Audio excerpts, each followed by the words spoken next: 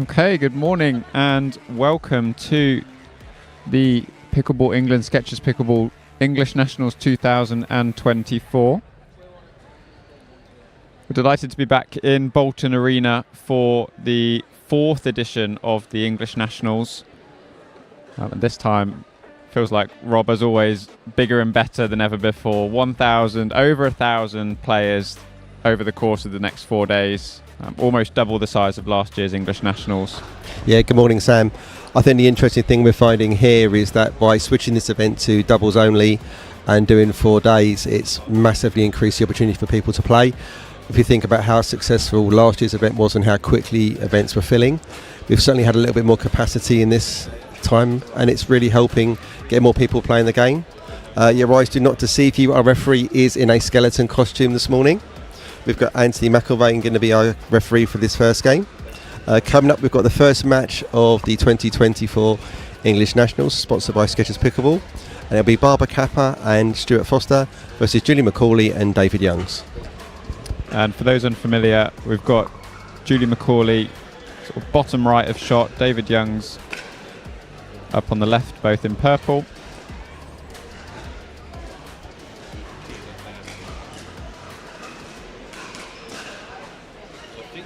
Barbara Kappa in the white on the far side. And we're already underway, Sam, aren't we? We are. Stuart Foster in the red shorts on the far side as well. So we're at 0-0-1 with Julie McCauley to serve.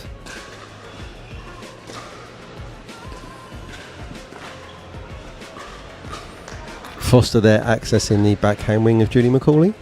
Yeah, and almost a bit of an open secret, I think, in the 50 plus, Rob, that Julie absolutely loves the forehand side. So people really try and tend to avoid the forehand as much as possible. So we can see that Youngs and McCauley are going to be stacking here. Not a surprise, Sam.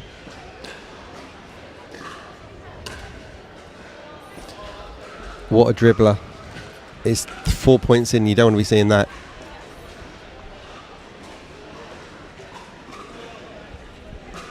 So 0-1-1.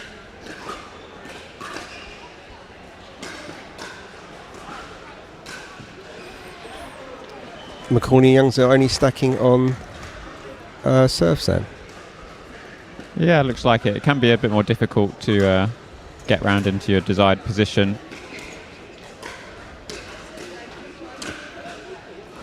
Interesting, that volley there from Barbara Kappa. Very much going upwards with that upward swing path.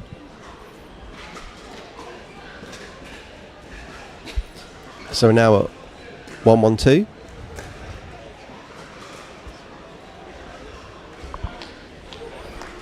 And that will be the side out. The ball goes back to David Youngs.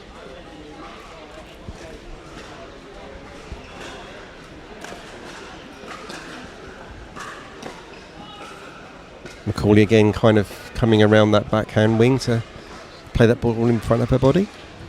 Just a bit of a nervy start, do you think, from all 4 players? Yeah, it's not what we were watching last night when they were warming up, but then it's real things. So second server, 1-1-2.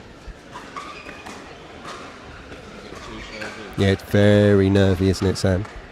Nothing that we'd be expecting to see is going over and in. So Kappa with the lob serve there. Oh, nice drop volley from David Youngs. Yeah, the hands are a notable thing with David Youngs.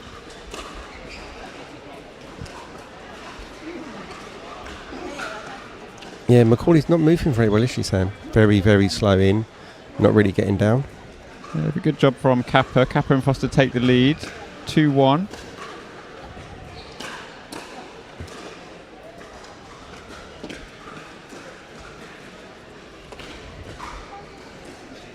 Interesting, Sam. Just noticed that Barbara Kappa's using 2 hands on her backhand. All yesterday, we were pretty much seeing her play one-handed. So maybe there's been an adjustment overnight from Stu Foster to his partner. Yeah, so up to 3.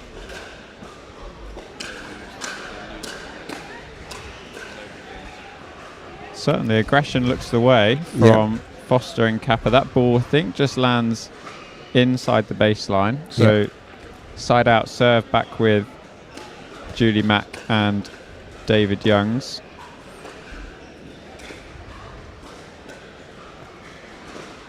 Oh, Looks for the around the post, just falls short.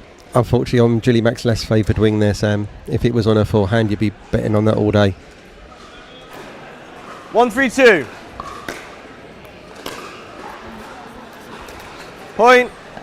Botched return there, Sam. Obviously, some interesting stuff. Barbara Capper is a former 2-3-2. world racket lawn champion.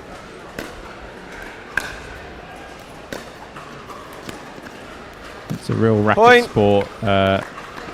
Extravaganza on that side. Stuart Foster plays, I think, pretty much every racket sport you can possibly 3-3-2. think of. Yep.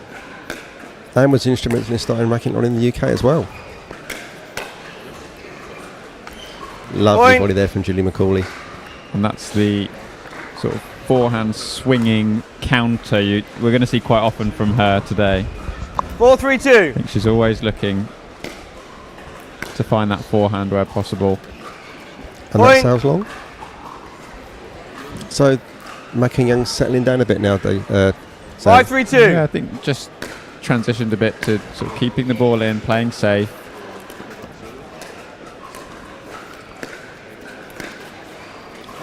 Oh, when that lands in, David Young's going to regret leaving that. Gives a little Side tap on out. the paddle. So congratulate Barbara Capper on an excellent shot. So back over at 3-5. 3-5-1.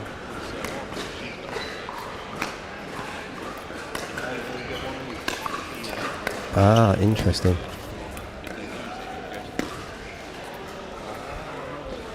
Just Point. misses down the line. Yeah, But not threading the needle there, Sam. interesting strategy, Rob. What are your sort of thoughts on the third shot lob from 4-5-1. Kappa? At Julie McCauley, it's another one of those semi-open secrets that Julie Mack doesn't have the best overhead. And he's not the best at retreating, so actually, it's not a bad strategy to use. But Second obviously, server. looking at Kappa there coming in from a straight down the line reset and drop, he's never going to have a high 4-5-2. margin for error.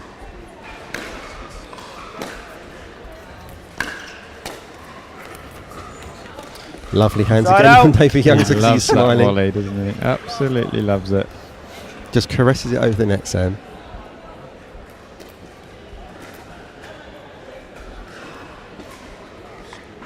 Five, 4-1.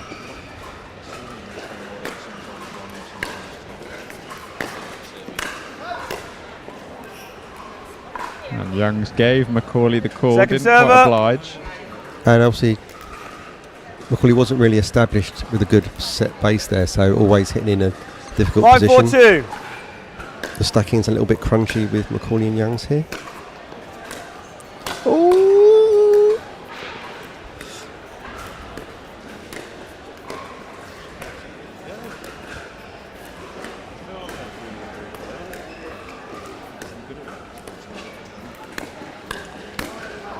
Oh, Davey Young's going for a Side bit of out. a bait ball there, not getting away with it.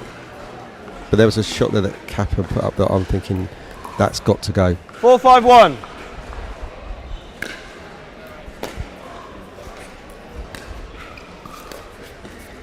Point.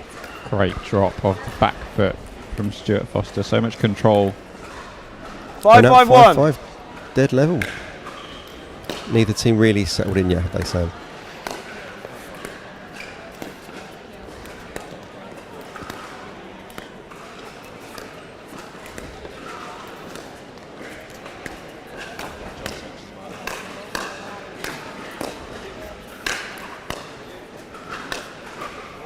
That goes wide. Point. Yeah, again, we've seen that overhead from McCauley. It's not got the most classical technique, has it, Sam? No, it's just 6-5-1. sort of lack of racket sports background from Julie McCauley. Very good Second footballer. server. Back when she sort of played at a higher level. She's quite face 6-5-2. on for those smashes rather than getting that unit turn sideways. So I think that's where she lacks the generation of power.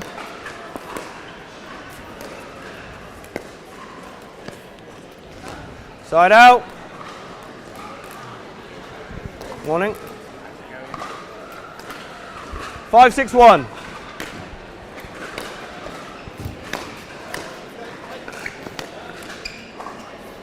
Point. Good acceleration through the middle there, just catching Stuart Foster off guard. 6-6-1.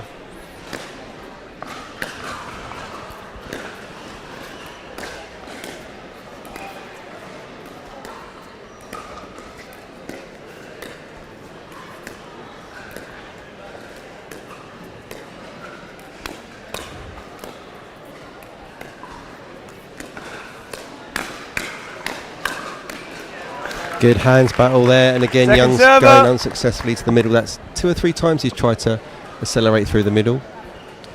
Yeah, Come off 6-6-2. Ross every time, Sam. yeah.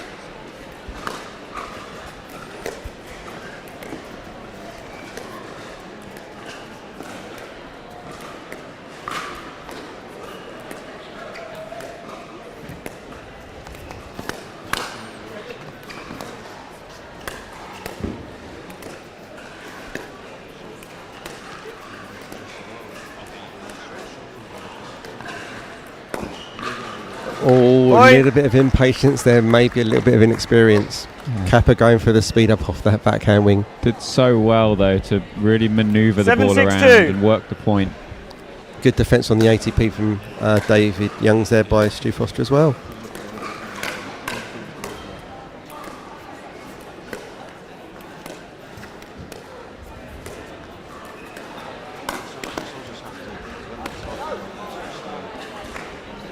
Point. Change ends.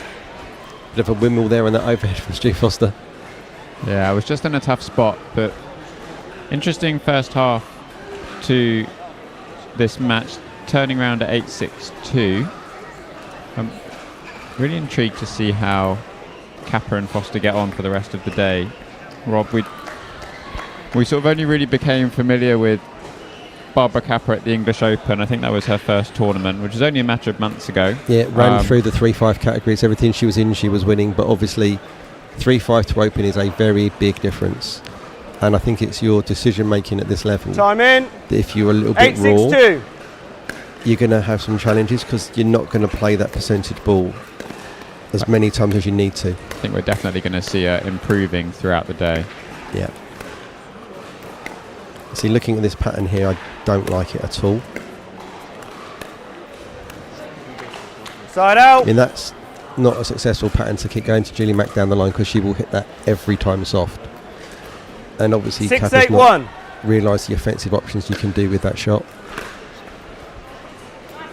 Big serve from Point. Foster brings them back to within 1 at 7-8. 7-8-1.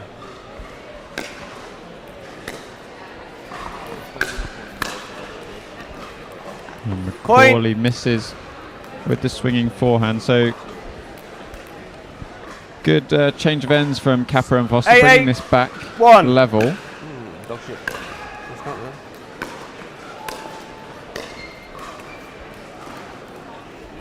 Second server. And again, 8-8-2. additional context. Rob, this is Kappa and Foster's first time playing together. Obviously, they had a bit of a practice Side out. yesterday. Yep. But aside from that, and obviously contrasting the other side of the net, you've got McCauley and Youngs who have played together 8-8-1. plenty of times in tournaments before.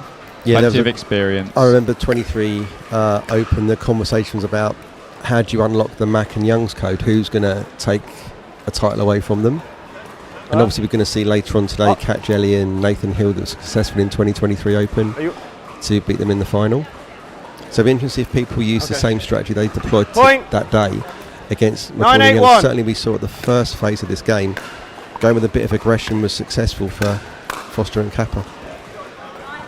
Yeah, we can still Second see Kappa server. looking to be aggressive when the ball is up in the air. But she tends to slice on that backhand, which is a very tennis 9-8-2. volley thing. It just doesn't work in pickleball. It doesn't come down enough. Point. And that would just be the adjustment 10-8-2. period.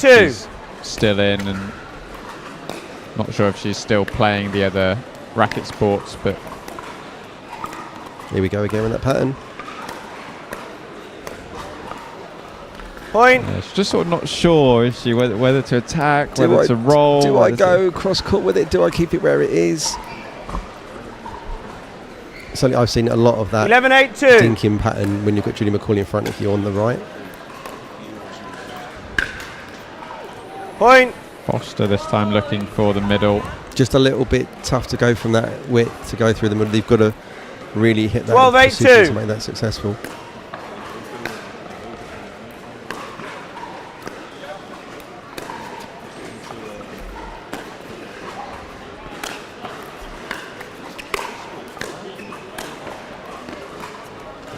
Yeah, so good play there from McCauley and Young, Sam. I like the use of the depth of the court using a lob.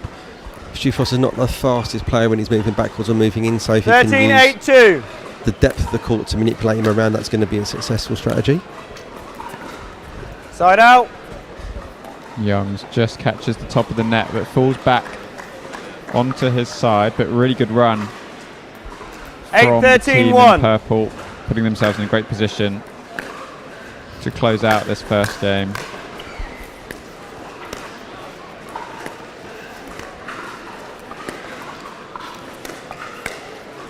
Yeah, good play there. Second server. McCauley's coming in from that wide position and swinging through.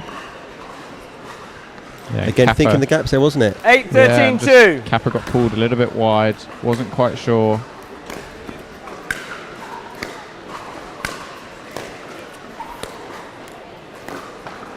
Yeah, good play Side again. out. It's that depth, isn't it? McCauley and Young's using width and depth extremely well. Yeah, really nice ball, just short out wide. 13-8-1.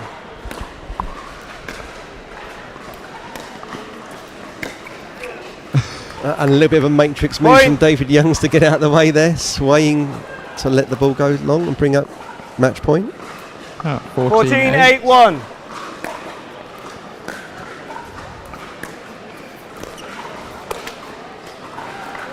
And the net cord Point in to game. Cool way to finish the game. 15-8. finish.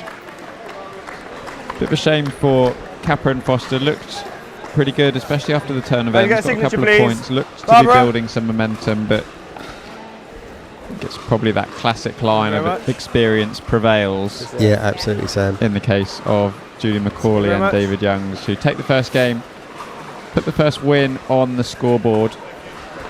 Coming up next, Right. we've got another match in our 50-plus round robin with Rochelle Penrose and Lee Harper against Elaine Brown Good, you? and Mark Eggleton. We'll be back after these short messages.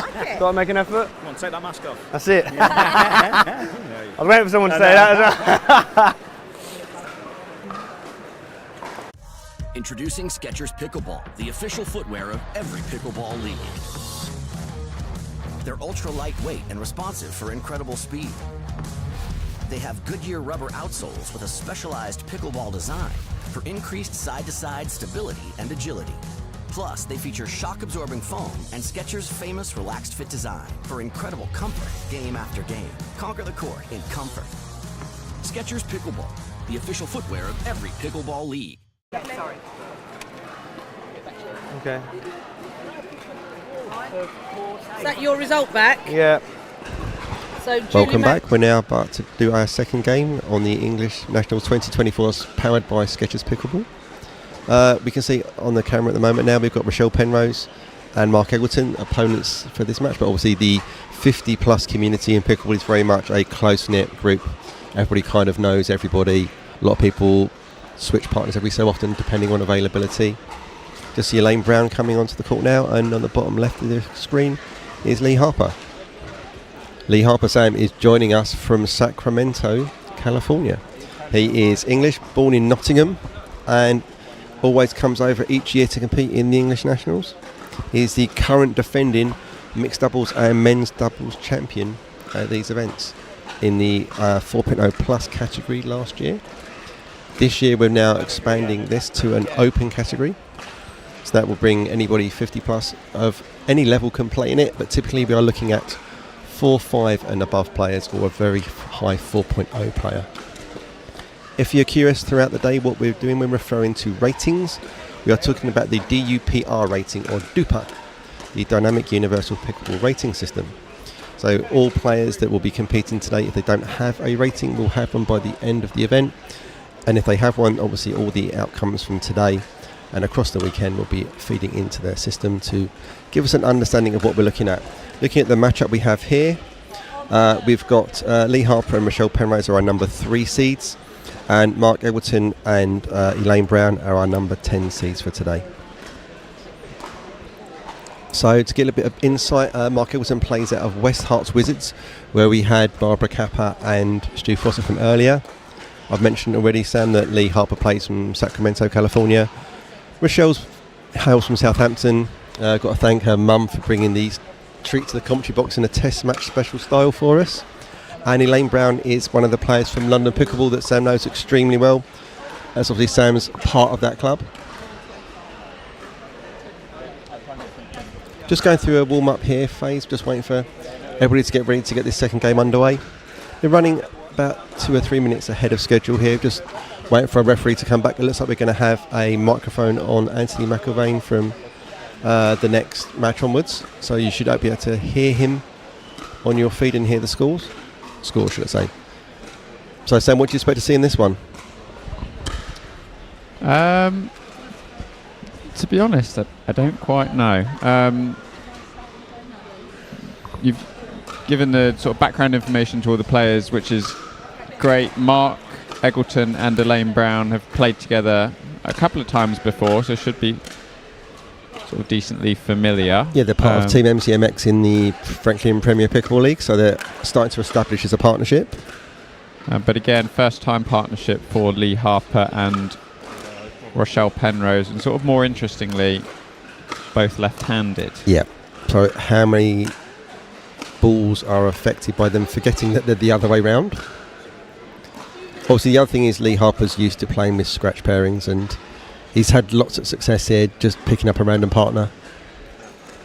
Certainly, I think what we'll be looking here is the decision-making from Harper's going to be very strong. Playing in America, there's very much less margin for error with your decision making because those are very experienced players. He's picked up a pretty good partner this time round as well in Rochelle Penrose, someone who has really progressed over the last sort of 12 months, become a staple on the podium in 50 plus, but also more than happy to play 19 plus, or 18 plus even as well. Loves the challenge, really likes the speed of the game. And high level tennis background, wasn't it, yes. Sam? And you'll see that in a two-handed backhand. It's very classical. It really looks like it's just been lifted off a tennis court and just shortened the bat. Absolutely. So if you had to sort of predict which, obviously with two right-handers, we tend to see a lot of mixed pairs stacking with the woman on the right and the man on the left. With two left-handers, what does that look like for you? If you had to guess, I can guarantee you that Lee Harper will be starting on the right for his team. I also think that Rochelle's backhand is so strong you can almost treat her like a forehand. So you can treat her like a right-handed player. So I'd be very keen to put her on the left, and that backhand wing will really hurt you in a way that a lot of players' forehands will. So I would not be passing up the opportunity to have that in the middle and make things happen.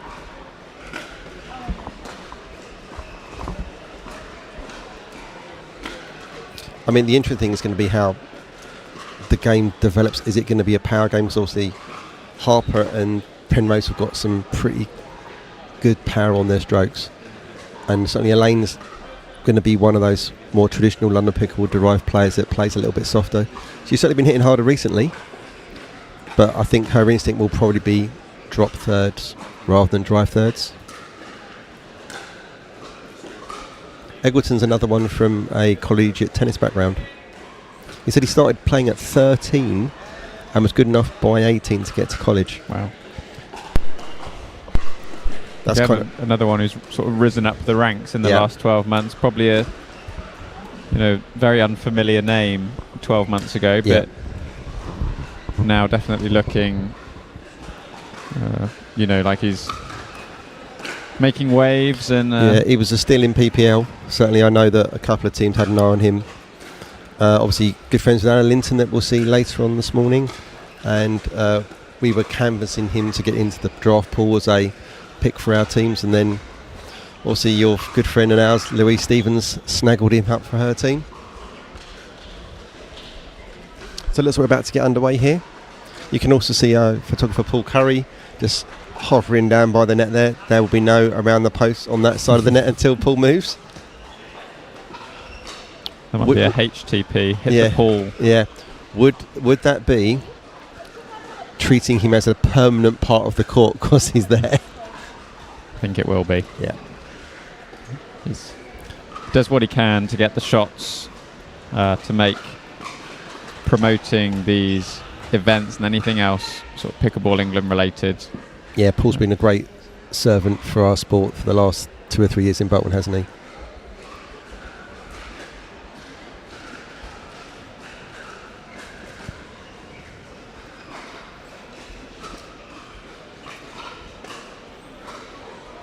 Yeah, I was right. We're going to definitely have Rochelle on the left here.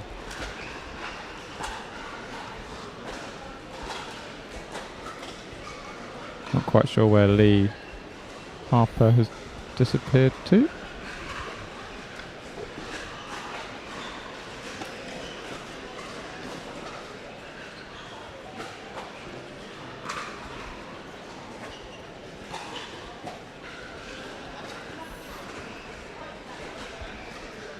Otherwise, oh, he's back.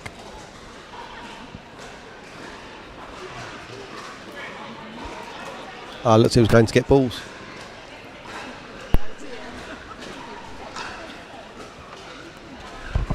We need that. Right, guys. Time in, 0:02. All right, and we're underway here.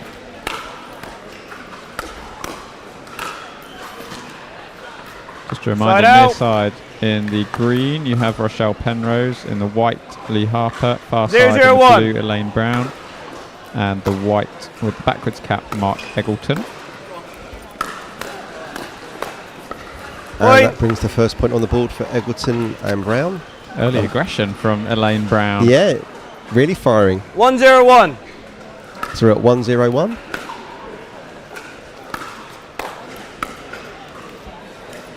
Second yeah, server. so we can see Lee Harper there playing the classic mix roll. Big through the middle, dominating that tee. 102.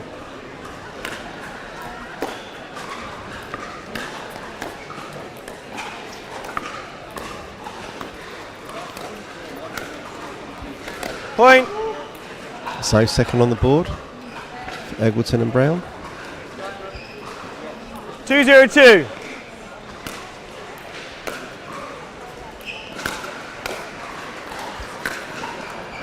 Side out. Going big, Eggleton. Yeah, it looks like that's the strategy, isn't it, Sam? Doubling down on the... 021. Go hard or go there, or go home.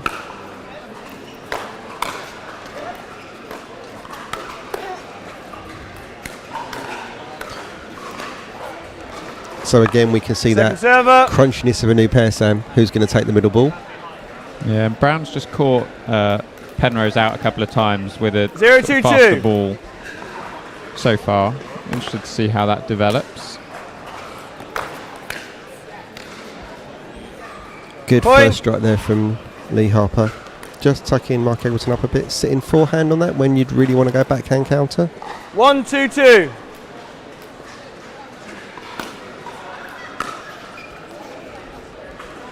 Point. Corner that in. Yep, they are. Couldn't quite see from my camera position here.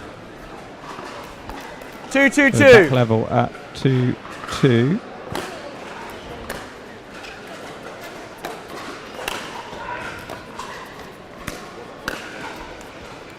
Side out.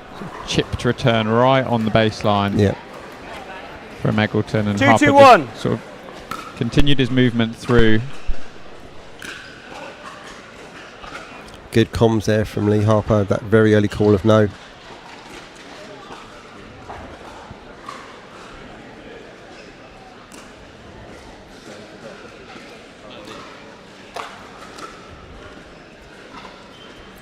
Good play there from Lee Harper, taking that ball early. Rochelle Penrose is recovering from a knee injury, so we'd be looking for Lee Harper to take a little bit of those shorter balls and certainly be aggressive, poaching through the middle.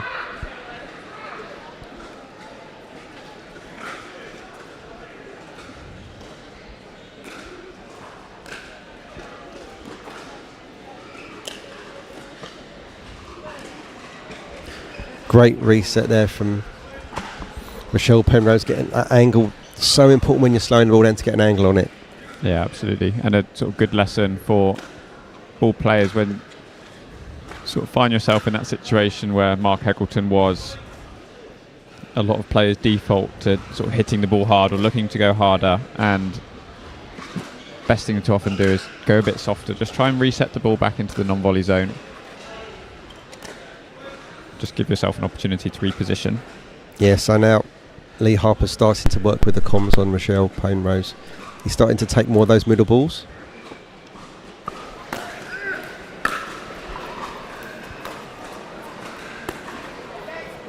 Third shot lob goes up from Harper. Point. And the knuckle ball off the end of Eggleton's pedal goes long.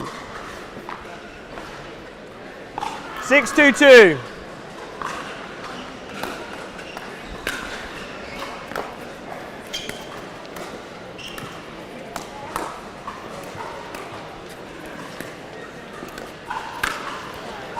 Swinging Side out. volley there from Elaine Brown. Took no prisoners. Just a fraction too much height and off it goes. So side 2-6-1. out serve back with Elaine Brown at 2-6.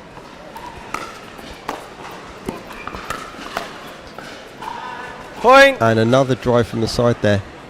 More successful than Eggleton's one there, but much better balance from Elaine Brown. 3-6-1. That's it. It was moving forwards rather than moving backwards.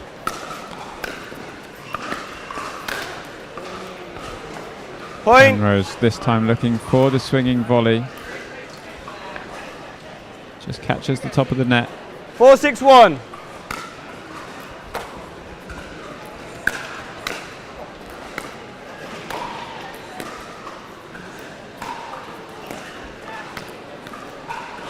Second server.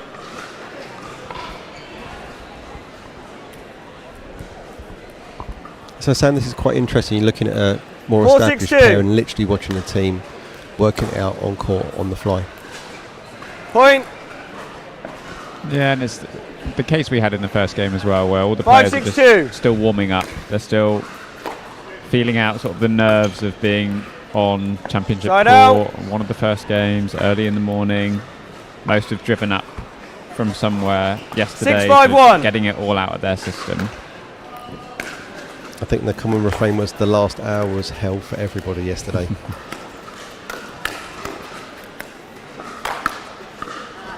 Such a good counter before Point. that finish from Lee Harper there. Just sitting heavy.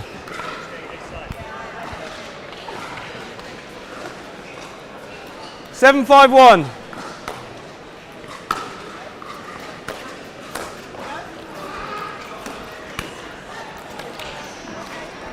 I Second think he went a server. little bit too much for that, didn't he? Yeah, and just the sort of forwards movement never stopped, so he sort of got to the ball, ended up running past it a little bit, and 7-5-2. that momentum carried into the ball.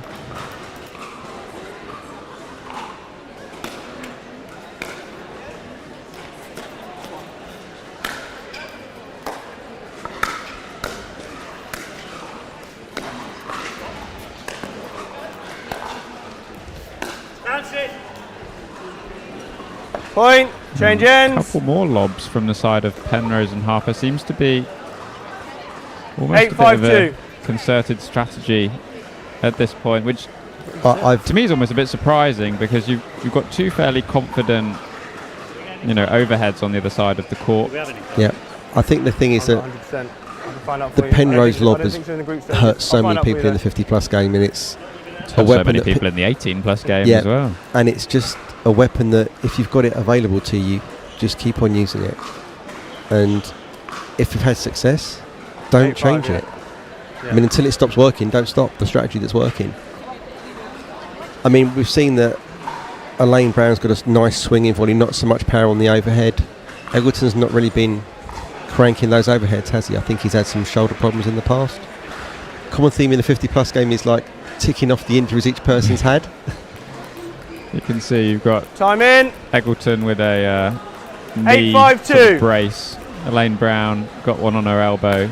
Lee Harper with one on his knee. Yeah.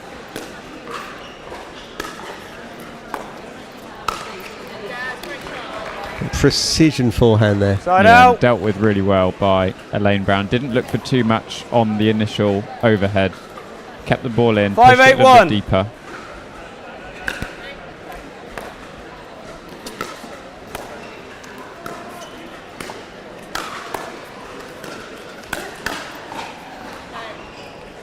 Second Yeah, just server. Yeah, almost found it. It was in the right place. But again, we're seeing the quality decision making, aren't we, from Lee Harper? Penrose is still a little 5-8-2. bit more instinctual. It feels it's not quite there compared to the other players on the court.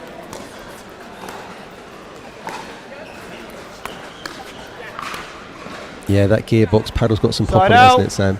Yeah, and he just sort of pulled it into the body of Elaine Brown. So as much as she was sat on the forehand looking for the volley, it was always moving in towards her body and just cramped her up a little bit. 8-5-1.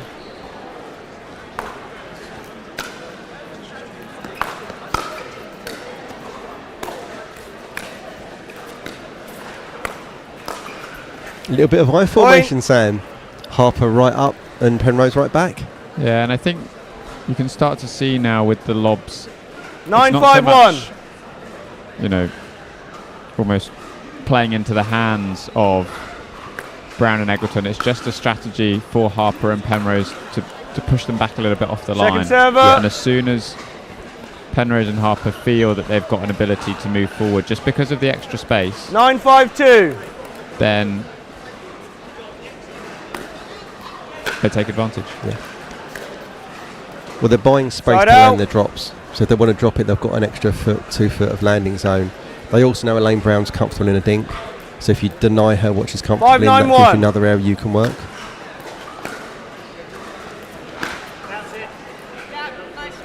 And that one lands in. Point. Looks very similar to one that landed out of the previous couple of points ago. 6-9-1.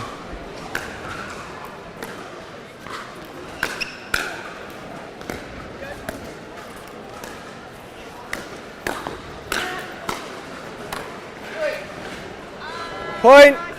Again, sort of a stab block on the forehand from Elaine Brown, but Yeah. does the job nonetheless. Brings them back 7-9-1. to within 2 points here.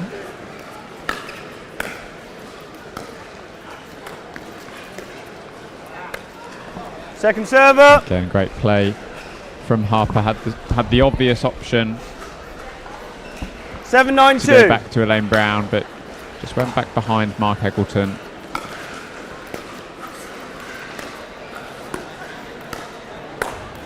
Often it's wise to go where they Side were, out. not where they're going to be. And I think again, as the day progresses, we'll see both pairs improve. We'd just like a bit more from Mark Eggleton. Elaine Brown has a really nice 9-7-1. drop Yeah. cross court, and it gives Mark Eggleton quite a lot of opportunity to come across and take a middle ball.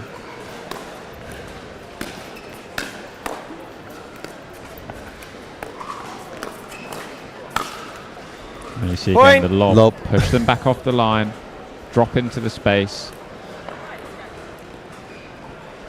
It's the same 10-7-1. principle as the first shot drive, isn't it? It's just giving you a better opportunity for your fifth to go in an optimum location.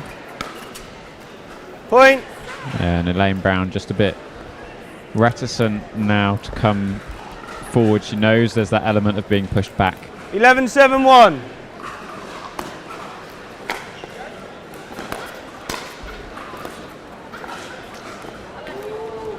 Top of the Second neck and server. just falls back on the side of Lee Harper. 11-7-2.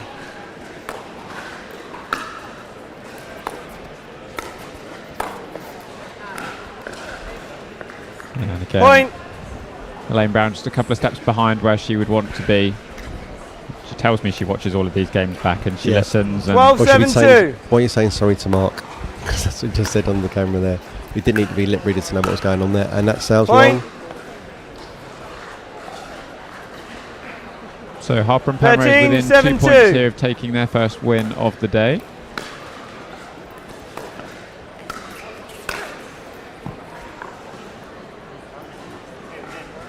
I didn't see it. Eggleton not sure Elaine Brown says she didn't see Point. it. So it's in. If you're not sure, it's in. 14-7-2. It brings up match point here for Penrose and Harper.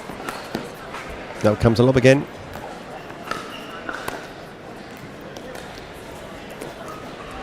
Well hustled, Mark Eggleton. Side out. Well hustled, young man. Great job by Elaine as well to almost stay out the way of that ball. Yeah. It was so high in the air. 7-14-1. But again, let's look at the location of that final shot. Drops it cross court. Always a good position of safety. Second server. And they're now starting to get that middle dink across to Elaine Brown's backhand.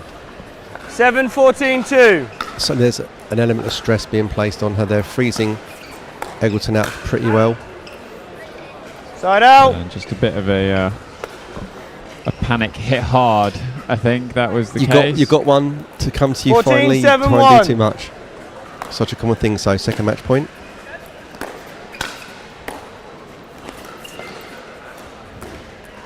And Rochelle Penrose going again to thread the Second middle server. down the line. Rochelle, I don't think shadow swing is going to help. You just don't play that shot. That is never really on. Bit of a smile out of partner 14, Lee Harper 7-2. as a reaction. So third opportunity to take this second game here on Championship Court.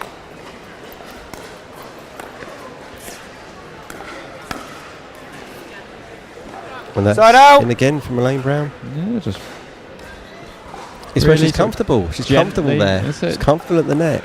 gentle roll down the line. Not the most 7, common shot we 14, see, 1. especially from the left on the forehand. But And obviously it doesn't help that Brown and Second Eggleton aren't server. stacking. So at the moment they've been stuck in 7, suboptimally configured. 7-14-2. which is interesting because at the start of the game they were stacking.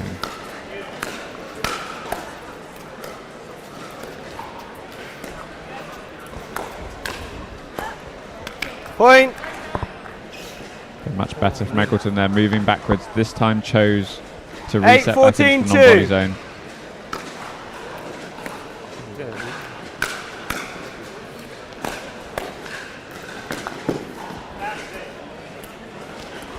The call of bounce it there from Side Lee out. Harper. So game point number 4 14, here 8, for 1. Harper and Penrose. They're going to hope to close it out on this side out because otherwise it starts getting in your head, doesn't it? Point in And game. There we go. Just catches the top of the net from Elaine Brown. So 15-8 the final score here. Penrose and Can I get a Harper signature from both of you, please? getting a game Elaine, on the board Can I get early a signature, doors. please? That's all right, just sign it. Coming up next, Sam, that it's going to be an interesting third match on Championship Court today. Nahimi Reneso and Richard Basford, also known as Sam's dad, Yes. versus Anna Linton and Richard Love. We're going to have to declare some. We're going to be as unbiased as possible, Sam. Obviously, Anna being part of my PPL team, and you have your father on the court. Mm-hmm. Yeah, interested to see how this one goes. They played each other a couple of times yesterday in when they were sort of warming up, and there were games that went both ways. Yep. So Well, established pairings, you would expect comfort from both sides of the court, wouldn't you? absolutely, and I sort of had a bit of a chat with my dad, Richard, about what the plan is and what they're looking to do, and you know, they seem like they're in a relatively good place in terms of at least a plan, which Yep. is good. So excited to see how this one goes. So while the players are warming up, we'll just have a quick couple of adverts from our sponsors and we'll be back for the start of this match. Things have a funny way of sneaking up on us. You play once, and you want to play again and again and again. You find yourself in driveways, courts, clubs, tournaments. You ask friends, colleagues, or even someone new. Today and every day, we celebrate the athlete in all of us. It's time to get out and play.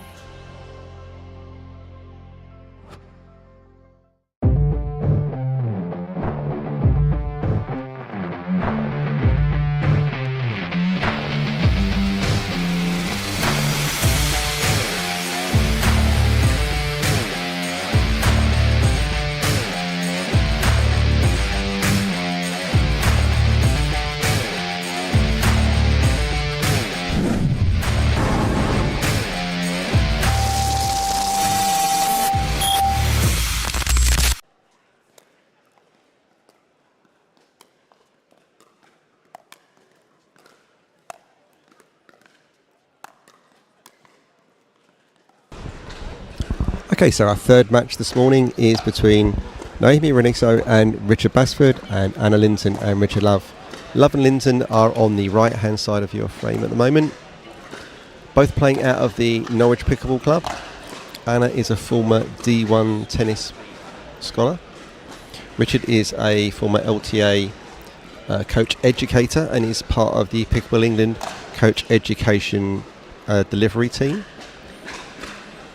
On the left side you've got Naomi Reniso and Richard Basford, who are both playing out of Rugby Pickleball Club, Sam's home club.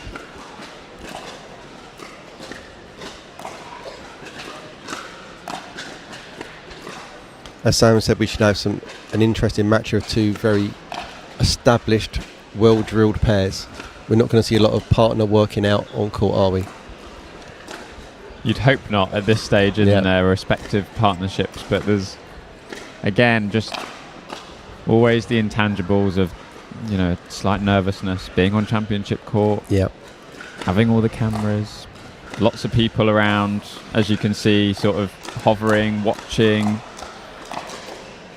But having said that, all four of these players are pretty used to that by now. Yeah, I mean, it's also fantastic that it's given an opportunity to our Masters community, who have been really instrumental in growing the game in its early phases, to have their kind of 2 days on stream so people can see what that level's like. Because obviously, you think back to a couple of years ago, we would have had more matches from the 50 plus category, or people even in the 50 plus category now playing on the main draws, and certainly the last year or so it's been predominantly on the nationals. It's been all the 18 plus. Yeah, it's the way the game changes, I guess, over time. And traditionally or historically, there was a majority of pickleball players came from the sort of 50 plus, 55 plus, 60 plus age category, and now it's changing, which is fantastic. There's lots more younger players coming into the game. We're seeing the average age sort of always lowering, which is fantastic, but at the same time, like you said, important to remember that preceding a lot of these younger players, we had the Masters players really paving the way. Yeah. And you get some fantastic pickleball regardless of age.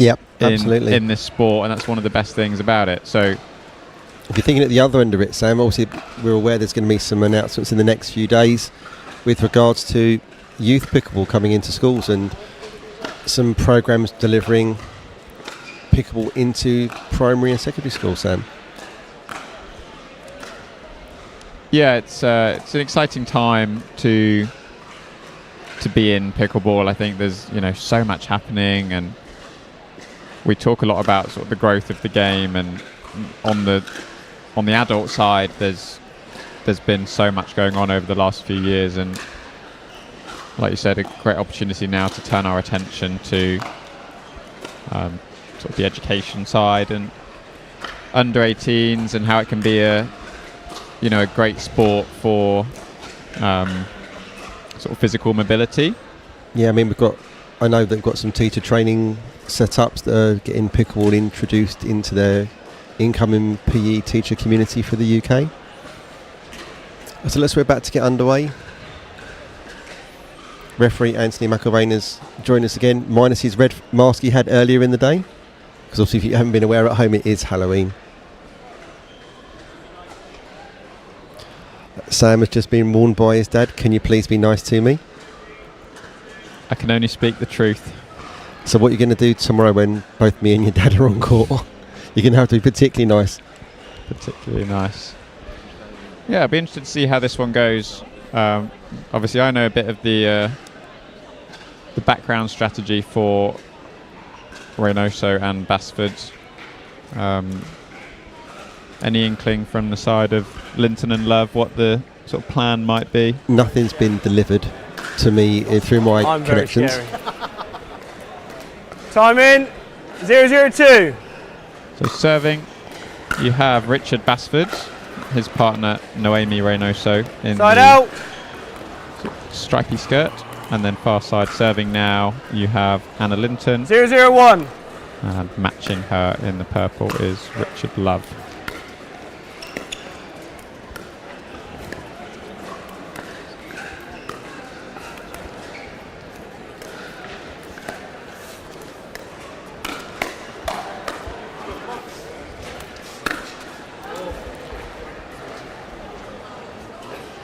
Second server. Certainly Linton. a different look to this game. 0-0-2. Yeah. Linton's sending that drive long.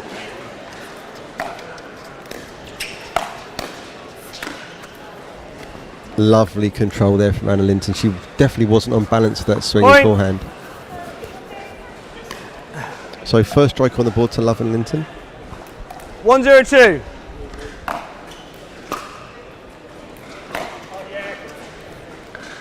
Side out. So I think that strategy that's been chattering around the community, Sam, of going to Richard Love's forehand and playing with fire there is going to be 0-1-1. executed from the rugby team. Would that be fair, Sam? Yeah, so 0-1-1. really what they're looking to do is keep Richard Love honest. So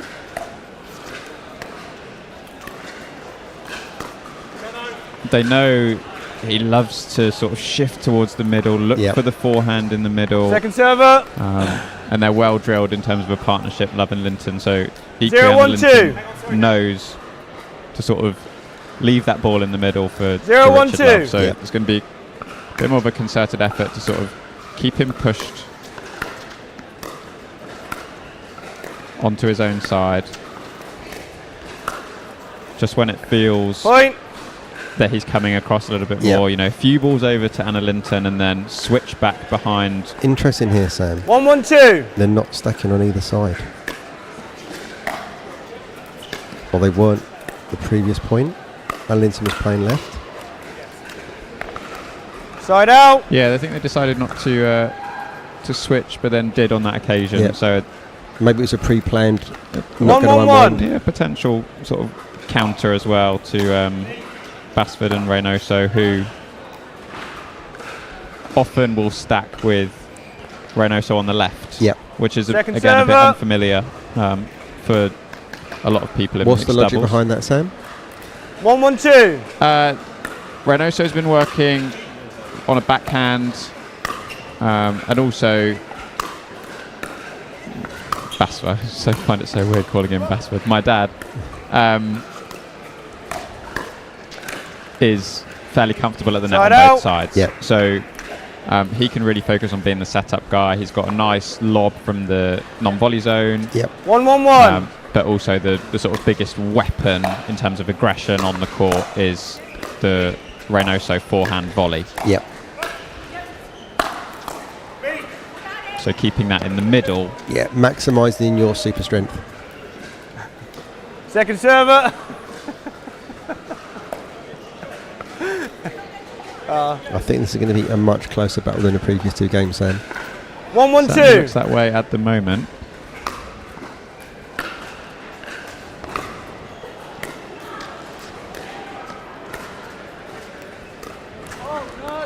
Again, Side Love out. Linton not unwinding, Sam. I think they're going to play a bit more straight up on. Yeah, which again Return I of think serve. sort of plays into the hands of Reynoso and Basford up at the net. 1-1-1. Obviously Basford missing the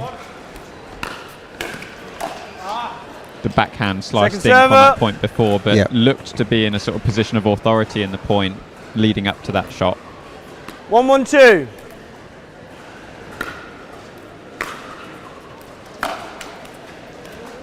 Explain the signal that Naomi was given there.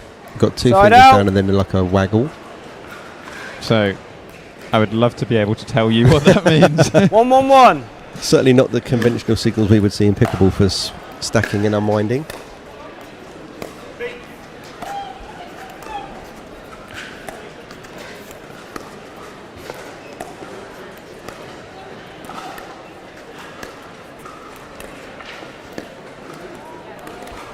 Yeah, Second accessing server. the inside foot. It's not a good place for Naomi, is it?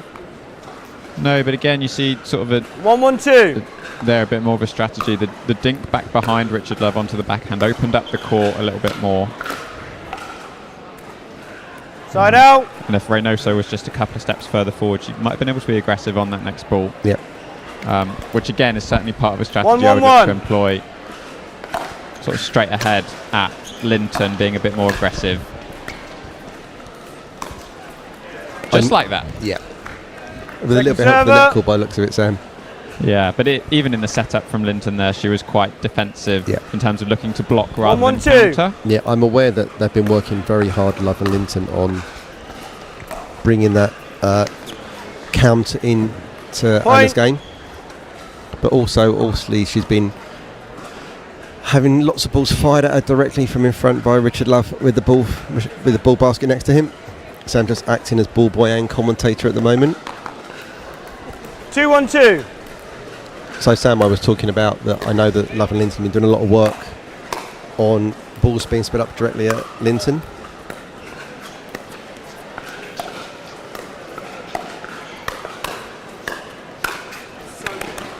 Again, that swinging forehand volley from Anna Linton being successful on that point. And I think if you are looking to speed up, especially at 3-1-2, Linton, she's confident swinging on both wings, so it has to go more into the body.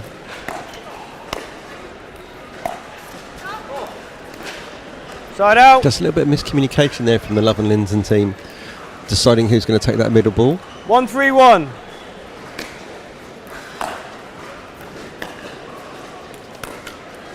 Point. Probably not the right shot there, Sam.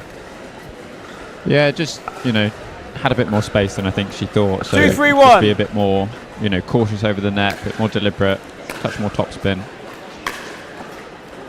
Good depth Second in that server. return. Really good depth.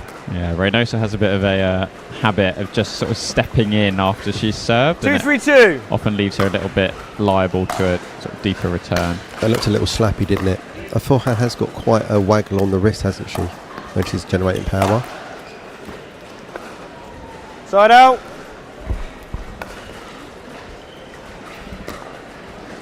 Certainly starting to build a bit of a crowd around Championship Court here, Sam. 3-2-1. Lots of people coming to throughout check the it day, out. we'll see plenty of people coming. Love's really not Second been firing his server. volleys this morning, has he? Certainly not yet. Few unforced errors that we wouldn't 3-2-2. expect to normally see.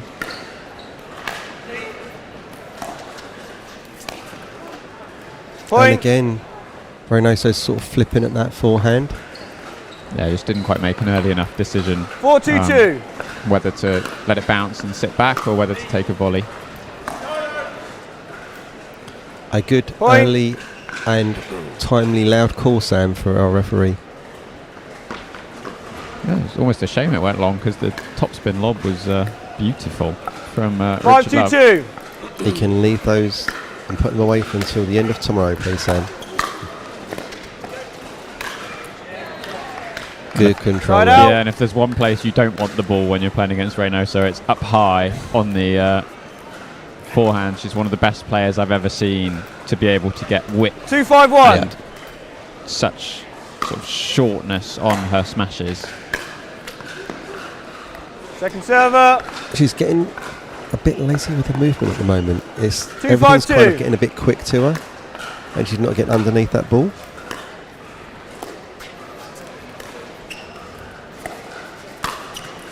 There you Yeah. go. There's Point. the strategy. Back behind Richard Love. Force a pop up.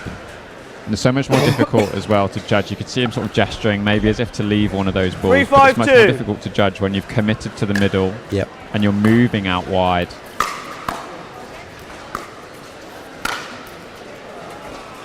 Side out. That's the only way I can use for that. Yeah. There's 4 very strong smashes on the court Yeah. at the moment. 5-3-1.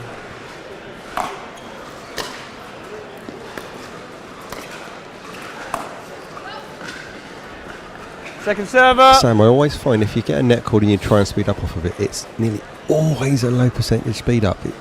There's something about hitting the net and this extra energy and spin on that ball that just throws shots off. 5-3-2.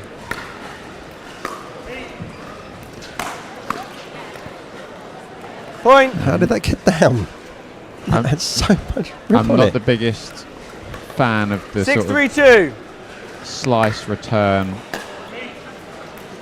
to Love. Explain why, Sam. I'm assuming it's to do with the generation of spin to help him. Yeah, Side out. Basford has like very steady and very secure and very consistent 3-6-1. slice return, but it's not particularly penetrating. So He's not got that knife like you hear from some of the other players that really Second server. Yeah, so flows through the court and hits your paddle. that's it. So it ends up sort of sitting up, 3-6-2. especially if it's sort of a couple of feet inside the baseline. It falls right onto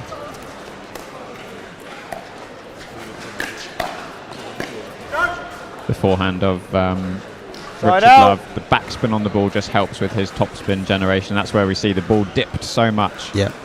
And obviously that Yola paddle he's using has got a real 6-3-1. dwell time on it, despite the power it's got. That will get a little bit extra for that as well. And the tag. Point. And again, defaults to the sort of slice volley and that open paddle face, just floats the ball up. Yeah. And when you've got someone as sort of confident and dominant as Richard Love in the middle, the last thing you want is 7-3-1. a floating ball through the middle. Yeah.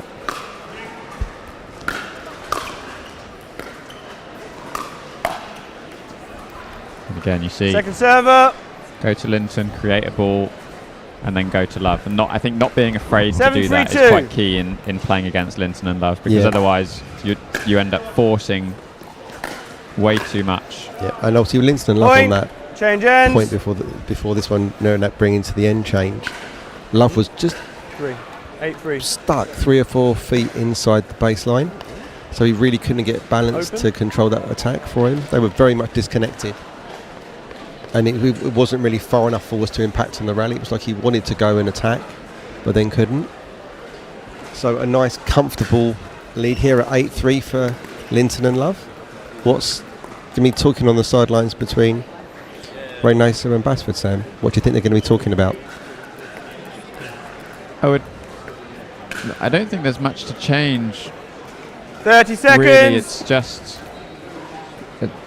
more of an execution thing. The strategy and what we've discussed, I think we would both be implementing or trying to do exactly the same thing when playing against Linton and Love. So there's not much to sort of change in that regard. There's just a couple of small things, like a few times they've been a little Time bit in. lackadaisical getting up to the net off the return. Yep. And Hold up. I'd want that to be a key focus, 8-3-2. because it just eliminates sort of the majority of the top spin that Love is going to be putting on the ball. Point. And also, I'd be looking to switch. They've struggled this way around much more than 9-3-2. having Yep. Reynosa on the left. What a great serve there. Precision aim on that. But nice to just had to sort of hurry up on that shot and ended up pulling it. 10-3-2. Yeah, and again, that's sort of Point. prime example of what I said. The slice return falls short, Love steps in, rips with topspin. Basford not quite at the line, and by the time the ball's reached him, it's already bouncing. 11-3-2.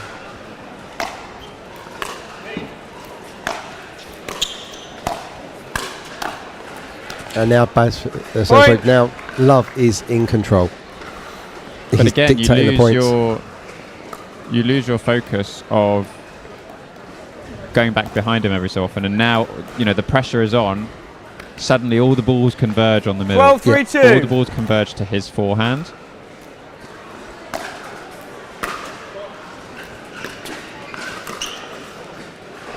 And he's then you just try to putting do the too pressure on. much. Yeah, and then he's just sort of piling the pressure on. So 13-3-2. now 13-3, scoreboard pressure. Serve goes just wide. Side out. But I would have been, hammering that return 3-13-1. back straight down the line at Richard Love. Force him to get out of that comfort zone. Yeah. Second server. Or do something really, really, really slow. It's the mid-paced, 3-13-2. spinny, city-uppy ball is not working, is it? So they go at the lob serve, something different, Point. and got success. They were very slow unwinding. Yeah, I think Love sitting heavy tee. Linton came across at the back as opposed to forwards. Yeah. 4-13-2.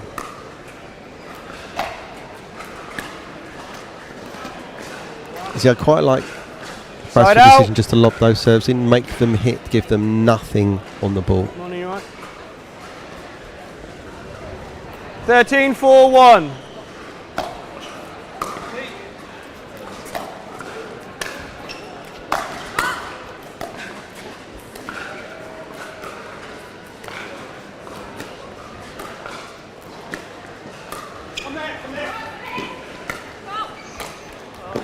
Oh! Point. Good hustle on the lob. Otherwise, perfect point. Yep. Really did well to defend the Freddie Powell-esque one-handed backhand. Yeah, that got some rip, didn't it? 14-4. So we're now at match One. point, 14-4-1.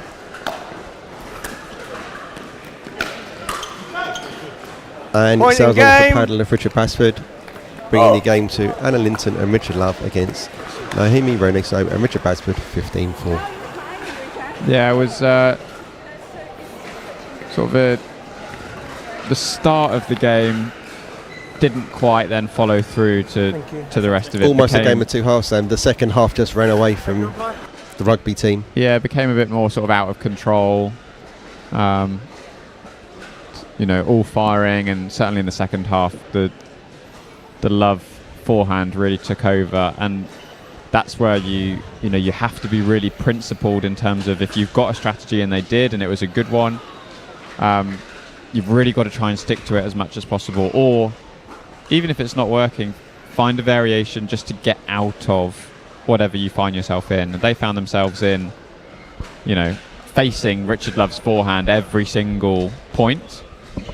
You've got to find a way out of that, even if it's just a change-up, like you said, a lob serve, or throwing a lob return, or return down the line, or return short, or anything like that. Just give it a slightly different look. But nonetheless, Love and Linton, certainly in the second half of that game, racing through.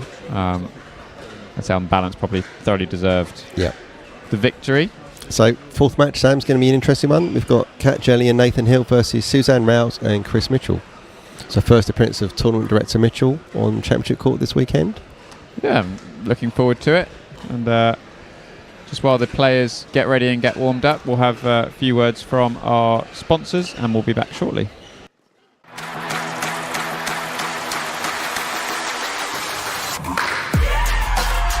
No matter the type of player you are, Junior, for now. No matter where you're from. אני מישראל, shalom. No matter your gender, no matter your age, No matter what tour you play on or who you play with. What matters is your love of the game. celebrating the sport. and knowing your level so that you can keep pickleball fun and fair for everyone. What matters is you. Things have a funny way of sneaking up on us. You play once, and you want to play again and again and again. You find yourself in driveways, courts, clubs, tournaments. You ask friends, colleagues, or even someone new. Today and every day, we celebrate the athlete in all of us. It's time to get out and play.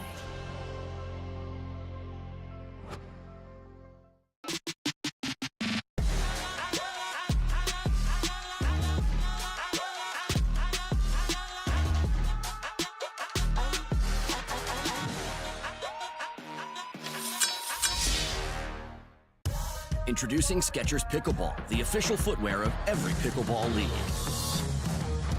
They're ultra lightweight and responsive for incredible speed. They have Goodyear rubber outsoles with a specialized pickleball design for increased side-to-side stability and agility.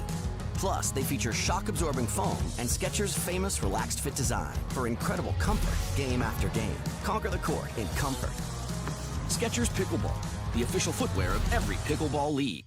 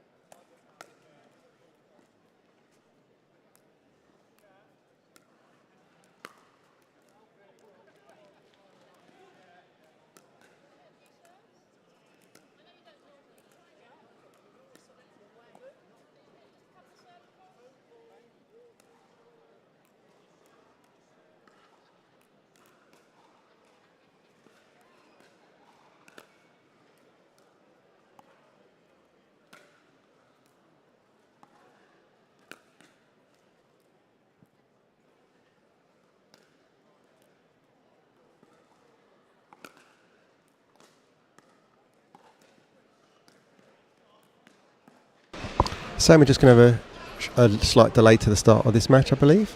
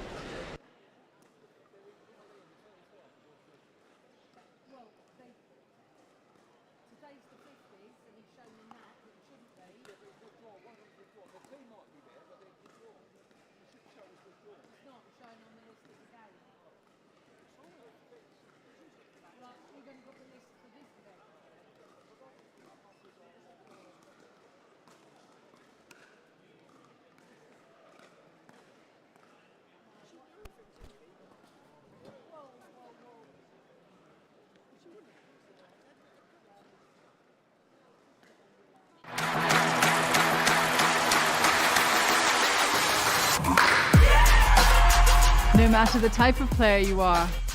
Junior, for now. No matter where you're from. אני מישראל, שלום. No matter your gender, No matter your age. No matter what tour you play on or who you play with. What matters is your love of the game. celebrating the sport. And knowing your level so that you can keep pickleball fun and fair for everyone. What matters is you.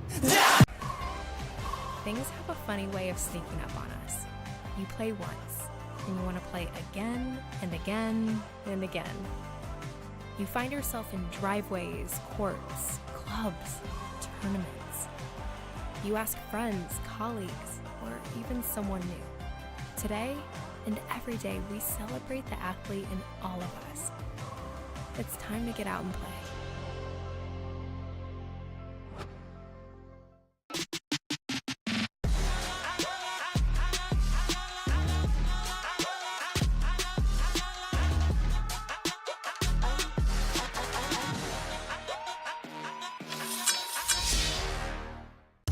Introducing Skechers Pickleball, the official footwear of every pickleball league. They're ultra lightweight and responsive for incredible speed. They have Goodyear rubber outsoles with a specialized pickleball design for increased side-to-side stability and agility. Plus, they feature shock-absorbing foam and Skechers' famous relaxed fit design for incredible comfort game after game. Conquer the court in comfort. Skechers Pickleball, the official footwear of every pickleball league.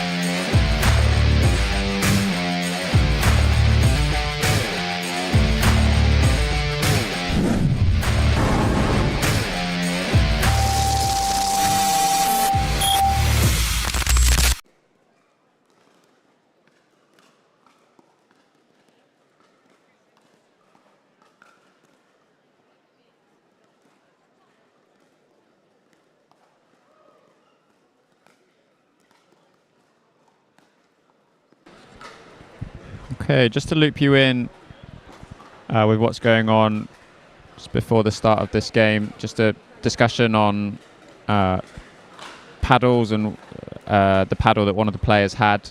So just a reminder for anyone watching at home, or not even a reminder, just a point of information really. All the paddles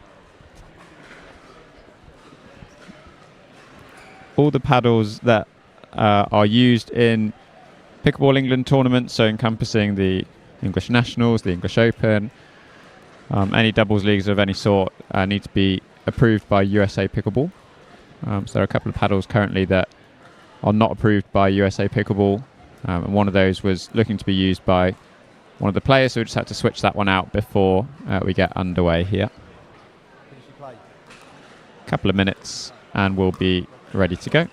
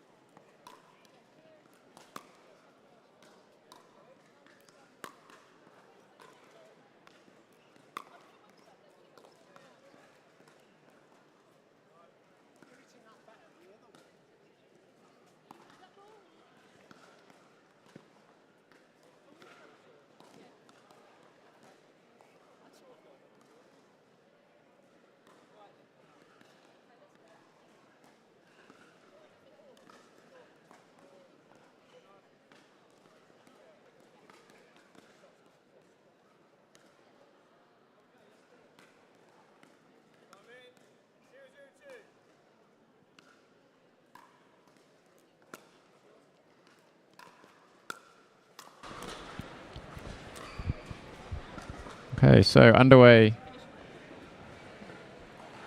in our next match. So near side you have in the turquoise Nathan Hill and in the pink Cat Jelly. Far side, the matching English Nationals t-shirts. You have Chris Mitchell serving and his partner Suzanne Rouse.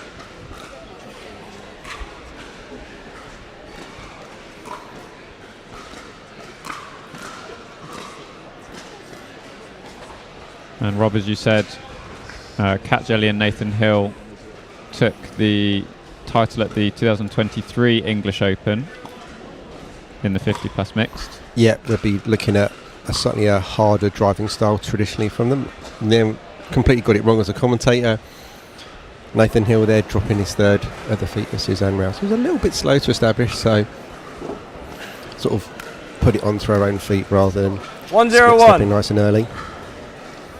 So Jelly and Hill aren't going to be stacking initially. Big swinging forehand there. Second server.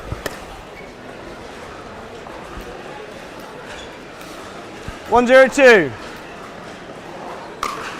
See, I think from memory, the way that Jelly and Hill had success against Julie Mack and David Young's was a drive first strategy. Certainly fits the game style of Cat Jelly, who's 0-1-1. got a strong tennis background, likes to hit the ball hard. Oh, Mitchell's looking at the ground there. Second server. 0-1-2.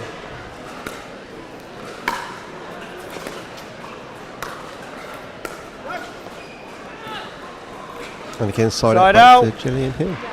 Mitchell and Rouse at the moment just struggling to sort of get a hold and get forward at the moment. 1-0-1.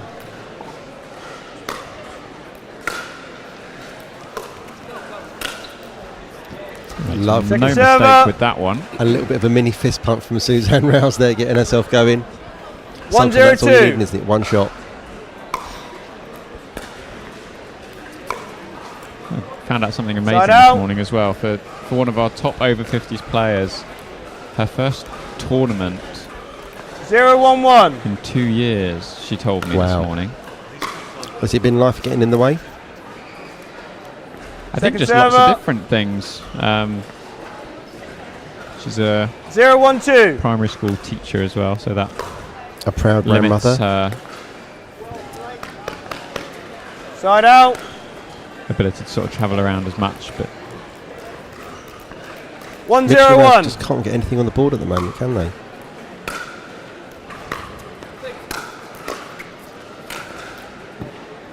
That's not what we're used to seeing Chris Mitchell play.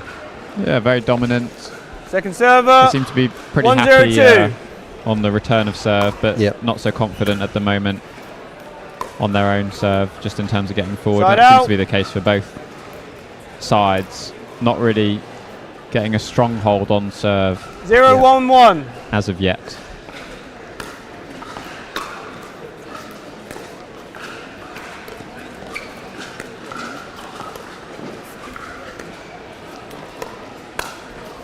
Yep, that's going to be the strategy Point. against Gillian Hill. Yeah. It's another one of those sort of hidden, not so secrets about Kat Jelly being stronger on her forehand wing.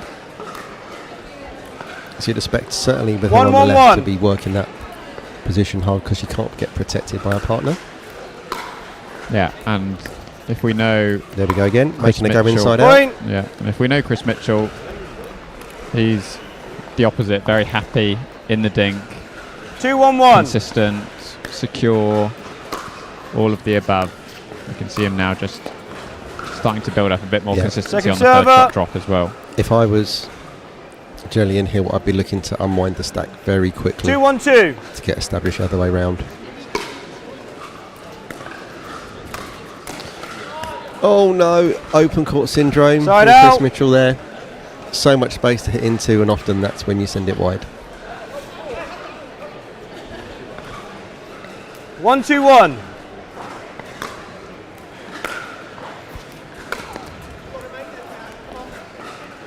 Second And server. obviously we had the paddle change 1-2-2. issue at the start Yep. of this match. Do you think that's possibly had an impact on maybe the confidence of Kat Jelly Absolutely. early doors, even Side out. not necessarily to do with the actual performance of the paddle, but just psychologically having to change to a paddle is different, Yep. you've moved away from and you've chosen a 2-1-1. different one, Yeah. and having to move back to that.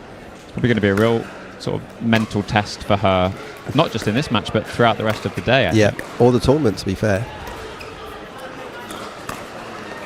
Good ATP defence there. Point. I mean, the challenge is we've got to keep paddles right.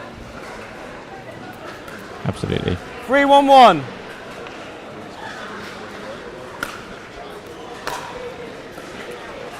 Also, Point. we are playing for money in this. This is a open bracket with a prize 4-1-1. pool. So, of anything, it's probably the one that has to be kept that way.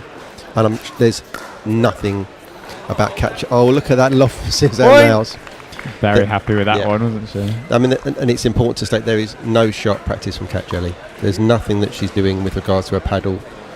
It's just 5-1-1. an honest mistake that she wasn't aware of. She's been able to 5-1-1. use it in some other events in the UK, but it's sanctioned by a different body that's sanctioning the paddles for this event. Yeah. Point. And again, much more like the Chris Mitchell we're used to seeing. Yep. They're confident, aggressive, moving forward, 6-1-1. dominating the kitchen line. And Rouse and Mitchell, having sort of struggled early on serve, now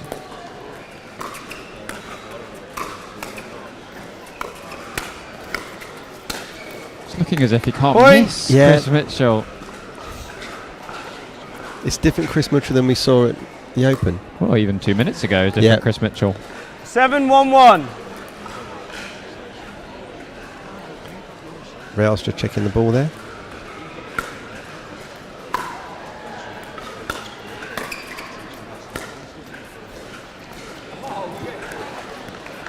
Point. Just long. Oh, hang on. Oh, yeah. We'll just check in. Oh, I thought it was good. Chris Mitchell Yeah. correctly asking the question from the umpire and being overturned. Point. Change ends. So it's important with our referees to note that their main function is to keep the score and look at the non-volley zone line for non-volley zone violations. But if there is a call that they can clearly see that they can overturn. If asked by a player, they can. If they're not asked by a player, they cannot. Again, that's the tournament experience. Yeah. Creeping in is when you've been refereed plenty of times, you know the questions you can ask. You know. 8-1-1. Definitely helps. Rouse also pausing before she served, knowing that she has to wait until the entire score has been called. Point. 9-1-1. Sam, I believe Hill and Jelly are in the wrong configuration for being on 1. Second server. May well be. Often the switch of ends catches people out. Yep. I'm just looking at it now, and this would be how they would have started the game. So 9-1-2. I'm waiting for someone to catch this.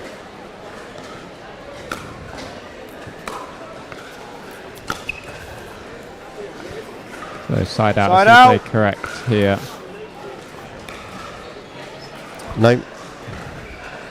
You guys on the wrong side. Anthony McElvain, our referee, is just going to Yeah. There's 1-9-1. correct positioning here. Score is 1, so it's Nathan's. Yeah, no, Nathan so you're Hill's on 1. serve. That's it. We're in the right position. Whether Yeah. they stack or not is up to 1-9-1. them. But it's good to get them back in the right position.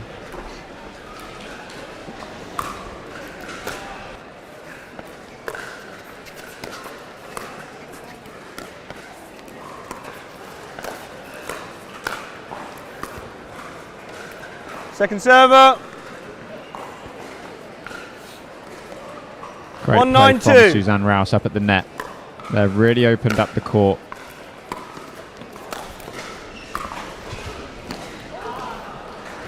Point. Mitchell on the run. Bit too much to do with that one, I think. 2-9-2. Mrs. Mitchell just come and see me on the commentary box a lot happier than when she left. Side out. Again, Jelly unsuccessful with that drive. What are they going to have to do to arrest this slide, Sam? 9-2-1. I think sort of across the board it's going to be difficult for them. Just with the Point. paddle issue is going to stay in the back of the head, and you know we've both seen Kat Jelly play. 10-2-1. When she's firing, you know there's not many people who hit the ball sort of cleaner and Yep. sort of more consistently aggressive than Second server. Kat Jelly. So I suspect it's just a sort of psychological confidence thing at the moment with the paddle. 10-2-2. Too much other than just clean slate and execute, really. That's a lovely backhand there from Nathan. Side out. Just sat it a little bit longer than you'd expect. Yeah, just made Chris Mitchell guess. Yep. And as soon as he moved, he could then 2-10-1. apply the move he wanted to.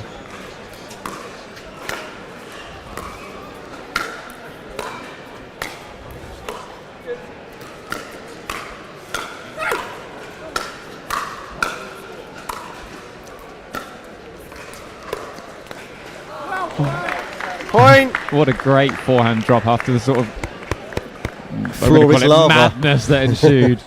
It was a Dave Fleming floor is lava moment. A lot of vertical balls, nothing really landing. Yeah, Rouse did so well to drop that ball in, and I think the forehand from Jelly might have been going wide.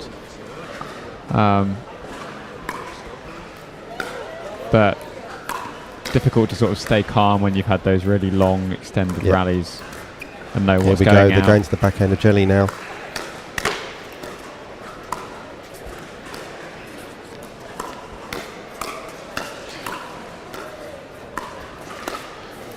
Another great rally there again.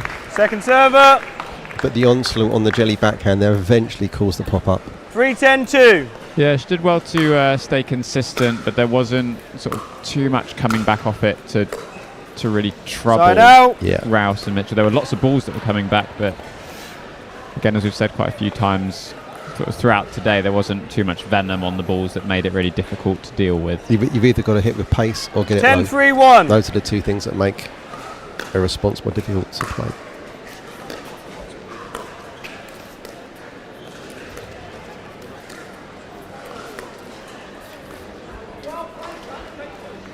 Second Chris server. Mitchell there just not taking that step back on that dink. Needed to give himself a little bit more room to control the ball. Yeah, I don't think he was expecting it. 10-3-2.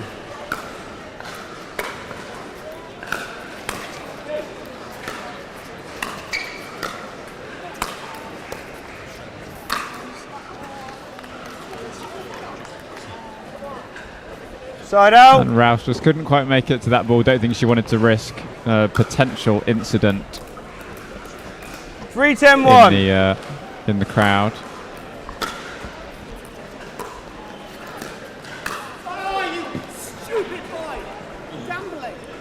Second server. Nathan Hill there avoiding a potential technical warning and resisting himself on championship court. 3-10-2.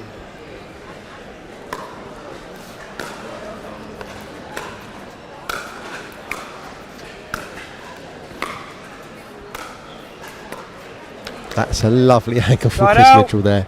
Yeah, really worked the court to create the opening for himself. Went wide on the one side, created the space. 10-3-1.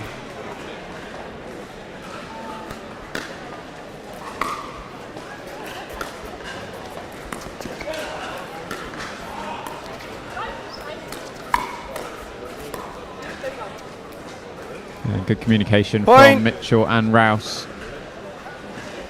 Brings up their 11th point. Yeah, they've been stuck on 11-3-1. 10 for a little while, so Always for good them. to break that duck, isn't it, Sam? That's it, and there you go, 3 points. Point. Straight after brings them to 12, and within 3 points 12-3-1. of taking this game.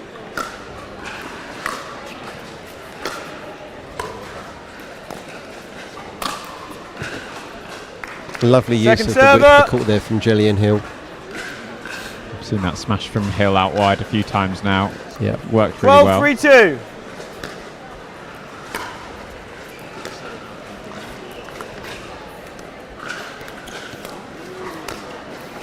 Great play there from Chris Mitchell. Point. So good. Vintage Mitchell is what we're going to call that. Just to take the pace and get the angle and the spin on that ball. Also one of the first times we've 13-3-2. seen Chris Mitchell go back behind Nathan Hill as well. Bit Okay. of partner miscoms there. Side That out. one wasn't so much vintage Mitchell. No. It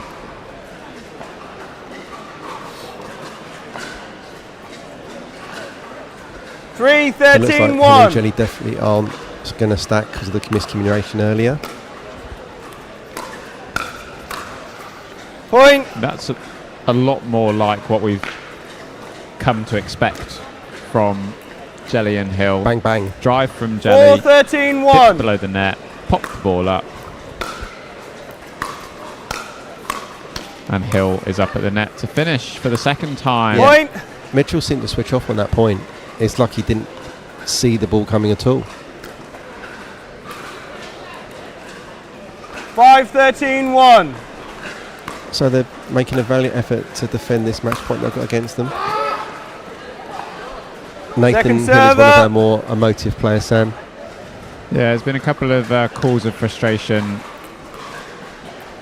from him. I think 5-13-2. part of that is just the way this game started off, and Point. they went down early. It felt like they were on the back foot from the get-go. So it can make sort of every point feel a lot more 6-13-2. important when you feel like you're a lot closer to losing the game potentially. Yeah.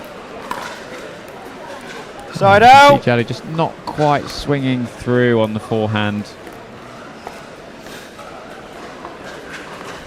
13-6-1.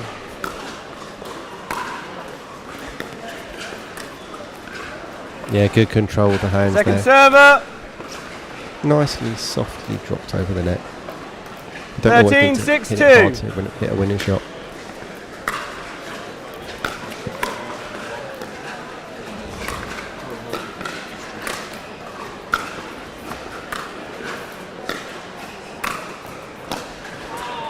Oh, good unlucky. hustle from Rouse on that point, but couldn't get Side the last out. one to land in.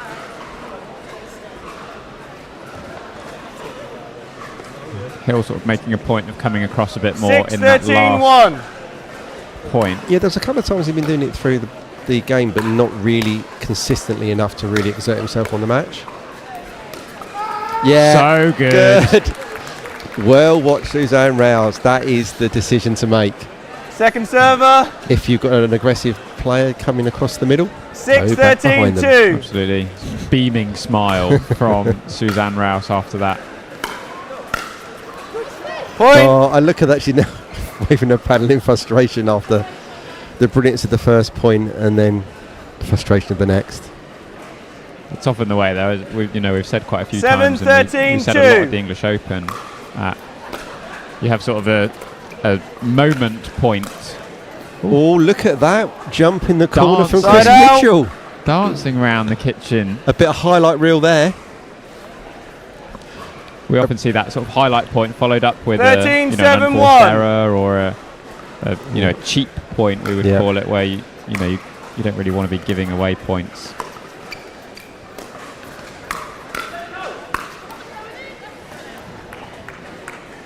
So they're still struggling to Second get to that server. anti-penultimate point. Yeah, just 13, sometimes 7, 2. the scoreboard pressure sort of kicks back onto you, and you get a bit close. And Look how compressed their Jelly and Hill are. They're playing in one half of the court. And Suzanne was able to access that. I mean, that is really a well. very odd look, isn't it, Sam? Yeah, and I think we've seen Hill a few times exert pressure and do it well, 13. coming across. 13. But he's got to cover his other half. Exactly. You can't play 1/3. 14. You can play 2/3. 7, You can't play 2. 1. So The bench first is going to match hurt point. you. And there again, we have got an I formation. Somehow squeezes the ball through and inside the baseline. Long serve and a money. We have tournament director Karen Mitchell sitting next to us, and we can see every emotion in her face with her husband playing. 7, 14, 1.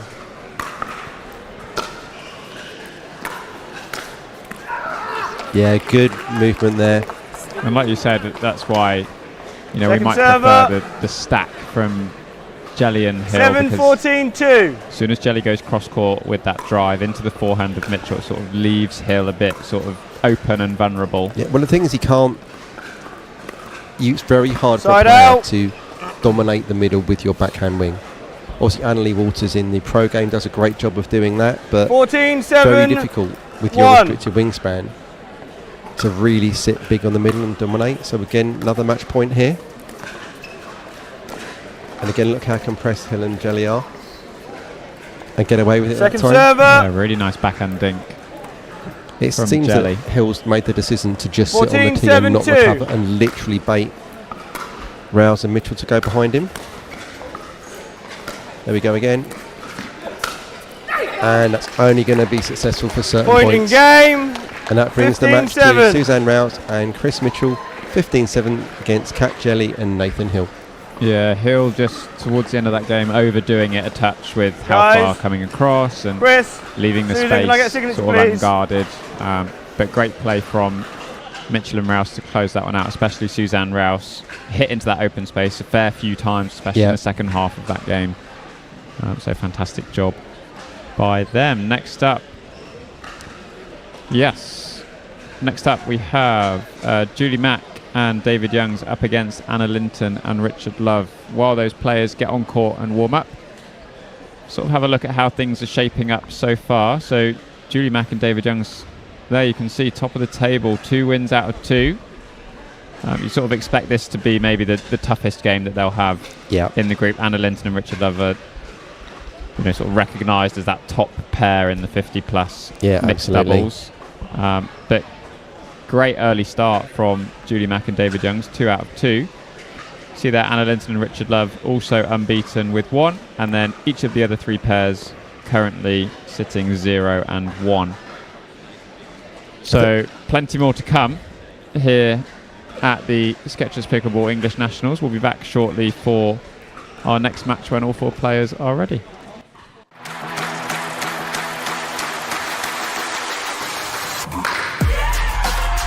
No matter the type of player you are.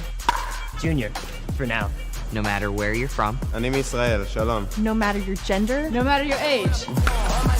No matter what tour you play on or who you play with. What matters is your love of the game. celebrating the sport. And knowing your level so that you can keep pickleball fun and fair for everyone. What matters is you. Things have a funny way of sneaking up on us. You play once, and you want to play again and again and again. You find yourself in driveways, courts, clubs, tournaments. You ask friends, colleagues, or even someone new. Today and every day, we celebrate the athlete in all of us. It's time to get out and play.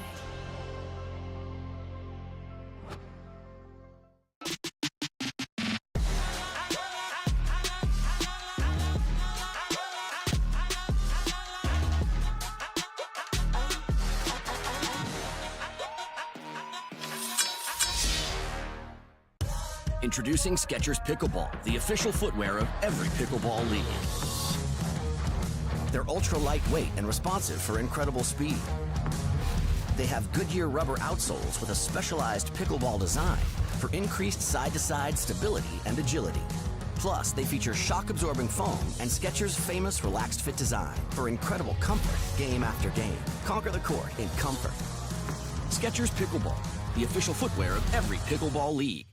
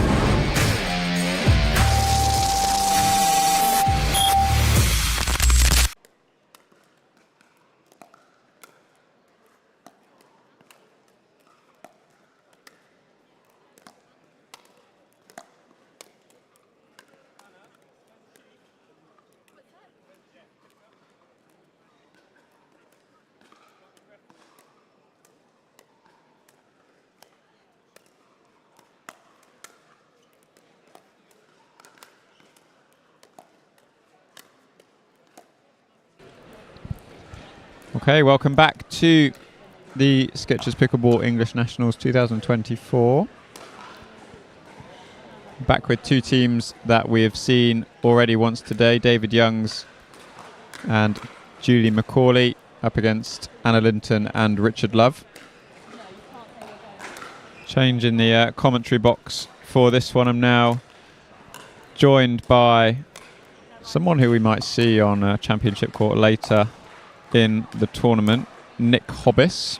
Nick, good morning. Welcome to Bolton Arena. Good morning, Sam. Yeah, it's great to be here. Looking forward to a day of real competitive action with our over 50s. Started strongly this morning, Richard Love and Anna Linton. They'll be looking to secure another victory here, I'm sure, against Julie Mack and David Youngs. But the action looks competitive so far, Sam. It has been, and we've had a few players who've just sort of taken a bit of time to warm up, get used to being on championship court, and all the usual challenges associated. So, suspect as we go, the play will get more competitive, a bit faster, which is great to see. And we've been talking a lot about how important it is to show the Masters level players at that 50 plus age group. They've sort of paved the way for a lot of things that have happened in the UK, in the US. It all sort of started there. So really great that they have this opportunity to sort of be broadcast and shown, and what a great level we've got. Yeah, sure. The Pickleball England developments with this age group in particular has been vast over the past 12 months especially. I know that the players are playing for prize money here today and tomorrow in the over 50 category, which is a big bonus for those players on show, but also competing for a place in the upcoming European Championships as well, looking to put their name in the hat to be selected by Pickleball England to represent England in that tournament coming up in Southampton later on in the month. Absolutely. Well, looks to be ready to get underway here. So if you're unfamiliar with the players, far side you have Julie Mack returning and her partner David Youngs up at the net. Near side with that forehand is Richard Love and his partner Anna Linton. We've come to expect Quite an aggressive style from Richard Love. We saw that earlier on today, Nick, in the first match against Reynoso and Basford.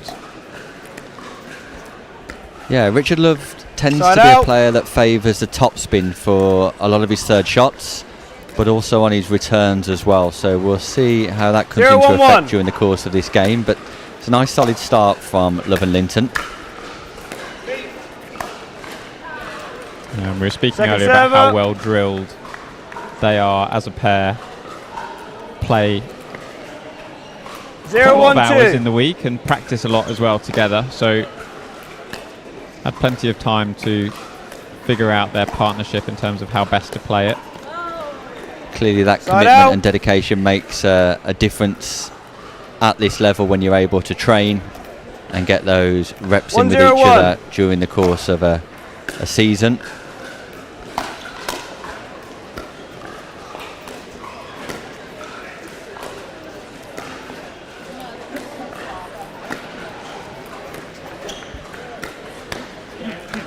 Point. Great exchange there. It's the forehand of Julie Mack versus the forehand of Anna Linton. We like that. Left hand 2-0-1. versus right hand. Anna Linton coming up on top on this occasion.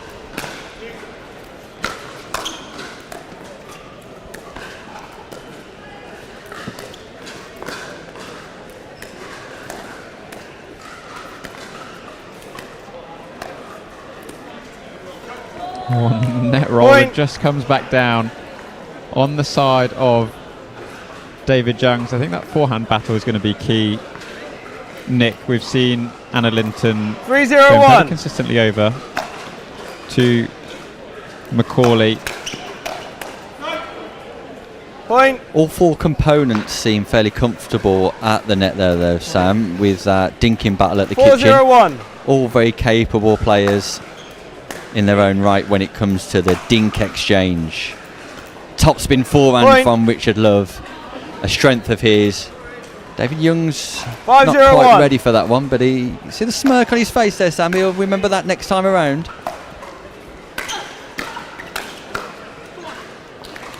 Second Yeah, server. this is sort of the time that I really enjoy watching Richard Love when he's playing confidently. You see a bit more variety in his 5-0-2. game. Couple of lobs, drives, drops. Point. But really happy and confident in the middle, 6-0-2. using that forehand to manoeuvre the ball around. This time Point. straight down the middle from Love. Jeez. And Love and Linton are on fire here, Sam. They're absolutely on fire. 7-0-2.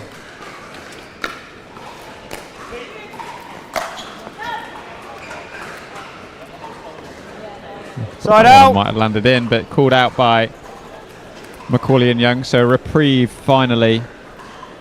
0-7-1. Serving at 0-7. Point. Rare unforced error from Richard Love gets Julie Mack and David Youngs on the board. 1-7-1.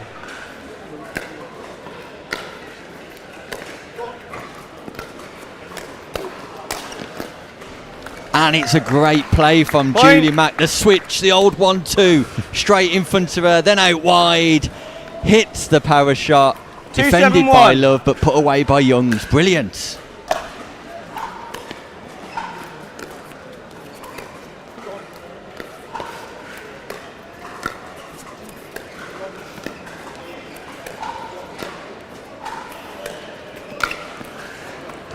Second And you can server. see, Nick, that same pattern again. Cross court from Anna Linton. Ends up going a little bit wider on one, creates the space, 2, other side. sees the gap, and then capitalises on the next ball with the 2-7. forehand.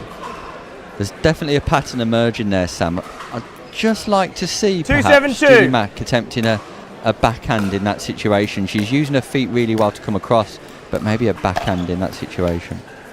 Side Yeah, out. it's interesting. We spoke earlier about, almost like the slight open secret that she much prefers the forehand to the backhand.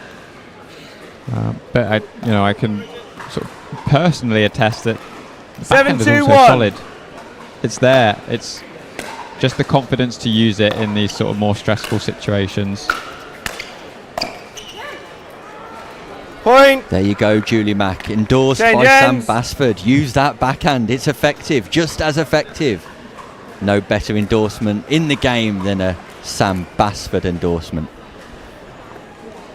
Well, we're at the switch of ends here, 8-1 to the team of Linton and Love. Anything for you, Nick, in terms of maybe changes or things to consider for Youngs and Macaulay? The game's being played at quite a speed, Sam. I'd perhaps like to see them just reset in between points, perhaps have a chat, reconsider their strategy of just slowing this game down. Love and Linton like to play at a fast pace, and maybe Youngs and Mack can just slow this down slightly, give themselves a little bit of composure, time in, which gives them time to think about shot selection a little bit more.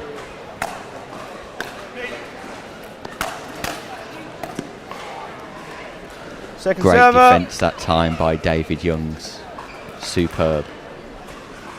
8-2-2.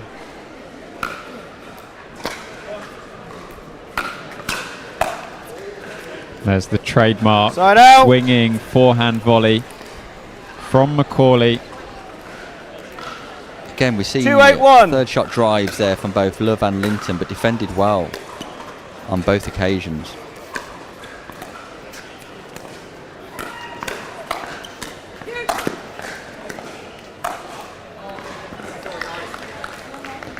Great defence, but the net cord just comes to the favour of Linton and Love on that occasion. 2-8-2.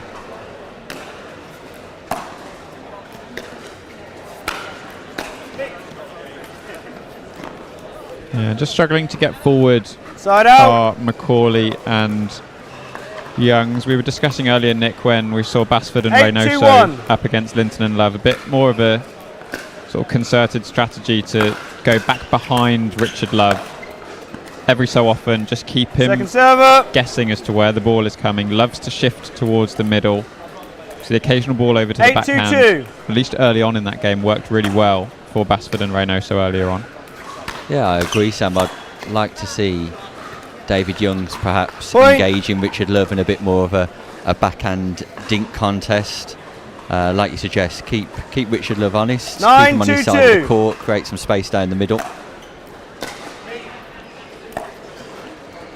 Great deep return from Julie Mack, and again, it's just those basics that if they can just perfect a little bit more consistently, they're going to find themselves back in the game. So big chance here.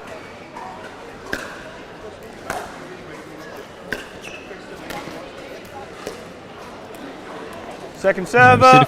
A few times Julie Mack just sort of still moving through the shot when she's 2-9-2. keen to get to the net, and we can understand that because you don't want to give Love and Linton any space to work with if you can. Oh, side out. That would have been one for the highlights reel, Nick. Would have been a highlight shot, that's for sure. Sorry. It's a great reach. Collects it 9-2-1. nicely, David Youngs, but just rolls over the top of the net. Big look of relief from Linton. Second server. 9-2-2.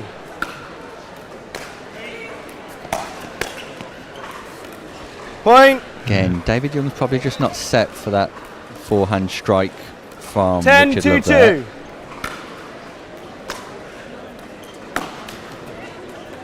Great return from Julie Mack. Test out the backhand of Richard Side Love. out. Richard Love having lots of success in his forehand.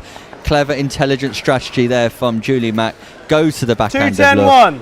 And successful.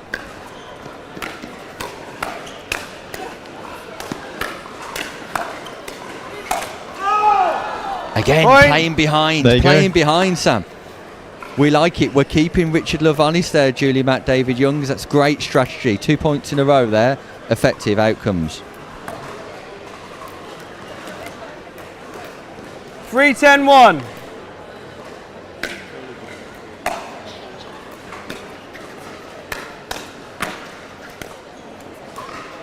Second server. Initial counter from Youngs, just can't quite follow up with the dink. So 3-10-2 here. 3-10-2.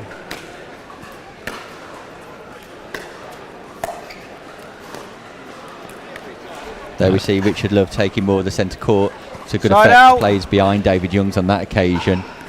Great positioning from Richard Love and catches 10-3-1. David Youngs unaware.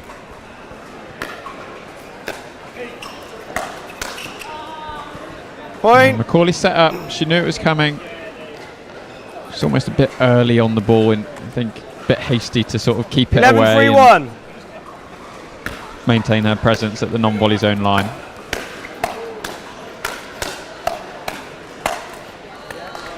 Point. Great exchange again. Sam, I think I'd just like to see the returns from David Youngs and Julie Mack just going a little bit deeper, putting a little bit more pressure on the third shot of Anna Linton and Richard Love. Asking you shall receive. There we Second go. server. There we go. Great return by David Youngs.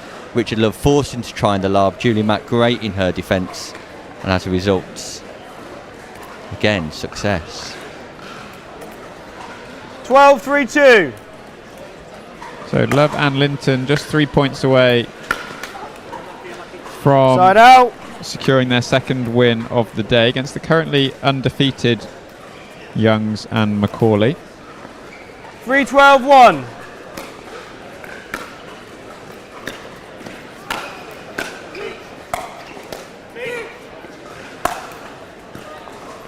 Great Second angle server. on the overhead smash from Richard Love.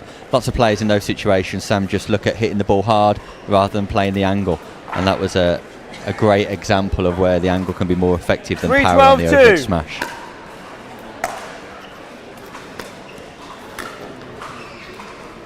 Point. Volley from Linton goes just wide. 4-12-2. So Macaulay and Youngs looking to try and claw their way back into this game.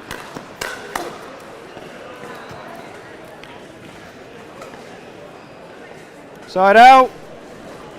I think the difference there, Nick, is normally when Macaulay swings all the way through that 12-4-1. 400, ball doesn't normally come back, and now that, you know, like we said, the level increasing so much that. Oh! Wow. Oh! What a point! Point.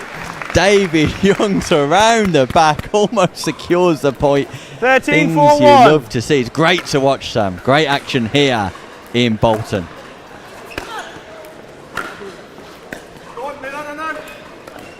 Point. Great play again from Love and Linton, forcing Julie Macaulay 14-4-1. backwards off the non-volley zone line, bringing up their first match point. Second And server. again, depth on the return just causes the error from Richard Love. So the second opportunity 14-4-2. at 14-4-2.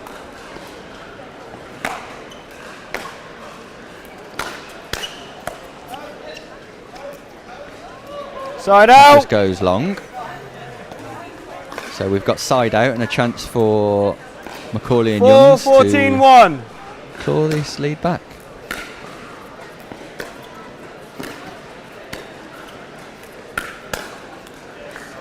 Yeah, that was loose Second from server. Julie Mack. The pop-up was there and Anna Linton puts it away nicely, playing straight against the backhand of David Youngs. 4-14-2. There we go. Plays Point. behind, forces the error from Richard Love. Julie Mack. 5-14-2.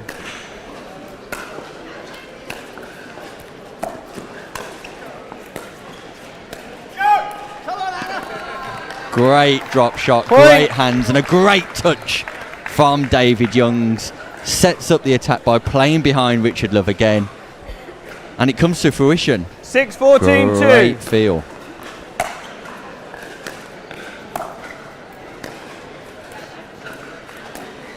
Side out. And again, Nick, even though they've not won that last point, the first drop went back 14-6-1. behind Richard Love, set them up really nicely for the next ball.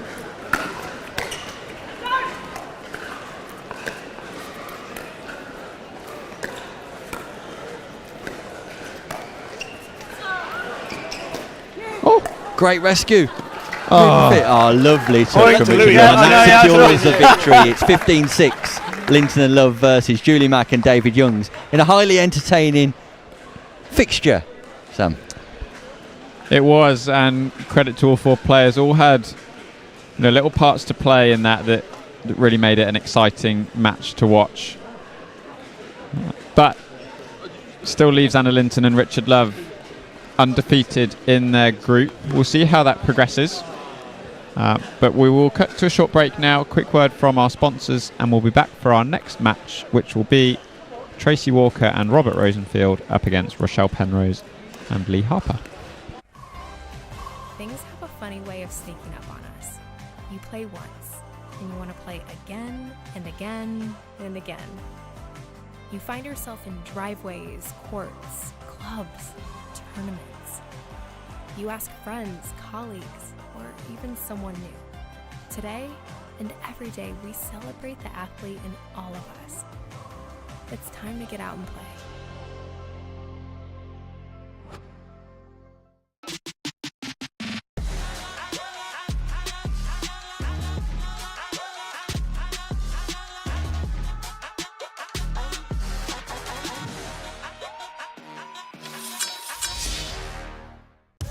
Introducing Skechers Pickleball, the official footwear of every pickleball league.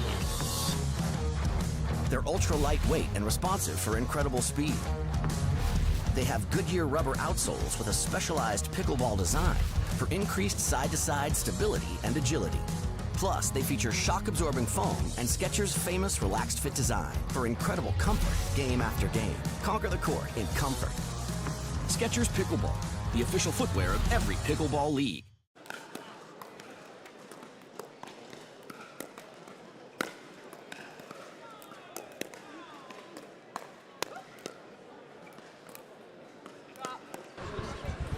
So, welcome back. We are now about to start the next match in our mixed doubles 50 plus open category. On camera left, you have got Tracy Walker in the rear of your frame and her partner Robert Rosenfield. And on the right hand side, you've got Rochelle Penrose and Lee Harper making their second appearance on Championship Court today. So, obviously, Robert is one of our more colourful characters in the community. He is one of the founders of the Everything But the Kitchen Dink podcast, the first. It's the main pickleball podcast in the UK with his partner Andy Kirsch, who I can't see on the sidelines. He was here earlier, so I'm assuming he's also playing. I know I can see Andy. Is that Andy I can see with the cap under there? I think it might be having a little look, giving him some moral support for his partner. I'm joined by Mr. Showtime Nick Hobbs again. Morning, Rob. Great to see you. Great to be here live at the Pickleball England Nationals here in Bolton Arena. I've just commentated on my first game, and that was exciting to watch. I'm really looking forward to this one. Rob, have we got any favourites in this match? It's going to be Harper and Penrose, almost certainly on this. Tracy Walker is a phenomenal right-sided player, but we're looking at Lee Harper coming over from Sacramento, California, just to compete in this. That's a long way to travel, right? That's a long way. He racks up a lot of air miles in his normal life as a product developer for a tech company, so he's very well versed in travelling around the world. And obviously Rochelle Penrose has got a very high level tennis background. I mean, I think she's the only UK female over 50 with a 5.0 or above DUPA in doubles. Wow, impressive. That's impressive. And Lee Harper's DUPA may be around the 4.5s, but plays well beyond that. Obviously in America there's a lot of pick-up tournaments where you don't play with your regular partner, you have different rating systems, so he plays well beyond his DUPA. Tracy is a really solid player on the other side of the court, and obviously Robert is one of our characters. He's one of our level 2 coaches, and he's obviously doing some stuff up in Manchester around, so it's a fairly local lad here. Okay, great. And as I was saying in the previous match, Rob, all these players are vying for a position in the European Championship squad. Yeah, there's extra stakes on this. I mean, obviously, it's a case of only 3 of each gender get through in either the 18 plus or 50 plus category. There are some people that think they've got, or the commentary community or the kind of the wider community thinks there's some names that are pretty much nailed in, but obviously outcomes from the nationals will have a big weighting factor into who gets selected. And that's right. It's about going out there and performing at the ever-increasing top level. Yeah. With prize money and offering this tournament as well, the added bonuses are there for all players in the over 50s level. It's great to see Pickleball England developing this part of the game. Yeah, I mean, it just forces people to get more serious about their play. And I think what we're going to start to see is there's going to be a burgeoning split where you have kind of like a performance stream that will be drilling every week, 3, 4, 5 times a week, putting the hours in to really focus on that direction. You'll have the more social rec sort of stuff, and part of that, like any performance sport, is based around access to facilities. The ability to get to a court that you can have for 2 hours regularly is going to make such a change. Yeah, 100%. And we saw that come into fruition with Love and Linton in the last game. Yeah, they're putting 8 or 9 hours a week in. And that's impressive.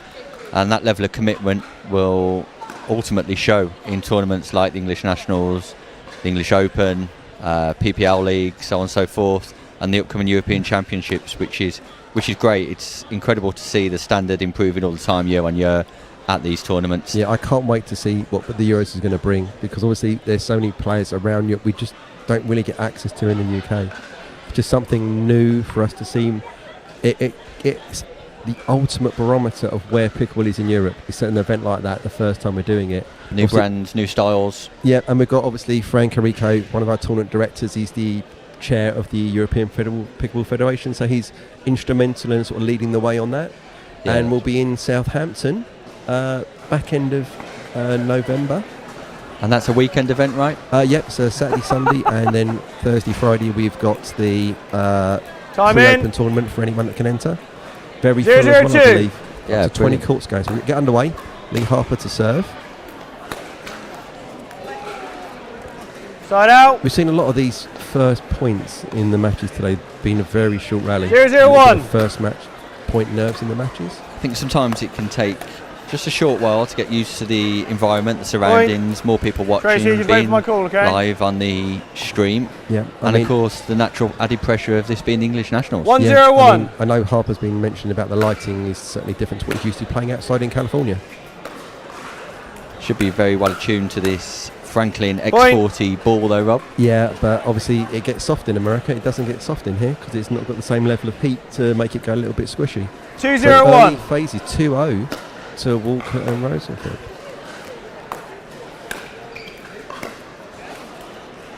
Second server. Yeah, strong start. And if I had any advice for any of the players playing on centre court and the initial phases, would be just to get those basics right. Yeah. Secure some consistency. Serves, returns and thirds. Side get yourself out. into the rally. Yeah.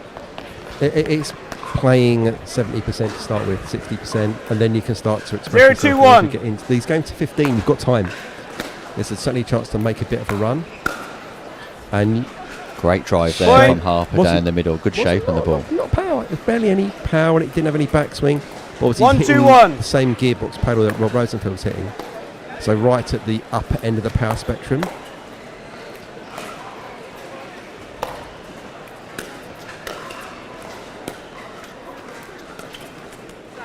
Point. Neck cord possibly put Walker off there slightly. Yeah, and often when you find that, you get tempted to change direction. 2-2-1. Last thing you want to do is try and go on the longer distance. Send it back where it came from. There comes a Penrose lob. That is a strategy I expect to see a fair often. Penrose synonymous with that lob. Yeah, Rob. Absolutely. On that backhand wing, it's like a forehand. 3-2-1. For her on the being dual lefty on this team. Yeah, what are the challenges Second for server. Rosenfield and Walker playing against a dual left-handed partnership? It's literally flipped. 3-2-2. It's literally a mirror image of how you'd normally play. So all your tendencies to go one way needs to be reversed. But it's difficult because Penrose's backhand is so strong. It's not. You're kind of playing a forehand backhand Side in out. the middle on the left, and then you've got Lee Harper's forehand being even stronger than you'd normally expect on the right side of player's wing, and it's not 2-3-1. weak.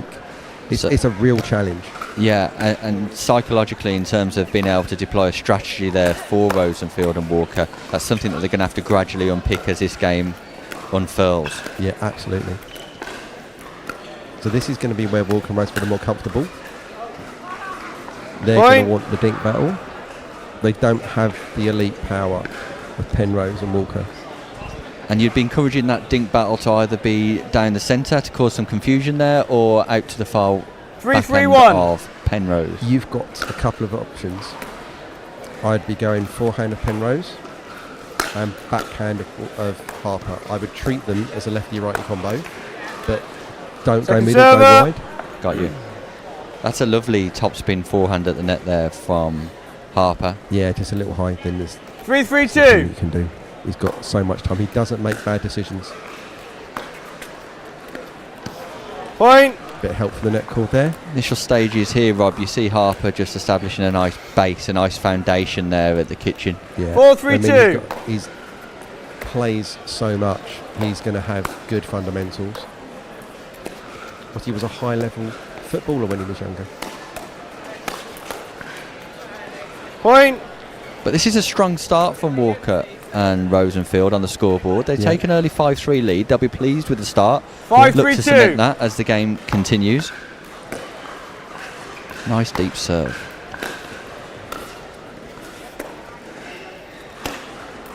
And that sails long. Side You out. respect Tracy Walker from that sort of. She looks quite badminton. 3-5-1. Squash background. Yeah, I believe it's squash. Well, that should leave her in good stead for the volleying game, especially. Those skill sets will be transferable.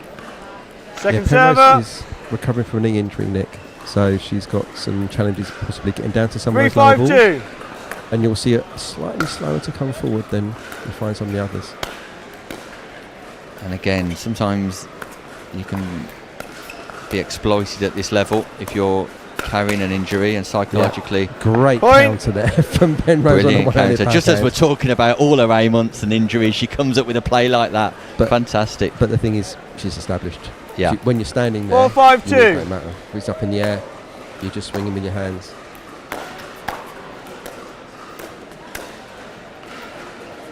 Yeah, just overreaching there. There's an element of trying to do a bit too much from Penrose and Harper at the moment. Rosenfield establishing himself there on the defence. 5-4-1. Just letting Harper know that if he continues to drive on that third, that he's more than capable of dealing with that. That is such a precision forehand. Second server. Sees the gap and executes it brilliantly. What a shot. Yeah, just a little bit up on that drop. And it's just 5-4-2. Just roll over that paddle. And off we go.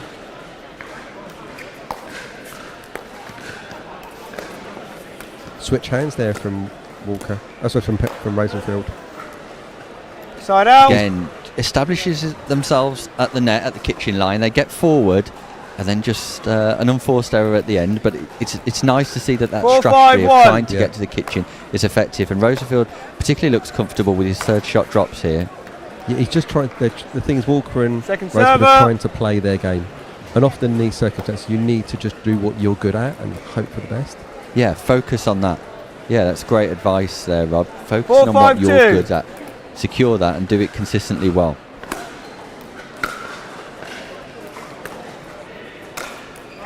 Great depth on the return, and look at the angle there. Yeah. Rob. That was Reynoso-esque from your home club, Nick. Yeah, 100%. We was only talking earlier that sometimes angle beats power on those overhead smashes. It always beats. The thing is, with a pickleball, Second server. it's such a small court to defend. If the ball's up, you head to both corners, 5-4-2. and it's one step to the middle. But if you can get it out to the sideline, there's nowhere for you to go. Side out. Yeah, 100%. You're physically in the camera position or the seats. So often it's first smash, shake them a little bit. Second smash, 4-5. hit an angle, and they can't get to it. Yeah, Walker 4-5-1. recognised that straight away Yeah. on that particular occasion, which was brilliant to see. Oh, that was Perhaps going going wide. out, perhaps going out that's one there. to leave. That's one. Yeah, She'd like Second that back server. again, I'm sure, Rob. I think she knows as well. 4-5-2. So it's a bit back and forth here at 4-5. It's not really got off this for a while.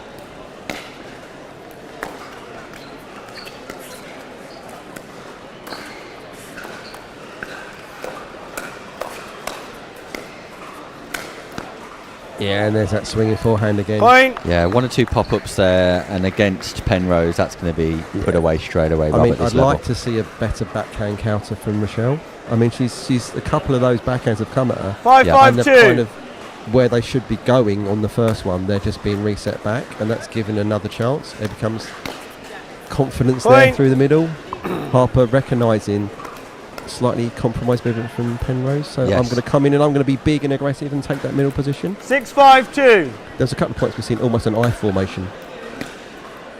That's going to go wide. So, yeah, just a couple of unforced errors creeping in there from Walker and Rosenfield on big points. You've got to lock on.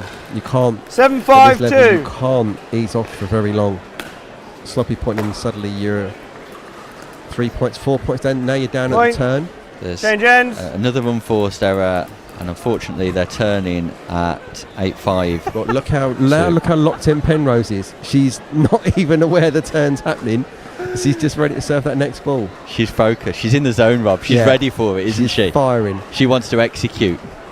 And also, it's 8-5-2. My mum's here watching from the sidelines with her home baking that she always comes to the commentary position and looks after us with.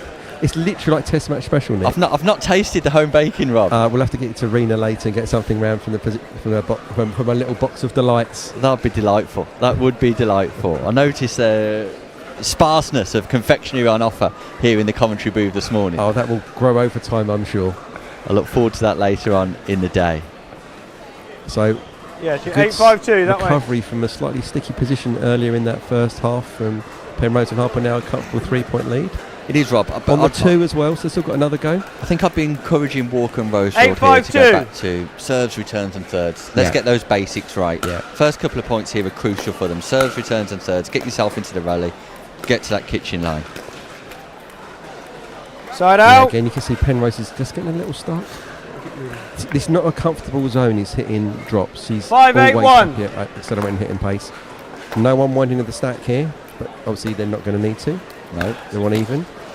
And again, that precision forehand, isn't it? Second server. Absolute precision. Goes to the forehand of Walker. Walker's not expecting it, but like you say, Rob, because it's so precise, there's not so much you can do about it. No, it wasn't even hit hard. It was just in the right location. And 5-8-2. the thing you've now got is pick your poison with Rochelle Penrose. Either wing's going to hurt you, which is what's going to hurt you less potentially. See, that's a great speed up, but side out. Rosenfield absolutely thought we had it past Walker against Harper there, and he just, like, I'll have it, puts it back. 8-5-1. He put it cross court. He didn't go back where it came from. He just put it across the court, bought a bit of time. Harper just appealing the outball there. Referee confirms it on the far side.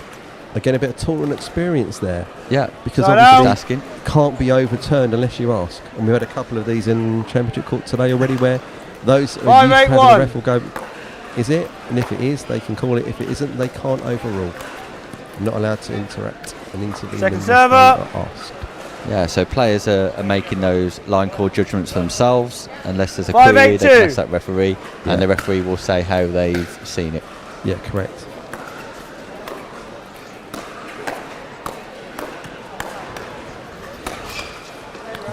Good rally there from Rosenfield, dominating from the left-hand side. Incrementally making his way to the kitchen there. I like that. And from a solid base each time. And notice how stationary he was every time the ball was played towards him.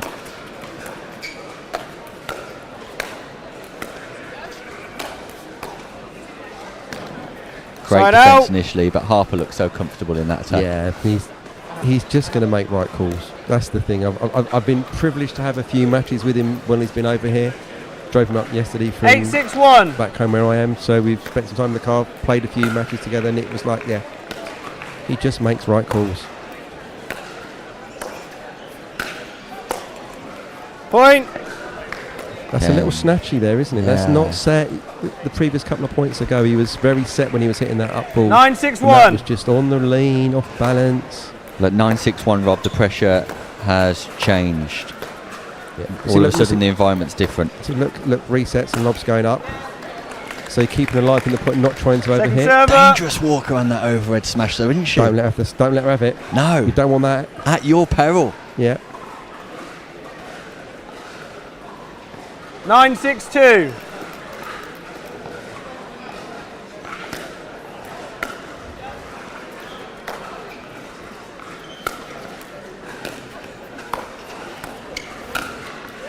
Great play from Walker. Side They out. started fighting. They're playing with fire there. Exactly. Definitely. The lob goes up, and to Walker. Didn't get enough on it, but still stayed in the rally. Brilliant. Plays to the forehand 6-9-1. side of Harper, then the backhand side. Yep. So the stack's not unwinding here from Penrose and Harper. They're going to stay where they are. Forces a Second different server. look and forces the ball out wide. Forces the error. Forces the error from Rosenfield. Just needs to keep that ball in play again. Get those basics right. But Serves, returns, and 6-9-2. first. Keep the ball in play. Teams aren't unwinding and doing different things. It just makes you think every time you hit the ball, what am I going to do? And again, you'd probably just encourage them to Side focus out. on their own game, Rob. Yeah. Focus on where they want the ball to go. Focus on their own shot technique and strategy. That's the thing you and can execute control. well. That's what you control, not 9-6-1. anything else.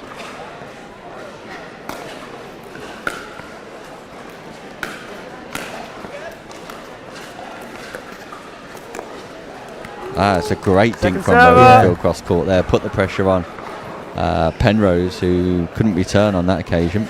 So we're kind of a bit Groundhog Day on 9-6-2. 9-6. It's been a bit stuck like this for a while. Now, I would expect in that situation, knowing Harper like I do, Side out. they're going to not unwind. They're just going to play the way they are now and just give them a different look And until just be something secure. changes. Yeah. 6-9-1. Yeah, there we go. He puts the call in of stay with the closed fist. That's a great counter Point. there. Brilliant from Rosenfield. Great defence. Did you get the impression Harper and Penrose possibly thinking about the last stages of competition here then, Rob? I would be looking at them 7-9-1. in our four top teams from these two divisions.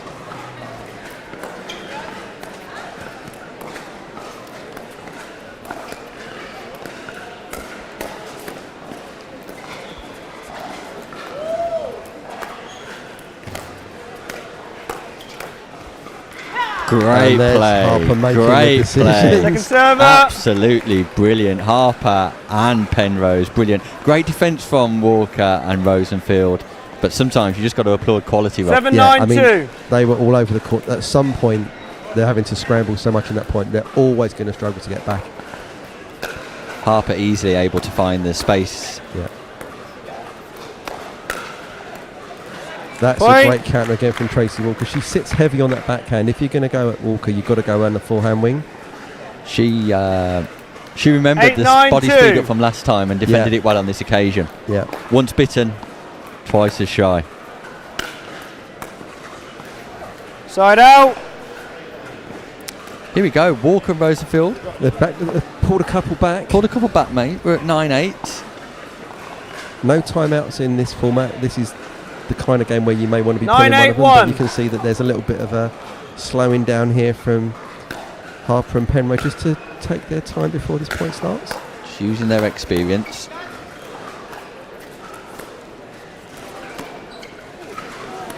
Trying Well for the done. tag. Those cross-court speed-ups are server. always difficult. Would have liked Harper just to be a little bit more patient in that situation.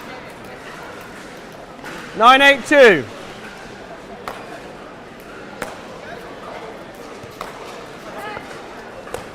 I got the lob to the right person there. Point. Yeah, avoid Yeah. lobbing Walker. Yeah. He's learnt well. and that's 10-8-2. just a really regulation probably that he just wasn't established for. Just hitting off balance, a bit loose. Yeah, it's the great return from Walker. It's the return Side that out. sets that up, Rob. Yeah. So I mean, at she's so 8-10, consistent. She's so Hold on, consistent. wrong yeah, side, 100%. At 8-10, they've got themselves a chance here, Walker and Rosenfield. Yeah. Let's see if they can play a third that gets them into the rally. 8-10-1. Well, the serve goes long. That is an Commentator's curse, unforced error. commentator Yeah, curse. we were all expecting, waiting for a third, 8-10-2. and the serve goes long. Yeah. Oh, what was that? Oh, 8-10-2. before the call. I think they served before the score was called. Yeah, Maybe wait, we do. wait for the referee to... That's Again. Side such out. a cheap side out. That is just, The side out's wasted. Yeah. It's a wasted opportunity, Rob. yeah. Again, just an opportunity for them to compose themselves. You see Penrose and 10-8-1. Harper having a chat there. Would have liked Yeah. Rosenfield and Walker to perhaps do that, especially after the first effort goes long. Point. That's such good play from Penrose in the middle of the court there. Two balls low means there's nothing Walker can do to hurt. You've got to play them back. 11-8-1. It's getting generated on those slice. It's really hard to control that third or fourth ball Point. in the same situation. Having to do a little bit more with the ball. More lift. Yeah. Any time a ball Low is to high. underspun, it's going to jump 12, down off 8, your 1. paddle. So you have to give it more elevation and more push to get it over.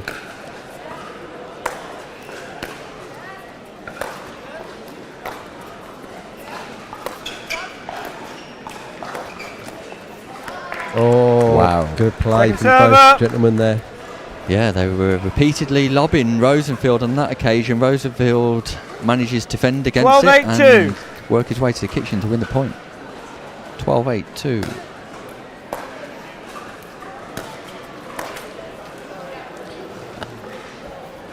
Slight apology required on that situation. Try it out. He's absolutely not sorry. There's absolutely no way he's sorry about that. 8-12-1. 8-12 down. You'll take everything you can get.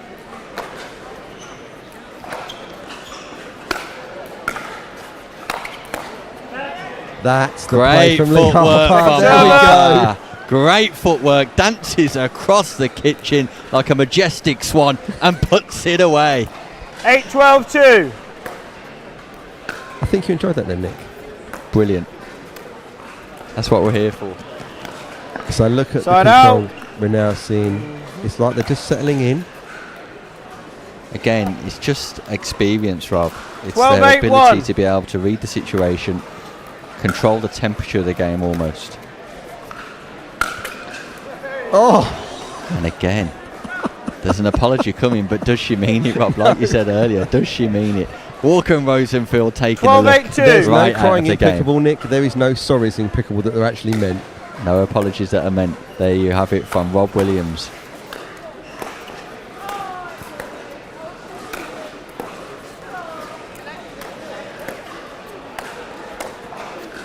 Midpoint switch. There was a midpoint switch, I know, Rob. yeah, I think that's a case of the tennis instincts kicking in from Rochelle. She's knowing that she's got to go the other side. 13, Actually, in 8, pickleball, 2. you don't. No. You wait for the other player to go back to their spot more often than not. Point. There's a heavy Penrose forehand, and Walker's trying to do too much when she's not balanced. Not balanced. Footwork wasn't great on that situation. Bit opened up, Yeah. so he brings up match point. 14-8-2. 14-8. Up goes to Lotte Walker again.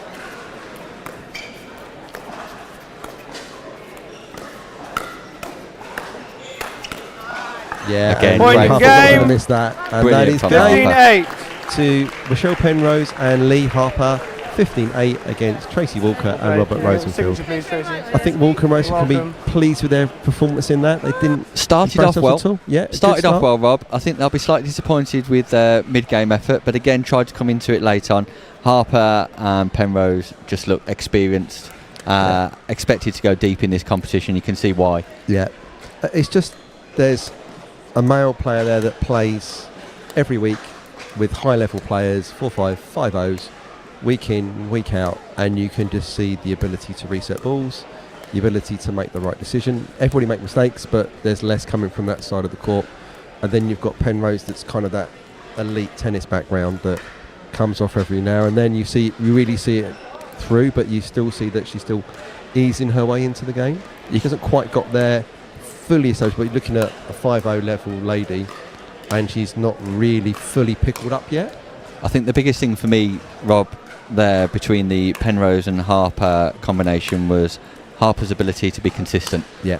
To strategise, read the scenario, and apply himself consistently. Yeah. In each and every one, which was great to see. And we wish them luck for the rest of the tournament, as we do Rosenfield and Walker as well. What have we got up next, Rob? We have got the home team for you, the rugby pair of Nohemi Reneso and Richard Basford, and you've got Julie McCauley and David Youngs.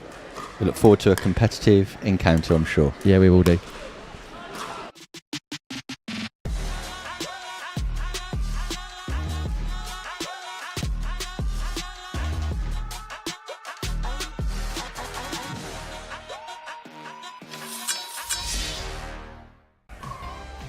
Things have a funny way of sneaking up on us.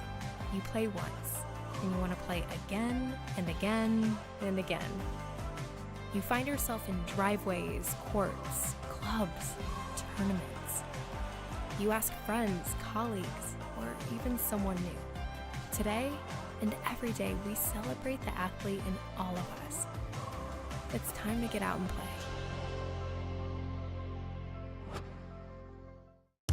Introducing Skechers Pickleball, the official footwear of every pickleball league. They're ultra lightweight and responsive for incredible speed. They have Goodyear rubber outsoles with a specialized pickleball design for increased side-to-side stability and agility. Plus, they feature shock-absorbing foam and Skechers' famous relaxed fit design for incredible comfort game after game. Conquer the court in comfort. Skechers Pickleball, the official footwear of every pickleball league.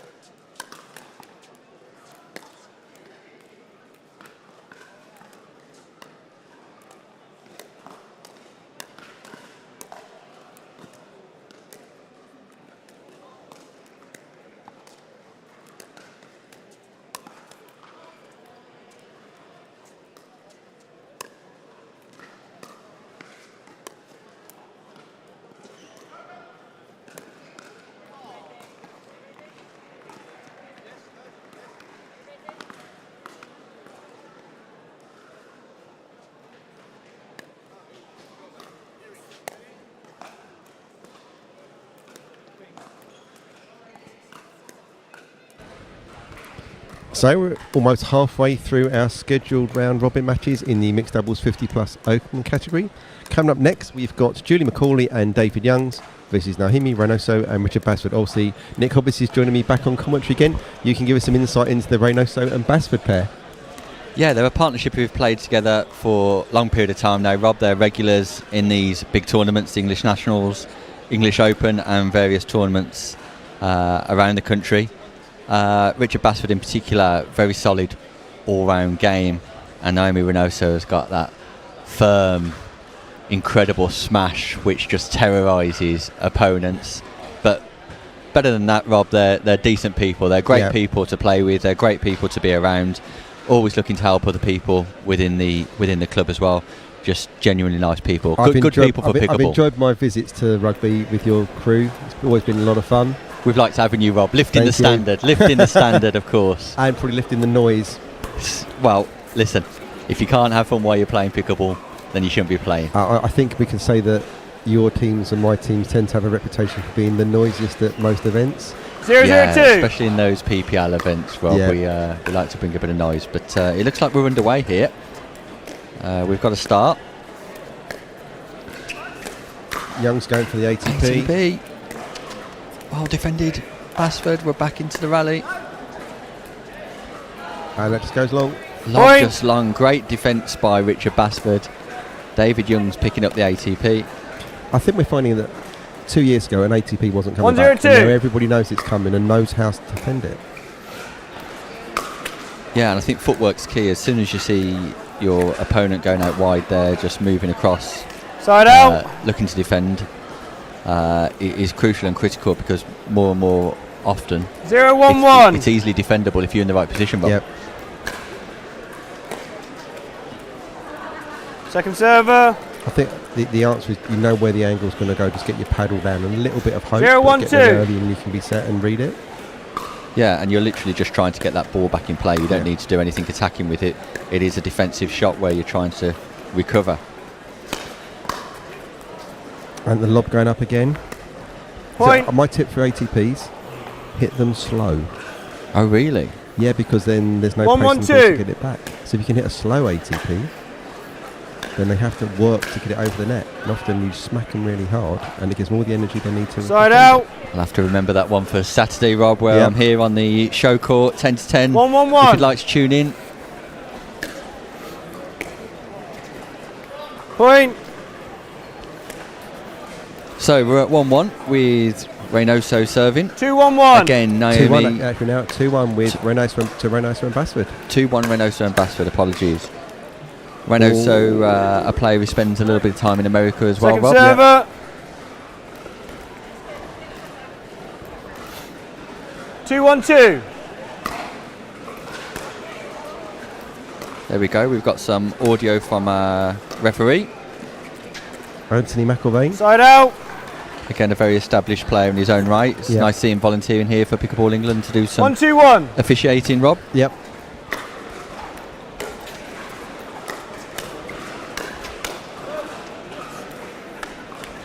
Yeah, Anthony's been through some referee Second training, server. so he's very skilled at managing this process. Again, great enhancements by Pickleball England, allowing or providing the opportunity 1-2-2. for players in the UK to get some experience through refereeing programs. Yeah.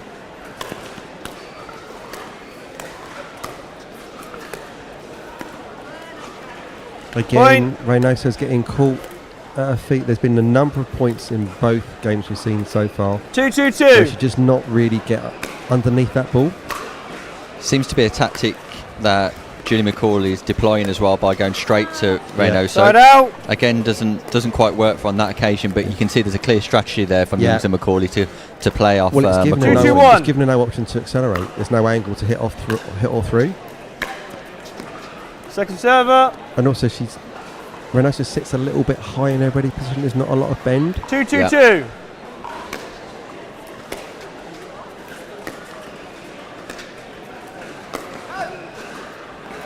Bit of desperation there from Side Basford. out. I'd like to have just seen a dink, not anything more creative than that. Yeah, put the ball back into the kitchen 2-2-1. and keep the rally live.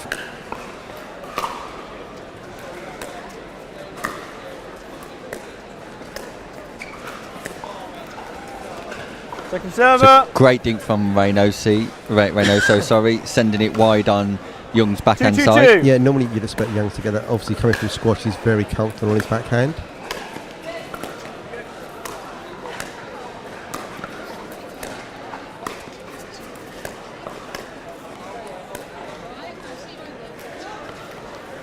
Side out. Just out on the lob.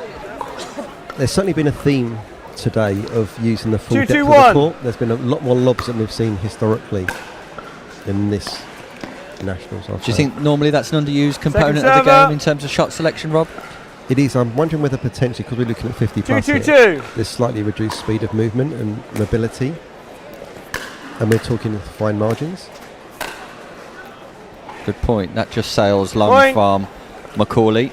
Again, the pop-up was there, though, for her to be aggressive in that But situation. on a backhand 3-2-2. wing, so if it's a wing that you're going to ask Macaulay to hit, let her hit through her backhand.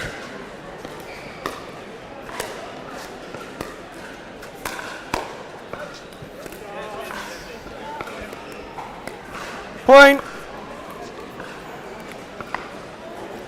Great 4-2-2. shot from Reynoso.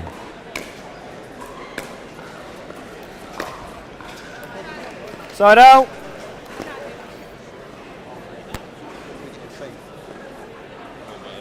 2-4-1.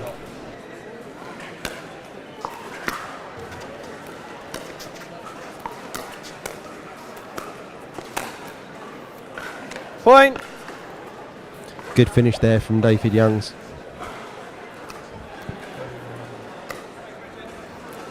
So now at 3-4. 3-4-1.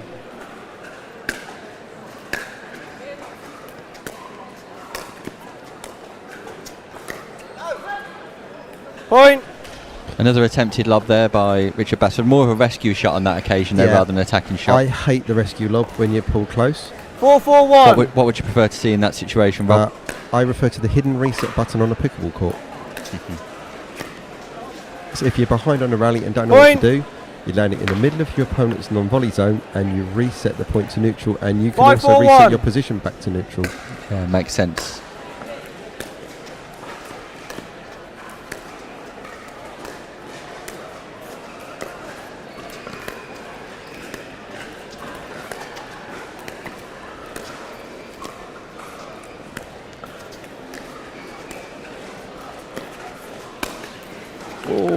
We don't want that lob.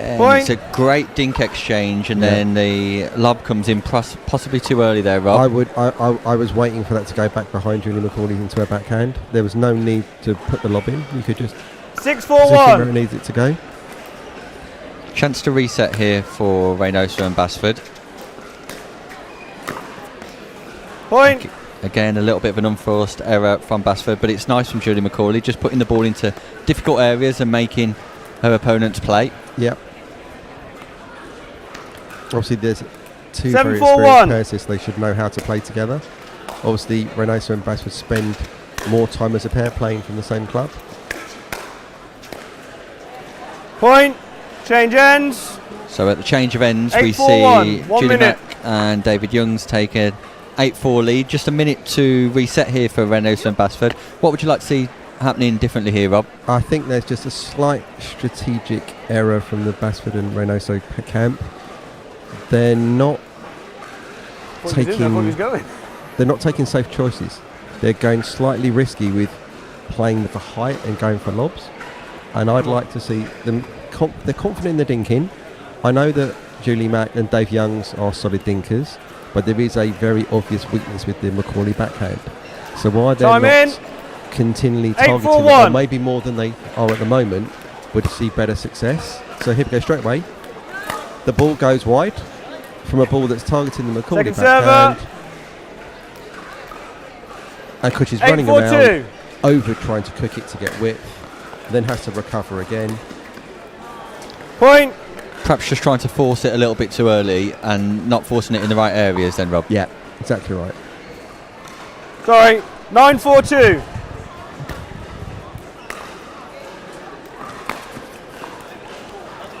Side out. Chance for Reynoso and Basford to build here again. Side out 4-9-1. opportunity. Looks like we're not going to get a stack on this. Yeah, just playing straight up from the lefty-righty combo. That's gone. Youngs is not going to miss that. Doesn't miss those, and it's a great setup from McCauley. Puts the pressure on Reynoso. Reynoso can only defend, gets the pop up, and Youngs puts it away nicely. Again, the depth of return there is critical, Rob. Yeah, Reynoso's not backing up. She's hitting in a little tiny bubble. And I always like players to use the full depth of their reach. Yeah. So if you take a step back, you can always use it. Good depth on that from Basford. 10-4-1. It was called long there, Rob. Not challenged by Basford. It looked good on our camera position, didn't it, Nick? Yeah, look good from here, Rob, but not challenged by Basford through the referee. So can't be overruled? No. 10-4-2.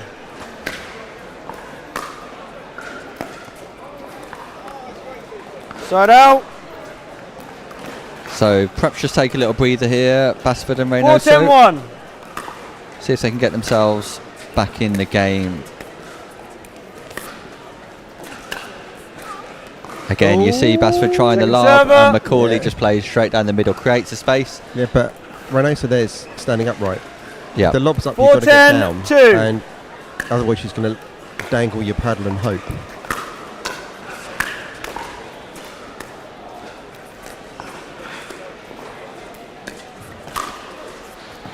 Side out.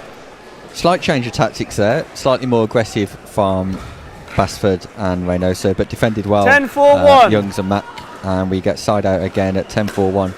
Julie McCauley and David Youngs will be looking to secure the game. Yeah, but again, look where they put that return towards the backhanding of McCauley. Again, she's 10-4-2. overrunning, overreaching, trying to go for extreme width, because if she goes anything more narrow, she leaves that open hole. It's definitely a strategy that you've identified there, Rob. There we go. So bring that in wide. And there we go. Yeah, Side there out. you go.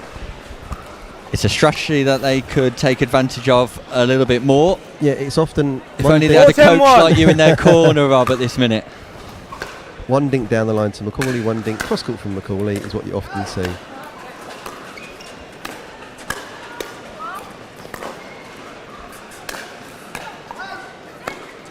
And I think that's the second out ball that's been hit by McCauley in that rally and gets away with it. They got away with it on 2 occasions. Second 2 server. balls going out, and there you see David Youngs demonstrating where the line is. Well done, David. We can see where the line is as well. Perhaps Julie Mack cannot. But you know why? 4-10-2. Because she runs around a backhand so much, she's not got the same spatial awareness of the court, because she spends time off the court. Well, if she wasn't going to leave it, she was going to keep it in play, and that's what she did do, and they won the point eventually, Rob, which is good. So well done, Julie McCauley, in the end, secure that point. And a point's been secured for Basford and Reynoso now, so 5-10-2. 5-10-2.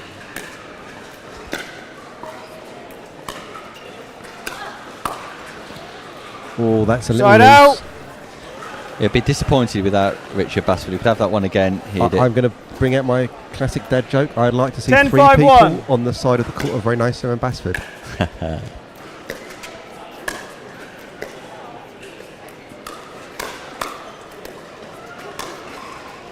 Great power from Reynoso. So Second server. I like 3 people on the Explosive. court. 3 people on the court. Yes. You and your partner and Denise Bent. Because you haven't got Denise Bent on your side of the court, you can't get 10-5-2. underneath the ball and generate power. And often if you see people with an upright ready position, that's causing problems. Side out. Very, very good, Rob. Very good. You're in the wrong job. Where's the stage for this man? 5, Give this 10, man 1. a stage. Needs to be at the Bolton Palladium, not the Bolton Arena here live. Sketchers, Pickleball England Nationals. Oh, that went Second begging. server. That pushed McCauley back. I'd like to see more of that though from Reynoso, that explosive 5, 10, power. 2. That's what we need, but it's a very compact, very low stroke. She doesn't get underneath out. and drive through the ball. So that's why a lot of those balls go in the net. It's all based on timing. Yep. And she definitely 10, seems to be 5, having 1. timing issues on championship court today. Obviously different surface. We're using a true pickleball surface here from Pickleball United. That return just goes long as well. Point. 11-5-1.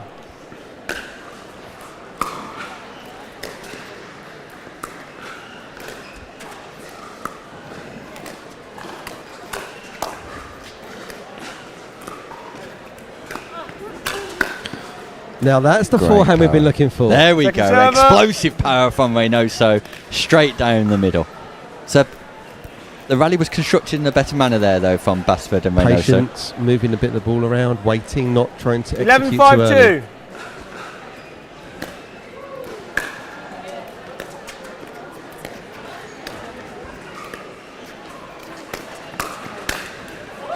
Oh, he's missed an up. Side out. That's rare for Youngs. David Youngs had set himself up there a treat, Yeah. hadn't he? And the thing is, Youngs will tease 5-11-1. you. He will just sit and wait and let you make the mistake.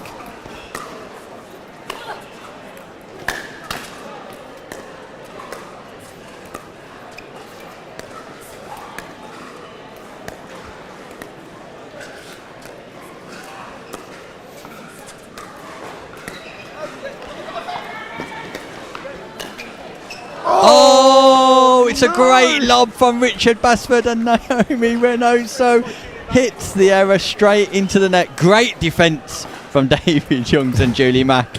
Richard Basford will be having a quiet word with Naomi 5-11-2. Reynoso, I'm sure, about that later on.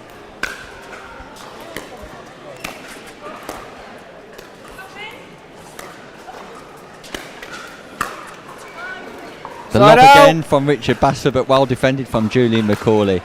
Side out with 11-5-1. David Young serving at 11-5-1. Great power from Reynoso, slightly loose by Macaulay, and there you see it again. Explosive, dynamite power from Naomi This is what I'm not Reynoso. understanding is why they're not trying to access Julie Mack to generate those pop-ups, particularly when she's on the left in front of Naomi. Side out. She should be able to work an angle on her inside foot to maybe make her go wide, then Basford can come back across and 5-11-1. Reynoso can swing through.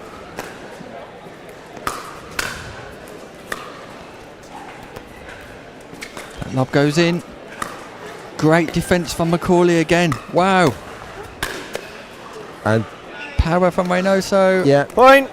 Brilliant. What a great rally again. See, that's the construction we need. We need to be looking at Reynoso swinging 6, through 11-1 to put some power at Macaulay. Yeah, I agree, Rob. I think the partnership of Basford and Reynoso look a lot better when Reynoso can use her power to good effect. Yeah. So we're at 6-11-2 and Basford and Reynoso looking to get back into the game. Slice return.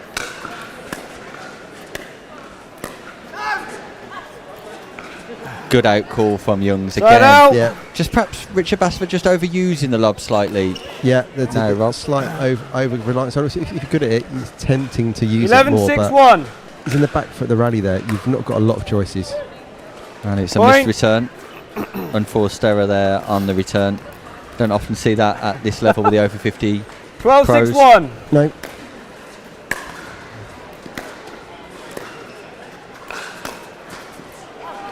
Threading wow. the needle. What a shot from David Youngs. Take a bow, young man. That's absolutely fantastic. Brilliant 13, on the backhand wing. Pierces the partnership of Basford and Reynoso. And there's the power you want to see. That's what we want to see. There's the power off the backhand of Macaulay, and Reynoso explodes 13, through it 6, yet again. But it's always on the return of serve. So it's again, not feeds the backhand of Macaulay. Macaulay defends well on this occasion. Pop up there. Angle smash from Reynoso, and again, effective use of the strategy that you called for earlier on in the game, Rob. Yeah, I'm trying to create the nickname of the Puppet Master for myself. You pull the strings and they will play, Rob. You pull the strings.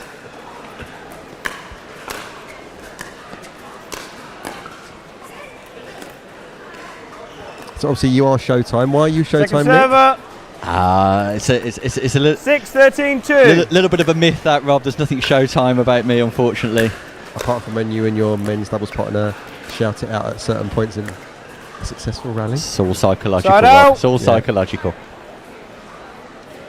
Mental disintegration and put a little bit on your opponent? Yeah, just make the opponent think a little bit more that you're playing better than you perhaps are. Yeah. And again, that heavy forehand with a bit of help from the net. A little bit of help from the net. David Youngs walks away smiling. He knows. So at 13-6-2.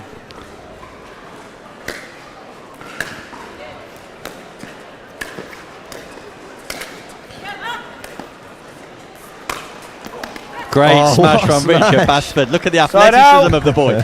Look at it. It's an athlete. Richard Basford, he's kissing his bicep. Look at the smile on his face as well. It's one to celebrate.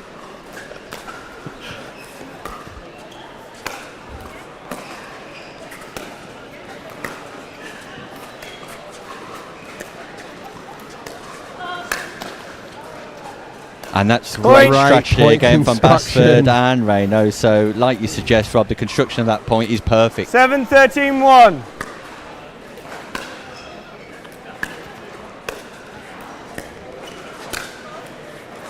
Great put away from Julie Macaulay. Yeah, that's the volley she's comfortable hitting. She loves that swinging forehand volley cross court. It's beautiful though, Rob, isn't it? It's gorgeous. It's a lovely shot.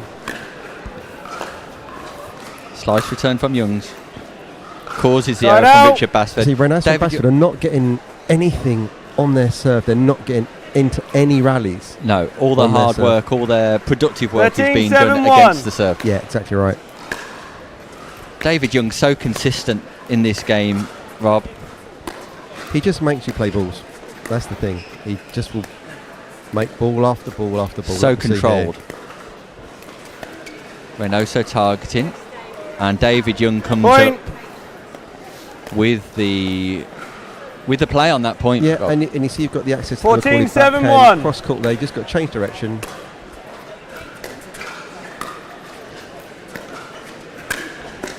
And there's that swinging volley again. Yeah. So where we are Second now, we've got server. Jenny Mack on the right. You've got easy access to a backhand. If it's a slow ball down the line, 14-7-2. Young's on a dink. Reynoso can change with lots of margin of error because it's a huge area to hit into. Here we go. It's match point. Good return there. Deep return. Macaulay defends brilliantly. Explosive power again. Well defended. Smash. Here we go. Lob. Great defence from Reynoso. David Youngs goes for another aerial. Defence is there again. And Richard Basford makes the error. Point What a game. great point to finish. And 15-7. Julian Mack and David Young thoroughly deserved that victory. Highly entertaining encounter, that, Rob. Yeah, really good fun. Really entertaining. Lots of lob city there, I think. Lots of lobs, particularly from Richard Basford. 1 or 2 successful, 1 or 2 not. I'm sure they'll go away and reflect on that. Reynoso and Basford tended to grow into that performance a little bit more as the game went on, but you cannot deny the victory for Youngs on that occasion. Okay, so coming up next, we've got a match between Elaine Brandon, Mark Eggleton and Kat Jelly versus Nathan Hill. But coming up, let's look at our schedule for the rest of this week. So on Thursday, the 31st of October, today, we've got the 50 plus across all of our different disciplines in mixed doubles, as well as our wheelchair event. We've welcomed our friends from Pickleball Scotland to fill up the burgeoning wheelchair category. Tomorrow is the 50 plus, 60 plus, 70 plus gender doubles. I will be making an appearance, Mr. Hobbis, for a couple of times on Championship Court tomorrow. We look forward to coaching you from the commentary booth on that one, yeah, Rob. I'll be there with 1.5 good feet. And then on Saturday, the 2nd of November, we've got the 18 and 35 plus gender doubles, where we're going to be seeing you with Atto, I believe. Yeah, it's the last hurrah for Atto Stevens and I. Atto could be moving into the over 50s category from next year, so this is our last big tournament together. We're looking to go out on a high, Rob. Yeah, and then obviously on Sunday, our final day is the 18 and 35 plus mixed doubles, and it also features our junior event. Yeah, fantastic opportunity for some of those juniors to get involved. Again, another initiative by Pickleball England to start getting some of the youngsters playing pickleball on a more regular and competitive basis. Yeah, brilliant. We'll just be back for the next thing after this, but we've got to say a big thank you to our main sponsors, Skechers Pickleball, Franklin Pickleball, the UK Pickleball Shop, Pro XR Pickleball, Notty's Nut Butter, Duper, Scan, Head, Fans Play, which is the home of the fans, Zebra and Mayfair Jewellers. We can't stage these events without the generosity of our sponsors that help us put these amazing events together. Consistent as well with their sponsorship, Rob, it seems, over a long period of time now, which is great. Yeah. And I know that the directors for Pickleball England do a lot to enhance the relationships with our sponsors and work very hard behind the scenes to ensure that these tournaments can progress to the level they are. Interesting, we can see here Kat Jelly warming up with a variant of the paddle she was attempting to use earlier in the day, using the TA Mod 15, which is pretty much the same paddle she was using, but the USAP approved version. Some slight modifications, right, Rob? There's some slight changes to the paddles. Obviously, we've not destructively bandsawed them apart to see what's inside them, but essentially, the understanding we have here is that the TA Mod 15 is fundamentally the same as the Gen 3S paddles that are coming out from Yola, but been a bit of controversy about how hot those paddles are and how they kind of hit, but it's like she's been able to access a paddle to use for the rest of the day that's similar to what she's used to using. And for viewers at home, Rob, just talk about that certification process for paddles. How does that work? So basically you've got the USAP, which is the US Amateur Pickleball Association. It used to be, now that's the USA Pickleball Association. They have a paddle testing authority, so every paddle that needs to be used in a tournament here has to be pre-approved by the governing body, which involves deflection testing and surface grit testing. So basically how much the ball will rebound off of it and how rough it would be to generate spin, and there are metrics upon that. The UPAA is the newly formed rival governing body for pickleball professionally in America, and that's the paddle that obviously Kat Jelly was using, the Gen 3S, which should be fundamentally the same as some of the stuff that we've got, but obviously we've got to look at, we have to play by the governing body that sanctions the tournament that we're in. Otherwise it's kind of like using the wrong kind of tyres in a Formula 1 race, that whilst they might be the same, if they're not approved, you can't use them. So that same sort of analogy. So basically it's what you're saying, Rob, is you can't varnish your conquer. Yeah, basically. Although we are aware of obviously players in the professional game have had pine tar and hairspray on paddles and got caught and stuff like that. So there's always been the element of sharp practice here or there, possibly in certain parts of the game. But obviously, in the professional game, there is testing for every paddle at the centre of the venue that's going to have this. So they chuck in a load of paddles and they come back, and if they pass, there's a little sticker that puts on them, and if they fail, then they don't come back and they can't be used. To maintain that integrity of the sport. Well, it's nice to see that all the paddles on show here today have been certified and verified. Yeah, I mean, we have to be absolutely honest that there's no sharp practice there from Cat Jelly with the paddle change. It's just an innocent mistake, and not understanding that there's a couple of different bodies, but obviously that's been rectified. Now she's using a paddle that's pretty much what she's used to from the previous one she was using, so be interesting to see what the performance is like in this match from her, obviously going back to what she'd been used to previously. Yeah, we look forward to it coming up shortly.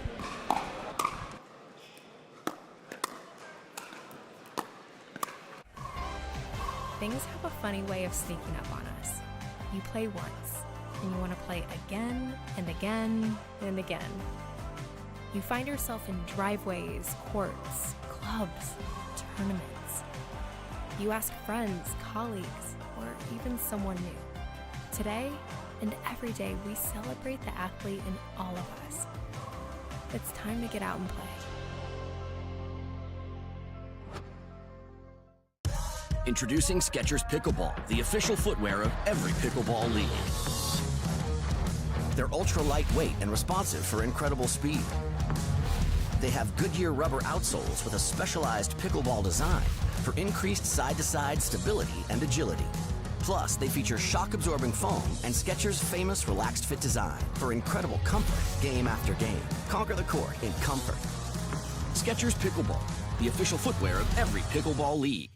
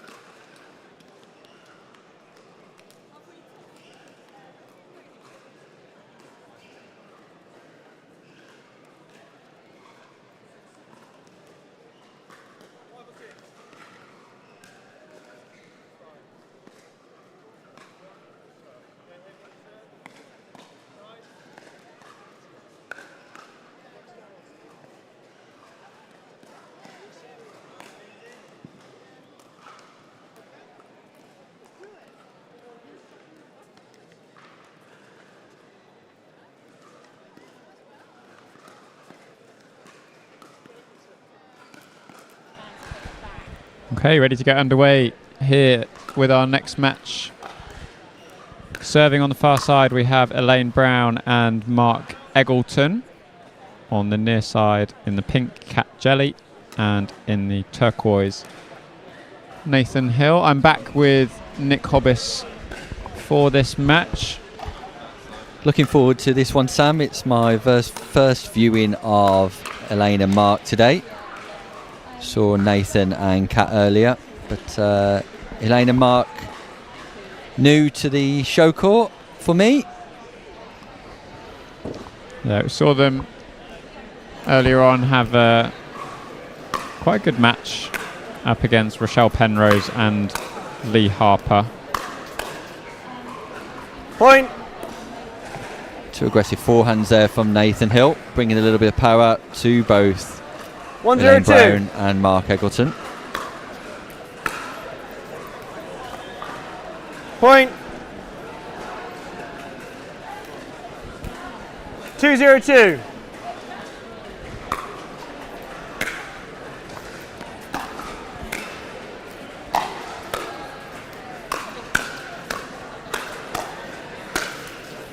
Great defence Side from out. Eggleton and finish the put away straight down the middle. Brilliant. You get the impression, Sam, here that Jelly and 0-2-1. Hill are looking to be slightly more aggressive than what we saw earlier. Yeah, I think Second server.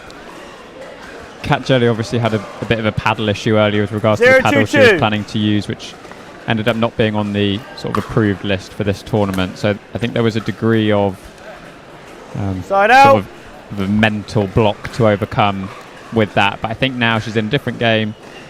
She's got a paddle that's almost similar to the 2-0-1. one she was going to be using, but is approved. So I think they'll certainly be back looking to play their normal aggressive style in this match. Second server. Great attack from Eggleton with the accurate put away there. 2-0-1-2. Sorry. Serves just wide. Nathan asks the referee, You are. and the referee Side confirms out. the call. 0-2-1. Anthony McElveny doing some volunteering for Pickleball England as the match official today.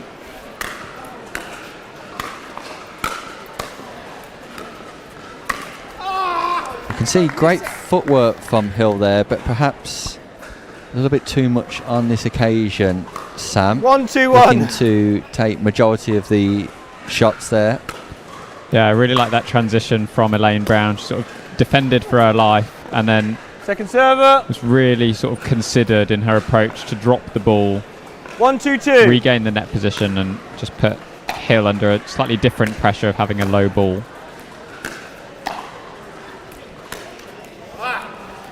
Side out. Eggleton just standing up a little bit tall on that forehand. I like the idea of trying to play behind 2-1-1. Hill though, on that occasion, Sam. I know he didn't manage to execute it successfully, but the intention was there.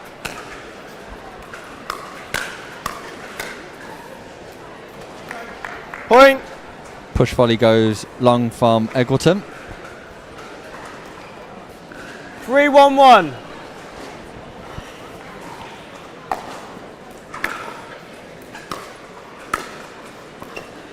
Great depth from Elaine Brown. Fantastic play.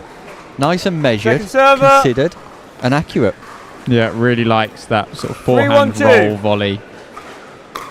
Did a great job of it there. Pushes Cat Jelly right back to the baseline. Nice Point. accurate drive from Jelly, again exploiting the space behind Eggleton. 4-1-2.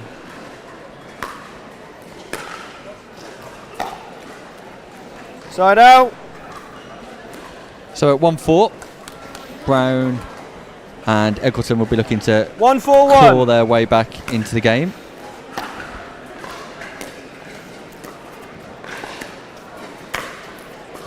And on that occasion, Second it is server. great play from Hill. Yeah, it can be a difficult dynamic to play against Jelly and Hill. Jelly a little bit predisposed 1-4-2. to staying further back than maybe you've come to expect of pickleball players in general. Oh, finds the gap. Wow. Nathan Hill. Side But out. that gives the space for Hill to operate at the net, and therefore it can be quite difficult to sort of decide 4-1-1. where you're going to hit the ball, how hard you're going to hit the ball, and what shot you're going to play, because it's a lot of the unknown. Is it just about controlling the controllables in that situation Point. for Brown and Eggleton and playing the shot they see, playing to their own strengths, 5-1-1. and focusing on getting that ball into the kitchen, Sam? That's it. And it's, you know, a lot of time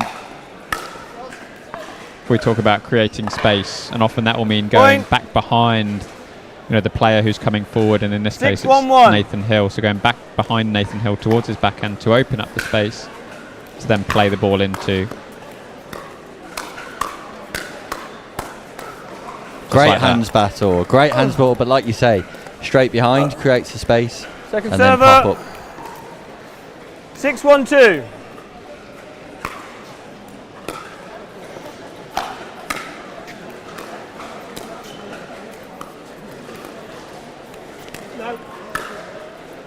Ball's called out by Nathan Hill. Point. On the left-hand side. Again, nice exchange in the kitchen. Something I'd like to see a little bit more from Brown and Eggleton in this situation. 7-1-2.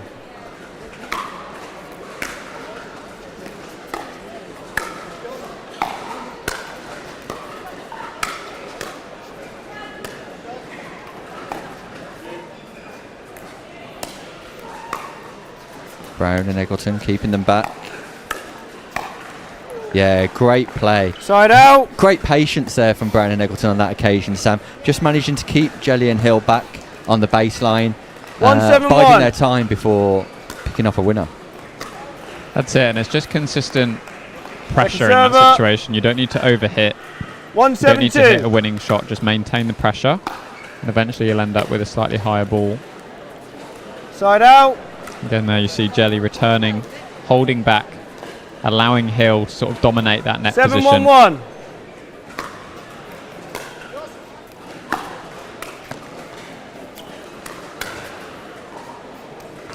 And that ball sails long Point. for Change an ends. 8-1 lead at the change for Jelly and Hill.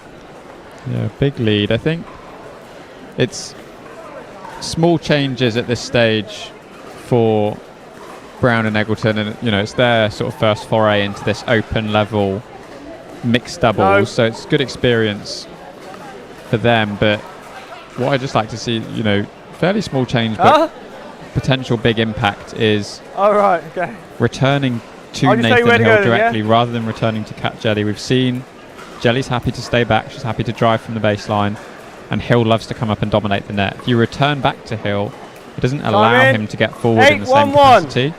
We know Jelly isn't really going to be moving forward too much. I think there you see an example Second of it, Sam. server. Speak and they shall follow, my friend. It's almost like 8-1-2. I sort of know what I'm talking about. You'd hope so, wouldn't you? But Sam Basford, there you go. expert. Return. Nathan Hill takes the ball, Side out. nets the third shot. An immediate side out for Eggleton and Brown. 1-8-1.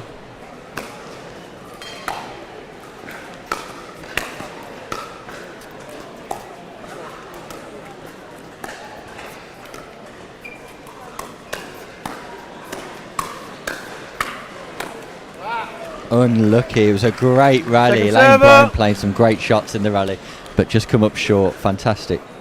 A nice mix of everything in that rally, wasn't it? It was 1-8-2. some softer stuff, a little poach from Nathan, and a switch.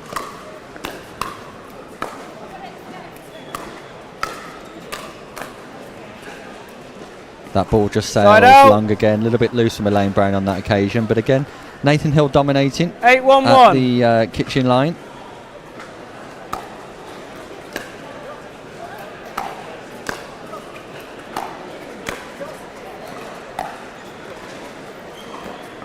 That ball sails long. Mark Eggleton doing Second a great server. job of playing to Jelly on that 8-1-2. occasion, which kept both players back.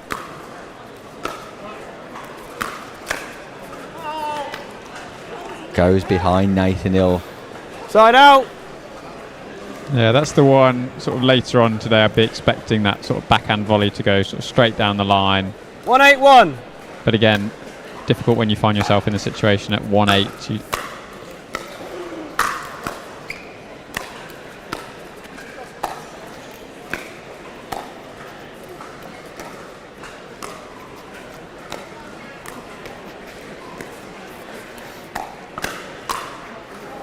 Eggleton and Brown, Point. you deserve it. Great defence, Sam Basford. Fantastic from both players there. Caught at the baseline, make their way forward. 2-8-1. And brilliant. Yeah, really, really nice play from the pair on the near side. And do you know the bit I loved the most, Second Nick, server. was the drop from Elaine Brown over to the backhand side of Hill. Just completely opened up the court. 2-8-2. Pure composure in that situation, Sam.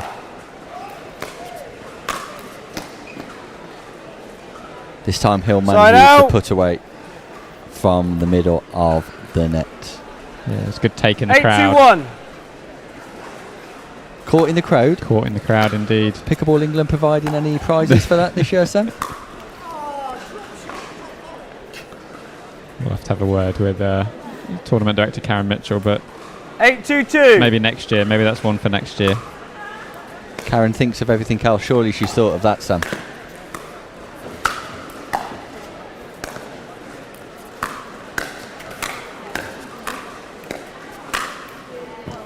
Point. Fantastic hands from Nathan Hill.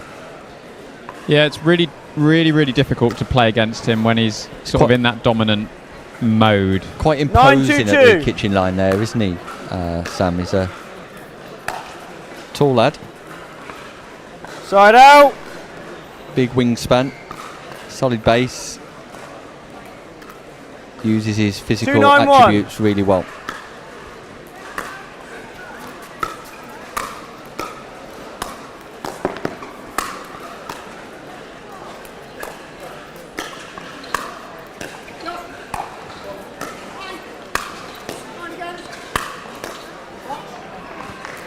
The rescue Second play and server. defence play is great from Eggleton and Brown, but there's no let up from Nathan Hill. He's on fire, Sam. Can't miss at the moment, can he, with 2-9-2. those aggressive volleys? Again, you see him preempting that drive. Side Jelly out. once again staying back. Hill moving across almost before Elaine Brown had even hit the ball. 9-2-1. Not happy with himself there. Berates himself, the man with the locks and the bandana. Second server. 9-2-2.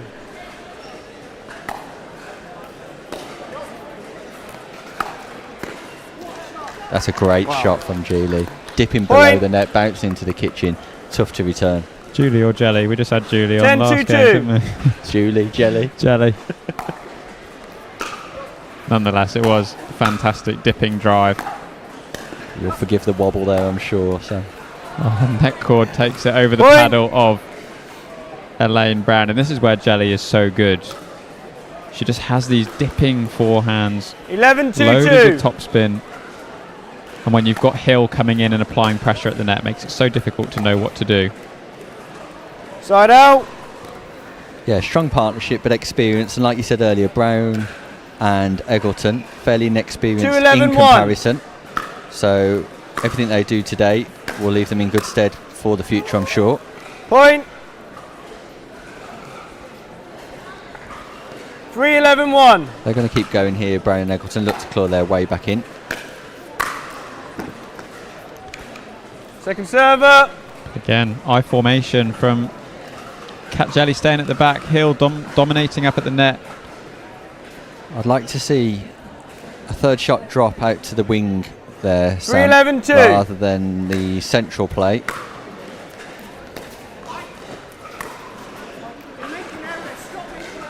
Point. More accurate on that occasion, the third shot drop. 4-11-2. Yeah, so this is the one we want to see a drop in the direction of Hill.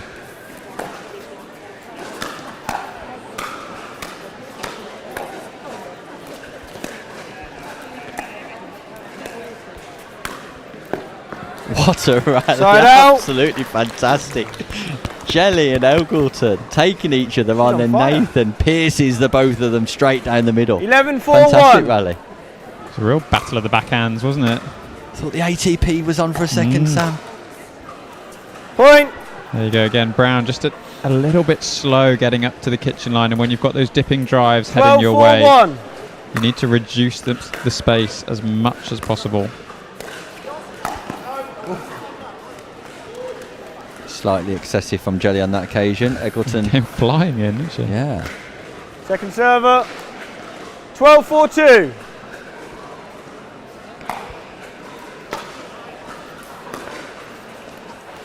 That's it. Return to Hill. Unforced error. Side out. Opportunity here for Brown and Eggleton. Let's 4-12-1. see what they can do on their third shot on this occasion.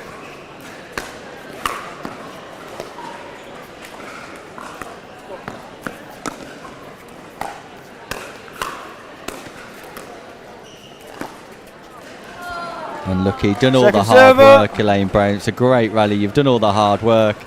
And then just at the last minute, slight error. Well played, though.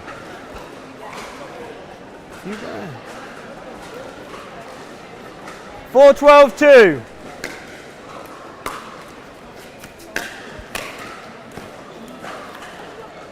So that's a little bit of luck they probably Side didn't out. need on that occasion, Sam. Yeah, and a bit of chat between Hill and Jelly as well. Both went for that 12-4-1. middle ball, but nonetheless works in their favour. So just 3 points away. Again, Brown just a Point. step further back than where she would want to be. 13-4-1.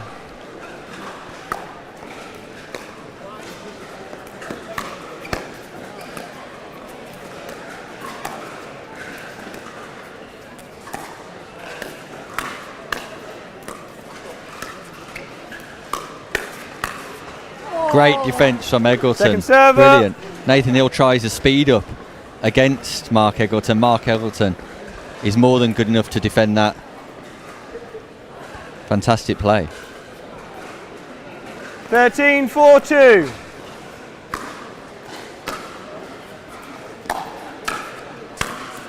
Great footwork from him Point. again. Poaches the shot and executes the winning volley. The amount of times he's volleyed the ball in this game, Sam, will be something that Brown and Eggleton will reflect on ultimately after the game. 14-4-2. Yeah, definitely. I think it's the one thing you really can't afford to do playing against Nathan Hill, Point is just in allow game. him to dominate that net area. But nonetheless, Hill, Jelly, fantastic job from them to take this game 15-4. Very secure, very comfortable. Great performance from Hill and Jelly, but moments of brilliance from Brown and Eggleton in there too, Sam. Hopefully not too despondent with that. There's plenty of positives for them to take away into their next game, I'm sure. All right, we'll take a look at where that leaves us in Group A. So you can see there Anna Linton and Richard Love 3 from 3 and due to play next game on Championship Court. Julie Mack and David Youngs played all their games now with a 3-1 record, so that stands them in, I'd say, pretty good stead to progress as well.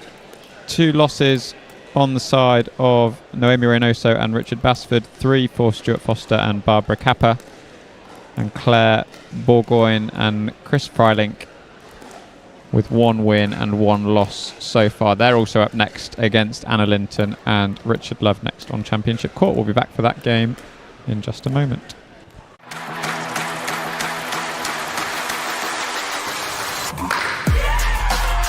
No matter the type of player you are. Junior, for now. No matter where you're from. אני מישראל, שלום. No matter your gender, No matter your age. No matter what tour you play on or who you play with. What matters is your love of the game. celebrating the sport. And knowing your level so that you can keep pickleball fun and fair for everyone. What matters is you. Introducing Skechers Pickleball, the official footwear of every pickleball league. They're ultra lightweight and responsive for incredible speed. They have Goodyear rubber outsoles with a specialized pickleball design for increased side-to-side stability and agility. Plus, they feature shock-absorbing foam and Skechers' famous relaxed fit design for incredible comfort game after game. Conquer the court in comfort. Skechers Pickleball, the official footwear of every pickleball league.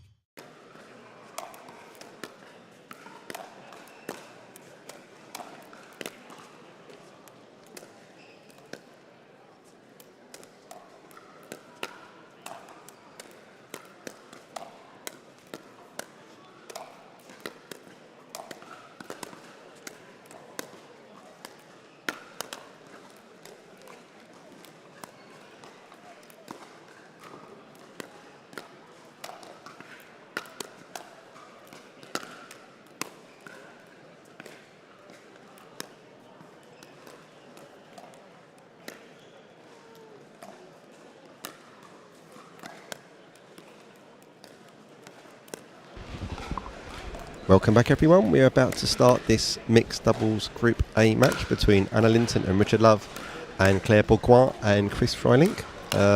Return to commentary position. Thanks very much to Nick Hobbis, who's been with us for the last hour or so, and I'm sure we'll be hearing again from him today and over the weekend.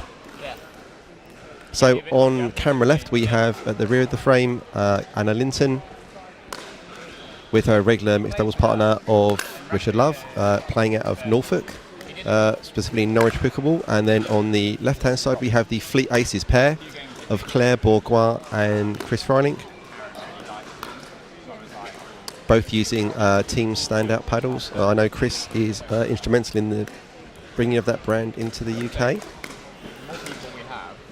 I have to declare a little bit of interest with regards to this, in that obviously Anna Linton is the captain in my Franklin Premier Pickleball League team.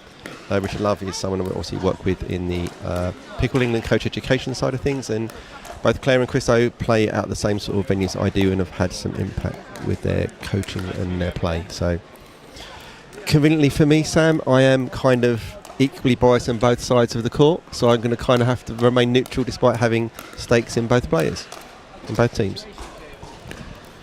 Yeah, it's always a difficult one when you've got relations or an investment in some side, but it's easier, Sam, when the investment and relationships on both sides. Yes, means you can be as sort of bias free as you can. Yeah. But I think it's very much a case for us that we very much work upon that.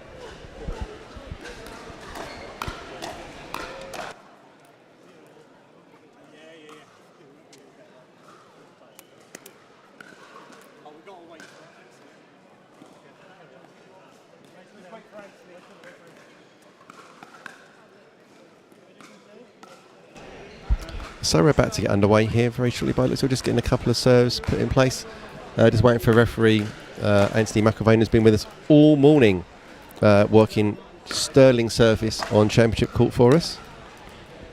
We're also being privileged to have some of our European referee community here today. I know they're currently committed to the wheelchair event that starts at half an hour ago on some of our side courts.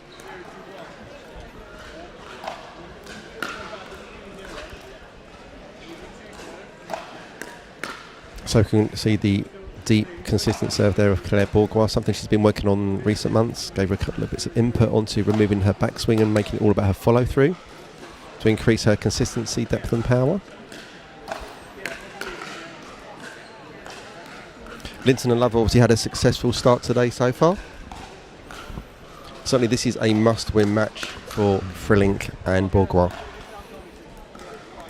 If they lose this, they are definitely going to be out, and we can pretty much guarantee that our two teams qualifying through from this round robin will be the teams of Macaulay and Youngs and Linton and Love.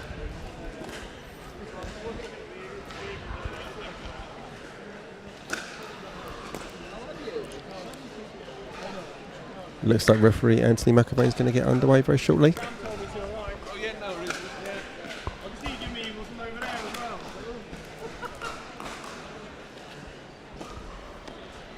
Just a little bit of liquid refreshment for Anthony McIlvaine on the sidelines here, and he's just about to come over and get the game underway. All players have been nicely warmed up, running well to schedule on this.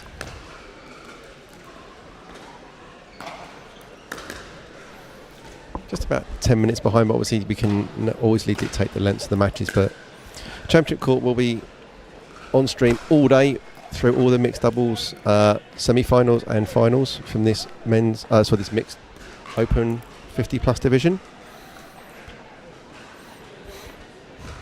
You may have heard that Anthony's had a conversation with regards to being here to get things underway, try and get us back on schedule a little bit. Just double checking which ball they're going to play with. Even that can be a psychological 1%er for teams. Steph? Yeah. You guys want to choose sides? Yes, please. Yeah. Okay. 1 game to 15, win by 2, change at 8. Okay. No timeout, so use the changeover. Okay. Perfect. Right. Good luck, guys. So I'd expect to see both teams here stacking on both serve and return existing and experienced doubles partners. You could argue this is the battle of the drilling pairs. I know that Chris and Claire 0-0-2. 2 hours a week drilling together and 8 to 9 hours with Anna and Richard at times. And first strike there to Chris Frillink, initiating the hands battle.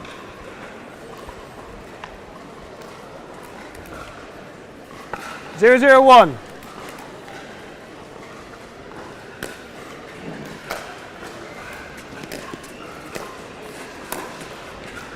Well, that lands in beautiful control there from Chris Frillink on that low volley. Nicely set up by the combo from Claire Bourgois. 1-0-1.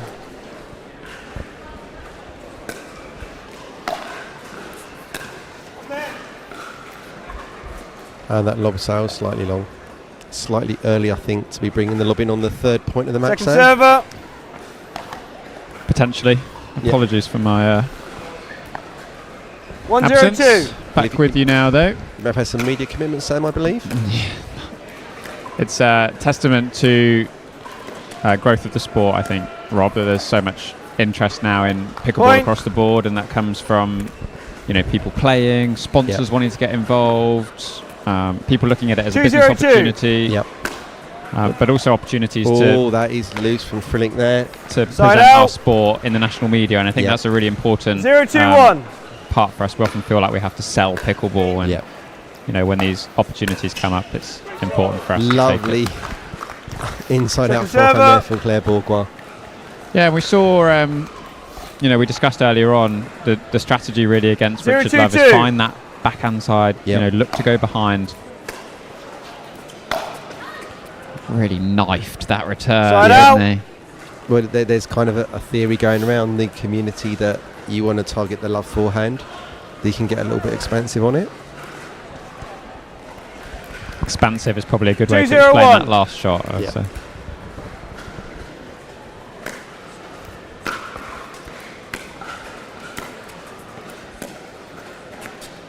Second server. I don't dislike Frillink's choice there to try and get that ball cross court. Again, keeping Richard Love honest.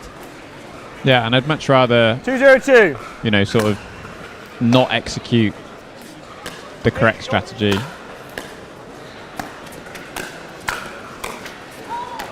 And sort of just miss out on what you're really trying to do than just default to sort of middle. And I mean, Bourgois there tried to speed up at Anna Linton. There's a little gap there, but going behind Richard Love again would be in the right call. You could have hit that Love inside out forehand again.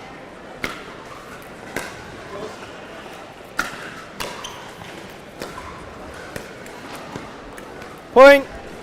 Yeah, I don't mind it. It's the strategy, right?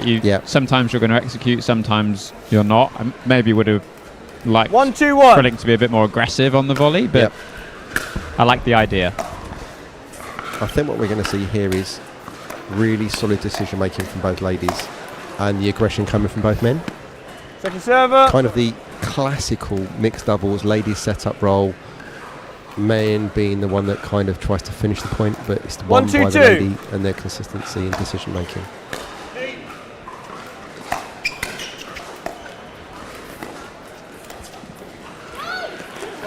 Oh, point! Absolutely not sorry. And a scream out from Bourgois. Go! 2-2-2. Frillink just backed off a touch. And here comes that forehand drive again. Yeah, we spoke about it in the Basford game, that if you slice that backhand return to Richard Love, he is going to knife a forehand with topspin at you. Yeah, and especially when you're not quite up at the non-volley zone line in time to react to that forehand. Yeah. You see, Bourgois can get away with that. She's putting it back behind him. He's a little bit held further back so she can crash middle and take that ball back cross court to Linton. 4-2-2.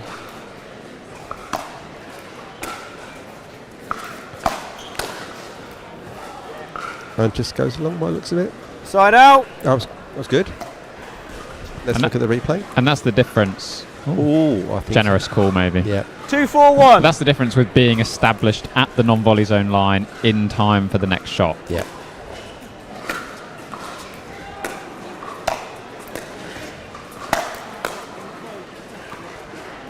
Second server. Not leaking doing that when that ball's up. Bless you.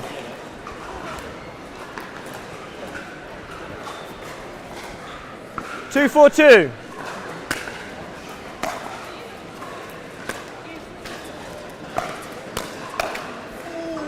Borgward again going inside out to the backhand of Love, which has seen a lot of success. She's one of our up-and-coming 50-plus players, Sam. Yeah, has climbed the ranks 3-4-2. really quickly. Improved a lot in the last sort of 6 to 12 months. Oh, hello. Silky backhand from Chris Frelink through the middle there. Beautiful one-hander. But yeah, she's done a fantastic job of working on her game really diligently and improving. Such a good drop from Frelink. Yeah, worked really hard to get his feet in the right position, round the ball, and opened up the space to go back behind Richard Love.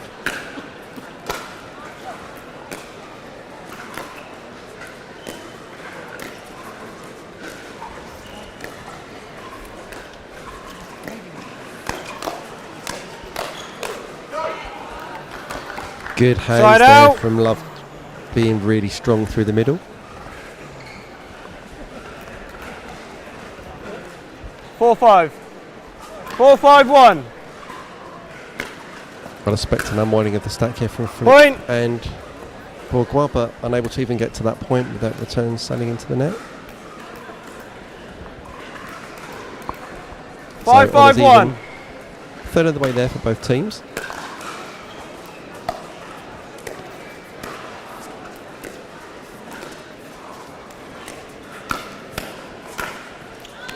Point. A little bit of intervention there from the net to help. Linton gets away with it on that one.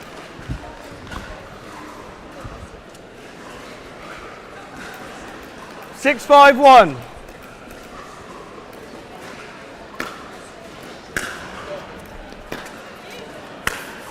Oh, point. Chris Frelink, speak to your partner about how to hit that shot. Yeah, we've seen Borgward do that a couple of times successfully now.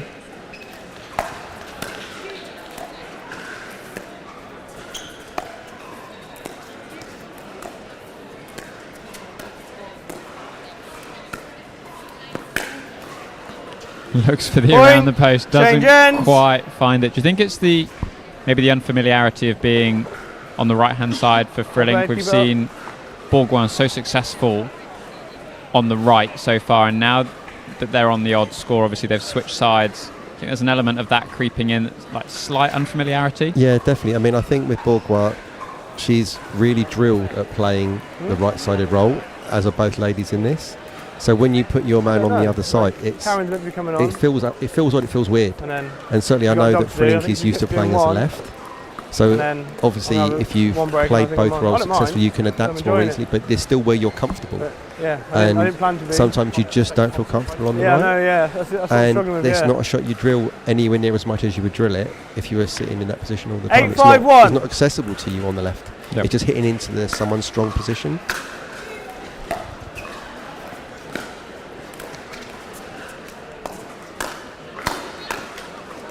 They're doing a really good job of accessing the outside foot and beyond of Anna Linton. That's definitely one of the areas they're pushing. They're playing width. They're going 8-5-2 outside, and then that's trying to draw Richard Love across the middle, and they can go behind him. Point. Borgward just not set there. Just a little bit too far back in the transition zone when she hit a split step. 9-5-2. But she's very clearly split stepping. If you're looking at home, you want those split steps to help you establish, but that's just a little bit too far away. Yeah, and heavy drive from Linton, doubles down on the error from Borgward in the last point, brings up double digits 10-5-2 here for Linton and Love.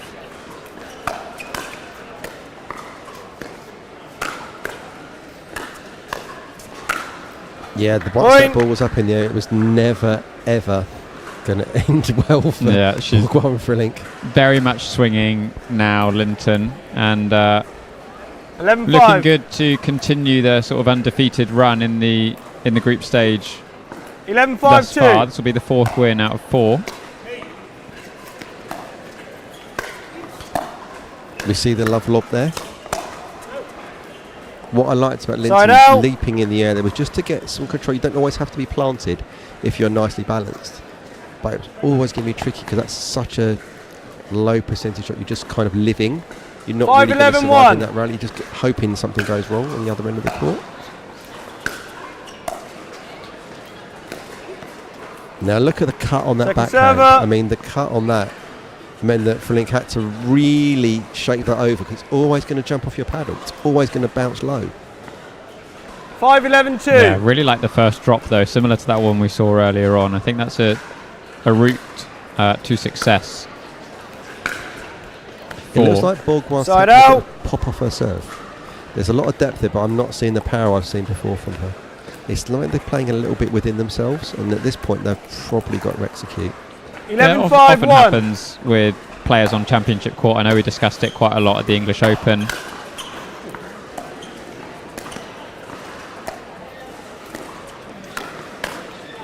Point. But often players just have that, even if they don't think they do that, slight nervousness, apprehension. As There to are some people that show pony, Sam. There are some people that just 12, love 5, the 1. crowd, love the hype, and that's what they need to get going. And a rare drive error there from Anna Linton, but they've got a fair few in the bank at 12-5 up. 12, 5, 2.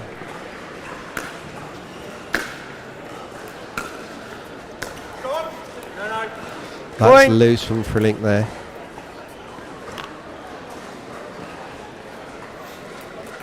Thirteen, 5, 2.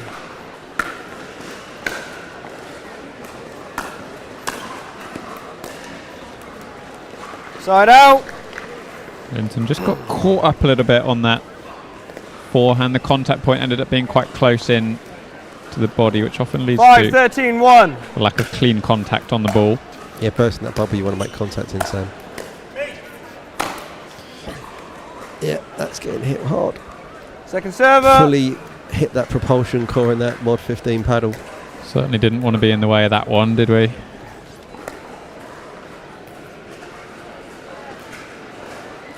Five, 13, 2.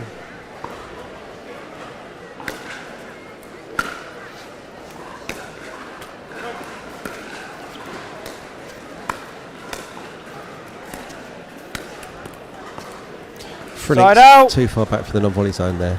There's a couple of opportunities he had to come forwards and just gave them 2 or 3 feet in front of him to access. It's just 13, rudimentary 5, basics 1. that's failing now, isn't it, Sam?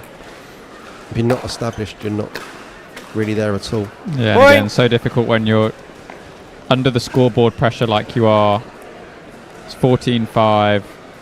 Some of those 14, things that 5, 1. you know, I mean, look here, Sam. Look, he's not even established before the serve's even been hit. Head. Yeah, some of those sort of things Second we consider server. basics just sort of fall away a little bit.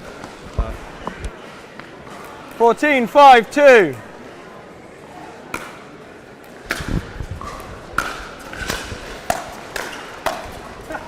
Oh, that's loose. Side out. Let's try to finish it with a bit of style. A bit of a laugh out loud from Richard Love to himself or at himself, one or the other. 5, 14, 1.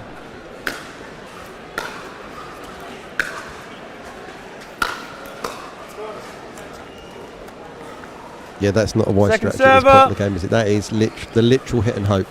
Nothing else is working. So you 5, just throw up a 14, lob. 2. I'd imagine Linton Love are going to take some security from that if that's what they've got to resort to. Then they should be comfortable to finish this game off. And getting it, look, Point. getting loose. They're getting a little loose. Yeah, just overdoing it a touch. 6, doesn't need 14, to be 2. so perfect, you know, with this scoreboard and the position they find themselves in. Side out. And the side out's back to the other end, so we're another match point to the team of Anna Linton and Richard Love. 14, Just got to 6, play a 1. sensible point here.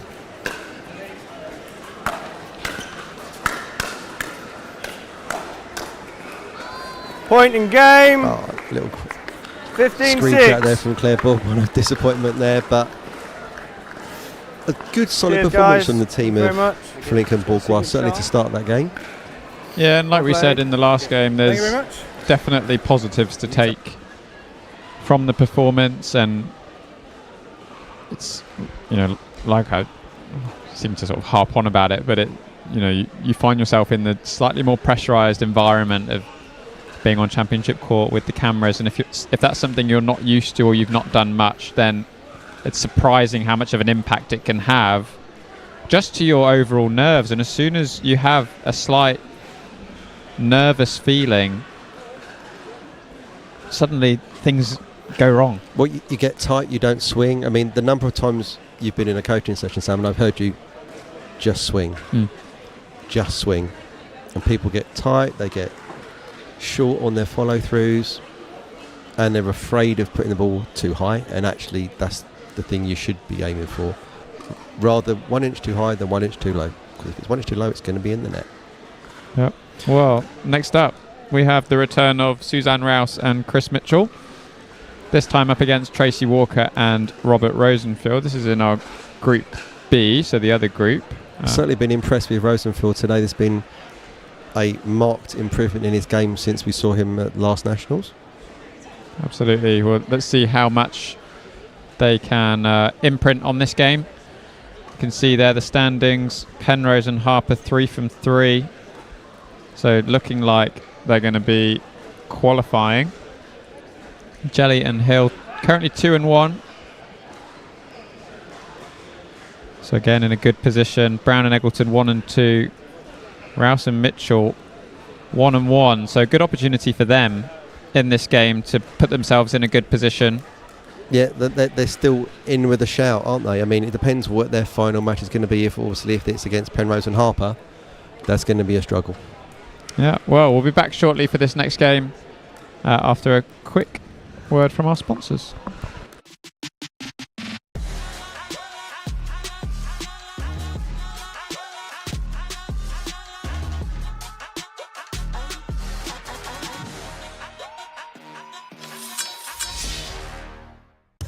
Introducing Skechers Pickleball, the official footwear of every pickleball league.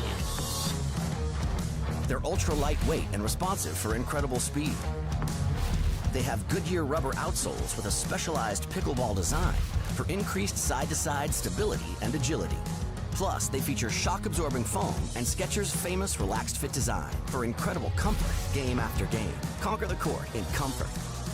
Skechers Pickleball, the official footwear of every pickleball league.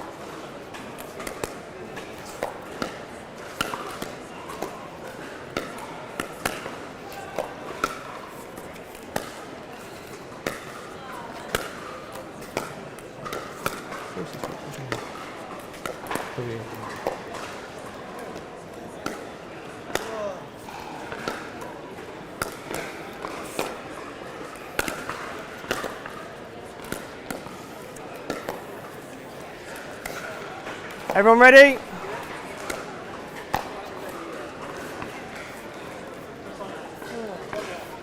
Suzanne, 9 or 10? Yeah, be all right. It's 9. Yeah. Right, we'll serve then. Which one? We'll serve. We'll serve. Is it 15 again, yeah? Yeah. 15, win by 2. Okay. So referee Anthony McIlvaine will get us underway. Nearest to us on the camera is going to be Robert Rosenfield and Tracy Walker, the well-established pair.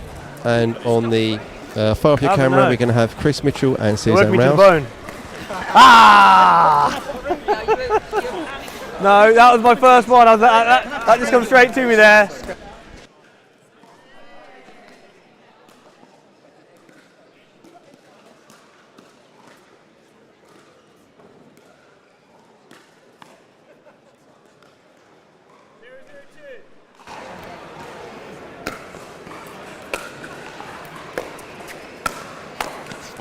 Side out. Welcome back, Nick Hoppis. 0-0-1. Thanks, Rob. Looking forward to this one. We're underway already. Point. We've got Rose and Mitchell at the top of your screen, and Walker and Rosenfield 1-0-1 at the bottom wearing the black outfits. Nice to see some team outfits here, Rob. Yep. A big fan of the team outfit and the branding myself. I did have an outfit prepared for this that I'm not going to be using because it's not for my sponsor, but it's rather colourful. 2-0-1. But hard to match with a partner. Expect nothing less from you, Rob, bringing the colour to these championships. Second server. Yeah, part of our job on commentary is to kind of illuminate what's happening on the game. They call it colour commentary for a reason, just kind of give a little bit what's happening that you can't see on screen. Whereas on that we can see what's happening there. Chris Mitchell from Mitchell, what a smash. Fantastic, the bringing mash the colour from there. Macho Mitchell. Brilliant. Little bit of alliteration as well there. 3-0-1. Getting to a good strong start here.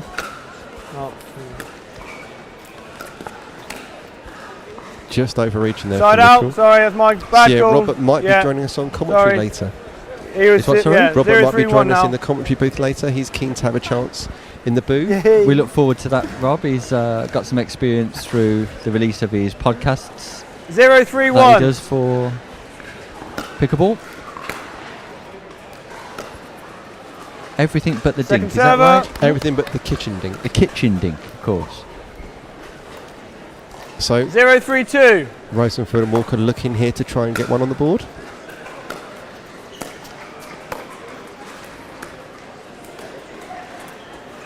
Side out. So we'll see very classical decision making from both pairs here.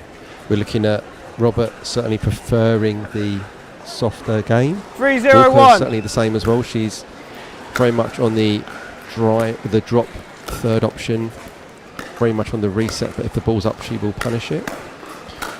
Whereas Rouse there is accelerating on that first ball, and then Chris Mitchell's sitting there waiting, knowing that that's going to come back in the V direction. 4-0-1.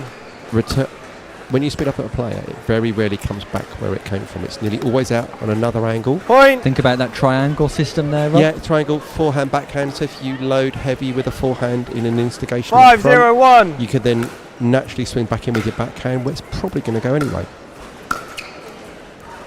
Point. So all the early phases of play here are going to Rouse and Mitchell. See a little rueful look there from Robert Rosenfield. See a little bit more energy from the Walker and Rosenfield team here. Always inspired by Chris Mitchell, though, Rob. Very much a stalwart of Pickleball and Pickleball England. Yeah. One of the elder statesmen. And 7-0-1. He should be called One More Game Mitchell, because he never ever gets tired. Great step across as well. Yeah. The father of the game. The father of the game here in the UK, Chris Mitchell. Certainly. Well, I'd question that. Obviously, I think Over Frank there. Enrico, the chair of the EPF, and obviously co-founding director, would probably have a good stake to that. Possibly some of the players, some running mid royals. Rob, maybe current players. Frank's still playing. Frank's playing, fantastic. Yeah, he'll be probably competing at some point in the 70s. We'll look forward to that. Great. But yeah, I mean, we're looking at an 8-0 on the turn here. It's all going in one direction, Nick. What we're going to get out of Rosenfield Walker, I want to see a bit of partnership from. I want to see a bit of energy and just trying to be a good teammate. I haven't really detected that yet from them. They're good friends and play all the time, but I don't see it. 8-0-1. I think that energy can come from a little bit of aggression. Again, you mentioned that Rosenfield perhaps prefers the softer elements of the game. Perhaps he can bring a few drives into the match. 8-0-2. Yeah, what they're doing now is not working. Try something different then. Yeah, it's always the way. If your plan isn't working, there's got to be a plan Side B out. or a plan C. 0-8-1. Maybe go back to plan A if nothing's working. Here's an opportunity now. Yeah, one on the board. And there we go. They're off the board. The duck egg's gone. Yeah, it was a good serve. I mean, the serve's down the tee. It's to the 1-8-1. backhand wing of Suzanne Rouse. It's a good percentage serve to hit.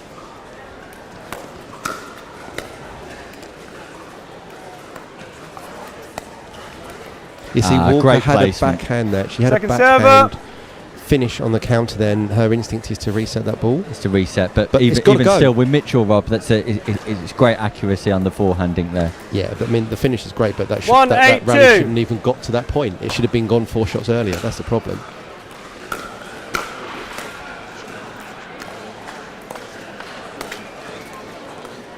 Yeah, again you see Richard. Side out. Mitchell's a taller man. He's got a really big wingspan. He's not afraid to lean in and take a ball early. Got a good reach. Yeah. 8-1-1. But also a great understanding of when to attack and when to reset. Well, we can see here that Walker and Rosenfield aren't even stacking now. So Point. they're kind of suboptimally configured now. This is not where they're going to naturally be comfortable 9-1-1. if they're training like they have been playing on the stacked formation.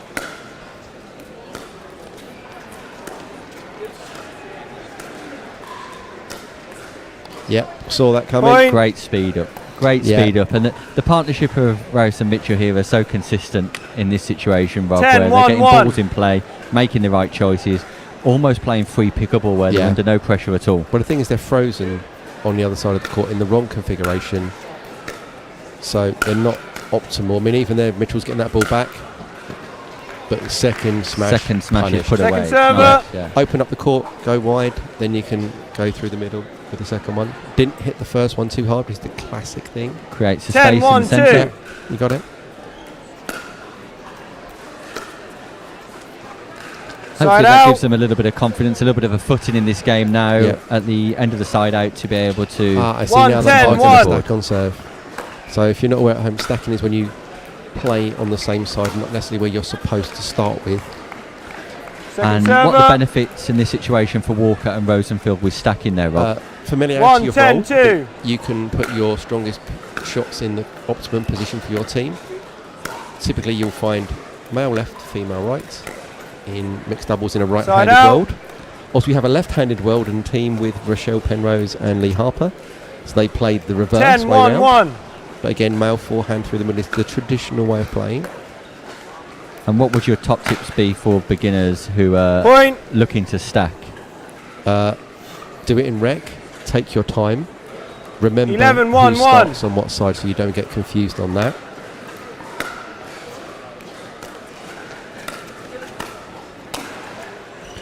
Point. That's loose, and again you see Walker's on the wrong side. That should be Rosenfield's ball in normal configuration.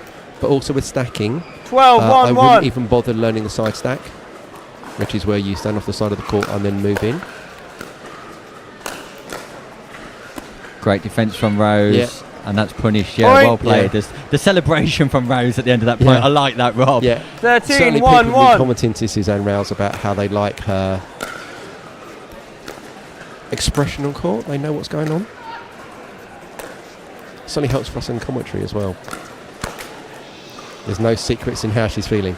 As we can see, Second they're server. genuinely There we can see frustration. that slight frustration with Chris Mitchell, although Chris Mitchell frustrated with himself on that rare occasion. But at 13-1, they're comfortable in this. 13-1, in this match, 2. it seems, Rob. They've got plenty in the locker. They haven't got to worry too much.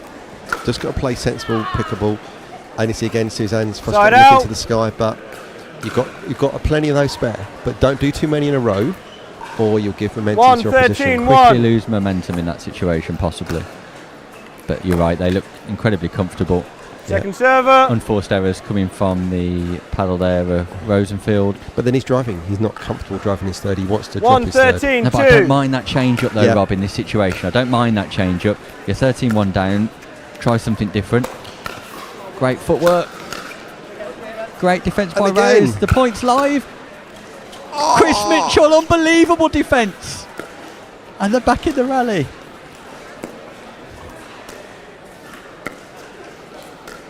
Now it's about the patience. Take What a bow. a point to win. Chris Mitchell with the unbelievable Side out. defence midway through the rally. Goes on to win the point. Rouse and Mitchell, that's superb. Yeah, take a bow, you two. That shows 13, the 1, power 1. of playing one more shot. Never give up. Never give up. You were almost like Rick Astley there, Nick. Point. Never going to put you down either, Rob. And that brings up match point off that net cord. You can see a very resigned Robert Rosenfield on the other 14, side 1, of the court here, 2. can't you? 1, sorry. This performance from Mitchell and Rose is all about experience. It's all about consistency. and they're entirely comfortable in this situation. And that is game, set, match to Suzanne Rouse and Chris Mitchell, who defeat Tracy Walker and Robert Rosenfield 15-1. Very accomplished. Yes. Enjoyable to watch as well, particularly that penultimate point, Rob. Yeah, for me, Suzanne, don't run away. The one thing I love more than anything about pickleball is the ball very often comes back. Yeah. What I'm really obsessed with telling my players is play one more shot, because you put the problem on their side of the court. It doesn't matter if it's not great, but it's not your problem anymore. They have to put the ball back into play, and you won't believe the number of times magic happens just by throwing the ball up and hoping. A little bit more mid-point resilience. Yeah, I mean, I'm just obsessed with scrap for everything, right? Yep, fight, stick a paddle on it, just hope. And the interesting part is, the more you practice those kind of scrambling, desperate situations, guess what? The better you get at them. Yeah, definitely. There's a drill I've heard about that our superstar players, Louis Laville, was coaching recently, and it's certainly something I talk about. It was referred to as the shoveling drill. And I think it was about, obviously, in mid-court, resetting the ball, maybe digging yourself out of the hole you've got yourself in. And very much about using that paddle downwards and using the angle of the paddle face and all the pace that comes in to reset the ball softly in the non-volley zone. Fantastic. And it's in those zones of discomfort that we learn most about ourselves, Rob. Well, my comment I have said in the past is that the middle of the non-volley, the transition zone, is the zone of opportunity, and it's where 4.0 and above players are made because they're comfortable. They don't want to be there, but they can play from there. If you can't play from there, your level and your ability is going to be capped around the 3-5 level. But that's if you're back at home and you want to get to that next boundary. Yep. 4-0, 4-5, that's where you need to get good. Yeah, well, we can see the difference there, especially in that game. What's coming up next, Rob? We've got the Mixed Doubles Open 50-plus Group A match between Nohemi Reneso and Richard Basford against Claire Bourgois and Chris Frelink. Look forward to that one shortly. Thank you. Introducing Skechers Pickleball, the official footwear of every pickleball league. They're ultra lightweight and responsive for incredible speed. They have Goodyear rubber outsoles with a specialized pickleball design for increased side-to-side stability and agility. Plus, they feature shock-absorbing foam and Skechers' famous relaxed fit design for incredible comfort game after game. Conquer the court in comfort. Skechers Pickleball, the official footwear of every pickleball league.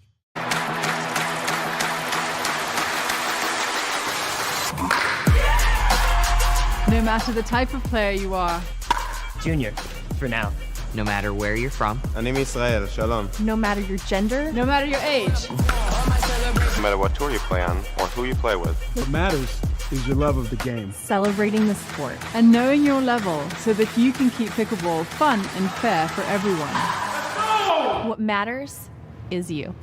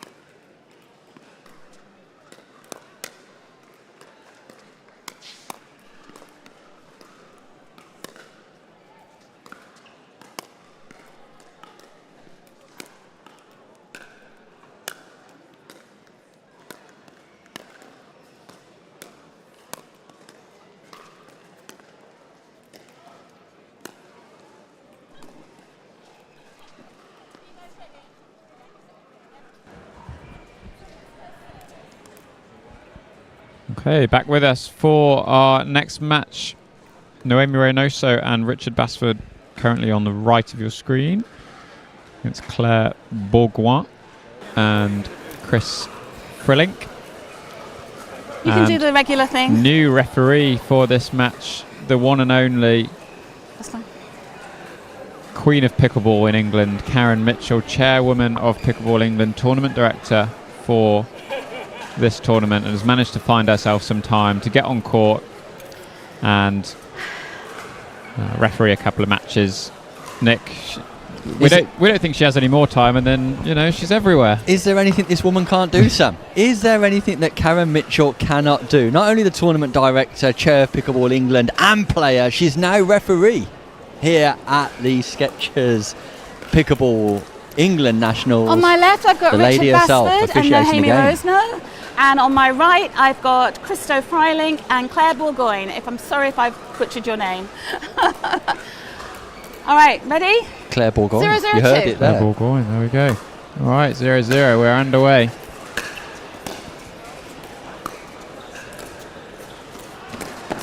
ATP defended well by Bourgoin, almost showtime on the very first point for Naomi Reynoso, but great defence from Bourgoin.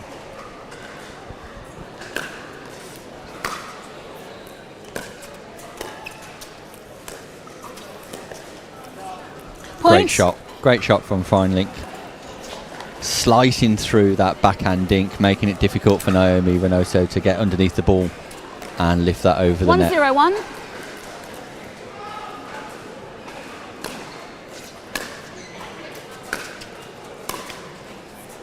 Points. Again, it's a great shot from Freilink. Dipping ball just over the net, making it difficult to defend by Reynoso. Good start for Bourgoin and Freilink.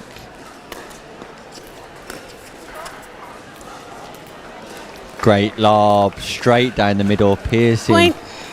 the backhand of Richard Basford. Difficult to defend against that, Sam. 3-0-1. Yeah. Freilink loves a bit of a lob, and just that added top spin just makes the ball kick away from you as you're chasing it down. Oh. Point. Richard Basford would like that one again, I'm sure. Ball set up nicely for the forehand drive. Just catches the top of the net.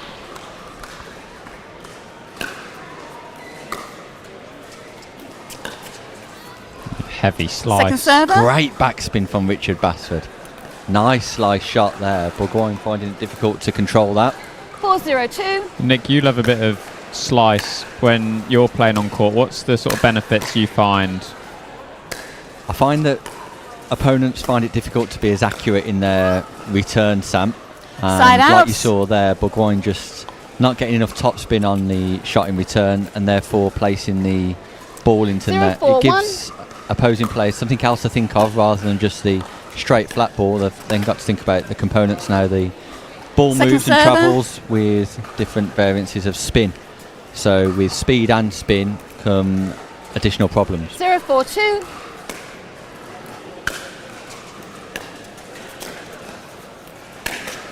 Oh.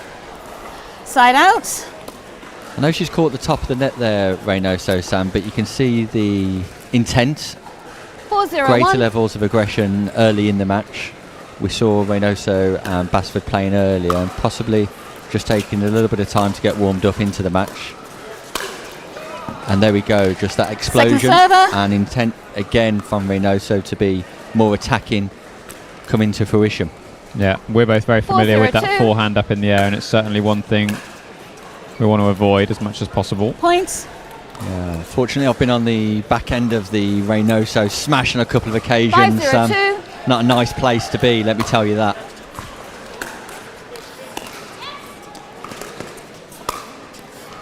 Well played, Richard Basford. Great put away behind Freilink, but awesome overhead backhand. Great athleticism from Reynoso. Yeah, so difficult that shot, and not only did she get it, but kept it shallow, forced the next ball to be popped up.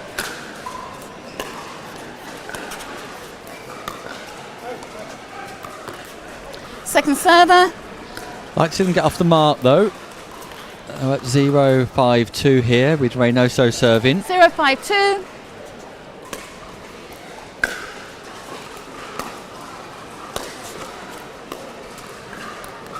Great consistency, putting Richard Basford under pressure there from Bourgogne. Nice and accurate with the delivery. It's deep, it's wide. Just makes that 5-0-1. interception from Basford slightly more challenging. There it is. Takes the middle. Yeah, big forehand once again from Reynoso. Again, doing their good work on their opponent's serve though.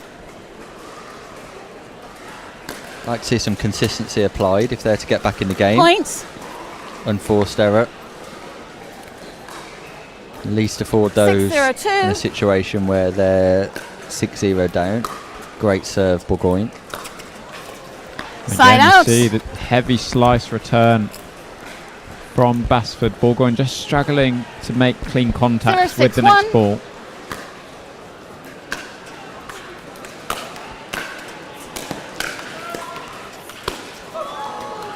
Points. There we go. Aggression.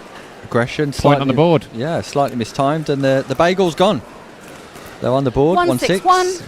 They'll look to get themselves back into the game here now. Double down on the aggression. Third shot drive from Basford. Forces Bourgogne to make a decision. Sends the volley wide.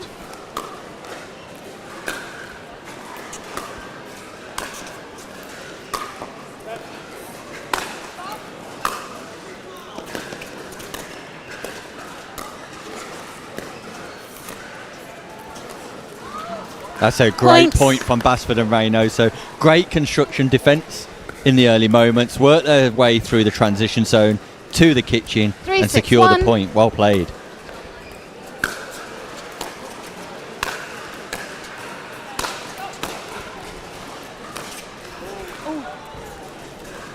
Points. And again, you can see the confidence coming out here, Sam. The footing in the game has allowed them to build their confidence.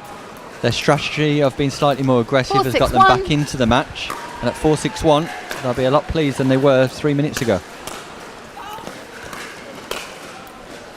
But that's brilliant from Freundlich. Brings Richard Basford forward and exploits the space in behind. Great play. 4-6-2.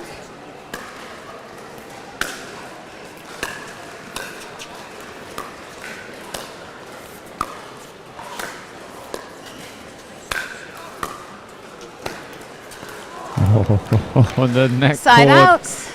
Helps Bourgogne. Effective use of the Franklin sponsored net there, Sam Basford. Yeah, a few laughs all round from the players, but good run from Basford and Reynoso, breaking that duck, getting up to 4, bringing themselves back in contention and within reaching distance.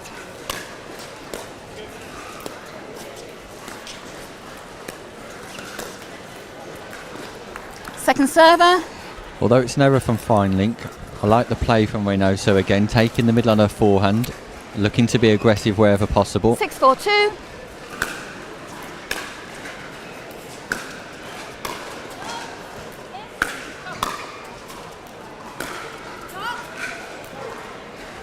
Lob just goes long. Good call Side from out. Reynoso. Looked like Basford was shaping up to hit that smash. Called out nice and early.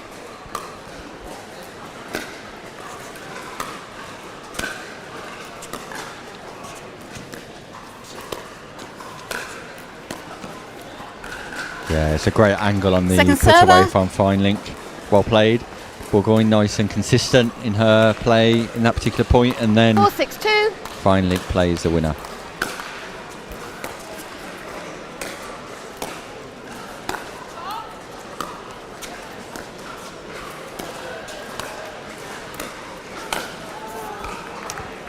Points. Opportunity missed. Yeah, looking for the middle. It's probably the right play, just couldn't quite execute. 5-6-2. And from 6-0 down, Reynoso and Basford just within 1 point now. Side out.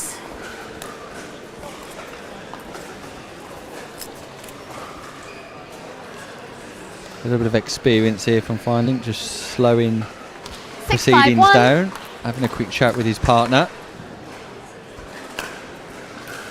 Taking some time out of the game, always a good thing to do. Great Second explosion server. from Naomi Reynoso.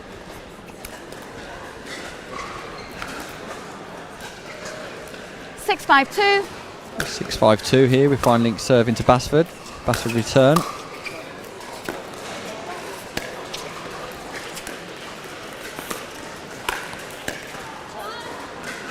Reynoso tries a lob. Points.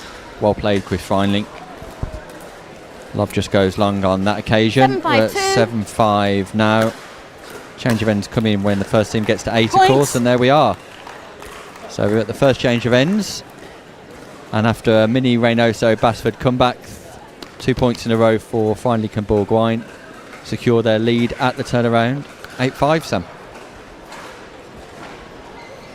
Yeah, good sort of counter run from Freiling and Great game. Basford and Great Reynoso game. had done well to bring themselves back in, but really important for sort of the momentum of the standout yes. pair to just sort of quell any real look of, you know, getting level or losing the lead, and they did exactly that towards the end of that first half.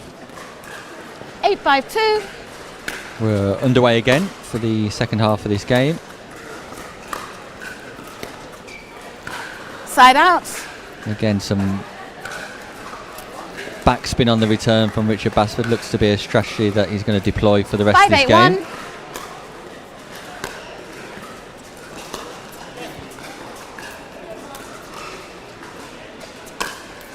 Great put away, great Points. angle, and a great lob from Reynoso. She'll be pleased with that. And again, Nick, you and I both know as soon as that ball is up in the air on the Reynoso overhead, You've got such you've got 8. sharp angles. 7-8. Yeah, she finds 1. some great angles. Great hands. Second server.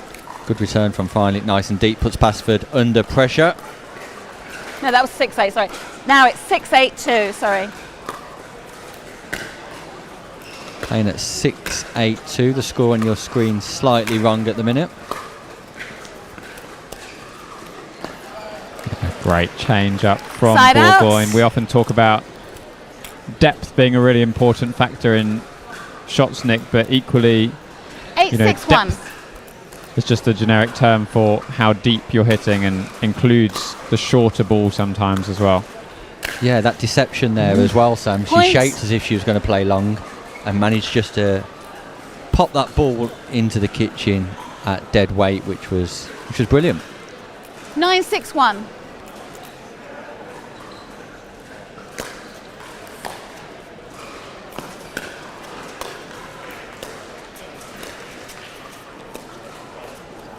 Second server.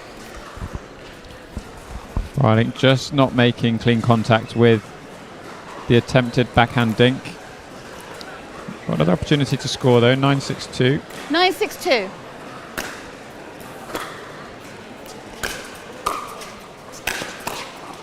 Great aggressive play from Point. Bourgoin. Drives and then follows up with a footwork for the volley. Her own shake and bake, 10-6-2. Sam. Her own shake and bake indeed. Double digits on the board now for Bourgoin and Freiling.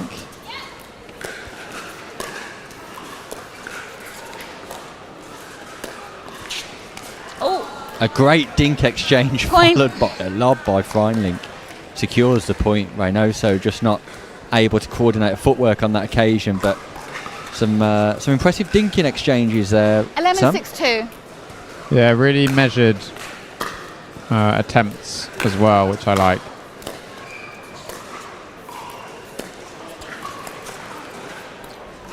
That's a Points.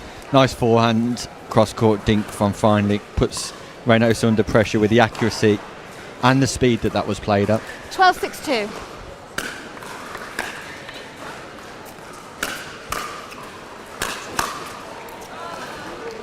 Been lucky on Points. the defence by Basford.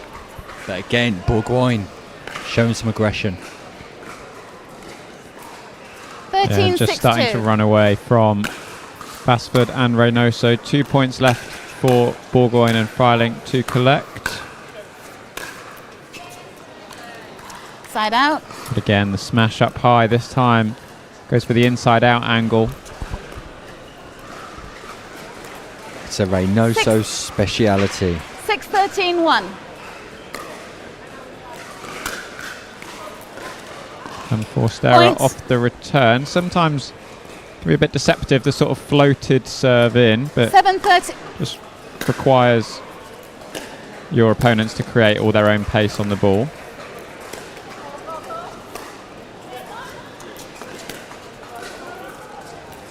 Great lob from Basford, and the counter lob doesn't work Richard, on this occasion for Bourgoin. Richard, you served before I finished. I'll let you off that one, but not again, all right? So, Karen Mitchell, our referee, just reminding players to wait for the full score to be called before serving. 8-13-1.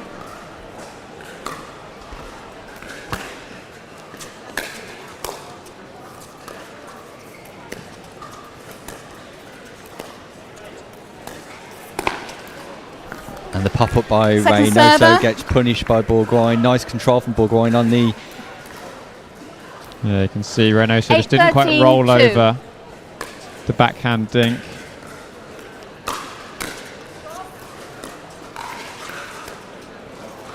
Points. Again, sometimes the simple shots are the most effective, Sam. Richard Basford just getting the ball into the kitchen there on the Bourgoin backhand. A mini comeback on here.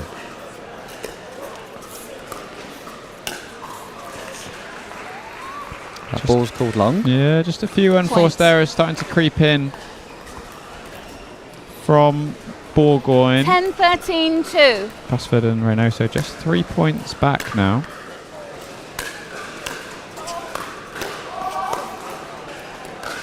And Basford was expecting Reynoso to come in. Reynoso was expecting Basford to come in. And neither of them did. Such a shame as well, because the 13-10-1. opportunity had been created, the hard work was done.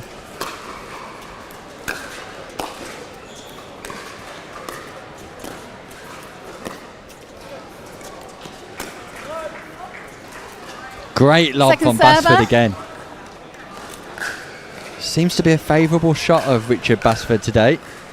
Gets a lot of top spin on and it just peels away from the opponents upon landing. 13-10-2. Yeah, especially going cross court, use all that room that you're provided with the court dimensions. Great drive from Feinlich. Takes them to match point 14-10-2. here in the Bolton Arena.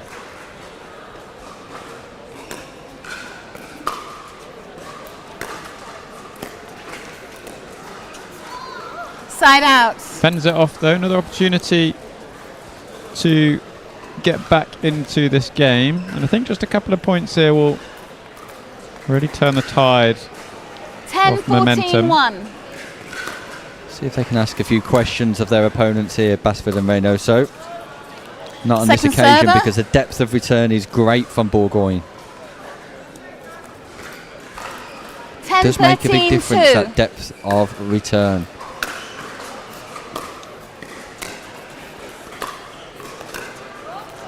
Great angle. Side out. Great control by Bourgoin.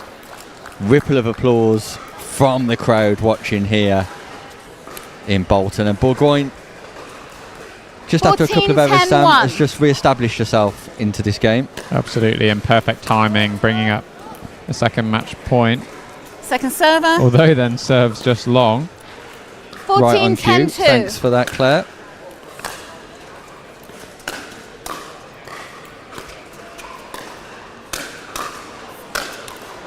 Game. And that's it, the end of the game.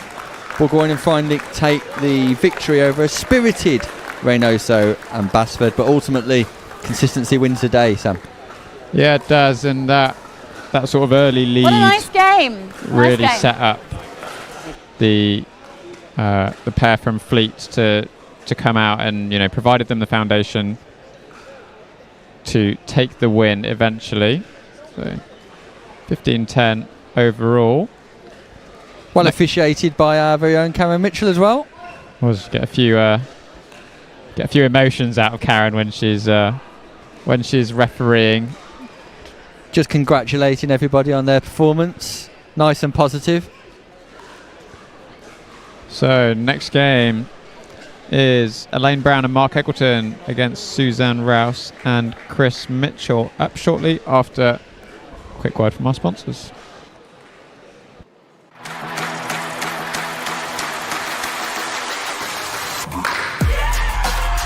No matter the type of player you are. Junior, for now. No matter where you're from. אני מישראל, שלום. No matter your gender. No matter your age. No matter what tour you play on or who you play with. What matters is your love of the game. Celebrating the sport. And knowing your level so that you can keep pickleball fun and fair for everyone. What matters is you. Introducing Skechers Pickleball, the official footwear of every pickleball league. They're ultra lightweight and responsive for incredible speed. They have Goodyear rubber outsoles with a specialized pickleball design for increased side-to-side stability and agility. Plus, they feature shock-absorbing foam and Skechers' famous relaxed fit design for incredible comfort game after game. Conquer the court in comfort. Skechers Pickleball, the official footwear of every pickleball league.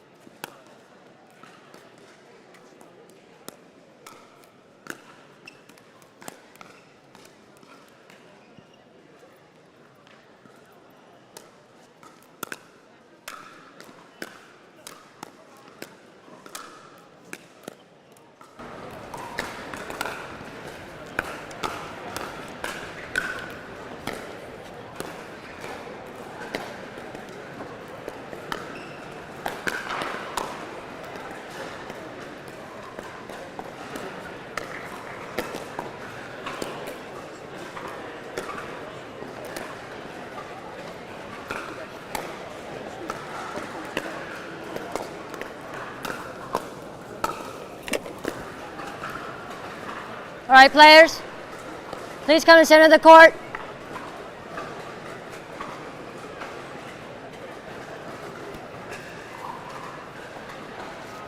Okay. Thank you. Hi, I'm Christina. Okay, can I have the team members stand together close by? Okay, thank you. All right, we have Elaine Brown and Mark Eagleton. Okay, who's your starting server? Okay, do you have your starting server band? No, I've got a armband on. No, Support. no, you need to have a starting server band. There you go. Please wear it and make it visible over your. That's okay. You put it over your shirt. All right. Okay. All right. We've got Suzanne and Chris. Who's your starting server? Me. Okay. Suzanne, do you have a starting server band? No. Okay. Can this go? Or no. No. We need to have a starting server band. I'm out.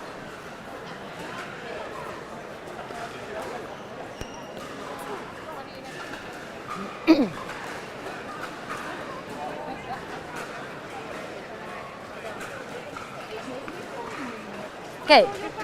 Can we borrow that band? Can I borrow that? Yeah, thank you.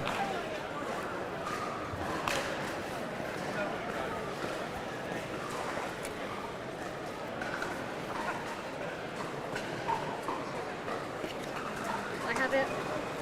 Okay, thank you. No problem. Oh, good. All right, guys, quick review of line call responsibilities.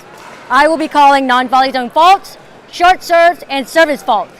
Players are responsible for making line calls on your end of the court. I will assume all balls are in unless I hear a loud, prompt out call. You may appeal a line call to me at the end of the rally. Any questions? Okay, have you confirmed that your paddle's listed on USA Pickleball Approved Paddle List? Okay, please hold on to your paddle while I do paddle check.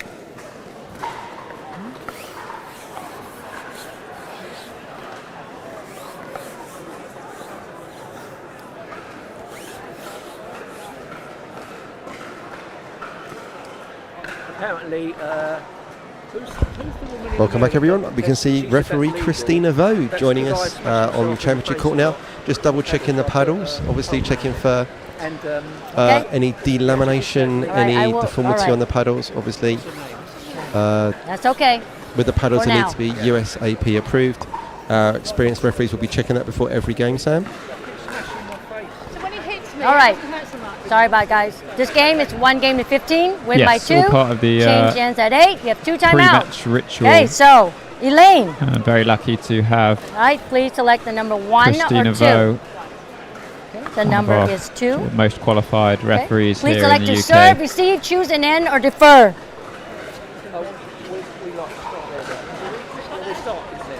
So you want the end? Yeah. Okay. All right. Okay.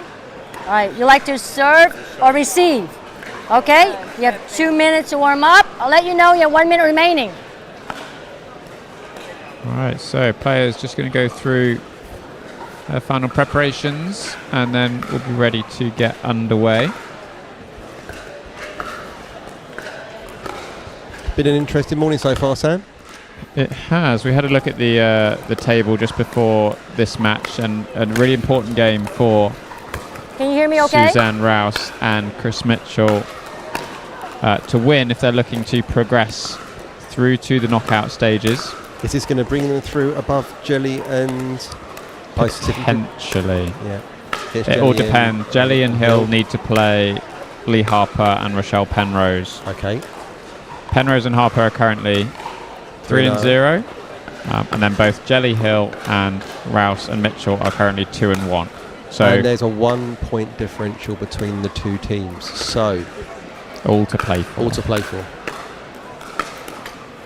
But if they want to qualify, then have to win this game. Pretty much. Well, if they want it to be in their own hands, I should say, then have to win this game. And I think the key thing is you need to play your game, do what you want to do, and not worry about what's happening on the other courts and the other games around you. You can have no influence on that, and you have no influence on your position either. Okay, 1 minute Or you can remaining. control the shots that you play. We don't have timeouts in the round robin yet, and we have 1 in knockout. Okay, so no. That's what All right, we I do, will yeah, start. because we always It's reassuring to hear that voice of Christina Vo, isn't it, Sam? Yeah, we've had a couple of our volunteer referees already this morning, Anthony McElvain and obviously Karen Mitchell in the last game. Christina does a fantastic job of offering her time and really, you know, we talk a lot about, and there's I think a lot of rhetoric often about growing the sport, and she is absolutely a a key proponent of that. Yeah, I spoke to her this morning about some stuff she's looking to try and do with some transatlantic, almost like an exchange program, just to really develop where we're at as a country with refereeing and playing and coaching and announcing, and bringing that into America and trying to really continue to progress. Because she's based here part of the time now, isn't she? She's originally from Seattle, is that right?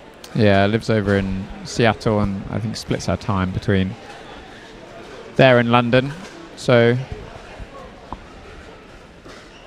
looks like just decided on the match ball. It's almost like it's men versus women in this. They seem to be more chatty with their opponents than right, guys, 15 seconds. Elaine and Suzanne are from the same club, so obviously good close friends. So we'd expect a very good spirited game. Although to be fair, all the games we've seen so far and across the building are played in the good spirit, aren't they? So hey guys, on my very right. important in pickleball that when players are Abby, calling Lane, their and own Mark. lines, that there's a Lane's healthy starting respect server. between On my left, opponents. I've got Suzanne and Chris. Suzanne's starting server. This game is 1 game to 15. Win by 2. Change ends at 8. Time in. 0-0-2.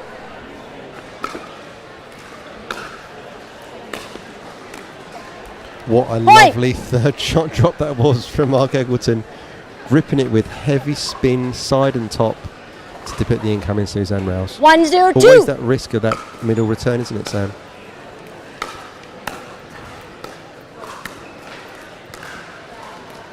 on down the middle. Point.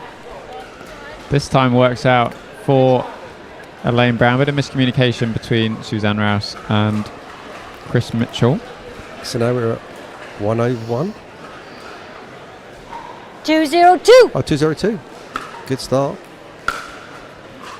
Point. Unforced error on the return. I think Rouse is our most expressive player, along with Nathan Hill on championship court today. Point. Threading the needle there. Certainly sitting a little bit wide for Mitchell and Rouse. 4-0-2. One-way traffic, Sam.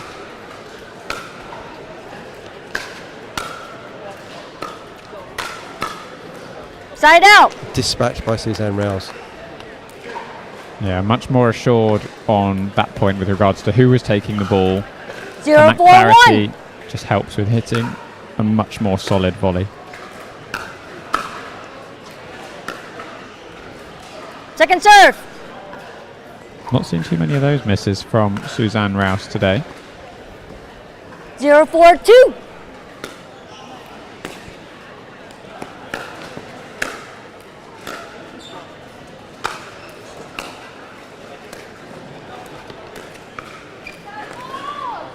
Side out. I think, Sam, we don't even need to know where the ball lands when Suzanne Rouse is playing. We know 4-0-1. exactly what's in the point. One way or the other.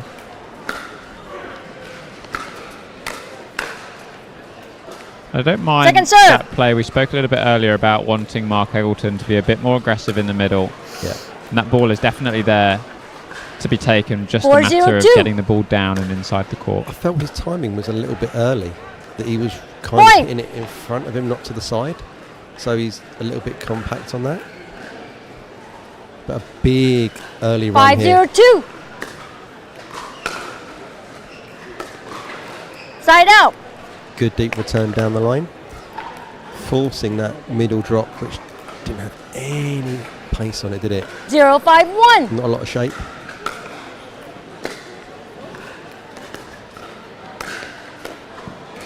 Second serve.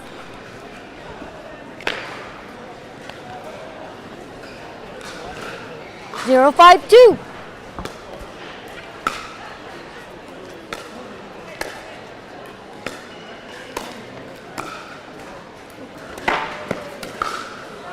And there goes Point. the tag. To be fair, it's normally Chris Mitchell on the receiving end of that sort of shot. So when it dribbles like that, you've got problems. Chris gets a server. Satisfying for him to be applying 1, it to 5, somebody 2. else on this occasion. Oh, that is very loose. Side out. Very loose.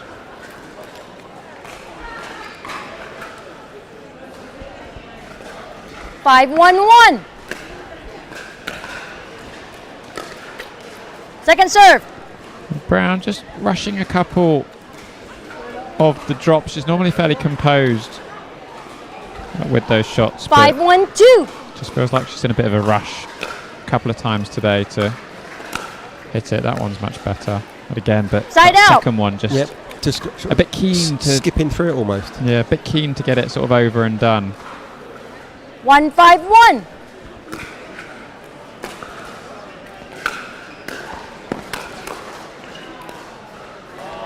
Good, Second serve. There and reset for Mark Eggleton. A little bit of applause there from 1-5-2. Suzanne Rouse.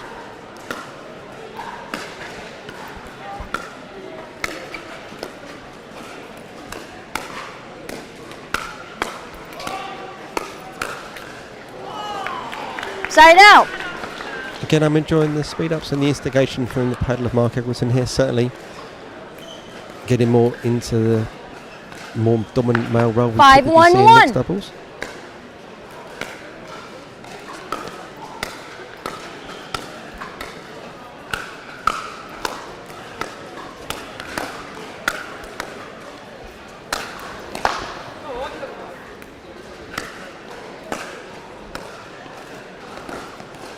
Oh, were they calling that? Second ball out? serve. I think because they continued to play the point, Eggleton's out call couldn't be overturned. Second Just check serve. with the referee. Yep.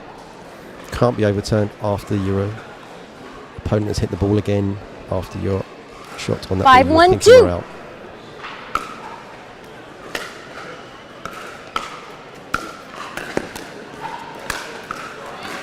Good Point. positive play there from Mark Eggleton. Pinching across the middle early. Aggressively hitting a couple of volleys there to take time away from the team of Rouse and Mitchell. 6-1-2.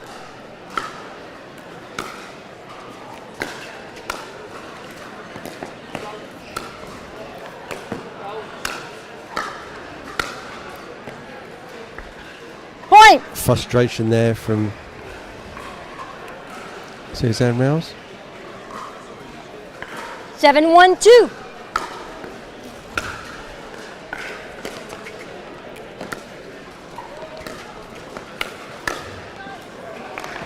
And that brings Point. the turn up. Time at out. Change ends.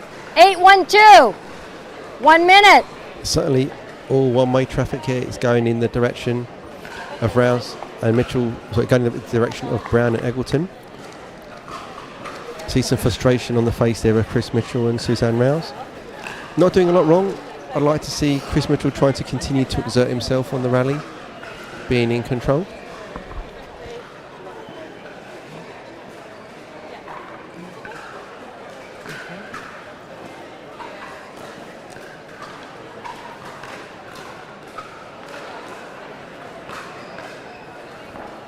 Okay, 15 seconds.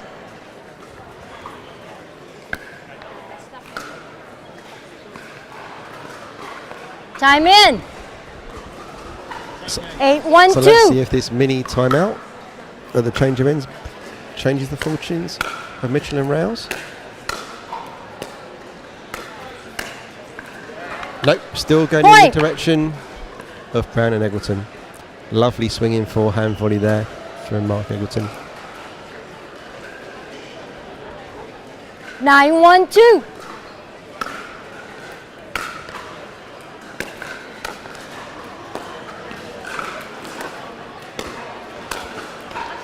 And Side that's out. what we want to see from Chris Mitchell there.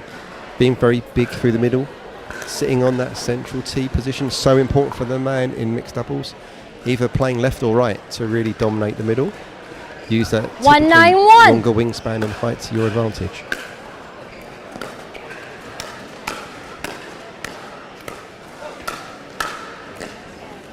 Second serve.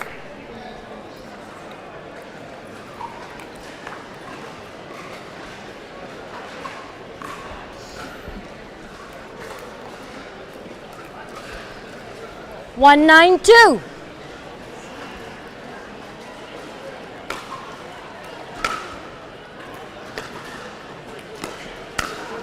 Yep, good play there, Chris Mitchell. Point. Again, pickleball is not a game played in two halves as a doubles pair. It's very much whose ball depends on who's in the best 2, position 9, to 2. hit the painful or finishing shot for the opposition. And that's going off the tip of Elaine Brown's paddle. So a little bit of momentum building here from Rouse and Mitchell. 3-9-2. Slowly picking back that big lead at 9-1.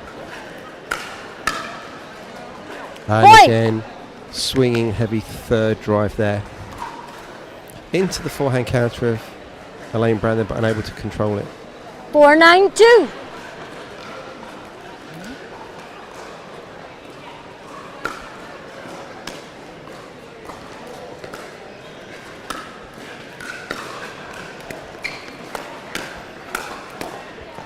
And again, speeding up there at the person ahead of them from Chris Mitchell, knowing that often route 1 is the way to go when you're speeding the ball up. Attacking straight ahead of you, take the reaction time away from your opponent.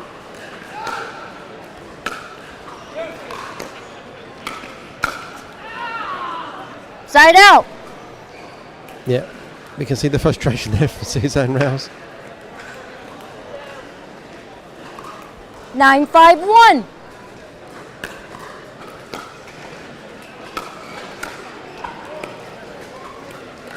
Second serve. So we're seeing there an attempt to create that more classical pickleball style point with a third drop. We've certainly seen a lot of third driving on championship courts today. 9-5-2.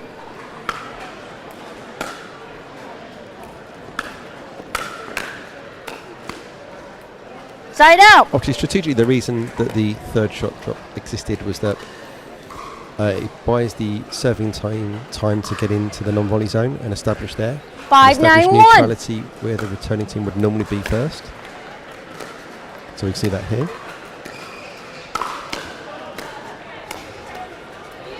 Point. And often, as soon as the ball is up in the air, if you can get a good swing down on it, then you can finish the point. And that's obviously why this drop strategy existed in pickleball, because it sort of keeps the ball below the height of the net. So very much it's a good solid shot to have in your arsenal. Second serve. And then gives you the ability to establish yourself in the non-volley zone and kind of take away some of the advantage that other people will get. The other team will get by against the non-volley zone go first.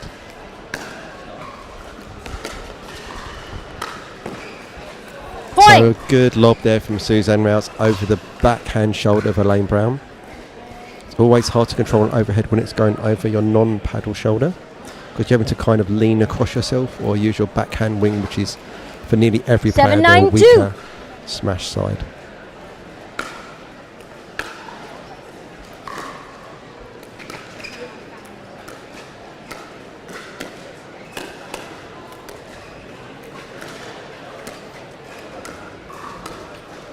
Point. So certainly a more traditional pickleball point again we're seeing here. Obviously with Elaine Brown and Suzanne Rouse coming from London Pickleball with that long legacy of traditional style 8-9-2 and dink pickleball. We'd expect to see that in this game. And it's been working successfully to bring Mitchell and Rouse back into this game. Side out. Just a little bit off balance there. Not quite established to swing through that volley. Often if you're not establishing a solid base, it creates some errors in your game.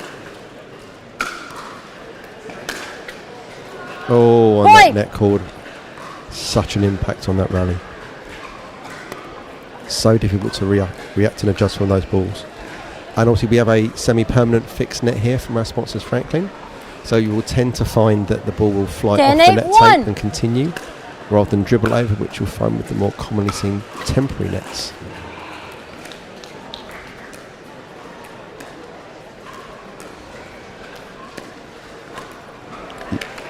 Point. Good decision there for Mark Edwardson to run around his backhand and access that deep backhand. 11-8-1. Really nice play. Second serve. Classic example there of accessing someone's feet being a good location to hit to. Not a lot of room to get your paddle in there, so you're always compromised on your shot if it's hit straight at your feet. Point. Chris Mitchell frustrated there. He knows that ball was on his paddle if he wanted it. Just a little bit off balance. Just a fraction here. 3 or 4 inches the other way. 12-8-2. Better established, and he's taking good control of that ball. Oh, Point. Suzanne Rouse got a bit flappy on that. Paddle face angling up, trying to get a little bit too much pop on it. 13-8-2. And from that, it's just sails long.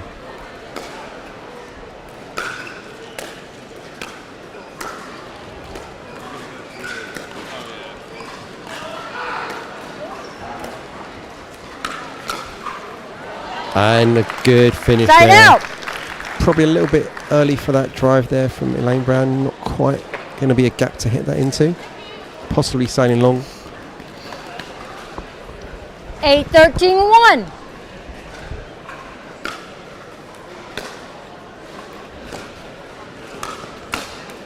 Second serve.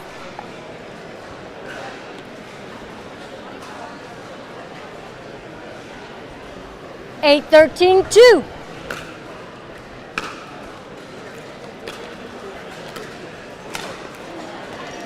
Point. Good finish there from Chris Mitchell. Still in this game. It's all about execution now on to the finish. Finish line is in sight. But we're looking now for the team Chris, of Rouse you're the and Mitchell. server. Yeah. Chris, you're the server. I'm sorry. Okay. The reassurance and Christina Vo making right, sure correct. that players are in the correct positions. 9-13-2.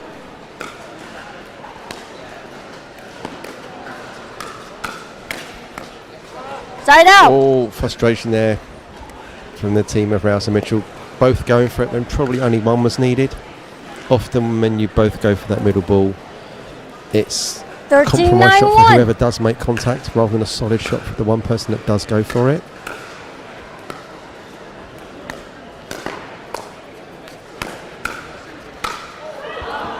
Second serve. Look, head in the hands there from Elaine Brown. She knows she had game point set up on her paddle there. 13-9-2.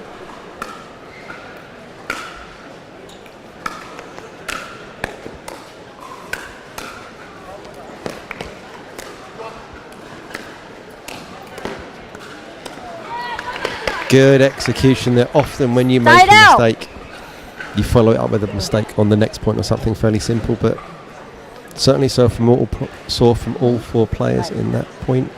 Excellent placement and control. 9-13-1.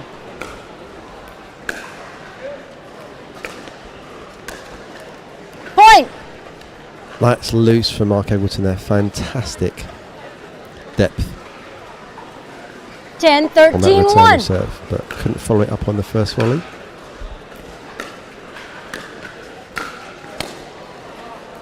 Second And serve. Chris Mitchell gets the tag. As Sam Basswood was saying earlier, it's often Chris Mitchell on the receiving end. Unfortunately, he was on that one too. 10-13-2. But they've brought that lead down just to 3 now, after being 1-9 down.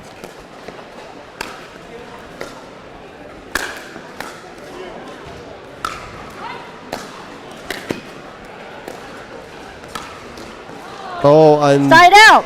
now a tag on Suzanne Rouse in successive points. Really good rally there. Good defence again from Rouse and Mitchell. So side out, serve back to Mark Eggleton. 13-10-1. 2 to go. The team of Eggleton and Brown.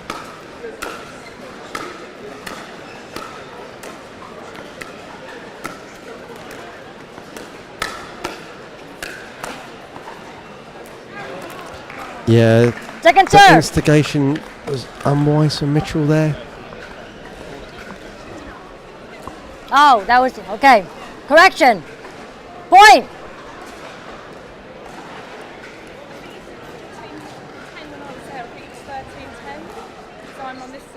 Yeah, so now you just won that, right? Okay, now it's 14. But Mark is serving. Did you win that point? Yeah, okay. Mark's serving. That's correct. That's correct. It's so reassuring to have Christina Vo here. 14-10-1.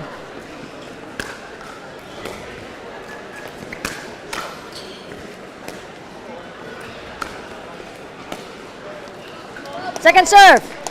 Good hustle and defence there. You can see Eggleton was in a rush to finish that point and finish the match. 14-10-2.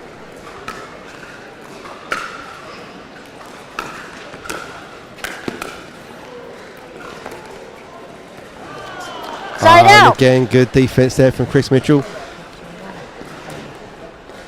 Rouse and Mitchell are not going to go down without a fight. 10-14-1.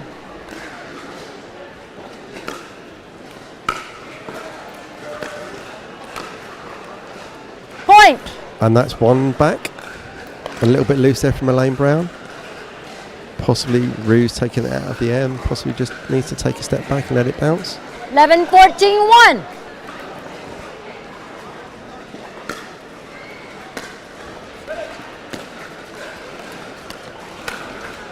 Oh, Chris Mitchell Second was serve. just a little slow coming forward there. Not quite established as he hit the ball. 11-14-2.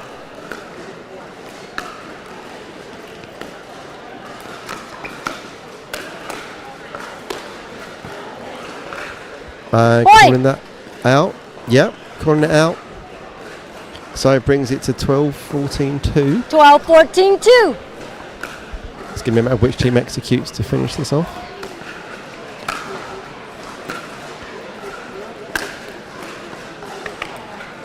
Side out. So another match point to the team of Elaine Brown and Mark Eggleton. Let's see what happens on this first serve of the side out. 14-12-1. Foot fault. And that is point game match. 15-12 to Elaine Brown and and Mark Mark. Eggleton. 15-12 against Suzanne Rouse and Chris Mitchell. An unfortunate way to finish the match with a foot fault. Obviously, the big job of our referee, Christina Vogt, is to monitor non-volley zone line violations. Okay, so let's have a look at where we are in our standings from Group B.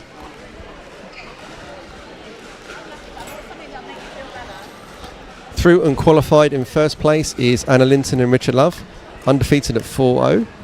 In second place are Julie Mack and David Young, who will also be qualifying through at 3-1. Third place, Claire Bourgois and Chris Frolink, who ended up 2-2. In fourth place is Naomi Reynoso and Richard Basford. And bringing up the rear is Barbara Capper and Stuart Foster, obviously our newer players.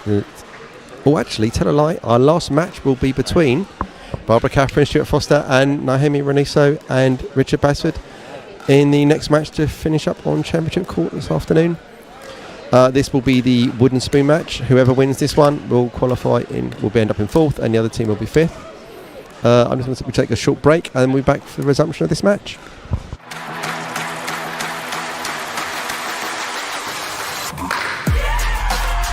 No matter the type of player you are.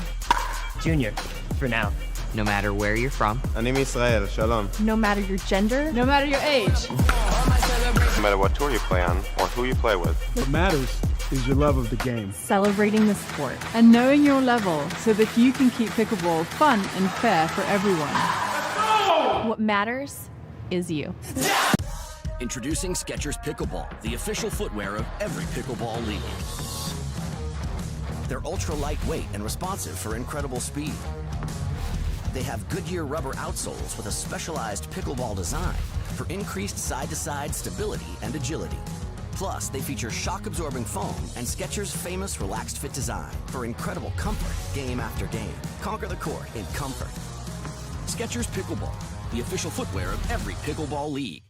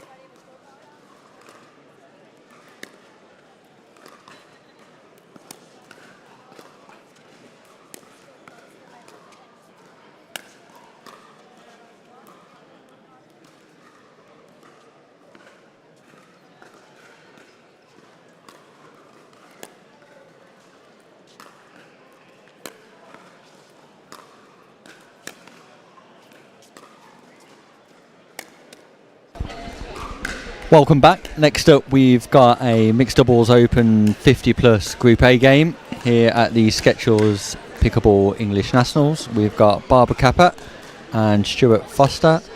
Barbara sporting the blue skirt and Stuart in the purple top, against Naomi Reynoso and Richard Basford, the pair wearing black.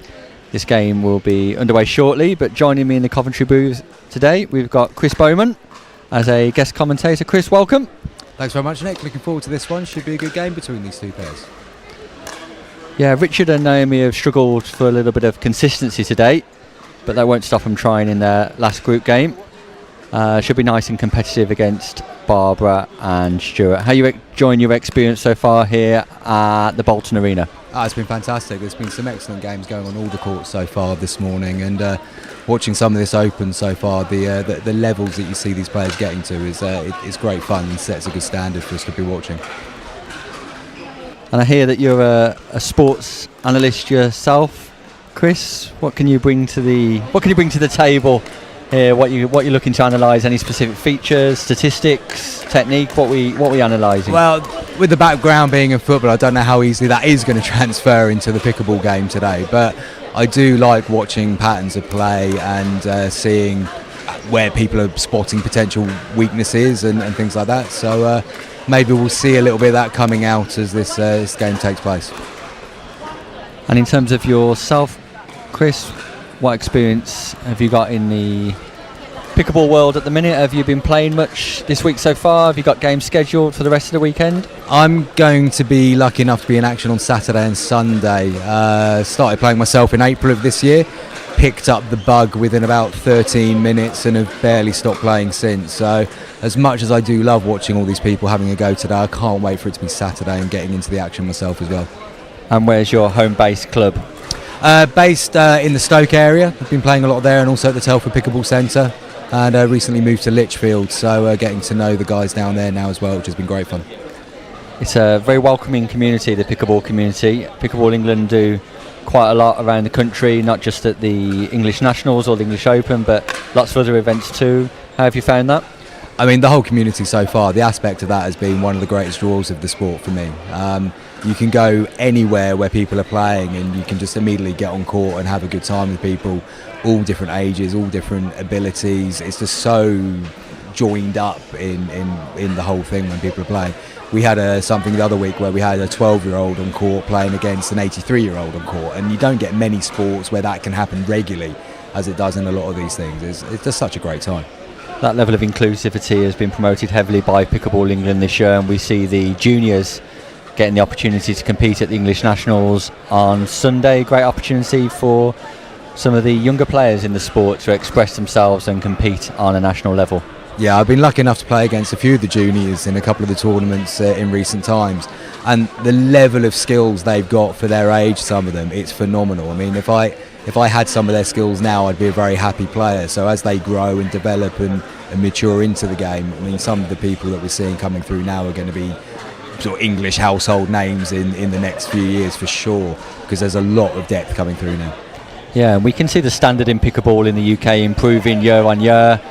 The English Nationals this year, of course, is the biggest competition ever, with 1,111 players competing, compared with last year at 693. So the growth in the game, again, as a result of the hard work directors and county reps and all variety of staff in Pickleball England put into the game, just means that the footing for development and enhancing pickleball continues to grow at significant rates. Yeah, the job the guys do, getting the outreach and getting people to know about the sport is fantastic. And 1,111 is a wonderful number, though, for a statistic like this. Nice round number. If we could have it like that throughout the growth of the sport, that'd be really cool. Let's go for 2,222 next year. I'm sure the aspirations will be there from Karen Mitchell and the board of directors. As we can see on this game, the official referee, is just going through some of the expectations for the game, checking over the paddles, deciding which side players will start from, who's going to serve first. And it's something that the players in the UK are getting used to, especially on Championship court, where they're waiting for the call of the referee to acknowledge what the point difference are before getting to serve. Just manages to keep everything organised and attentive for everybody, making sure that we're as accurate as possible. You played with a certified referee before? I was lucky enough to have one in one of our open matches at Telford in August, and once you get used to the fact that you're not having to worry about the score every point, it really did make the game a lot easier to flow. So it's fantastic to see more and more people training up to become referees, because then hopefully we can get more of them involved in games at not just the open level, but then working their way down into the different levels too.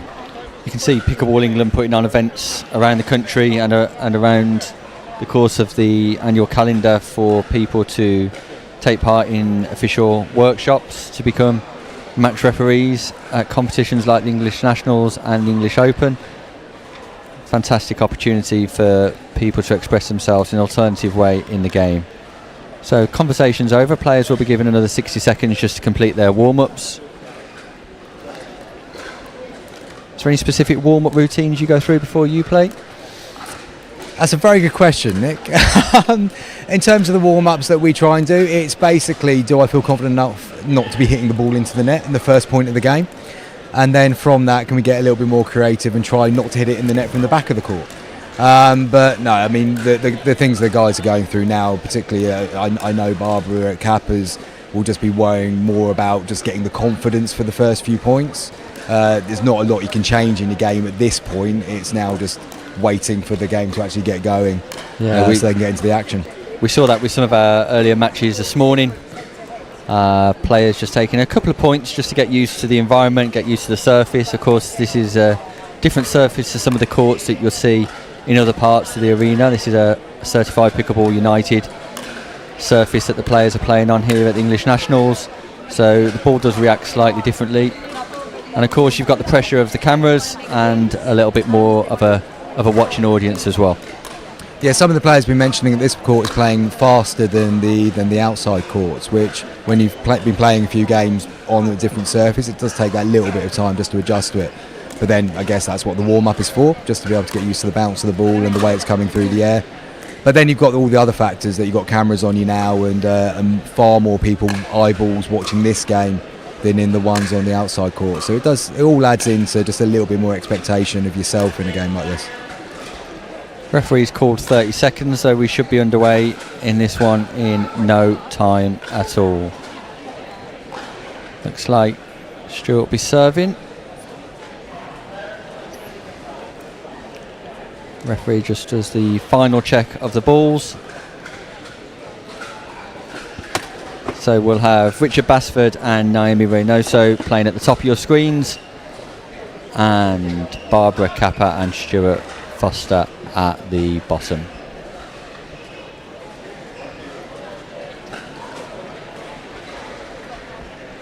(0-0-2) to get us underway.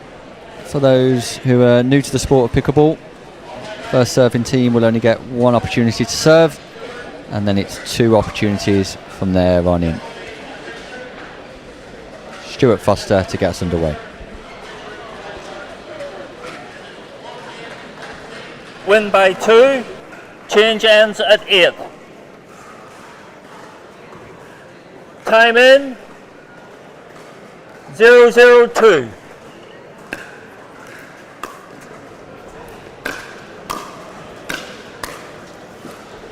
Point.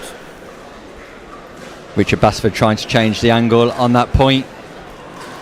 Just hitting it a little bit too heavy out of play, so it's an early 1-0-2 starter for Stuart and Barbara.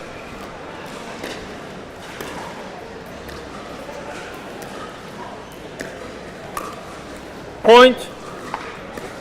Yeah, Richard just overstretching a little bit there on that one, probably early nerves in the game, but pleasing for Barbara and Stuart Foster to get off to a 2 start there. Point. And again, whilst the pop-up was there, just overstretching slightly, losing control of the foundation of the balance, and putting the ball into the net. Side out. Kappa just getting caught a little bit in the mid court there. Again on the stretch, trying to reset, but not able to get over the net. 0-3-1. Point. Great aggression from Richard Basford. We saw that earlier on in proceedings today, where Richard was looking to express himself a little bit more vigorously on the third shot drive rather than the third shot drop. Comes to fruition there on that point. Second serve. Something we noticed in Kappa and Foster's game so far as well is they've been a little bit susceptible early on to the drive. 1-3-2. As the game's in the early stages.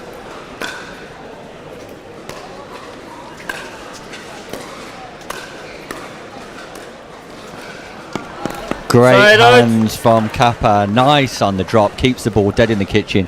Reynoso not able to respond. Something you see a lot from with Kappa is that lovely little touch volley.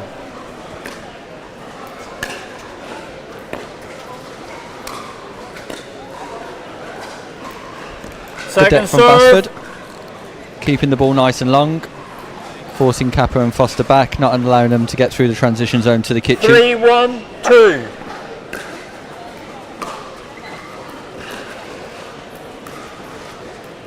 Point. Good patience there from Barb. She's got the ability to push a game sometimes a little bit too soon, but good to see there's an element of patience coming in. 4-1-2. Side out. Serve just goes long from Foster, so we get side out and a chance for Reynoso and Basford to close the gap. 1-4-1. Point.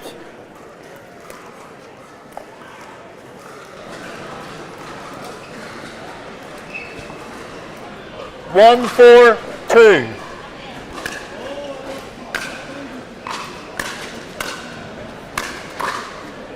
Point. Great aggression from Reynoso, takes the middle ground. I think the referee might just have the score incorrect here. Just wait for him to announce this. 3-4-1. There we go, at 3-4-1. All corrected now, and again, great hands. The second serve. Third shot from Basford's nice, but Kappa's able to exploit the height of the drop. Just finesse, great hands, soft touch there. 3-4-2. I mean, that all came from Foster's original return being nice and deep, which kept them back, which gave Barb the chance then to put the drop volley in.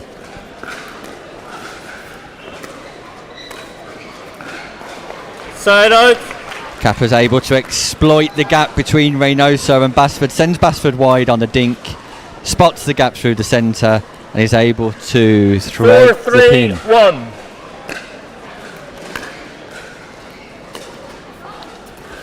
Second serve.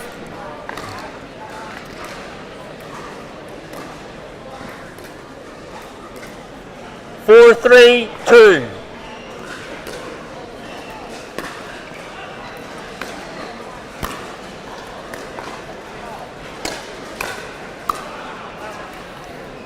Point. Basford just sends the volley out of court again. Risky tactic there from Kappa to play the lob there. 5-3-2. They managed to get out of that without any serious damage. I think it's fair to say. Yeah, we know Reynoso can be deadly on the overhead smash. Not only creates a lot of power, but also a good angle. 6-3-2.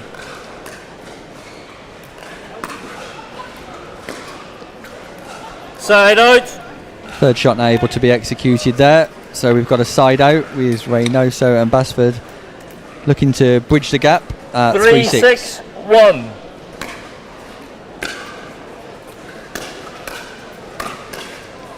Great footwork from Basford. I think what you've seen there is that Basford's realised that drop volley is on quite a lot with Kappa now, and he anticipated that well to be able to take control of the game. Second serve. Great depth on the return, causes the error from Reynoso.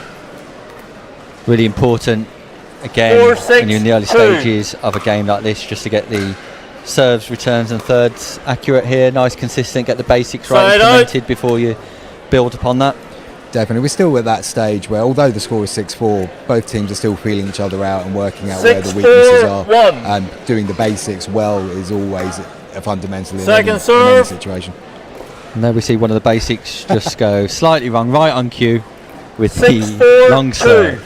I mean, being here 4 minutes, we've got the commentator's curse in place already. That's fantastic.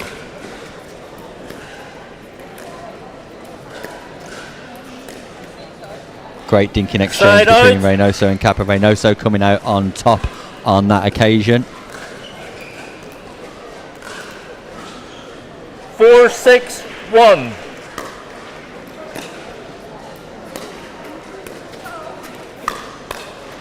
Point. Mid-court return from Foster. Reynoso manages to get the ball over using the top of the net. 5-6-1. Kappa not able to exploit, and Basford puts the winner away.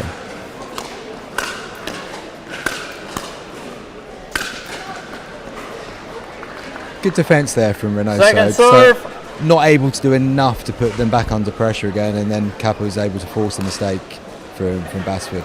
But it's a very, very cagey first 11 points here. 5-6-2.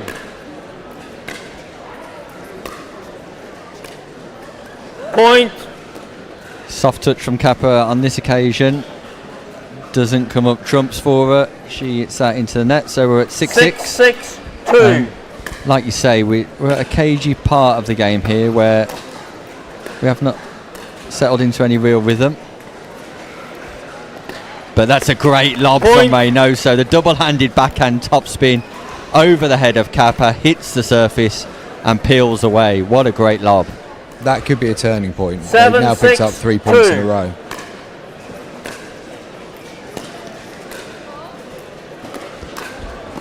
ATP defended by Foster. Reynoso on her own. Can she execute the point? No. Great defence by Foster.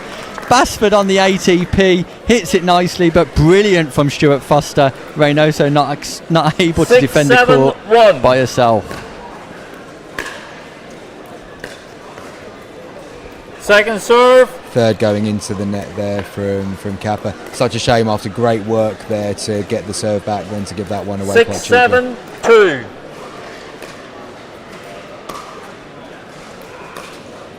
Yeah, great return from Basford. The slice return just gives a different dimension to the third shot of Kappa. Not only has she got to worry about the speed of the return, but also backspin as well. Second serve. Frustrating mistake there for Reynoso, because again they've got the serve back after a great return there from Basford in the previous point, and then they've given away their first quite easily. 7-6-2.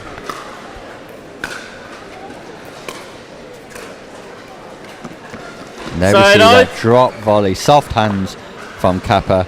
On 3 occasions she's deployed that tactic in this game. That was brilliant. But again, that's come from such a quality deep return, which opens up the court completely for that shot. Second serve. Foster would like that one back again, I'm sure, if he had the opportunity. Just mistimes it slightly. 6-7-2.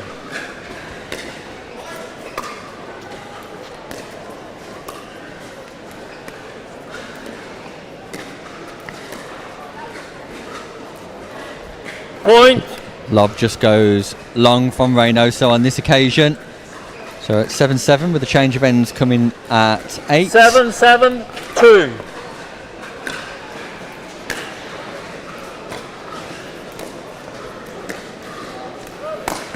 Forehand dink goes long from Kappa. Side Reynoso out. tries to exploit the ATP anyway. Side out. 7-7-1. Second serve. I know that went into the net, but I don't mind that change of strategy there from Reynoso. So instead of the third shot drop, third shot drive. 7-7-2. I think when we're watching this, if we're not expecting that to be driven, then that would suggest that the players on court weren't expecting it to be driven. It's good to change it up from time. Time out. Change ends. 8-7-2. So 60 seconds timeout. We're halfway 1 minute. through the match. Reynoso and Basford go ahead for the first time in the game. Anything stand out for you, Shut, that you'd like to see for the rest of this game? It's been incredibly cagey. It's not been a very fluid game so far. Neither team has had a particular run. We had one run with 3 points, I think, for Reynoso and Basford that got them back from 4-6 to give them a slight lead, and they've got a point advantage now. This next exchange is going to be crucial. If one team can take a good start after the change around now, that could be enough to give them enough advantage to take this game home. It's a big call to make when we are only halfway through, but it just feels like the first team that's going to get any kind of real momentum here, that could give them the confidence then to really push on. Are you both ready? Strategically, is there anything that you'd like to see either of the pairs change for the rest of this game? I think Kappa and Foster probably need to be working to Reynoso's backhand a little bit more for me. At the moment, they're not really forcing too many errors on that side, and it's an obvious thing, go for player's backhand. Point. Great defence by Basford. Foster absolutely powers the forehand smash, and Basford manages to keep it in play. Kappa goes long. Brilliant. And there's that footing that you talked about a minute ago. 9-7-2. At 9-7-2 now, that lead all of a sudden extends. Side out. Again, we see the lob deployed by Reynoso, not to great effect on that occasion. That's a good way for Kappa and Foster to get out of that one. If Reynoso and Basford had picked up the next point, I think we could have seen then the dominance kick in. Nice aggression from both Reynoso and Basford. And we're seeing this a lot in the game. A team does well to get back on serve, but then they're not punishing with their first serve. 7-9. They're not winning the next point.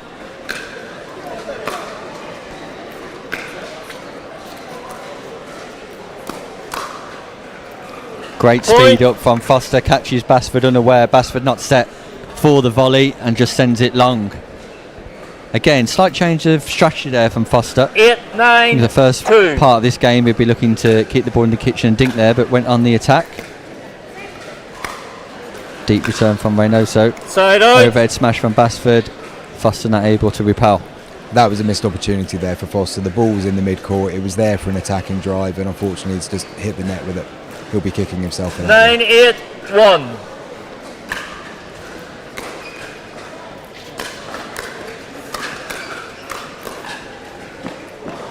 Unbelievable defence, Barbara Kappa, outstanding.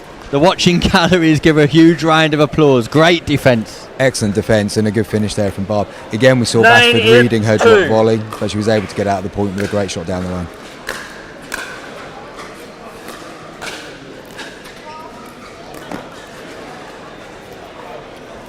Again, that's another lob that goes long there, Stuart. I would love to know how often we see this. That the first lob you attempt in a game leads to a winning point, and then you believe that's the shot, and the next few fail. So, point. Richard sends that ball uncharacteristically long again. Richard Basford back on level terms now. So this is a good fight back from Kappa and Foster.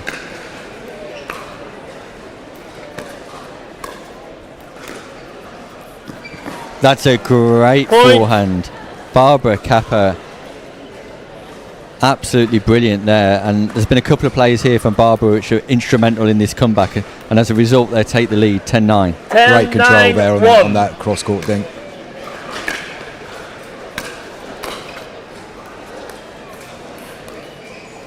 Point. This is a good run now for Kappa and Foster. They're really increasing the pressure on Reynoso and Basford. And 2 points now at this time in the game with the serve in hand is very interesting. Yeah, the momentum in this game's quickly changed. All down to Barbara Kappa. That's a great overhead smash from Richard Basford though in defence. But a poor choice of shot there from Kappa.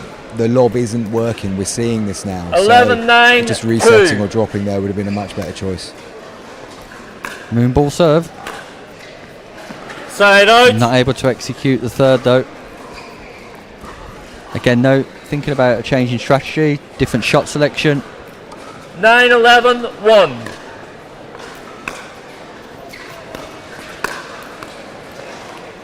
That was there to be put away by Kappa, and she's taken full advantage of that pop up there from Reynoso. But again, we've seen it that Reynoso and Basford worked hard to get the serve back and not made the 9-11-2. most of their first.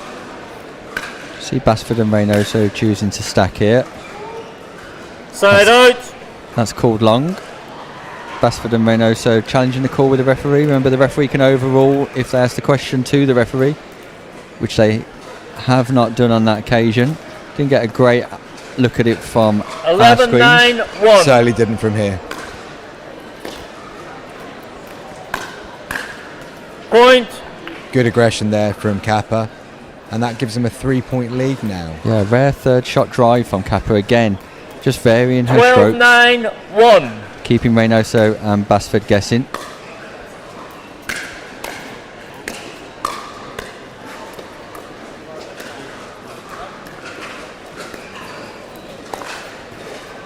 Point. Right. This change of approach from Kappa and Foster is very good. They're driving their thirds now more consistently rather than looking for the drop, and that's giving them the momentum on to take the lead in that point for sure.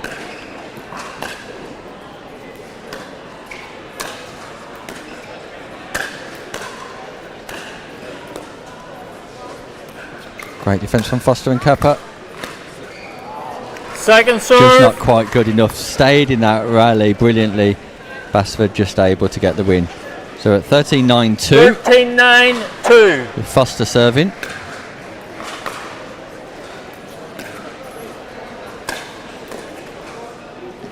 Side out. And again, the choice of lob, probably not the best shot in that situation. Surprising, given that they've had so much success on the drive, and it was still there to be driven in that instance. 1.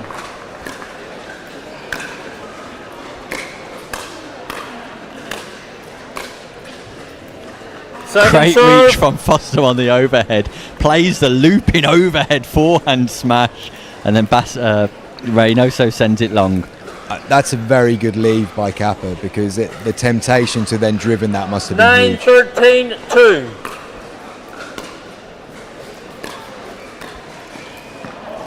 Again, Side just out. the cuteness, the softness of those hands from Kappa. It's majestic to watch. The reason I love that one in particular is that both players weren't at the back of the court that time, so the touch and finesse on that, and then to have the confidence to do that at that moment is exceptional.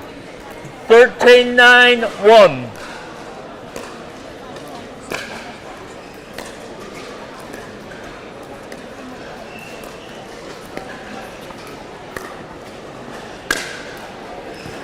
That's Point. great play there by Foster. He's moved Basford nice and wide, which has opened up the opportunity for Basford to choose to lob, and then Foster's ready for it and able to put the smash away. 14-9-1.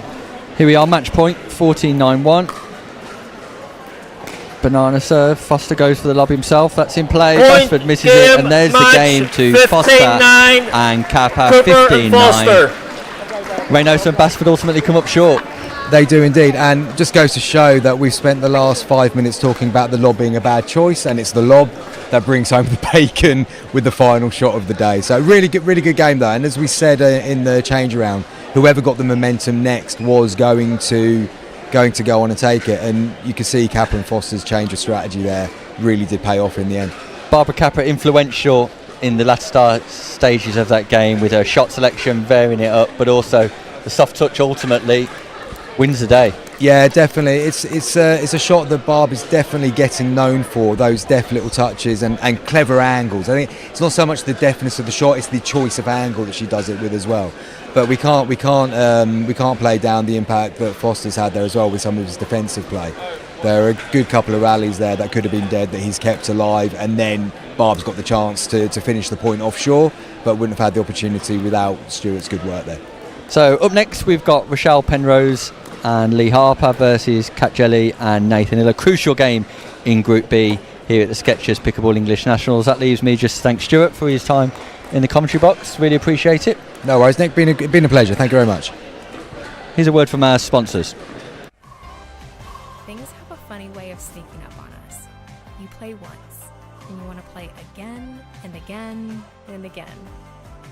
You find yourself in driveways, courts, clubs, tournaments. You ask friends, colleagues, or even someone new. Today and every day, we celebrate the athlete in all of us. It's time to get out and play.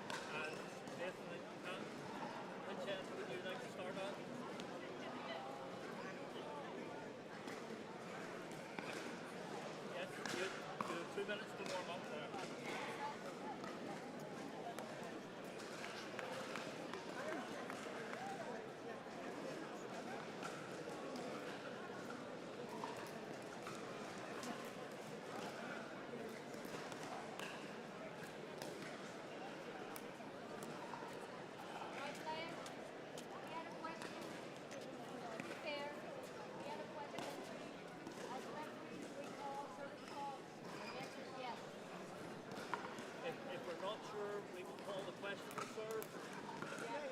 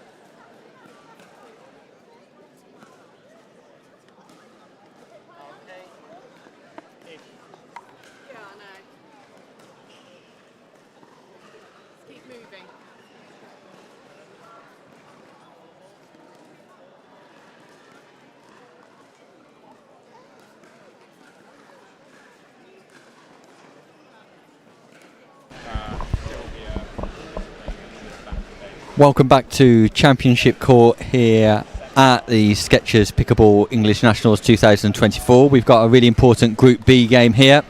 At the top of your screens we've got Kat Jelly and Nathan Hill, and at the bottom of your screen we've got Rochelle Penrose and Lee Harper. Both teams situated well to progress in Group B, but a victory here will almost cement that for either team. So Harper to on my serve. right, I have Penrose and Harper is my starting server. On my left, I have Jelly and Hill, and Jelly is my starting server. This is 1 game to 15, win by 2, change ends at 8. And we're underway. Almost. Time in, 0:02. So referee for this match is David Galt from Northern Ireland.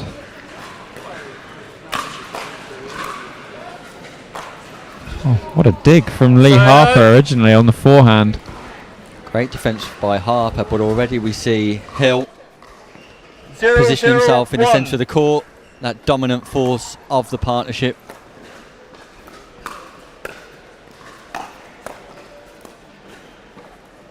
Second serve.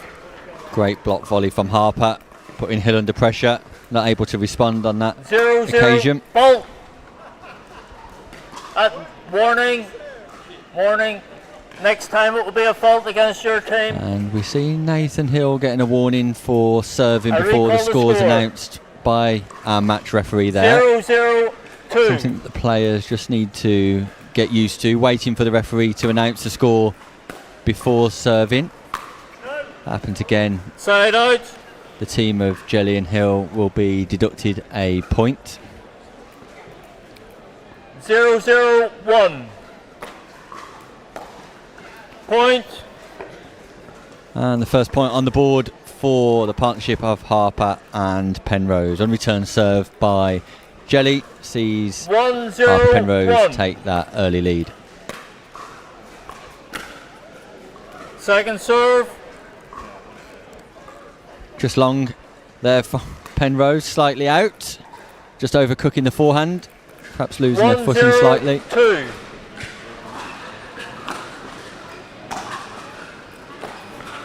Side out.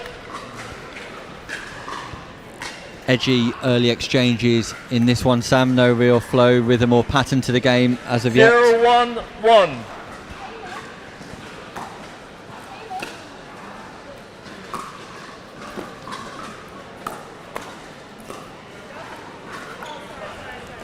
Point. I think Harper thought Penrose might come across and take that with the left-handed forehand in the middle. 1-1. But interestingly, neither of these pairs opting to stack at the moment. Nick. Oh, there we go. There's the switch.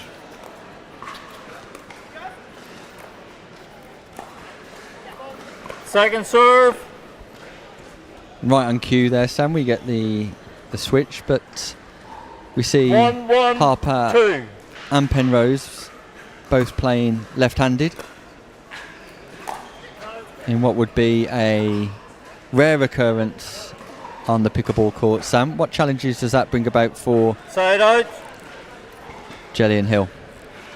It's just a completely different look to what people are used to, and 1-1-1. there's no real advantage inherently of being left-handed or right-handed, but just a different approach you've got to think about with regards to where you're hitting the ball, like that. and what shot you're hitting to, and what shot's going to come back at you. 2-1-1. Reason being is often forehands are more offensive than backhands.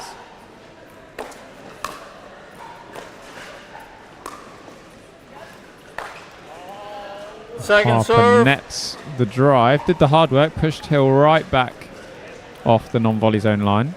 I think that'll be the strategic approach from Harper and Penrose here to keep Hill at the back of the court if they can. We saw his dominance in earlier games on show court this morning. Point.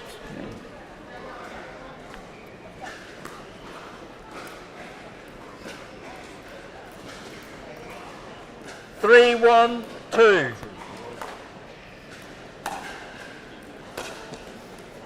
Side out. This time it's the turn of Penrose to net on the unforced error.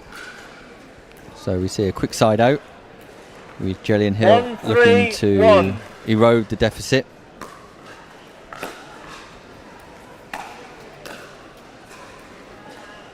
Point. And that's the pattern that we've been used to seeing from Jelly and Hill. Drive from Jelly, Hill applying the pressure 1. further up near to the non-volley zone. Point. Again we see the switch from Harper and Penrose, but to no avail.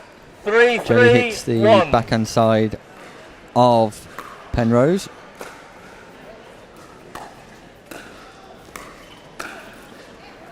Second serve. Great defence from Penrose there. Just trying to pump herself up a little bit by the looks of things. 3-3-2.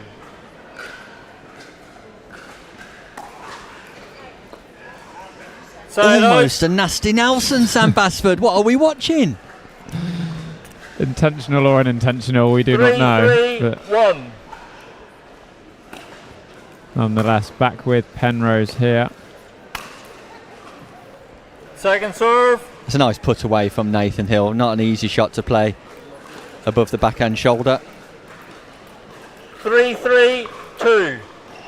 Here we see the stack.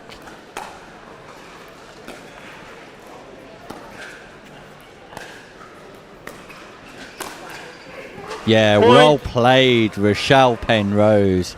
Third shot drop is nice. Then brings Nathan Hill into the game on his forehand, playing behind his back. Nathan Hill can't keep the ball down, and Penrose puts it away. Great strategy there. 4-3-2.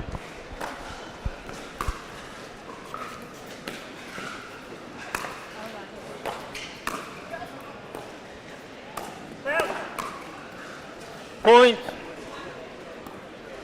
Yeah, just seem to be working a little bit better together, Penrose and Harper, in the last few points. 5-3-2. And maintaining that stack on the serve, so Penrose staying on the left-hand side.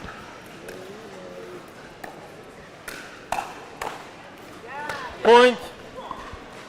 Yeah, Harper taking the centre ground there on his forehand side, protecting Penrose's backhand and piercing the ball down centre court through Hill and Jelly. Well played. 6-3-2.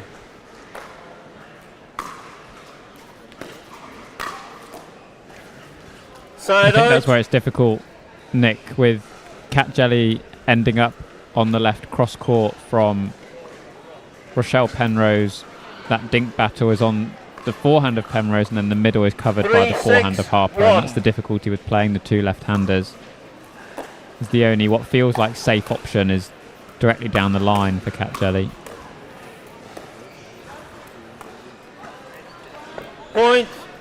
I don't mind that from Harper, trying to exploit the space behind Nathan to stop him poaching over onto his partner's side. Just pushing it too long on that occasion, though. 1.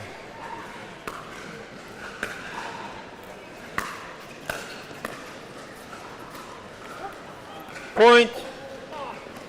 A bit of a swing and a miss from Penrose there. Not quite sure what happened. Strike one, Rochelle Penrose. Strike one, young lady.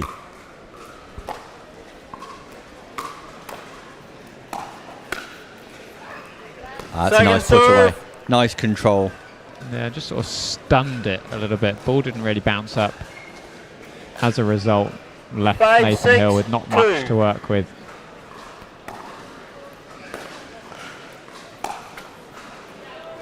Point. Net cord over the paddle of Harper. Apology comes from 6-6. Jelly, just using the net cord there to her advantage. Using all of the facilities here at the Bolton Arena.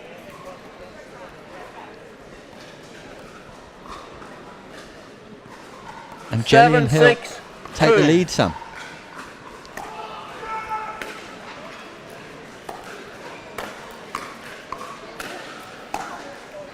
Side out. Yeah, it's more like it from Harper and Penrose. A bit more dominant at the non-volley zone line in that last point. Just lost their way a little bit in a few points before that. 6, opportunity 7, to take it 1. to the turn here. Point. Yeah, that's a great shot from Harper. I was just thinking as I was sat here, Sam, I'd like to see Lee Harper express himself a little bit more dominant, especially on that drive. And there he has it. 7-7. To the backhand 1. side of Jelly as well. Very accurate. Second serve. Again, as we saw earlier, seeing Nathan Hill really creep across the court and almost stand in the same side of the court as Cat Jelly at times.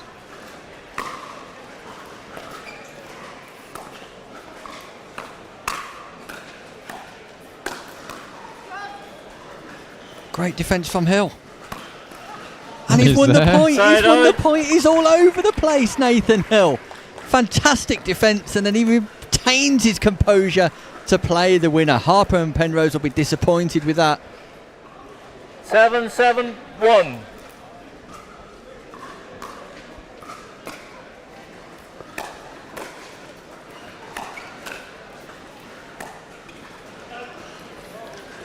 The lob goes long from Jelly. Drive, lob, and the lob just goes slightly too long. Great defence from Penrose. 7-7-2. 7-7-2.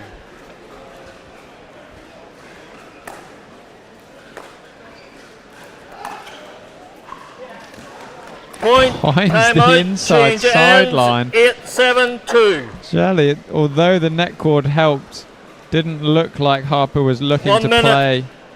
In any case, left the ball, landed a couple of inches inside that sideline, and well, Nick, from what looked like a fairly comfortable position for Rochelle Penrose and Lee Harper, all of a sudden down at the change of ends.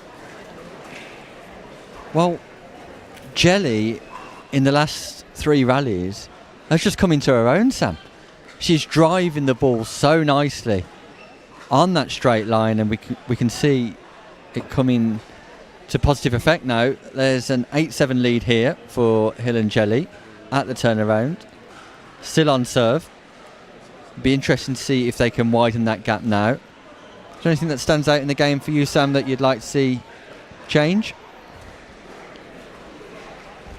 I think just the same as we've said sort of all along with, against Nathan Hill, just looking to go back behind him a little bit more frequently. It's almost keeping your eyes on what's going on the other side as opposed to just focusing on your own shot, which can be really difficult. But if you can spot the movement of Nathan Hill early, makes life a bit easier to then send the ball behind him and just take your time on all of your shots as well. Yeah, I agree. If we can advise Harper and Penrose at this stage, it would definitely be to think about that space behind Hill and keeping him on the baseline as much as possible. There you go. There's one. Came across to the middle. Harper went back behind onto the backhand. Doesn't require a lot, but just a shift in body weight was enough for the ball to pop up. And then Harper took advantage with the put-away volley. Brings them back level at 8-8.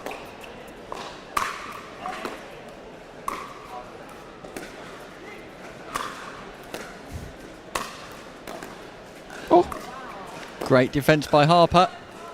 Unlucky that ball just goes narrowly out, but brilliant defence and athleticism from Lee Harper in that point. But we see Nathan Hill dominating at that kitchen line again, Sam.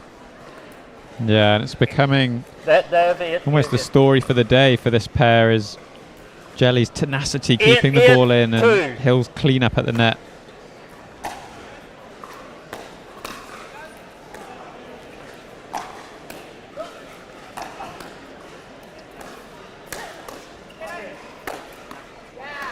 Point. Great defence from Penrose initially and Harper with the put away.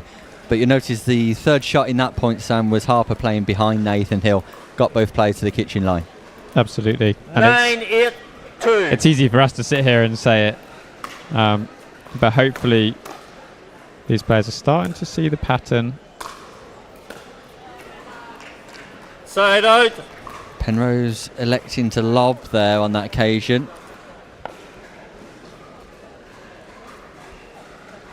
Not too sure about the success rate of that shot today, Sam, the lob. We've seen a lot of errors coming off the lob. Point. This time error on the backhand side of Harper. That's the only struggle for them with playing this way around is the Harper backhand is in the middle as opposed to the forehand, which is potentially his stronger shot. Point. Great decision by Jelly to drive Harper. Harper wasn't expecting it. He was surprised. Jelly caught him unaware. 10-9-1.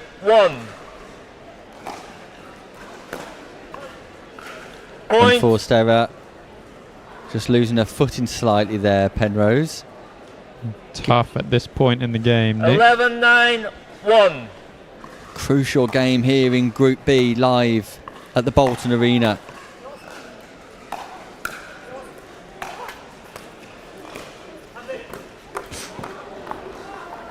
Players getting another way, and here's one for the referee. The paddles come on the opposite side of the net. What's happening, Sam Basford? It's carnage here at the Skechers Pickleball English National. We might have to get a replay on that one. Looked like a foot fault from Harper as well. What is going on? That's certainly one for the highlight reel. Thank you to Jesse, our operator there, for giving us another look of that one. 12-9. Carnage, and the point has been awarded to Cat Jelly and Nathan Hill for one reason or another. It looked like there were several reasons to give them the point in the end. And they've got a foothold on this game now at 13-9-1, Sam. All of a sudden, the tide has changed. This would be a huge win for Jelly and Hill in their attempts to progress through the group stages.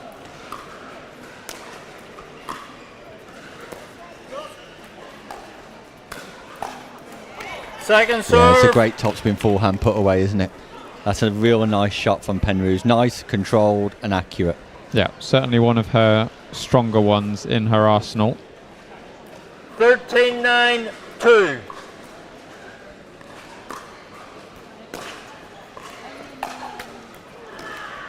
Jelly this time just netting the drive, so opportunity for Harper and Penrose to build themselves back into this game. 9-13-1. First step is to get up to double digits here.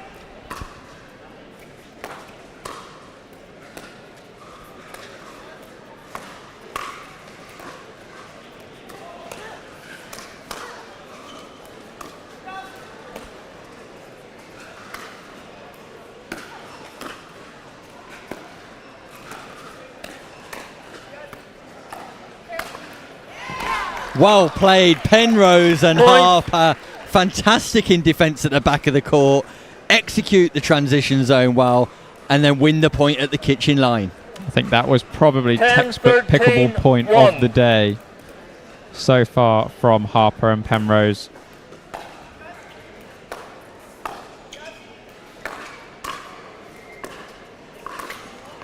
Point.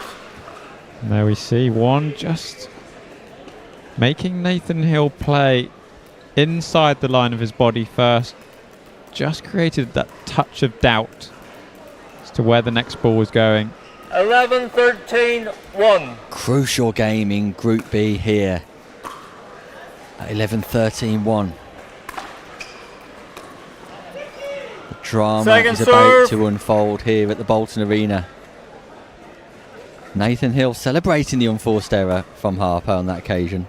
Yeah, it's probably the best lob in terms of efficacy that Harper and Penrose have had. Really brought Nathan Hill over and had the open court to aim into.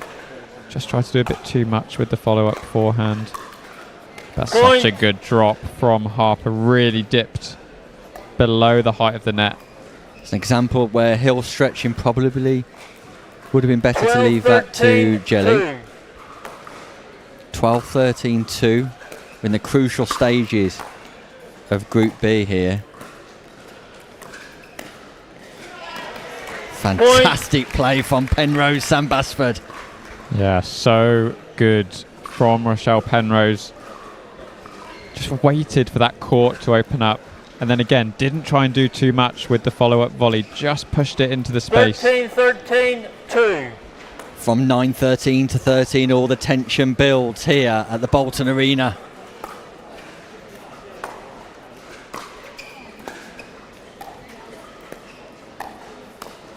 There it is. Penrose and Harper are showing up here in Bolton. Great play once again from Penrose on the rolling topspin forehand. Harper executing the defence. Rochelle punishing the mistake. And it is showtime at the Bolton Arena. 14-13-2.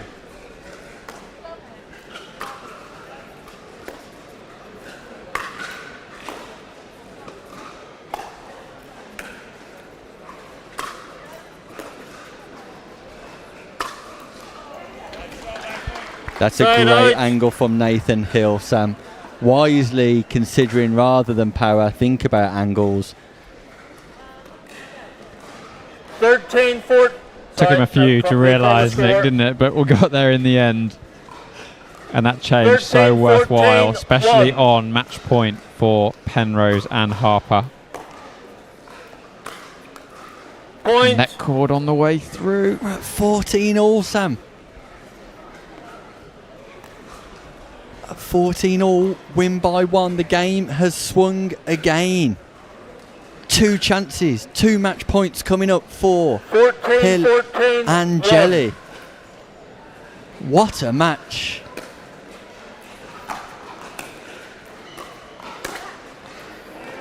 Second serve. With a little bit of help from the net, Penrose secures the first defence of match point. Match point 2, Jelly Hill, 14 all, Group B, Skechers, Pickleball, English, Nationals Open.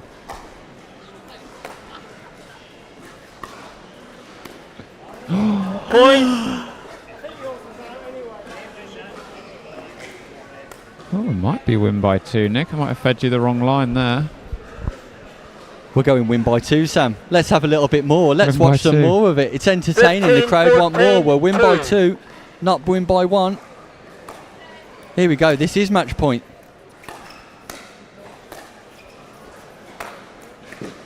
Woo. Side out. The ball's in the commentary box. This game has got it all. Karen Mitchell defending the ball from her position here in the commentary booth. 14-15, 1.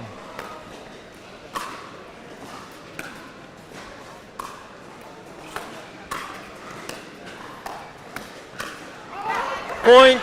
Mistake off the paddle of Nathan Hill. He knows he's frustrated with himself. That brings us back level. Sam Basford at 15-all. So good in transition from Penrose on the move. 15, directed the backhand over the 1. net and really dropped onto the paddle of Kat Jelly. Call out. Ball's called long. Harper's asking the referee. I couldn't see it clearly enough. Referee confirms the call. Confirmed call. Second serve. But close from our position, but I wouldn't be confident enough to overrule it. So 15-15-2. 2. Excitement continues here in Bolton.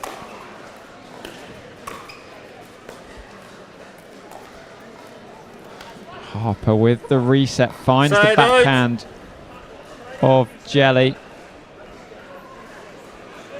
Oh, sorry. Error on the part of our referee. Point. David Galt there, calling Referee side out mistake, instead of error. point. So Referee correction. second match point for Harper and Penrose after their previous one at 14-13. Second match point 15, in a big turnaround again. A roller coaster of a game in Group B.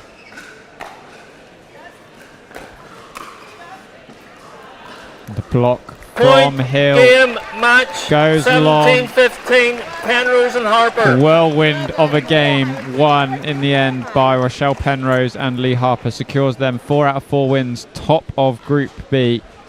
They'll certainly be progressing, and I think the rest of Group B is going to be looking pretty tight. So it'll be interesting to see who makes it out and who loses out. We have a look at the table courtesy of our fantastic operator Jesse. You can see there as it stands, Kat Jelly and Nathan Hill will move to 2 wins, 2 losses.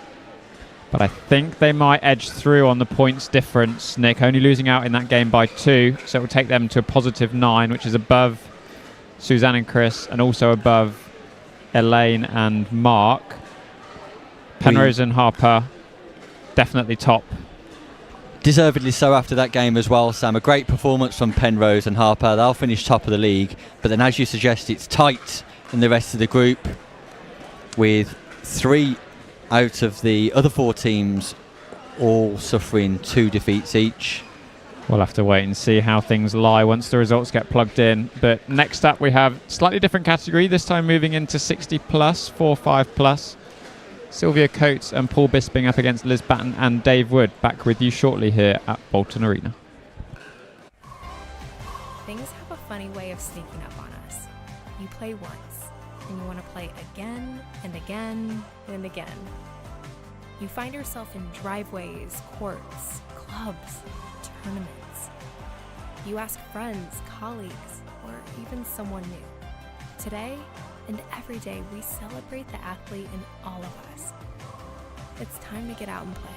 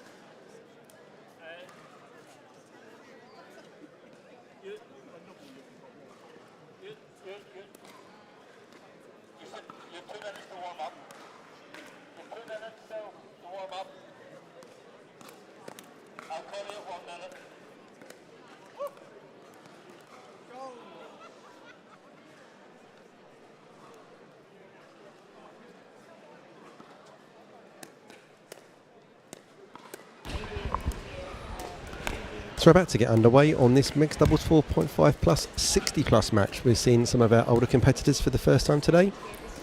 On camera left at the far end of the court we have Sylvia Coates. She's playing with Paul Bisping from London Pickleball. And on the near side you've got Liz Batten from London Pickleball playing with David Wood.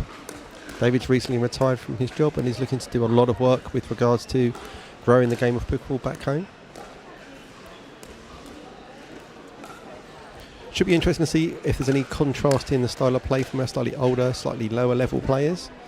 Although to be fair, at the 4.5 level, you're going to see some players fairly similar styles and fairly similar abilities as we've seen on Championship Court so far today in our open category. Just about to get underway here.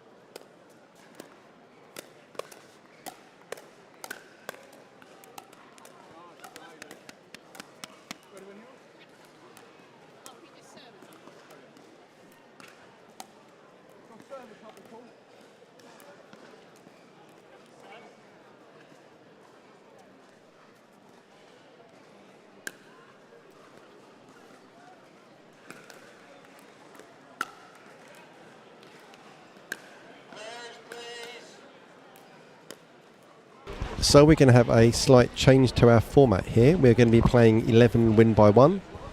Obviously in our open category earlier today we were playing first to 15 win by 2. Coming up after this we will have the semi-finals, bronze medal match and final of the 50 plus mixed open category.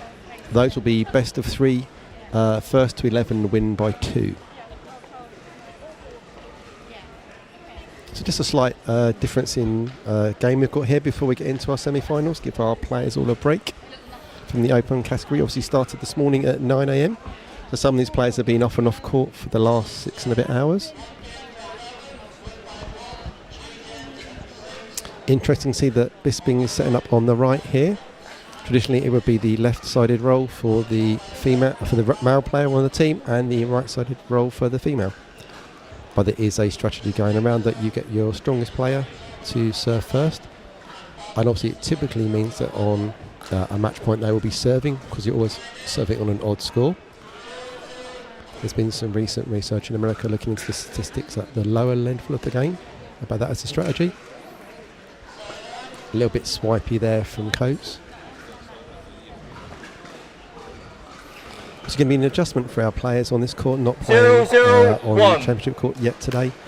Plays a little faster, a little lower bouncing than you would find second serve on the side courts we've got here. The feature of the English Nationals compared to the English Open is that our Open is played on 40 temporary courts, and this only has championship court using our dedicated pickleball surface. Side out. So fairly short rallies to get started here on Championship Court. Obviously, a few eyeballs around there, big crowds on Championship Court here to watch what's going on.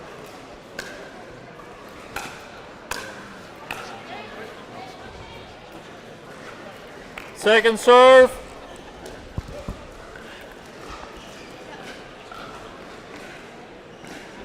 Zero, zero, 2.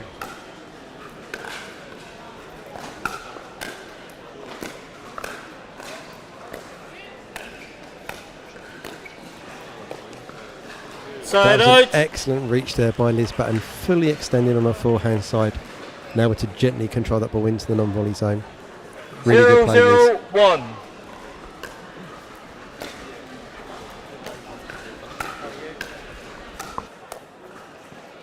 Second serve.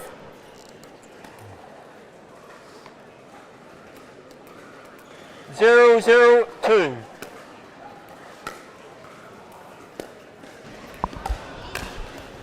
Point. Good aggression there from Liz Batten. And we're going to see a stack here by the looks of it. Yep, Batten and Wood are going to be 1-0-2 as a configuration here.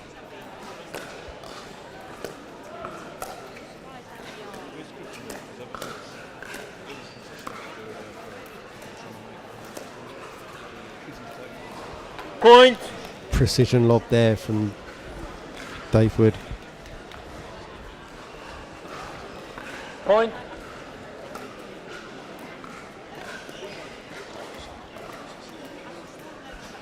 Two, 0, 2. Interesting serving ready position by Dave Wood, literally getting his paddle by his ear, almost behind his head. Side out. Very interesting look. Obviously, he doesn't go that way when he's looking at his standard ready position, but certainly 0, it's 2, a interesting serving and rally position he has.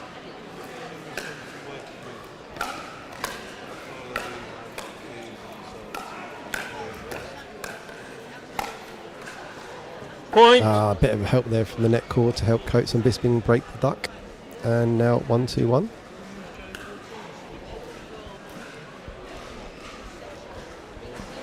One, 2, 1.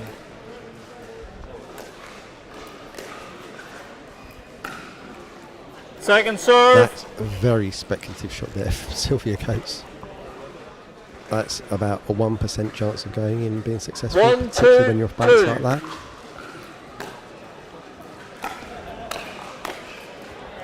Side out. Certainly it's looking the early running is going to go to Baton and Wood on this. 2, 1, 1. Point.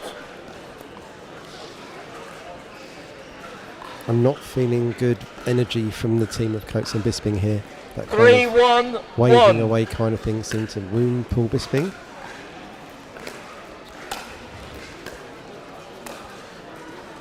That's a great Second volley serve. inside out on the forehand.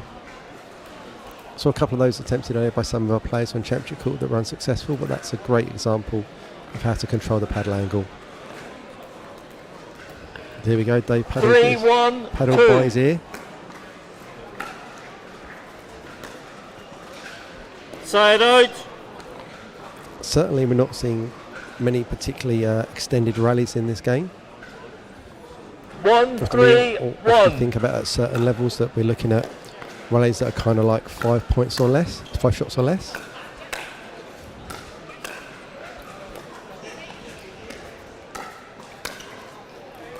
Second And serve. there we go, into that sort of double-digit rally length, but as soon as that ball is up in the air, it's going to be punished. 1, 3, So 2. Liz Batten will sit heavy on a backhand counter if she needs to. And there we go, Side another out. short rally here. Coates certainly not able to really get much on her third shots if they're serving. Certainly that would be a strategy I continue to do 3, if I was the 1, Wood Batten 1. combination.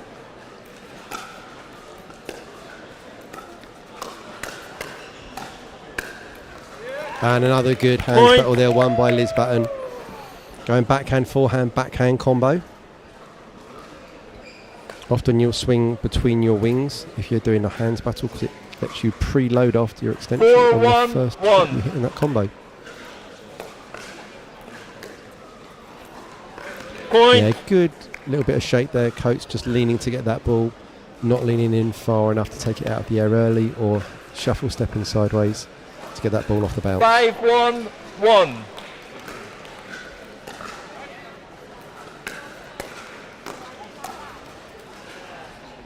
Second serve.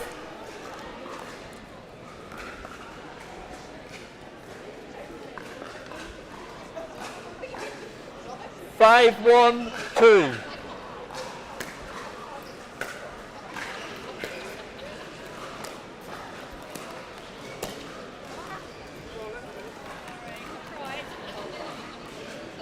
Side out.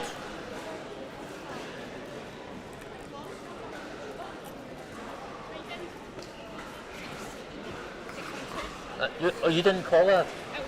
Oh, sorry. Did that- I actually shout? yeah. Sorry. Please make sure your I'll calls just are clear. have a loud. short pause here. I think I'm just going to check the scores correct before we get to the change of ends. Point there, the 6-1-2. Change ends, 6-1-2.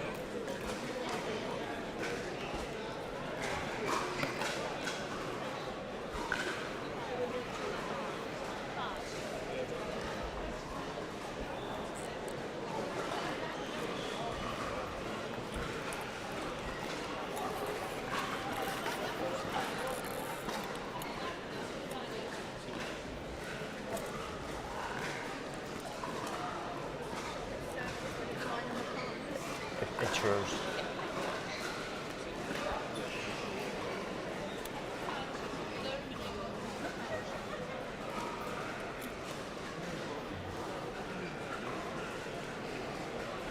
So just about 15 to resume seconds. after the change of Time end. in. 6-1-2.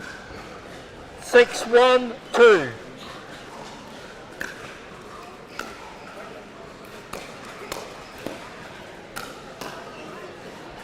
Side out.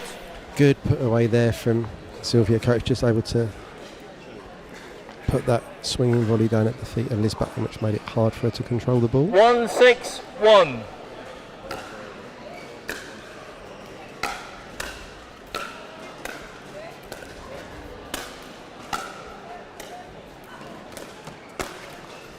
Great play there from Liz Second Button, serve. using all of the width, all of the changes of pace, and then finishing with emphasis and cross court. 1-6-2.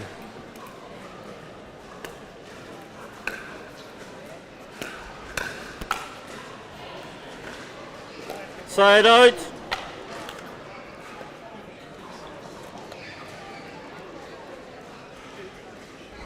Six, 1-1.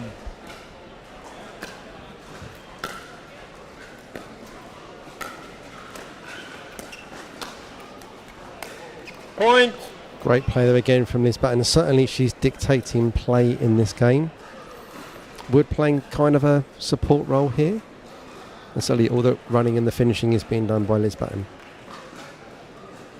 Certainly it doesn't really matter who's doing that role, as long as one of your players is executing the finishing points for you. Point.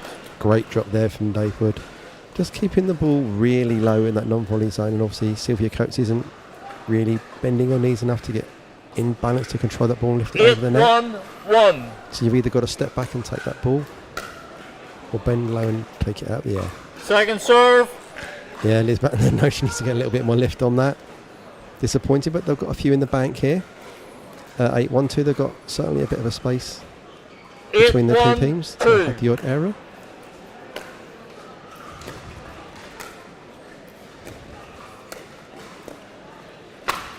Oh, miscommunication there. Often when you start of opportunity, both of you are desperate to go for that ball in the middle. Not a problem if both paddles hit each other, but obviously we don't want both paddles hitting the ball. 9-1-2. 2 points to go for Wood and Button. Point.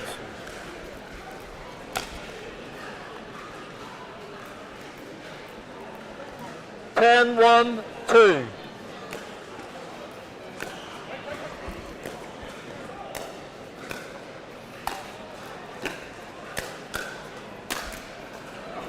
Great first reset Side from out. Dave Woods, but ended up getting tagged by Paul Bisping on the second one. So goes down the other one. Let's see if we can slowly knock away that lead of 8 points. 1-10-1. Second serve. Curious surface motion from Sylvia Coates. I'm not quite sure what she's trying to achieve with her backswing there. 1-10. Just looks a little bit, oh, it's going to be a recall. Warning. In fact, that's going to be a point deducted. Wait until I've called the score. That Next should time it'll be a technically fault. be a point given to the other team, because I Paul recall the Bisping served score. whilst the score was being called, but looks like our referee here is 1-10-2. allowing him to reserve again.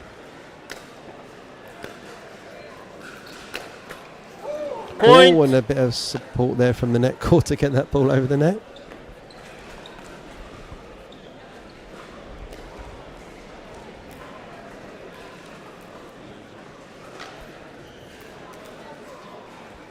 Two, 10-2.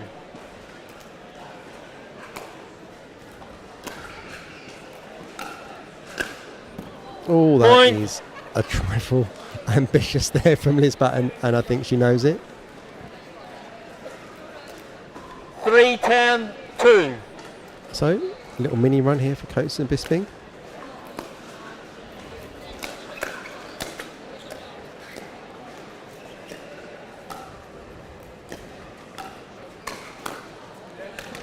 Side out.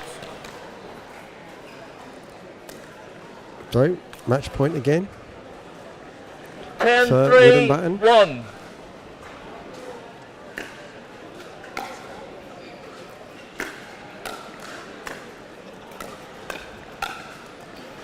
Second Oh, serve. just gets away with it. That's a little floaty that would be gone in most circumstances. Maybe a little bit of miscommunication between Batten and Wood there. 10-3-2. Side Yeah, out. and that drop unsuccessful, so we're just waiting for the ball to go to the other end of the court, and 3-10-1. let's see if another couple can get knocked off on this turn. Second It's serve. interesting. Silvercoats' forehand seems to always come round the outside of the ball and try and get a little bit of loop and whip, but it doesn't really have a lot of shape after it leaves her paddle. It tends to sit a little high. We saw Liz Batten taking advantage of that there. Point. Yeah, question of decision making there while you're going down the line when you can swing it cross court. So one's being paid back again. 2.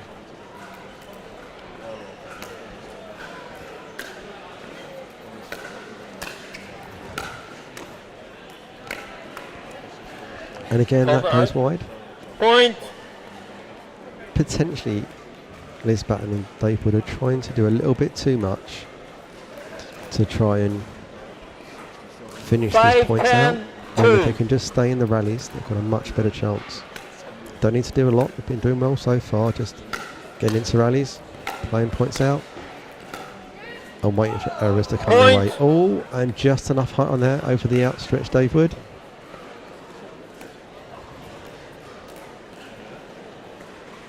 6-10-2. And now the lead's back to 4 from being 9. And that's now down to 3. If this was a game where you could take a timeout, you would certainly be taking the timeout now from Batten and Wood. 7-10-2. Trying to arrest this momentum on this side out. But a gimme like that from the middle of the court is going to let Liz Batten get that ball down past the incoming Paul Bisping. So side out again. Another couple of goes securing the match for Batten and Wood. 10-7-1.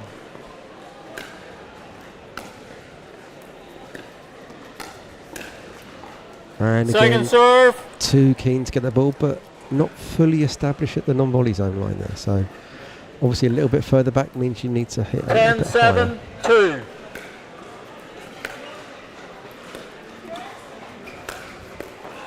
Lovely smash there from Paul Bisping. I think he was pretty confident that was going to go to Sylvia Coates, and in the end he just left it to go. 7-10-1.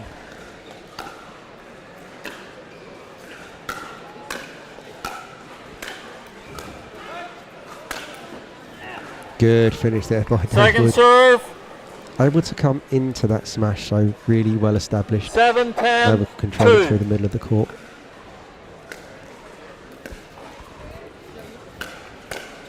Point. Nice drive there from Bisping, possibly going long, but Wood would be confident in doing better than that normally.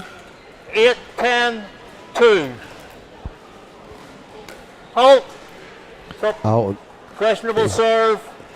yep, that's going to go to paddle. side out. Yep, serving during Retake the the- motion, retake which the should point. really have been called the first time Paul Bisping It's a did that, questionable but serve. looks like he got the benefit of the get out on that. This should be Questionable side serve, out, just but they're giving him replay the the chance point. to serve it again. I think our referee's not fully aware of the up-to-date rules. The rules are if you serve during the calling of the score, 8-10-2. it's a fault, but if you serve before the serve has been called, you get to redo the serve again.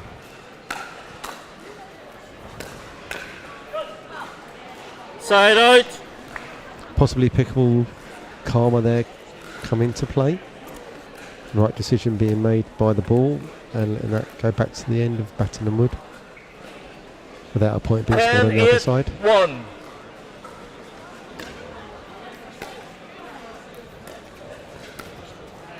And that brings the game to match, Liz 11-8, Batten and Dave Batten Wood and to Wood. beat Sylvia Coates and Paul Bisping 11-8. You had us worried. We're coming up next is going to be our semi-final matches in the mixed open 50 plus category.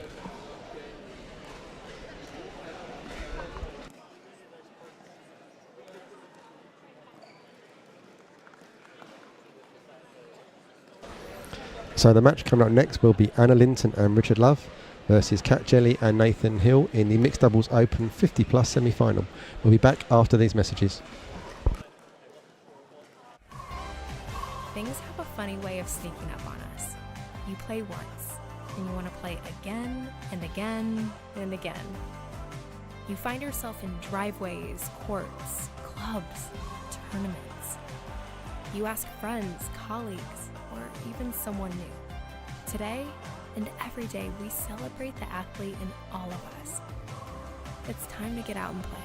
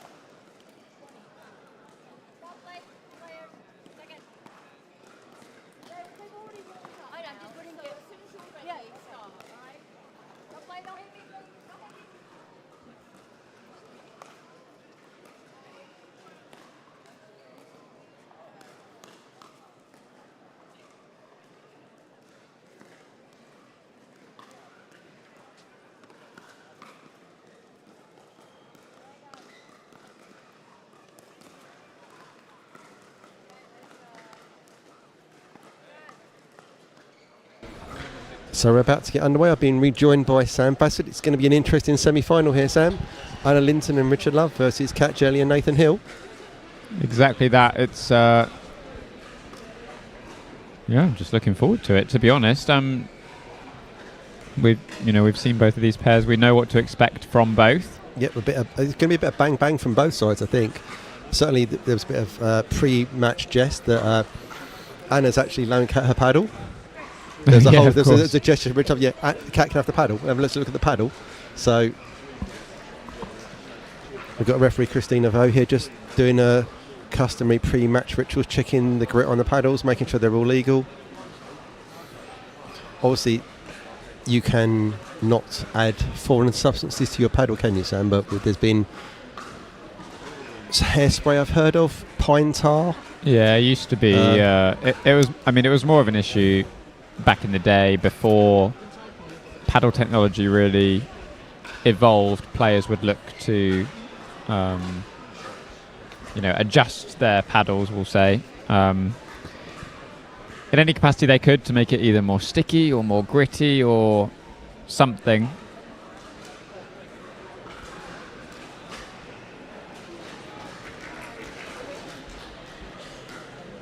Nonetheless, almost ready to go, just deciding who is going to be serving and who is going to be on which side. Just as a reminder, now we're in the knockout phases. These games are best of 3 games to 11, win by 2.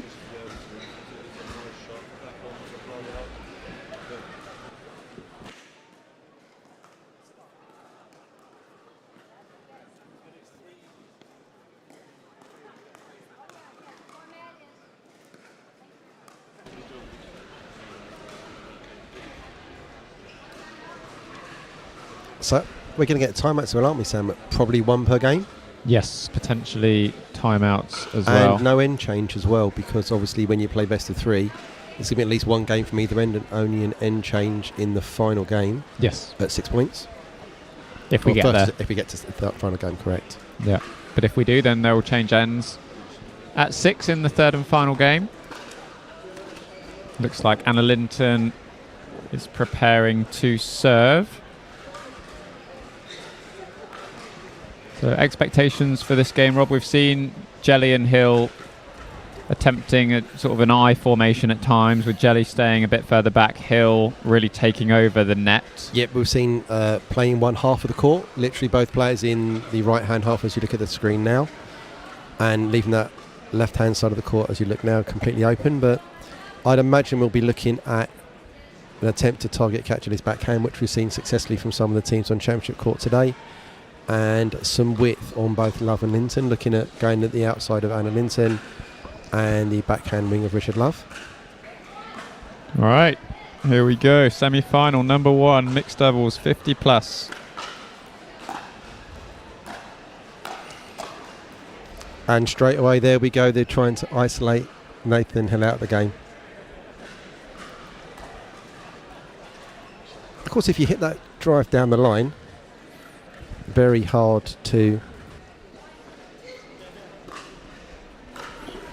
if you hit that drive down the line, you can hit that hard. Good reset on that first ball, but Hill putting that one away. So we're now at side out.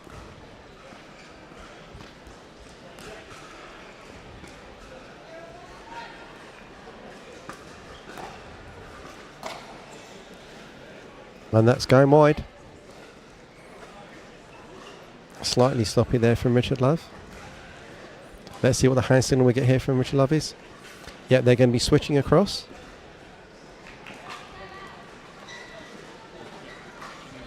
Just taking a referee timeout for a second. She needs to get a microphone on. So Christina Vo's going to bring a microphone back on to us. Just taking a referee timeout. Yeah, referee timeout here. I think we need to get some new batteries on the microphone. Just take a short pause here. Obviously difficult for our players. They're going to have to try and keep loose and focus whilst we've got this unexpected timeout. Obviously important that we get the referee score fed through on the amplifier system that they wear, and obviously on the microphone they wear into the broadcast. It assists the broadcast team as well as the players watching. lots of activity still here in the Bolton Arena. We've still got all 24 courts active at the moment. Lots of matches still being played, getting into the knockout phases in all of our matches today. So we can already see Love and Linton having a discussion, obviously. At 1-1 here, Cat Jelly on the left-hand side of her formation, and the Hill and Jelly team unwilling to stack a lot of the time. Can you hear me? This could be the configuration where they're going to be looking to put all those returns very wide cross-court to the Jelly backhand. So we'll be looking to see if Cat Jelly is preloading for that, and then trying to run inside out and hit that forehand. So I was saying, Sam, that just come back to what you've just been involved in, getting the referee mic'd up. Yes, stressful situation. Yeah. So I was just saying that we're going to see how much Cat Jelly loads inside out on her forehand here, playing on the left-hand side of her team. At 1-1-1.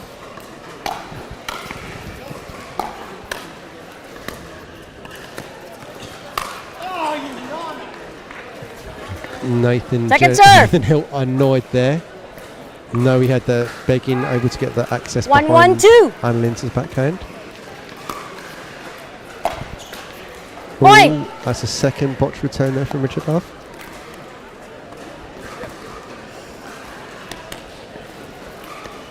So needs to clean that up.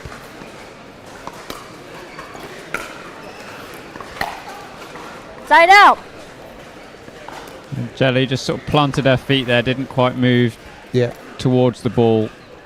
She's very much a stand and hit kind of player on that forehand. 1-2-1. It will burn you at times, but it also has an element of inconsistency to it. What a great shot there from Richard Love. That's Precision the one placement. we've been crying out for, that sort of shot against Nathan Hill. Yep. All day, keeping an eye on what's going on the other side and adjusting your shot according to his position. Yeah, I mean, he's going to be pinching hard, really hard, that middle. And even that wasn't too wide. Point. Yeah, great serve. The look of the heavy topspin, dipping that ball short. Hill not being ready to come in on that ball, expecting it to come up so short. 3-2-1.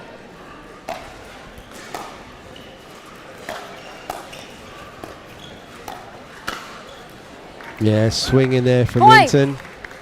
But again, they're executing their strategy well, aren't they, Sam? Yeah, it just took a bit of time for them to get going initially, I think.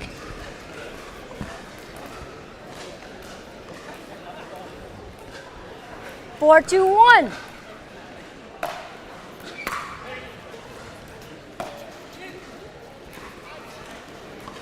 Second serve. Yeah, that sounds long. We're very aware of the Love lob. He does love a lob. That was second serve. Love thinks it was in goal. Couldn't hear didn't hear a timely call from the opposition, I think. You have 4. Yeah, just checking the position there with the referee. A very permissible 4-2-2. action, Sam.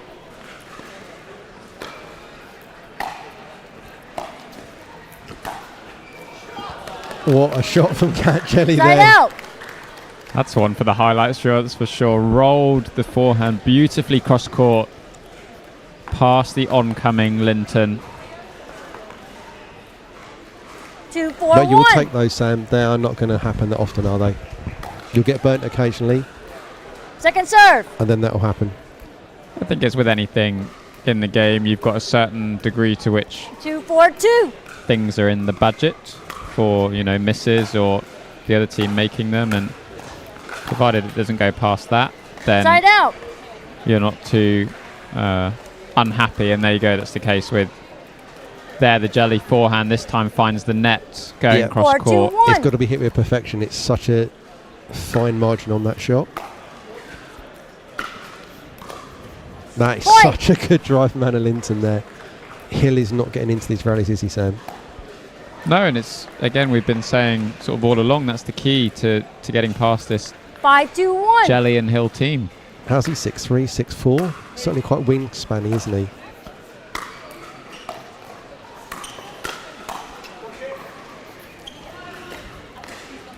Point. Certainly, it looks like if there's anything up, Linton and Love are not going to go easy, are they?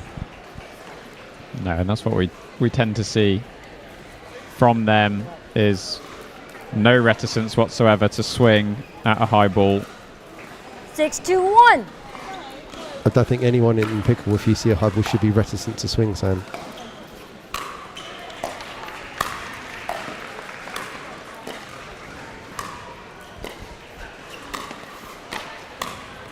Good mid-course speed up there from Hannah Linton. That's not the shot you would typically expect in traditional pickleball there. No, but again, ball comes up in the air. Feels free to take a swing. There's the swinging. Point. Swinging Richard Love, moving forward in the court, drives the first, follows up with the second. That forehand looking very confident 8-2-1. in this first game to 11. Point. Yeah, we can see there's a bit of a fracture in the 9-2-1. Hill and Love and Jelly partnership here. Not sensing good vibes, are you? Second serve. It just didn't. They didn't feel there's that connection. Look there. There's not any connection between that partnership. Yeah, just need a bit of 9-2-2. positive, body language or a paddle tap or something. And a clean ace winner from Richard Love. How often do we see that in pickleball?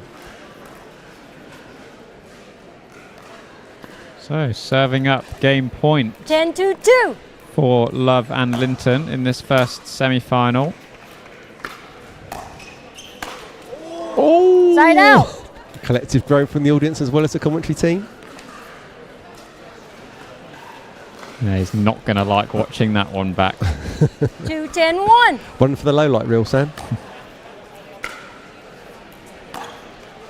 Second serve. Again, Jelly swinging on that forehand. She'll burn you once, but you'll probably get away with it 3 or 4 times. 2-10-2. Stop play. Yep. Oh, that should be side out. First team warning. Ah, there we go. Serving while I'm calling the score. The next one will be a fault. Isn't it reassuring to have Christina Vaux here? 2-10-2. Yeah, and we were just discussing with Karen Mitchell about a good degree of leniency for these players who haven't really been refereed too many times before. Normally, side out. As you said, it would be a fault, but I like the fact we're keeping it cool, letting them off the first time, and just making them aware. I'm hoping I get that leniency when I'm on championship court tomorrow, Sam. Oh, that's gone. Point. Game. So first game to Linton and Love, 11-2 in this Anna mixed doubles and 50 Richard, plus timeout. semi-final. 2 minutes. 2-minute break, Sam. What are the team of Jelly and Hill going to do in that timeout? I think if I was them, taking some time just to decompress a little bit from that first game. Yeah, I mean, we can't see it on camera here, but it would be good to get a shot of Nathan Neal's kind of chatting to the crowd. Certainly, there's not some positivity coming through. It was feeling a bit blame culture, frustration, paddle moaning and this and that, and frustration understandable. Builds. It builds when you've lost your first game 11-2. It just happens. It's up to you to get out of that a little bit and get out the funk and maybe it's start good to clean slate. Don't come back to your partner. Let your frustration go. Then get back positively to your team. There you go. Now early.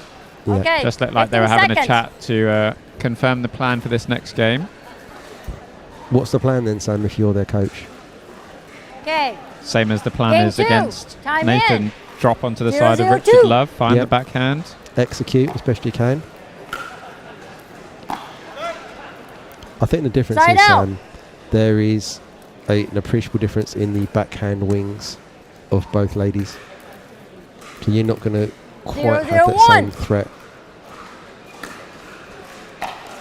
to Anna Linton's backhand. Yeah, Great change. Great reset. Obviously, I've got quite a bit of experience with Anna playing in my PPL team. and she just makes so many good decisions on difficult balls. And I think that's what makes her such an elite player at this level, and so capable of playing in the 18 plus category as well. The shout of get in there from Richard Love, I think that's a trifle speculative.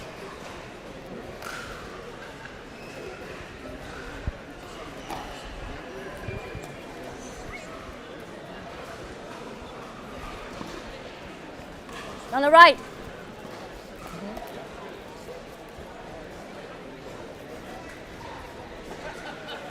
102. Point. What we'd describe as almost like a heavy serve from Richard Love. Yeah. Feels like it's sort of kicking into the ground and then really coming towards you. 202.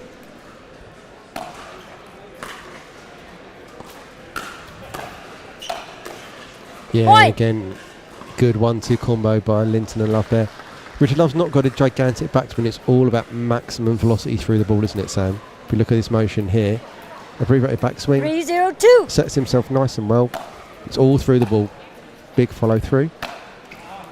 Side out. Just pulls up early there, though. And had a bit more time and space to work with than I think he first thought. 031.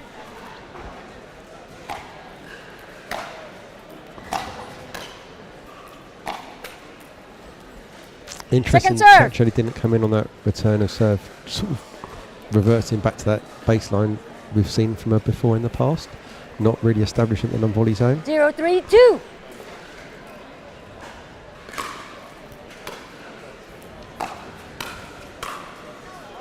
Good lead Side there out. again from Linton and Love.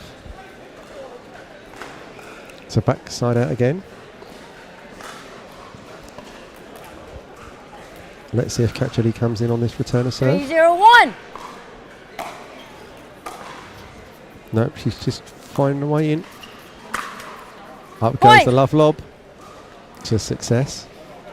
Yeah, and we saw earlier with Lee Harper and Rochelle Penrose, the lob very effective in pushing Nathan Hill back off the kitchen line and 401. creating space to then move into. Yep.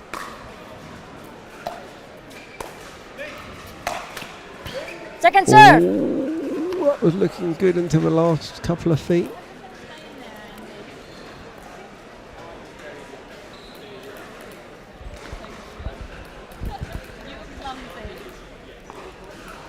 Four zero two.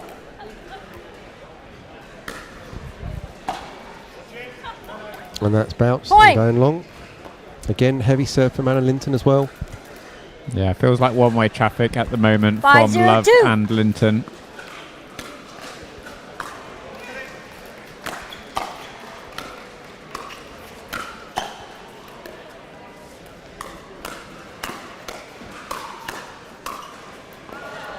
Side out. Good rally there from all four players.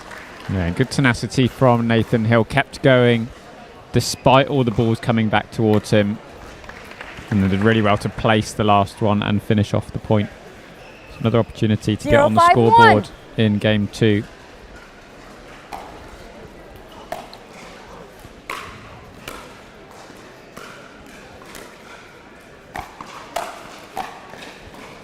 Second serve. Incorrect decision to speed that ball up from Jelly. That needs to get lower on the other side of the net or hit with a bit more intention.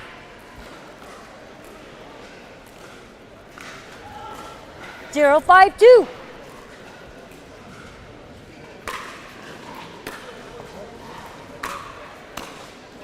Point. One of the very rare errors Anna Linton's made today on that backhand drop. 152.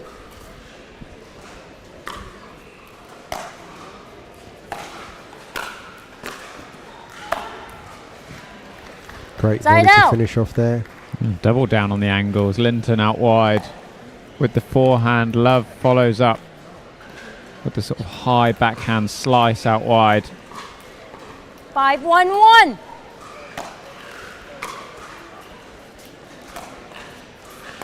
There goes the Love lob again. Point.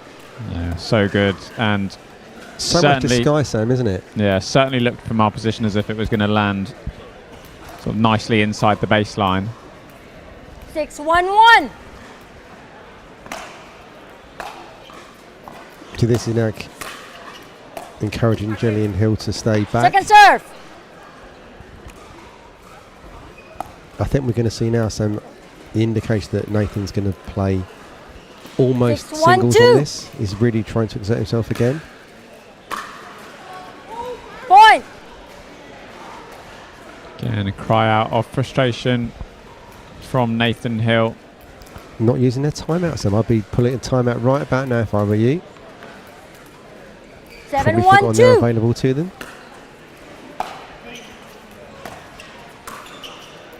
Again, we've seen that I formation. Successfully that time for Nathan Hill. Side out. I think that I formation is going to be a bit of a desperation move. It's 1-7-1. going to be very hard to be successful playing that much of the court with just one player. Great drop from Hill off the back foot on the backhand. Really flat drop. It just dips last minute. Forcing Richard Love to hit a half volley. 2-7-1.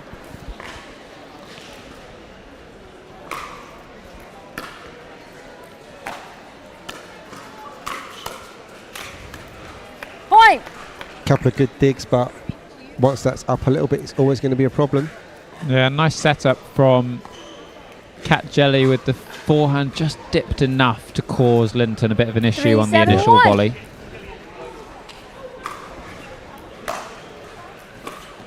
That's such Second a good serve. return of serve.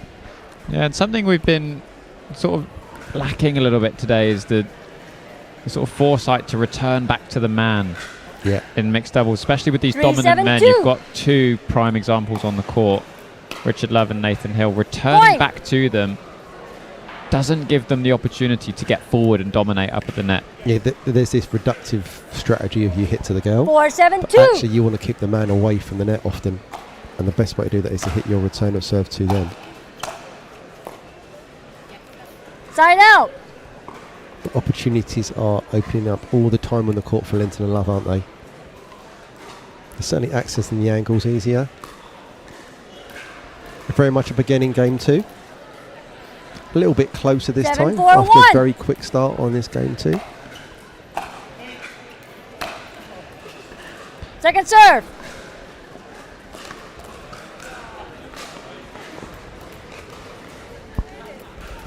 Seven, 4-2.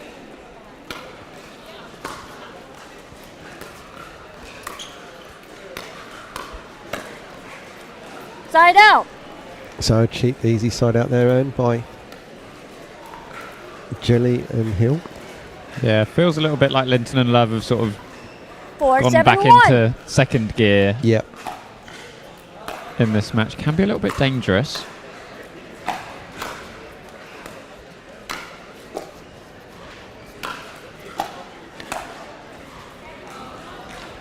Yeah, a little bit loose on that last volley. Just going off the boil Point. a touch and just need to regain a bit of sort of momentum and enthusiasm for this game. 5-7-1. Just energy's dropped off a little bit for Linton and Love.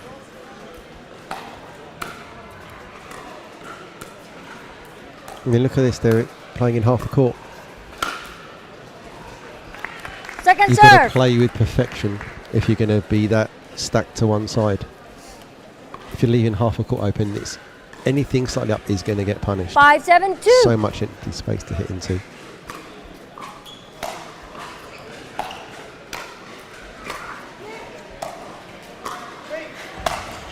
Yeah, great decision to go back in the Side middle out. there.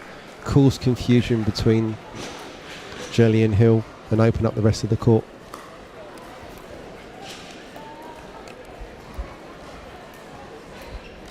So side out. 7-5-1. And that is an Point. easy point to get them onto 8. Yeah, Hill just a bit too keen to get into the net. Didn't quite finish his stroke 8-5-1. before moving in. Point. Doubles down with a big serve. To the backhand of Jelly. Another missed return. Brings Linton and Love to within 2. 9-5-1.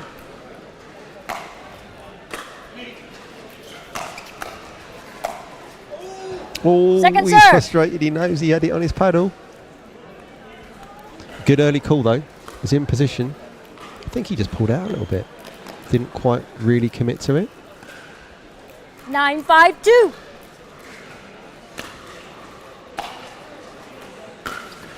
Oh, that's such Point. a nice forehand. That's the one we've been waiting for. Yeah. It looks like it's going down the line and then it's not. So brings up match point to go through to the finals for this mixed doubles 50 plus 10-5-2. open category.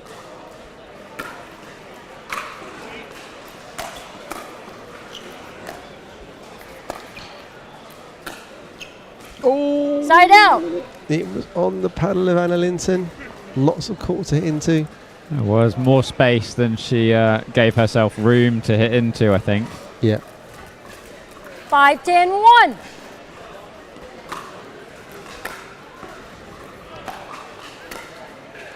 That's Second such serve. a lovely drop volley there. Beautiful control of the paddle head to get that cross court. 5-10-2.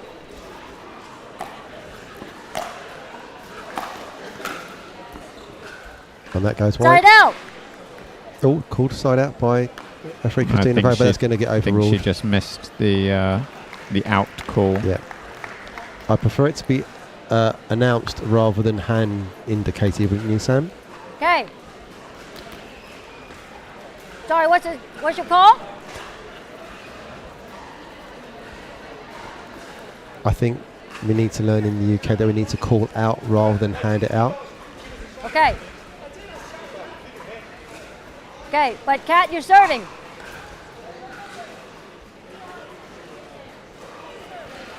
Yeah. It's 2. She's correct. Christina Vray is always correct, isn't it, Sam? Certainly seems that way. 5-10-2. Oh, it should be 6-10-2. Up. A correction. Referee correction. Yep, she's corrected. Referee correction. 6. Okay. Yeah, just Sorry. forgot to add You after guys, the. please make your out calls loud. I recall the score.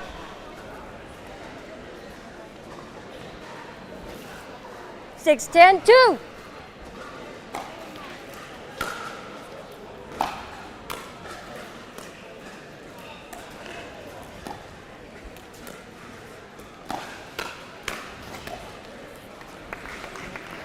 First one, I Point. think, may have been going long that Linton hit, but nonetheless, nice job from 7, Jelly 10, to 2. catch her off guard, force a pop up, and create an opportunity to win the point. And Point. again goes long, the pegged away of that lead in the second game. Just down to 2 now. 8, 10, 2.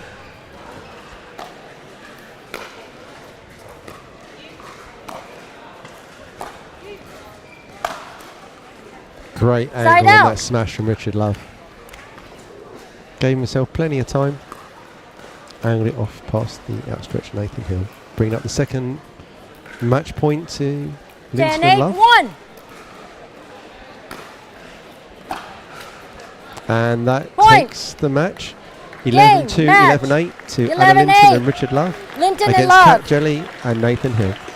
Yeah, very dominant first game, slightly off the boil in the second, but managed to pull through nonetheless. So Linton and Love head into the final. They'll play the winners of our next match on Championship Court, which is Lee Harper and Rochelle Penrose up against Julie McCauley and David Youngs. We'll be back for that in just a moment.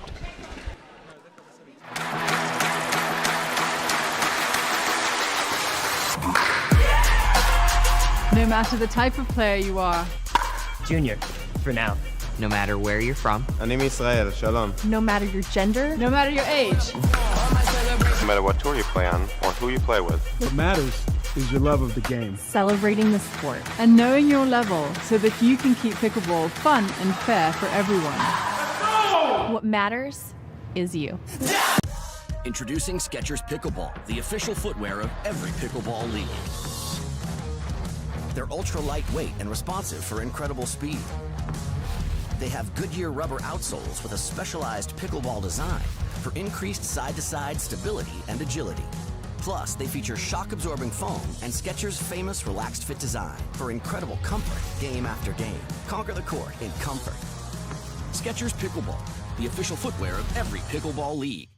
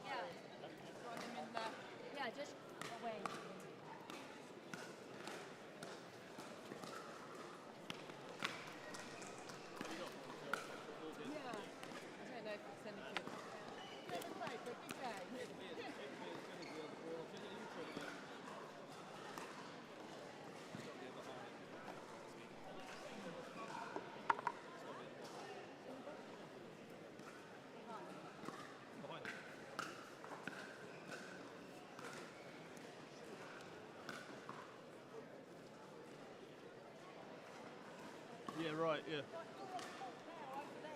Thank you in any case.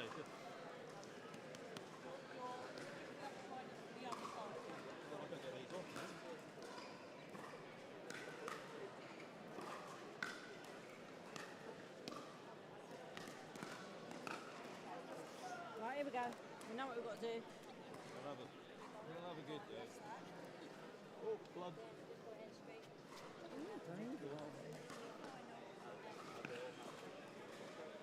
Go and win. See if you can win one this time. Players, please. This is the semi-final match. Best of 3 games to 11, win by 2. Change ends in the 3rd game at 6. Who's on the referee towards the end? Today? Yes. Okay.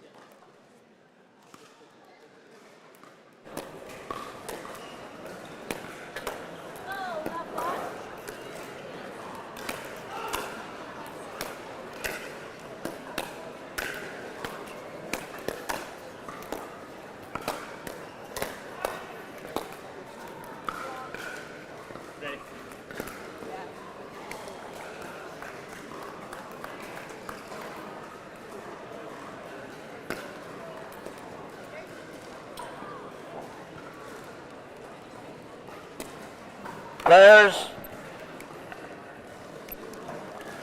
Balls, please. Yellow ball. We know what we're doing. We just got to get the ball down. Okay. Choose the ball. Thank you. Okay.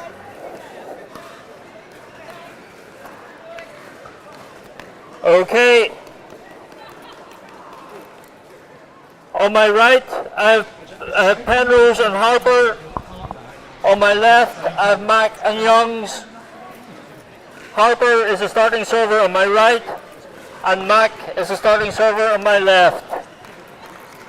This is a semi-final, best of 3 games to 11, win by 2, change ends in the 3rd game at 6.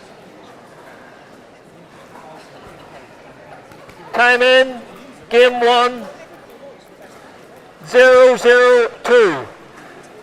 All right, we're back for our second semi-final. Side in the out. 50-plus open mixed doubles. Far side we have serving Julie McCauley and her partner David Youngs. Near side, 0-0-1. Rochelle Penrose in the green and Lee Harper in the white. Second serve. Yeah, really looking forward to this one, Sam. This promises to be one of the Pickleball England classics as we head into the second semi-final here. 0-0-2.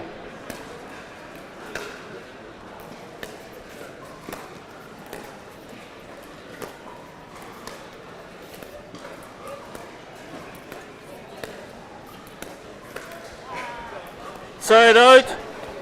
Nice exchange there, Sam. Yeah, Penrose holding no prisoners with that forehand. 0-0-1. Speed up straight at the body of McCauley.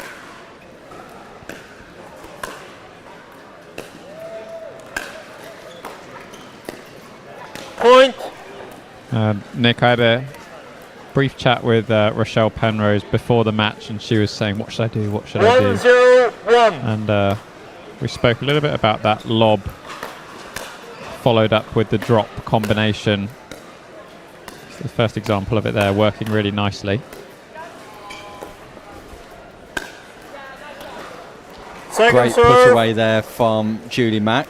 Also great to hear that Rochelle's taking pointers off an internationally recognised coach like yourself there, Sam Basford. No better exponent of the game than to be asking advice before a big semi-final game. Hopefully it holds true now. Forehand from Julie Mack catches the edge of the paddle. Doubles the lead for Penrose and Harper at 2-0-2. You can see a really obvious strategy here early on from Penrose and Harper targeting Julie Mack, but that won't phase Julie McCauley. She's got the game and the ability to stand her own, defend and give a little bit back. That's it, and the experience as well. Been there, done that. Got the t-shirt is certainly the case 0-2-1. for Julie McCauley.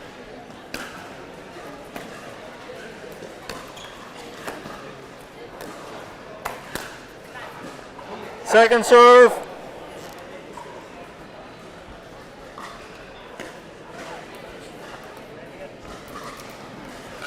Zero, two.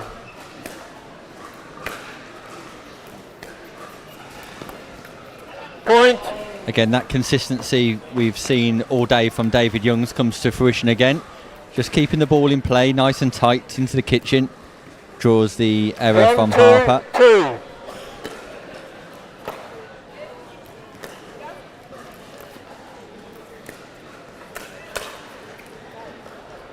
Side out. Just out from McCauley, but again, looking to attack off the speed up of Penrose. Sat nicely on the forehand counter though. McCauley wasn't far away from being a really nice blocked return.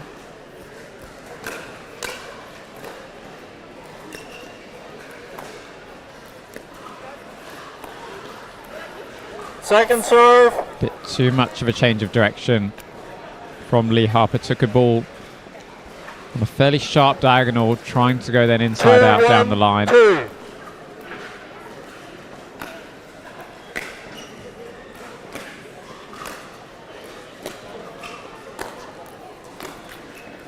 Side out. Great leap from Macaulay to fend that ball off. Not a bad lob from Penrose, but Macaulay stretches up nice and tall, gets the ball back in play, and gets reward for it as well.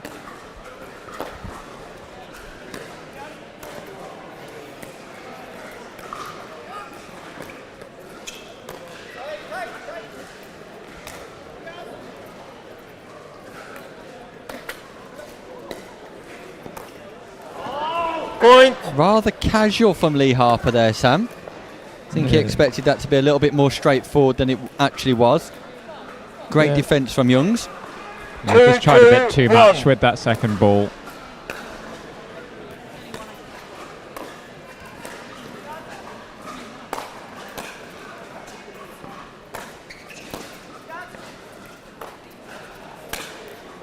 David Youngs coming alive in the semi-final here in Bolton. Great defence, lob, makes his way to the kitchen, forehand volley. Thank you very much. 3, 2, 1. Point. Do you think these lobs, Nick, are just starting to get into the head of Harper a little bit? We've seen a lot of lobs coming out of the side of Harper and Penrose so far today. Having it done back to them, just putting a couple of things on edge. Like a psychological recoil. There's Young's puppeteering at the moment. Just placing the ball, moving his opponents around, generating space.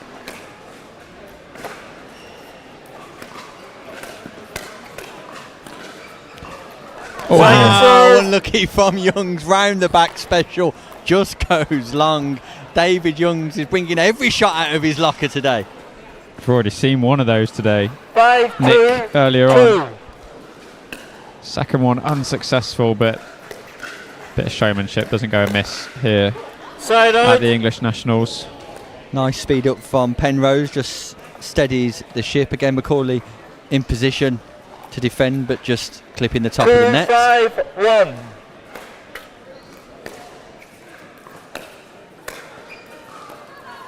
Second serve. Unforced error from Lee Harper, who doesn't seem to have quite got going in the semi-final yet. 2, 5, 2. Perhaps some early match nerves, Sam. It's a different proposition when you get to the semi-final stages of a tournament. That'll give him a bit of confidence, though. Absolutely. And sometimes that's all it is. A little bit of a smash, win a quick point, make yourself feel comfortable, 3, 5, and build from there. 2. Side out. There we see the benefits of that slice return, Sam, that we spoke about earlier. Lee Harper not able to get down low enough to apply top spin to 5, counteract 3, the backspin 1. applied by David Youngs. Point. Great shot from Julian Macaulay, goes cross court against Penrose. Nice width, Sam. Yeah, and one thing we talk about a lot is depth and how important that is, but width equally as important 6, for the 3, purposes of 1. creating space on the court.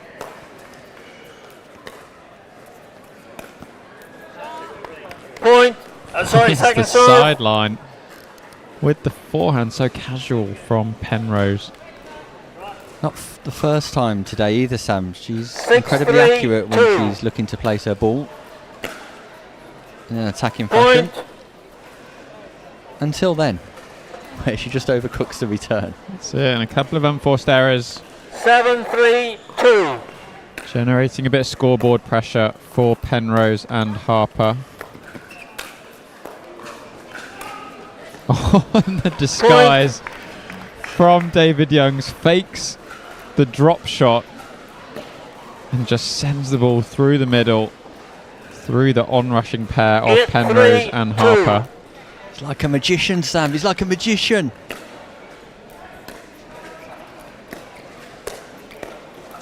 There we go, Julian Macaulay. Point. top spin volley down to the backhand side of Harper. Thank you very much. Trademark. 9-3-2.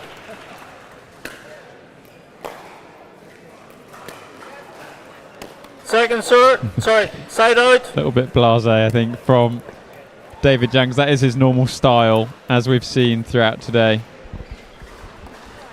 Consistent with it though, Sam. 3-9-1. One of his main attributes, it seems to me, having watched his game today, that consistency is one of his weapons. Point. Speed up from Penrose comes to fruition.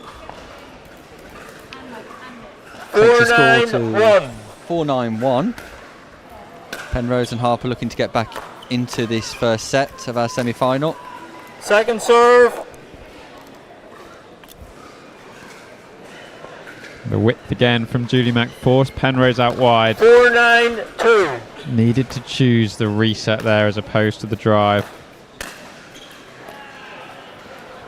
Side out. Spin return from Youngs. Harper overcooks the return this time after hitting the last one into the net, which allows Youngs to take advantage on the volley. So just 2 points away here. 9-4-1. Macaulay and Youngs from game number 1.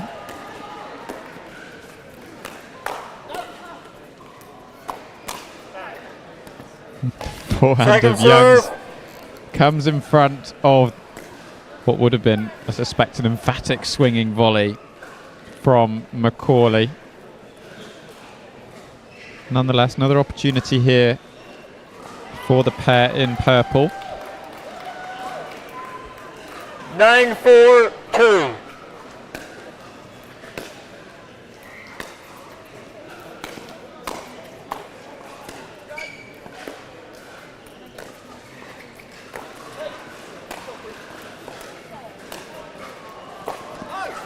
He's everywhere. David Youngs, great footwork. Left, right, up or down. You cannot stop the man. And Nick, that fantastic footwork brings us 10-4-2. a game point here for Macaulay and Youngs.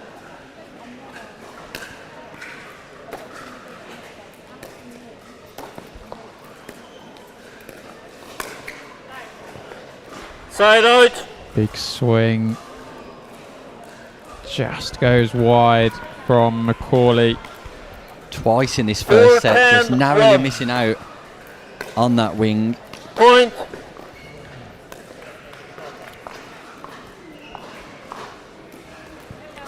Chance for Harper 5, and 10, Penrose to 1. claw back the deficit here.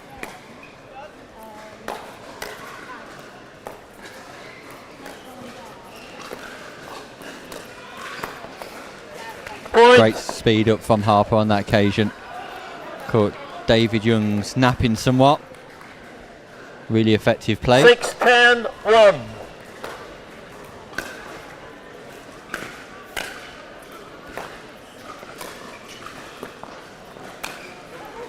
And again, Point. great step from Youngs, plays down the middle. Judy Macaulay keeps Harper out wide, creates the space down the middle for That's Youngs right. to step Second in and serve. punish them with the volley. Referee correction.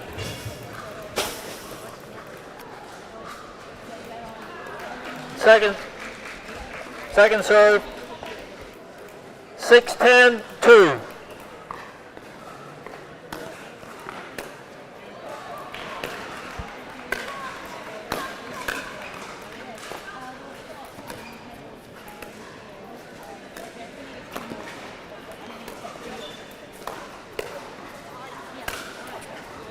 Point. Yeah, well punished by Penrose. You can see her gene herself up after that point. And I was just going to say we've not really seen a lob out of Penrose or Harper for a while, considering how many we were seeing earlier. So nice to see that change back in from Penrose. There's a little bit of energy coming here from Point. Penrose, and they've got some momentum here, Sam. Just 2 points. 8-10-2. Was 10-4, now 10-8. Can they reduce the deficit to 1?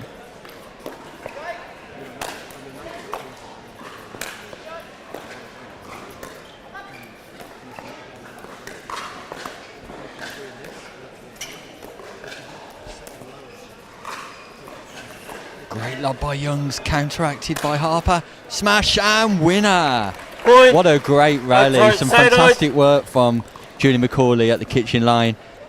Brilliant lob from Youngs. Good defence by Harper, but ultimately Youngs 10, plays 8, the 1. winning smash.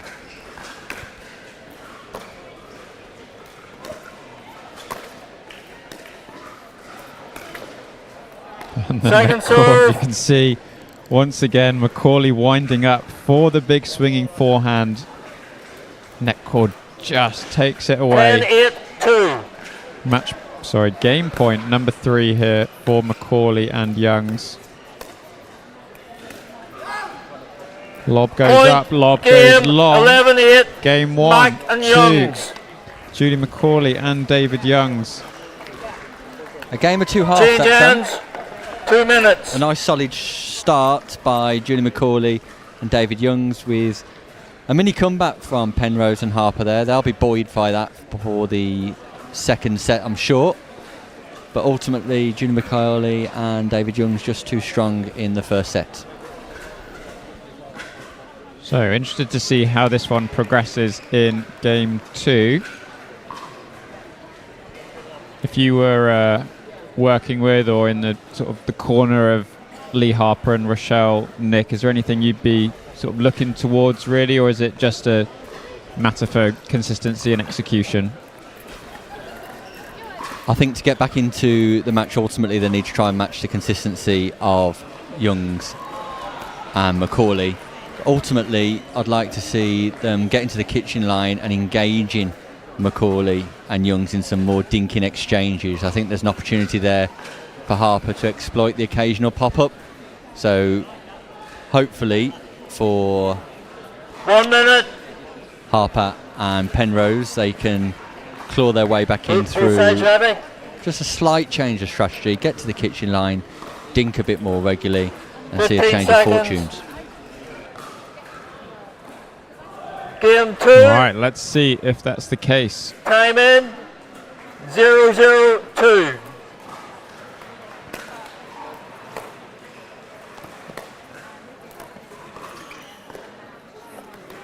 Side out.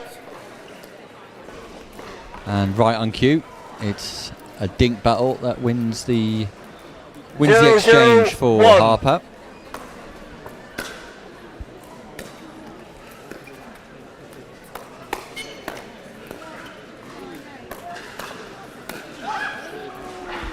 Second serve. Great defence by David Youngs and Julie Macaulay there, ultimately pressurising Penrose to go for a little bit too much, sends the ball long. 0-0-2.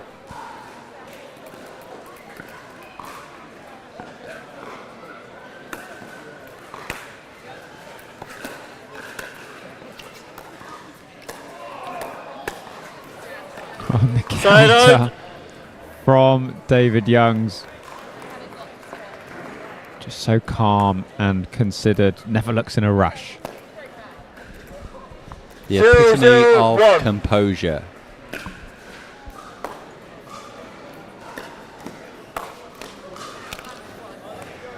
Almost a catch from our referee, David Galt. Second serve. Nice to see him get involved in the game there, Sam. Nice smile on his face. Could have been an incredible take, but Butterfingers in the crowd, unfortunately. Not out on this occasion. Side out.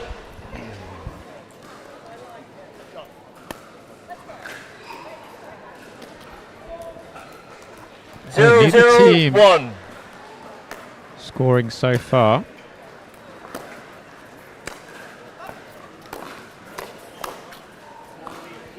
Second serve. And again, don't mind the lob from Penrose. Created a shorter ball, couldn't quite 0-0-2. capitalise. Probably just needs to heed your advice there, Sam. Be a little bit more patient after the lob. Lob's clearly a good strategy for them getting to the kitchen line, but then a little bit more patience needed. Bide their time before striking. 1-0-2.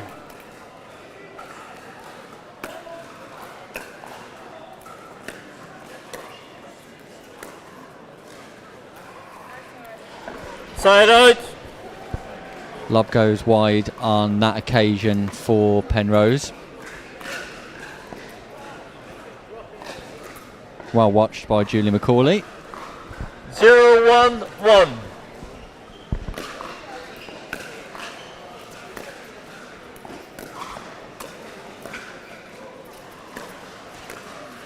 Point. I don't remember seeing David Youngs miss a third shot in this match yet, Sam. Ultra consistent. I reckon you've just put the writing on the wall for the next point. Sorry about that, David, if that's the case. We'll see what happens.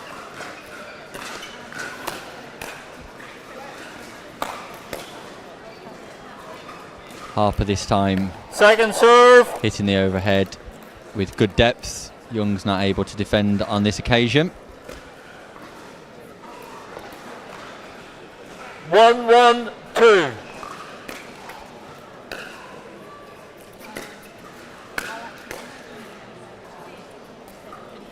Side out. Nice attack from Penrose there. The defence of Youngs just goes long.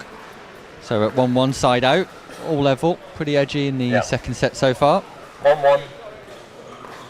So, slight correction on the position of players on the returning side. 1-1-1.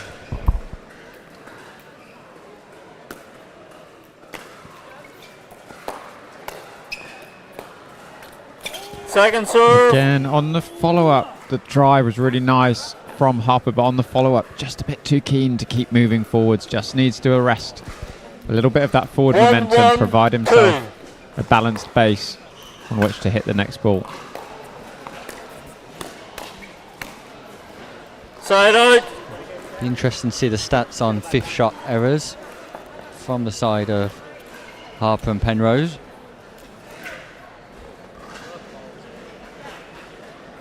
One. Still stuck on 1-1. Change of strategy from Young. Third shot drive doesn't come to fruition, it's called out. Yeah, it's a point for Young and McCauley.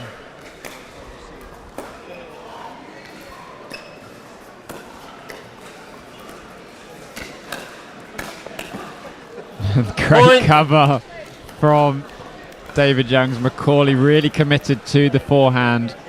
Took her off the side of the court. Youngs 3-1-1. really getting across to cover his partner.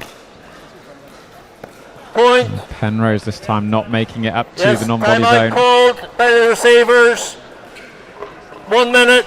Timeout called by Lee Harper. Lots of tournament experience under his belt, and the first time out we've seen sort of across the semi-finals so far. There's none in the round-robin stages, but we didn't have any in the first semi-final, I don't believe. Very wise, very experienced from Harper. Just gives him an opportunity to reset, stop the momentum of Youngs and McCauley, have a quick chat with his partner about what they might look to change over the course of the next 2 or 3 points.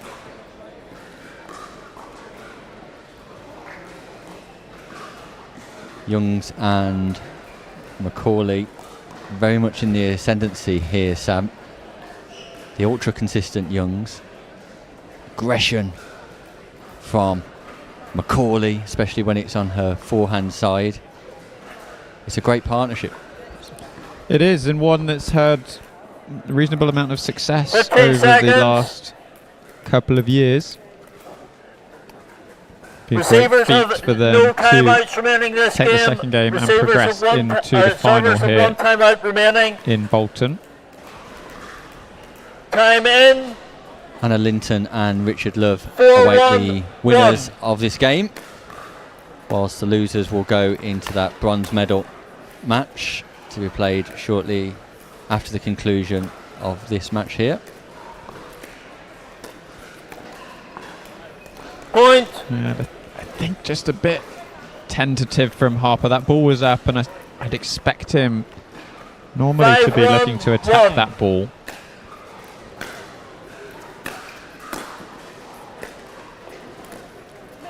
Great spot from Julie McCauley. You can see the confidence in Julie grow throughout this game, Sam. That's evident.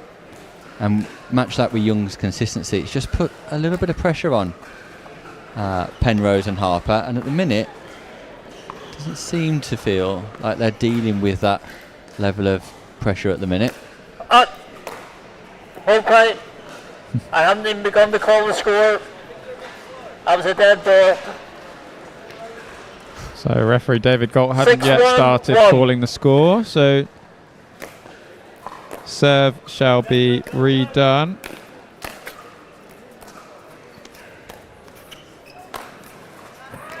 Second serve. Bit of miscommunication on the side of Harper and Penrose there. Got away with the wrong signal or wrong intent after the return of serve.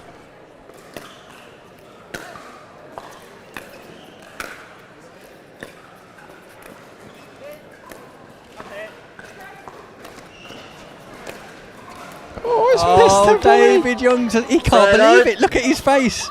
He cannot believe it. David Youngs, you set it up nicely, and then he's missed the volley.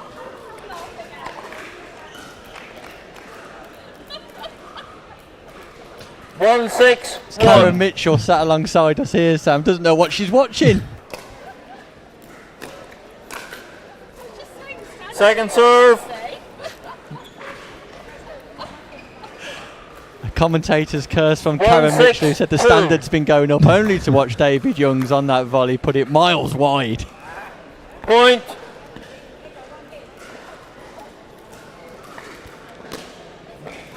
Two, 6, 2.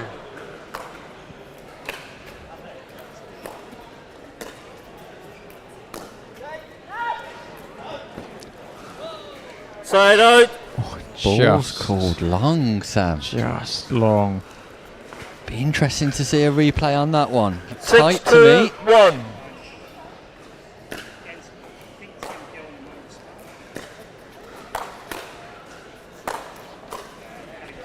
Second serve. Harper just expressing himself a little bit more, particularly on that overhead smash. We saw how tentative he was in the first set, Sam, but that's a couple of lobs they've attempted now on the Harper side, but he's dealt with it in authoritative fashion. Yeah, it's just slightly grown into this game a little bit more. Point. You just see trying to keep Rochelle Penrose motivated and engaged. Couple of errors creeping in 7, from her side. 2.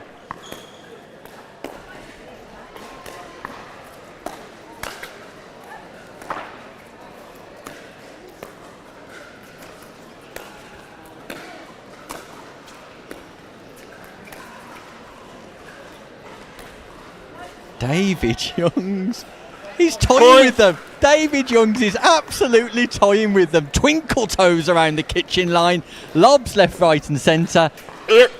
He's come to play, Sam. He has indeed. And then you see Julie McCauley. What a team performance this is. It's a delight to watch at the minute, Sam. We're seeing some perfect pickleball from the team in purple. 9, 2, 2.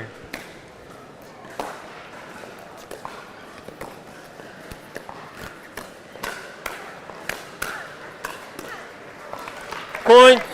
And that about sums up the game, Nick. So far, balls coming back from Harper and Penrose, but just feels like they're playing against a brick wall in David Youngs and Julie McCauley. Nothing getting past them at the moment. Sometimes you just got to hold your hands up and say they're too good, just too good. This is a near perfect performance from Youngs and McCauley. They'll like to watch this one back, I'm sure. Side out. This time the expressive David Youngs hits the lob long. So there's a chance here. 1. A never give up attitude from Penrose and Harper. But look at the touch. Serve. Look at the touch. So delicate from David Youngs. Just doesn't look like missing at the moment. 2.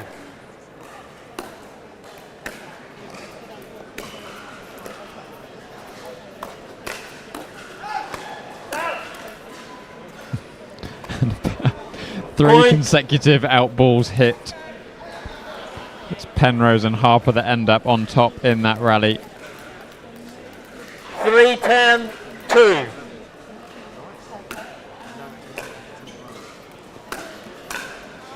Point. Just pulled slightly wide on that occasion from Macaulay, but the space was there. Didn't manage to exploit it. Feels like the first swinging forehand she's missed that I can remember. 4-10-2.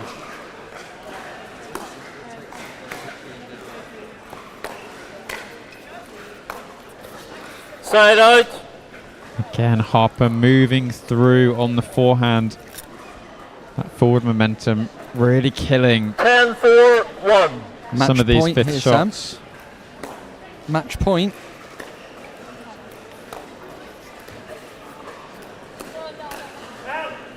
Second serve.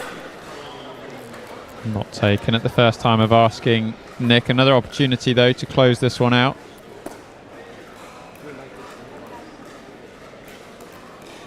10-4-2.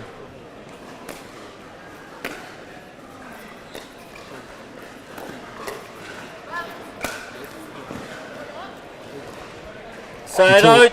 About Harper's stillness when he's working his way through the transition zone there, Sam. What advice would you give him in that situation? Just to sort of take a bit of a check and slow down a touch. There you can see his position nicely. Point. Feet are still, most importantly, right? You can move up to the ball, but really important for your balance that when you're playing your shot, 5-10-1. especially in that transition zone, you're playing from a stable and balanced position. Would you expect a split step in that situation? Could do potentially anything that's just going to help you slow down a touch.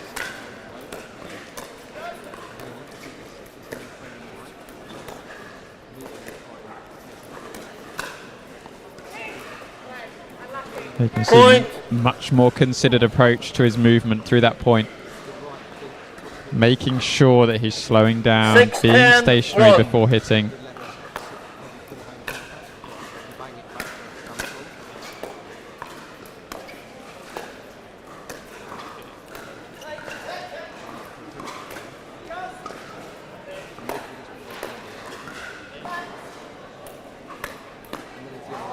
Point. Young's a bit frustrated about missing that last ball, but Penrose and Harper just inching their way back into this game. 7-10-1. 3 points now, the deficit. Make that 2 with the mistake off the paddle of Macaulay. Receivers. Nick, I was just about to ask you if you think now is a good time to take a timeout. 8-10-1. I would have agreed, Sam. The perfect time. Is that a 5-point run, 6-point run there from Penrose and Harper? 1 minute. Youngs and Macaulay were cruising at one stage, just possibly feeling the pressure now because at 8-10-1, Penrose and Harper have got the opportunity just to get themselves back into this game. And I think, Sam, from Harper's perspective, he's looked a little bit more controlled in the last couple of rallies. Exercising a bit more composure, consideration for his shot selection. And I think that's probably rubbed off on Penrose as well. And as a result, you can see they've clawed their way back. I think we've seen David Youngs hitting a lot less balls in the last maybe 6 to 8 points or 6 to 8 rallies in comparison to when Macaulay and Youngs were on that fantastic run. It was all over the court, all of the time, taking all of the shots. And now it feels like there's a little bit of a spare part this game. Servers have no time on out Team remaining this Purple. game. Time in. 8-10-1.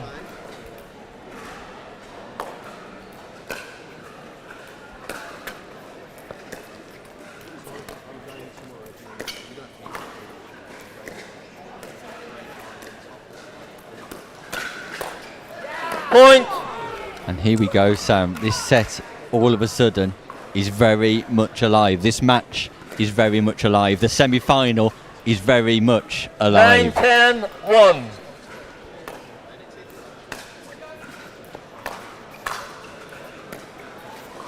Second serve. This time Penrose is the one moving through on the fifth shot, just not quite getting low enough underneath the ball.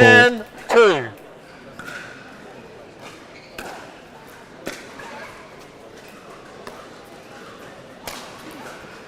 It's a great angle from Side David out. Youngs. Big shots for big moments, and David Youngs is your man. What an overhead smash. And one we've seen a few times today, Nick, not only from David Youngs, but 10, 9, players who have looked 1. to the angles on the smashes have often come out on top in these games. Brings up the next match point for Macaulay and Youngs, and they take match. it. 11, And it's thoroughly 11, deserved. Congratulations 11, to 9. our finalists, Julie Macaulay and David Youngs. Commiserations to Penrose and Harper, who will go into our bronze medal match. But Sam, I'm sure you'll agree with me, the better pickleball came from our winners. It did, absolutely. And, you know, at one point they were on absolute fire in that second game. So good to see Youngs and Macaulay turning up in the semi-final, playing such strong pickleball. Commiserations to our losers, Harper and Penrose, move into the bronze medal match, which will be featured next here on Championship Court. We'll be back shortly for those last two games of the day.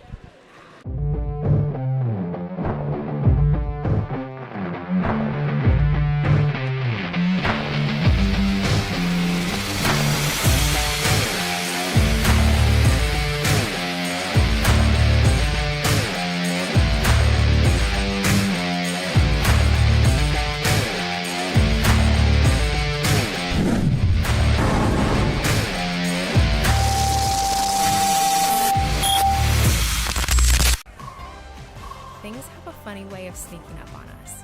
You play once, and you want to play again and again and again. You find yourself in driveways, courts, clubs, tournaments.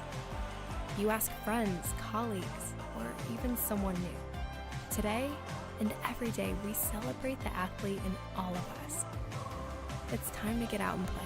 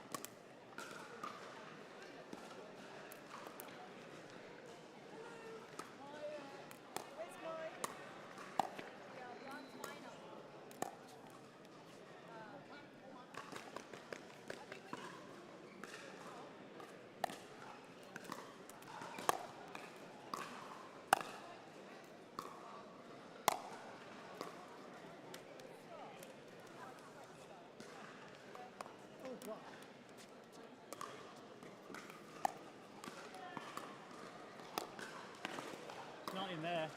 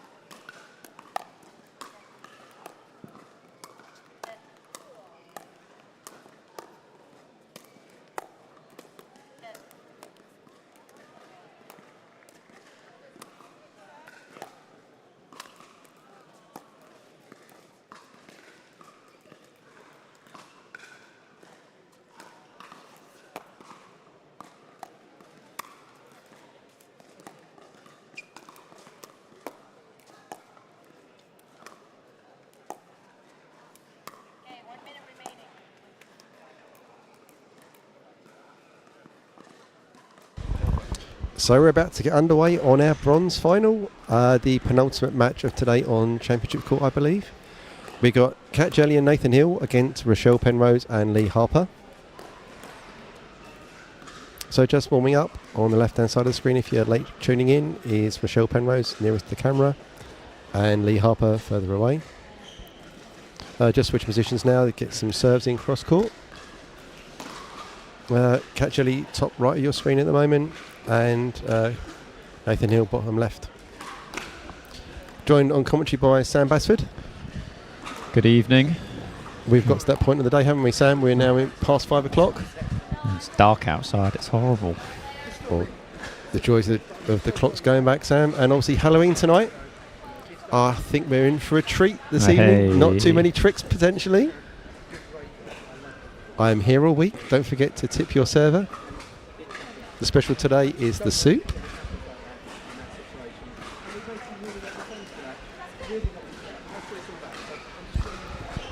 So any expectations for this game, Rob? We saw Penrose and Harper just lose out in a nail-biter of a semi-final. I can tell you now, this is going to come down to fitness.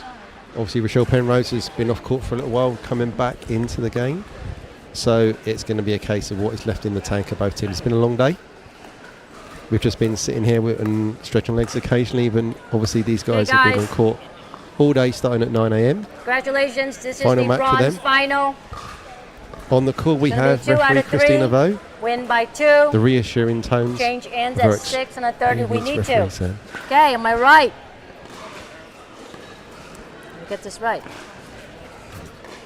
Interesting, Sam. Let's see if the team of Helen and Jelly get called again for serving whilst the call of the service being Cat done. Jelly. Having a couple of matches on Nathan championship Hill, today. my left.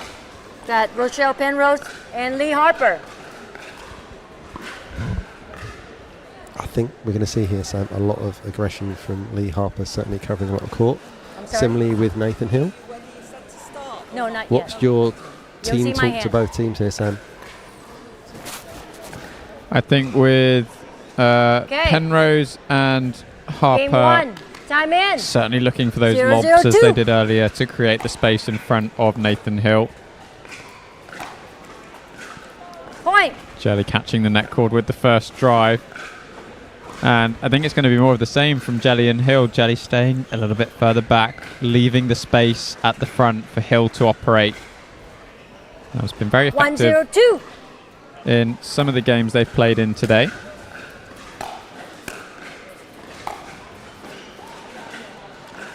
Point. Follow-up drive just goes long from Jelly. Looks like they believe that was in, or that has been called in. It's been called in, my bad. Finger went up initially, so it must have 2-0-2. Been an overall by the other partner.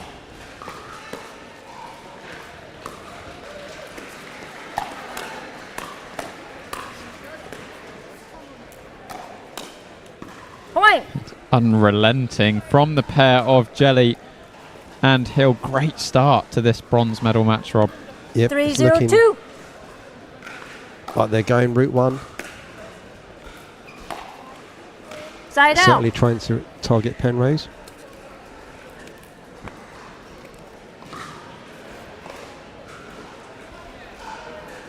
Zero, 3-1.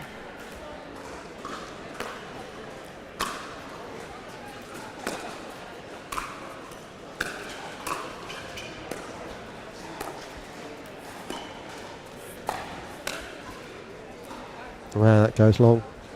That's Good decision making. Unfortunate from Penrose because everything else Second really serve. spot on in the rally. Nice lob, but just chopped down on it. Didn't quite swing through it. She's not got that backhand counter yet, has she? 0-3-2. It's not translated in from her tennis game.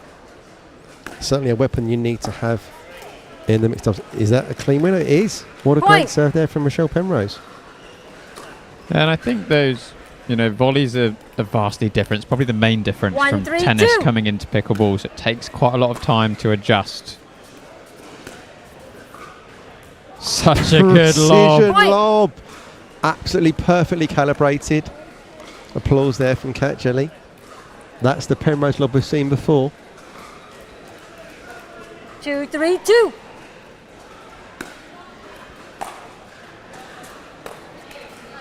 Side out.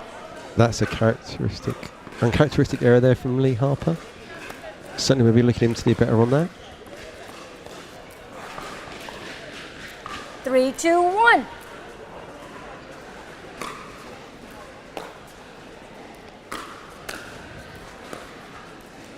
Second serve.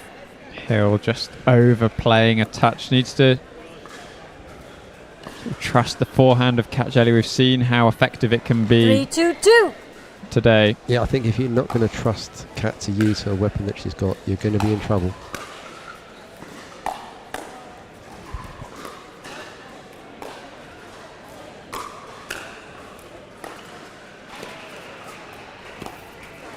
Oh, and that's unlucky Side out. from Jelly. Did the hard work, hustled to get to the ball off the net cord, just couldn't quite lift it enough. But great control from Penrose on that 2, half volley. 3-1. Really not an easy ball to control.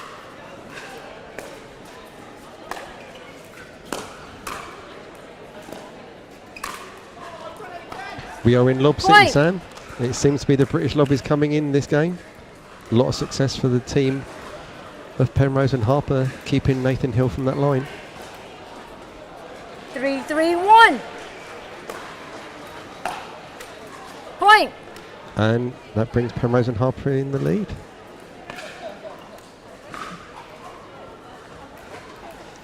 Four, 3-1. Here we go again.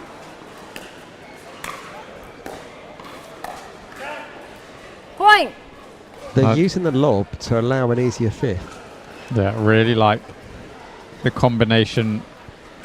Sort of initially in the rally, Hill and Jelly are having to play over their heads in the air. And then as the rally progresses, the balls get 5, lower 3, and the 1. unforced errors creep in on those lower balls. Yep.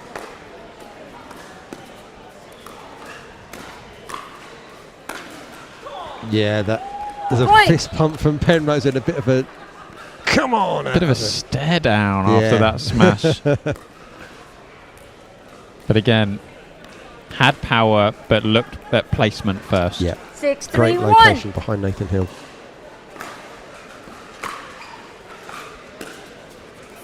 There's the lob again.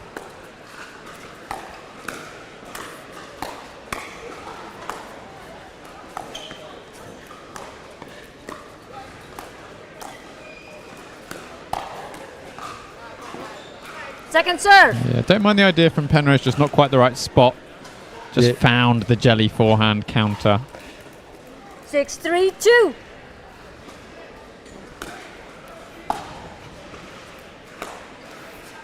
Side out. Oh, I see what he's doing there. It's a good idea. It's a good idea to keep Nathan Hill back, and the more power you hit, the less he can get across. 3, 6, 1. Got to get it to land in though.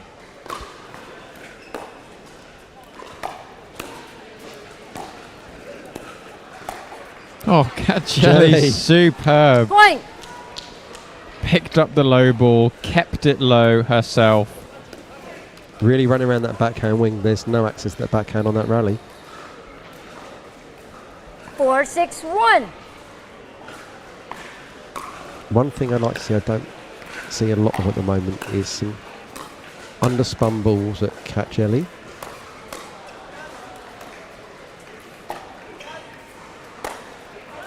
Point. It's just that slice will cause a challenge. She's hit such an aggressive forehand roll on those volleys and those drives. The paddle's 5, gonna, 6, the ball's 1. gonna jump down off the paddle, and it might just affect the swing path. Again, Nathan Hill Second overreaching, serve. trying to do too much. Yeah, it's the play they've used to good effect throughout the tournament, and not just this one. 5, 6, 2.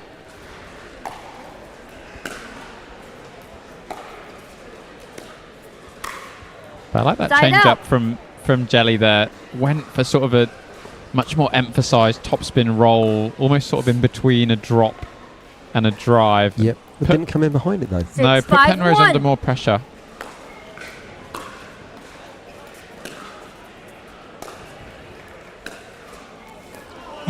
Threading the needle. Finds the sideline. But look how much space Nathan has Beautiful. given him. It's really crashing hard on the middle. Just a slight delay while he retrieved the ball. Basford, the ball boy, has just delivered the ball back to championship court. Excellent You have like 5, they have throw 7. there from you, For Sam, serve. like we've been on a level 1 coaching course. It's a good job he protected himself. It was going right for his head 7, otherwise. 5, 1. A bit dangerous.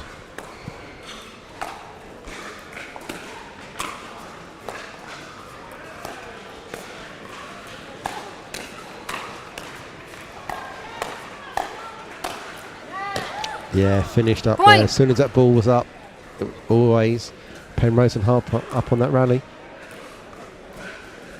It sort of felt a bit like a one-way 8, 5, rally, 1. that one. As soon as the ball started coming hard and Jelly and Hill regressed a little bit in their position. Second serve.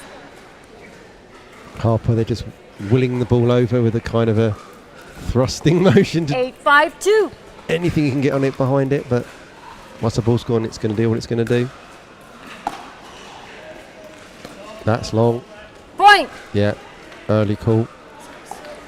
Almost knocked over the Oh, hang on a minute. What's Nathan Hill gesturing there? Something about the serve? Yeah, I think just intimating that the Penrose 9, serve 5, might 2. be a touch high. That one looked perfectly fine to me.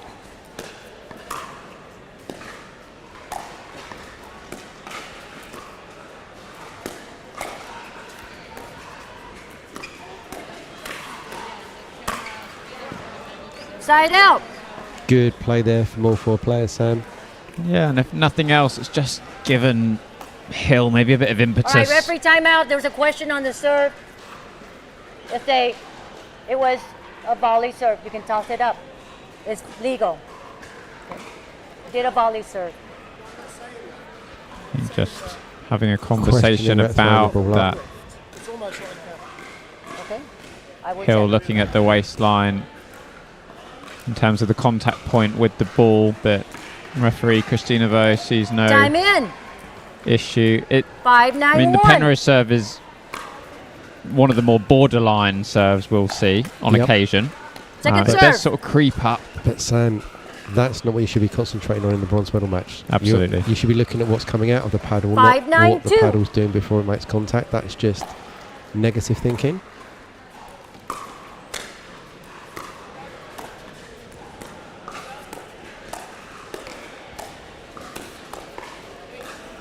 Side out. Good swinging volley there from Penrose. Yeah, just moved into the body of Jelly, forced that volley to be pushed wide. So back with Penrose here at 9-5. Okay, Rochelle. Jelly and Hill in their less Rochelle, you're optimal serving on the positioning right. here.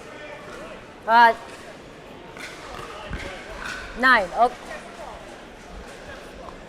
Yeah, I think it's good where we have it. Yep, I think they're correct. okay, that's correct. Correction. Better to check though than to get it wrong. 9-5-1. Lots of consequences, even in a ref match. Really deft Second serve. touch from Cat Jelly with the backhand drop volley. Yeah, she's always got an open face to that volley. There's no roll on that backhand volley, is there? So it's going to certainly 9-5-2. lend itself to that more deft touch and drop it in the kitchen. We've got Side the out. I formation there. And again, drop the volley short, and it's just giving Harper and Penrose something else to think about 5-9-1. after they've hit their third. Harper giving a signal. I'd imagine they're not going to unwind the stack. That's such a good return, and that's Point. such a disappointing volley. Penrose knows she should have done better on that. And again, it was open. There wasn't any 6-9-1. chase from Jelly to get to the ball. No, but why is there not a counter being hit? Why is that volley not being put away? That's Second serve. emphatic. Happier with that one? Much happier. Obviously forehand that side, but we know Harper's got some solid volleys on both wings. 6-9-2. I'd love to see a backhand counter developing with Penrose's game. It's clearly Side going to be a out. weapon she can have. Maybe need to bring 2 hands in.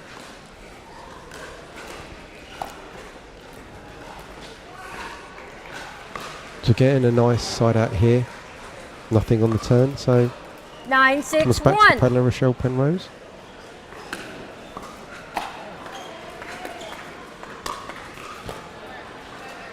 Is Second that being serve. called out? It's being called out. Straight away, an Okay. immediate out call from Penrose and Harper there. Point.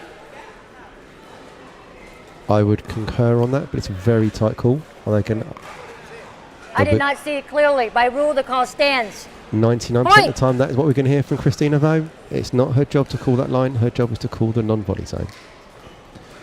So it brings up first game point for Rochelle 10-6-1. Penrose and Lee Harper. Couple of bites at the cherry here.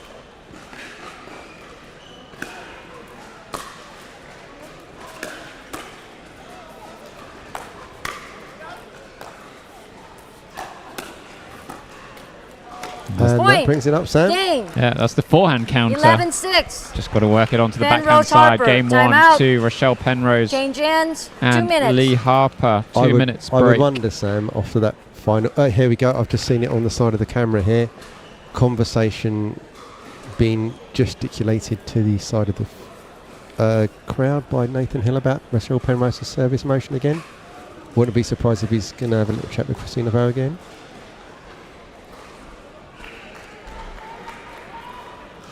This is the kind of thing that will prey on you mentally. You can't let that thing get on your head. I mean, maybe he's using it to get a bit of fire in the belly, generate a little bit of something in there. I mean, we certainly saw that after he had the initial conversation with Christina Vo.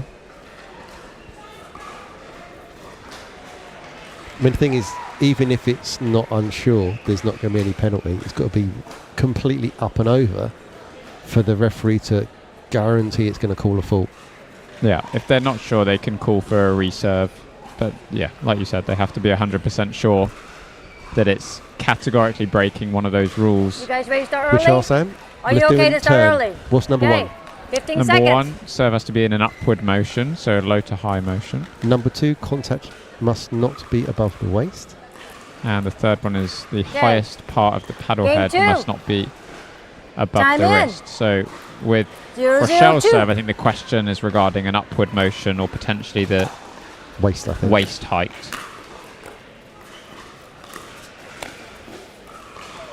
Good lead Side from out. Jelly, but generated an opportunity by going behind Nathan Hill onto the backhand side. I think with the service motion, Sam, typically if you get 0-0-1. one of them right, the other one tends to be right.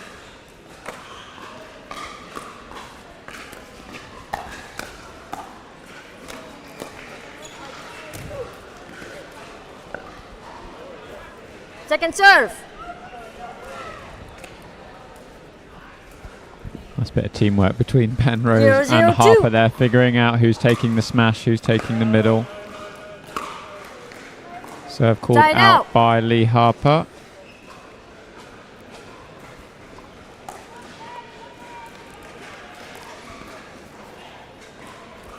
0-0-1.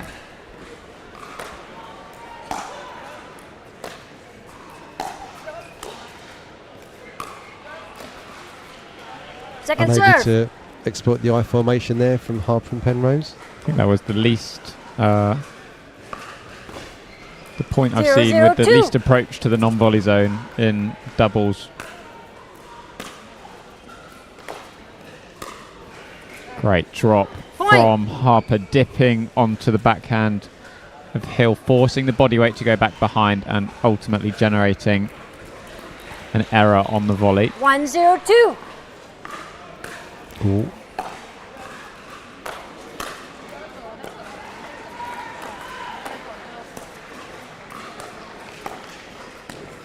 Point. That serve again was going to be one that's going to give Hill some questions. 2-0-2.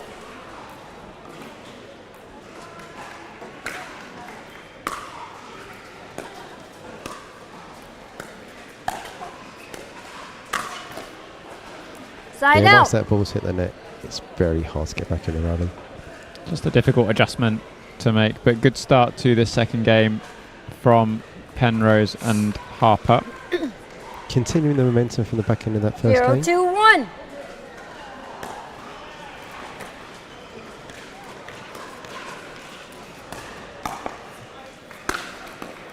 Yeah, Second great serve. smash there again from Penrose. Loves that forehand roll down the line, doesn't she? Off the 0-2-2. bounce or off the volley. Yep. But again, it's a shot that translates for a tennis play, doesn't it? Side And out. again, Good on the drop. backhand wing as well. Those kind of half volleys are very much those mid-court pickups you'll get if you transition into the net in tennis. Often tend to be 2-0-1. hit more from the baseline in pickle.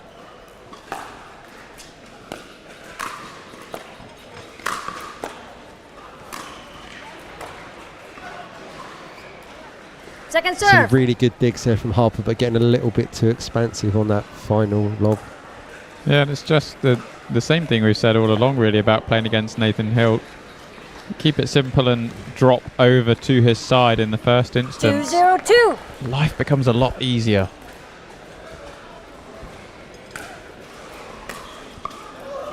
Point. That's a bit of a gimme.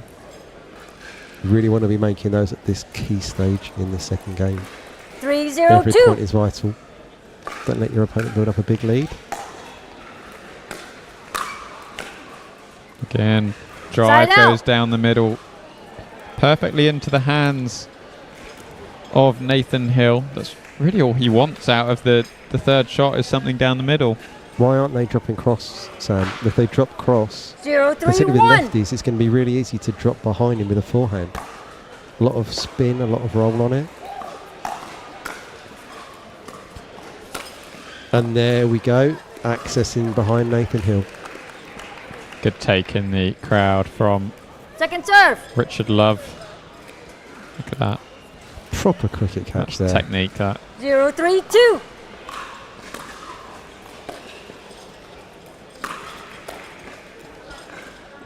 Point. Just got a little bit big on Lee Harper there, I think. Didn't quite have the ability to control the ball. 1-3-2. Bit of balance off, maybe.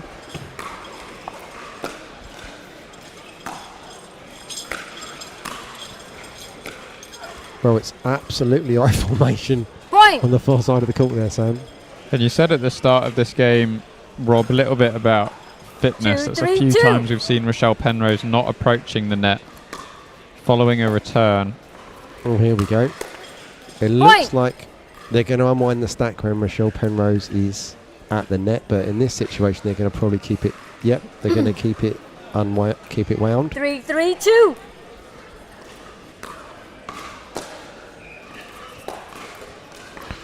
Side out. I think Ketchelly wants that one back again. So they brought it level at 3-3. 3-3-1.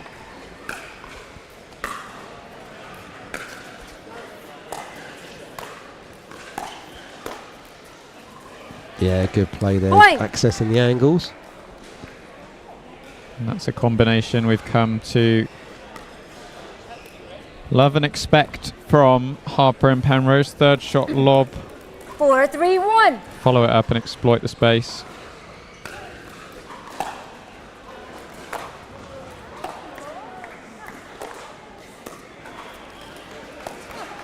Oh, Second serve.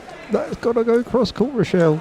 That is a huge space to enter, and down the line is not there. 4-3-2.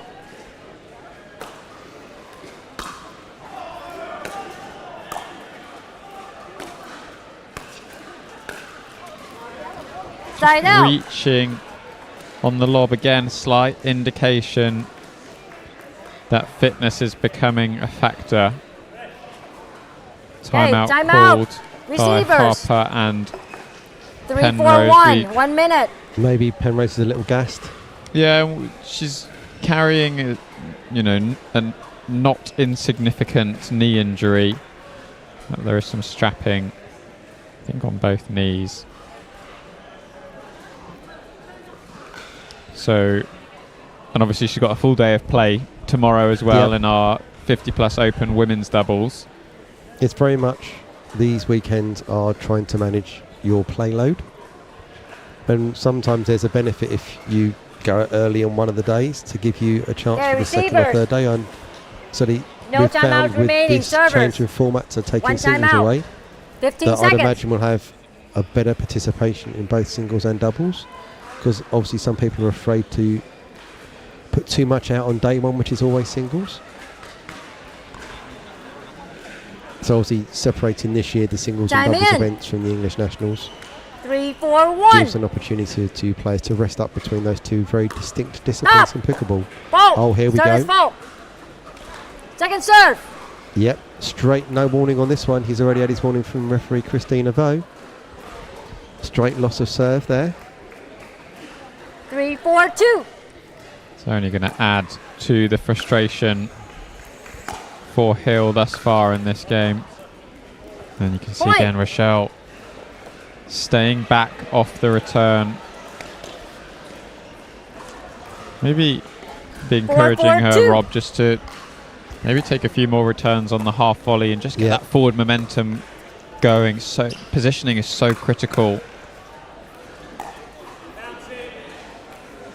I love the bunted half volley return that's bringing you in, because we're not looking for pace on our return a lot of the time. We're just looking to get established. No need for extreme pace on that return. 4-4-1. It takes away your movement time forwards.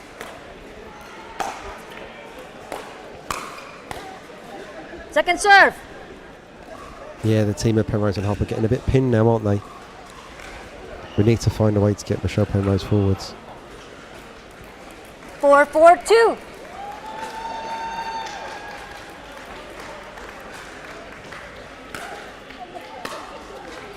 That is a Point. phenomenal serve. Absolutely phenomenal serve. I was thinking, do I question it? Do I not question it? It's in. It's on that line. 5-4-2. You can tell because the way it reacted. The paint will make the court react slightly differently. Yeah, Side big out. swinging volley there. Sam, what would you think about maybe if we're having trouble with getting Michelle Penrose established at the non-volley zone, sticking her at the non-volley zone for the serve, and the third is going to have to hit by Harper and effectively play singles. Seen it done before to good effect as well. And it's such a weird look. It's so rarely deployed and thought about. And often the fact there's the entire court hit into and only one person, you don't actually know what to do. Point. Hill very much on the charge.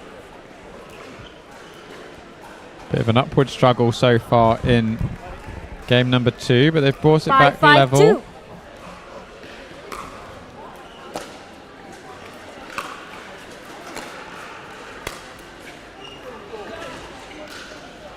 Point. The collision from Lee Harper into the barriers. Hill and Jelly take the lead for the first time in this second game.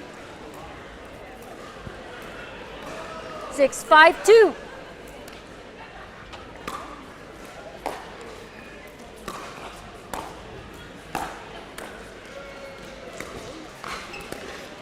Point. Unfortunately, Harper and Penrose have taken their time out for this game. It's only one per game, isn't it, Sam, if I'm correct?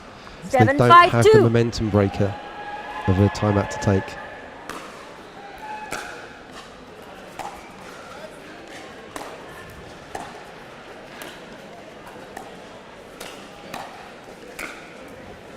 Yeah, lovely roll on that Side volley out. there. A little bit of a whoop from Rochelle Penrose, getting a bit of energy back in, maybe. I think a hint of sarcasm may be detected. But nonetheless, serve back with Penrose. 5-7-1. You can see then looking to restart the stack to keep the Harper forehand in the middle.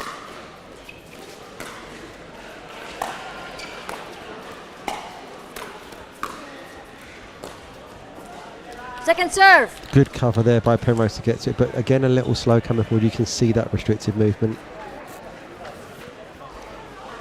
Nice cover at the net from Hill as well. Did well to sort of fend off the 5-7-2. oncoming Harper. Side I out. like the intention of that, but not the outcome. Yeah, intention was good. A little bit off balance when hitting it.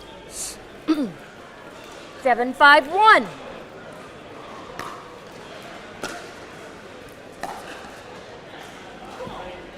You've got to Second make serve. that third catch early.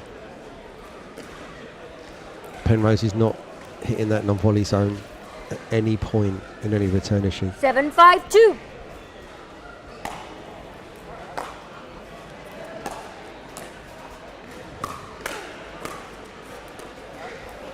Point. Few errors from Penrose on the half volley up at the net. Would like to see her taking a step back maybe, or taking a volley, but just the half volley leaves you with not much ability to manoeuvre the ball. I think the problem we've got here is she can't bend her knees enough as she'd prefer to, so she can't get down Side to volley out. those balls. So you're having to almost play it a little bit where you are, because most people want to volley those balls, take that time away. If you can't establish your balance because you're slightly more upright in your ready position, the only choice is to step back, and 5-8-1. that's tough to do. You've got to make the decision very quickly. That's the ball. That's the ball. Again, the one we've seen a couple of times, but not really enough. Keeping Nathan Hill honest. 6-8-1.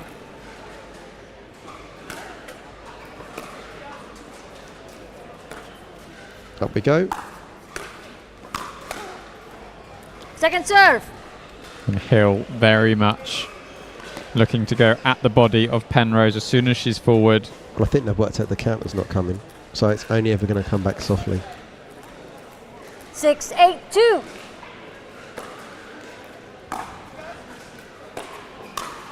Harper trying that forehand again. Yeah, you could tell that drive was coming as soon as Cat Jelly charged forward. Yeah, and what I like about that one is even though Hill was ready for the down the line drive, it meant he then wasn't encroaching across and protecting the middle. That's such a good drop. Oh, wow. Again, just hurrying on a little bit on Cat Jelly there. And they bring it back to level, Sam. 8-all. All of a sudden. In the ascendancy now, Harper really... Another point, do you reckon, and it's going to get to timeout? Potentially. Side out. Not like that. No. But nonetheless, good run from Harper and Penrose. Bring themselves back level. 8-8-1.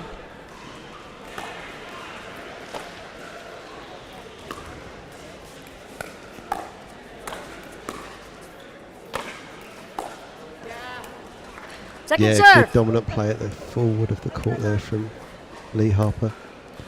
That's the difference with Penrose. She stepped off that dink, allowed it to bounce and sit up, and then was able to attack as opposed to hitting the half volley.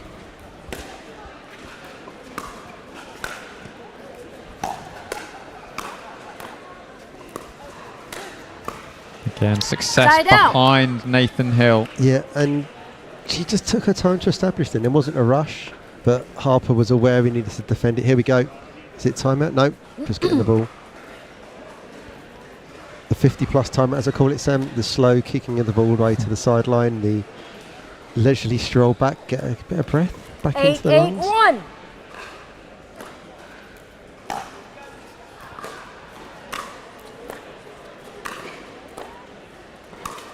Great transition play from Harper, just forcing Hill to play one more shot, one more shot, one more shot. And that ball just a little bit low to try and push it that volley. You needed to give a bit of roll on it. We don't really see that backhand roll from Hill, do we? Oh, what great play from Cat Jelly on the reactions to get that ball back cross court. I think it was a bit of a fling of the paddle at it, but we'll like the outcome. 9-8-2.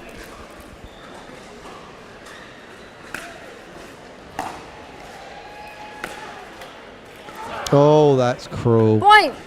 Very cruel to bring up match and bronze medal points, Sam. There's apologies from Penrose, but she'll certainly be happy with that. Why aren't Hill 10, and 8, Jelly 2. taking the timeout now?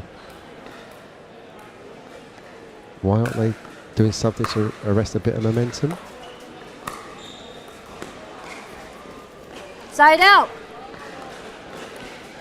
Maybe they're hoping they can turn it around on this turn. Maybe need to use it later. 8-10-1.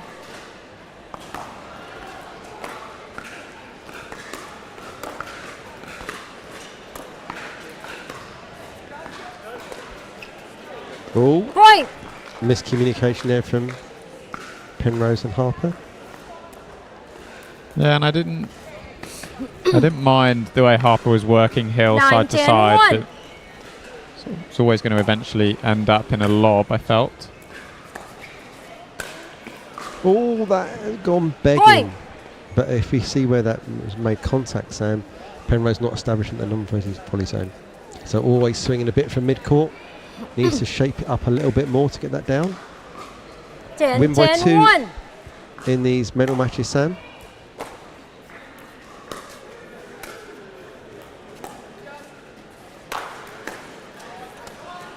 Second As a serve. matter of fact, off that gearbox paddle from Lee Harper. Yeah, doesn't need a lot of swing on that, does he?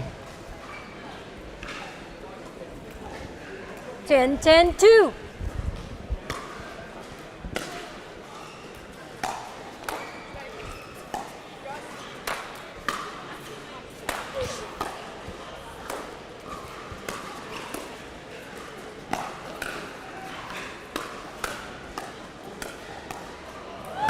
And that Side is out. great decision making from Penrose and Harper there. I'm just surprised Penrose survived that rally. She looked like she was about to get clattered 10, by 1. Harper. And by her opponents on a couple of those volleys as well. Oh, Second good serve. attempt to try and get that across. Behind Hill again there. 10, 2.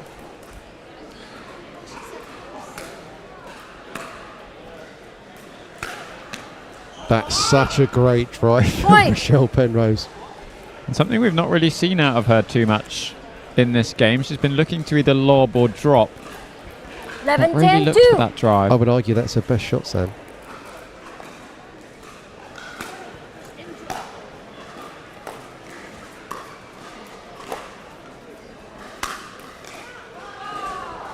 Side out. And we're swinging back to the other side, Sam. Yeah, neither team really wants this one. Yeah, Harper's not going to unwind the stack. Give Penrose a shorter route into the non-volley zone. 10, 11, 1.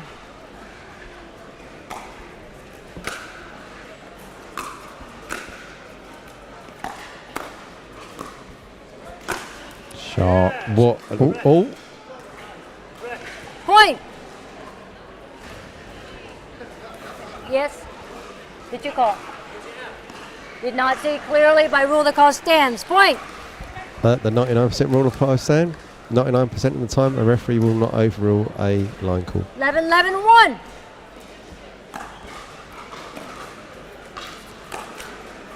Second serve. Drive just in the top of the net was a little bit low. A little ambitious for that. To take it on from sort of the mid-court position. 11, 11, 2.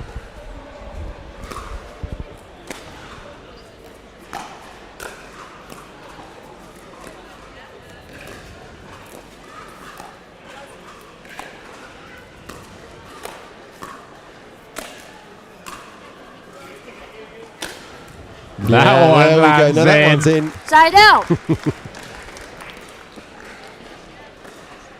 The angle on this smash.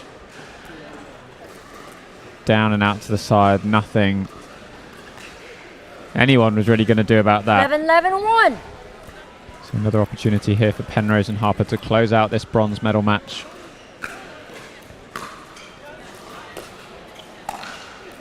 And that sails wide. Point.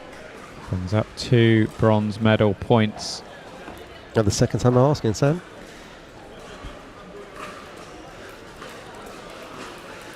Twelve, 11, 1. Look how I catch is setting up there. She's preloading that forehand. Oh, And the and forehand Game. sails past Nathan Hill, 13, 11. finds the Penrose and corner Harper. and secures the bronze medal for Lee Harper and Rochelle Penrose. Huge congratulations to them. 4th place for Kat Jelly and Nathan Hill. A valiant effort, especially in that game number 2, but just not quite enough to force a 3rd and a potential bronze medal. yeah, I think, Sam, decision making is the difference between those two teams. There was just some choices made in the strategy between the two teams there that you're looking at 10% of the balls in those rallies. If you make the right decision, and it's often taking the pace off the ball, not adding pace to the ball, that you're going to have a better outcome because they're going to have a slightly better chance of having success and more likely to go over the net or go down when they're on the other side of the net. That's the biggest thing. So let's have a look at how we reached our final that we're about to watch now. Linton and Love, resounding victory, 11-2, 11-8 against our 4th place team, Kat Jelly and Nathan Hill. And our second semi-final was Julie Mack and David Youngs against Penrose and Harper, our bronze medalists. Very tight match there, 11-8, 11-9. So all to play for in this one. 2 very established teams. Yeah, I'm excited for it. We'll let the players warm up and we'll be back shortly for our last match of the day.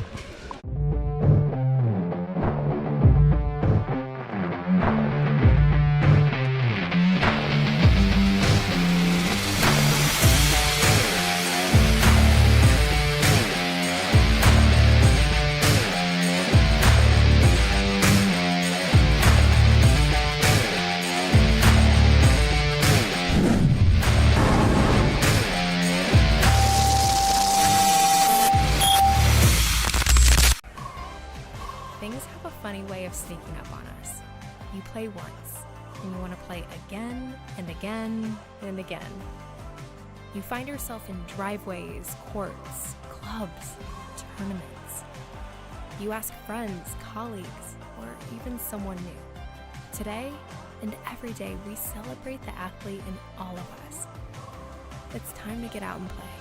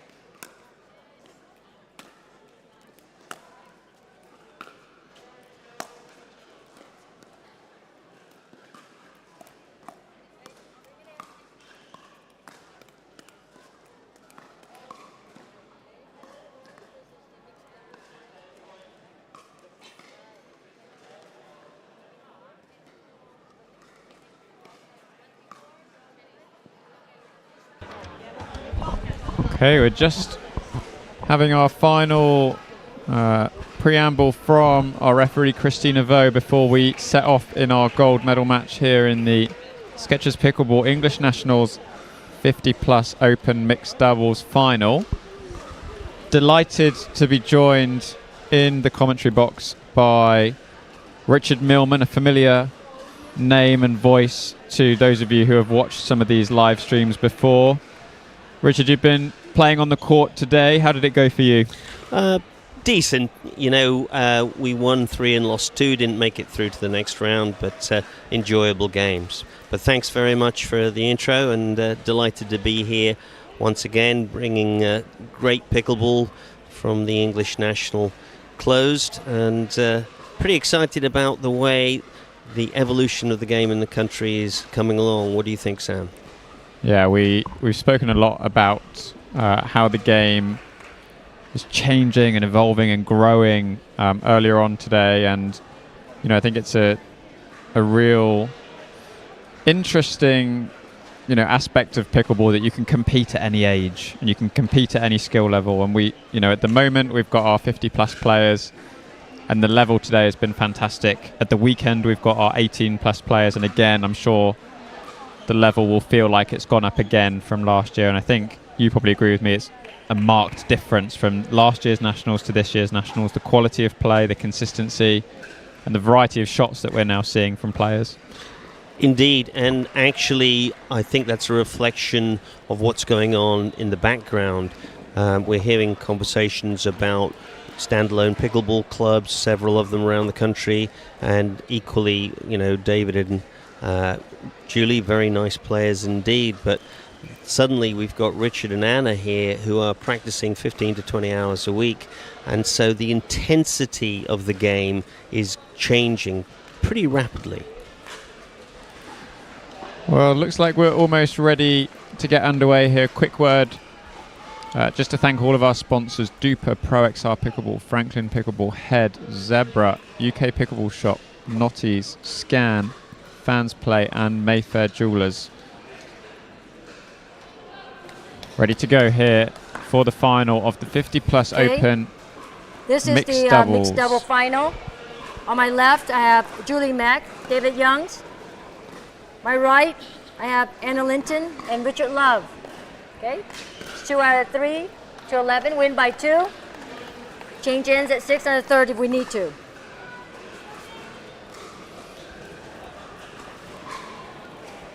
Okay, time in, 0-0-2.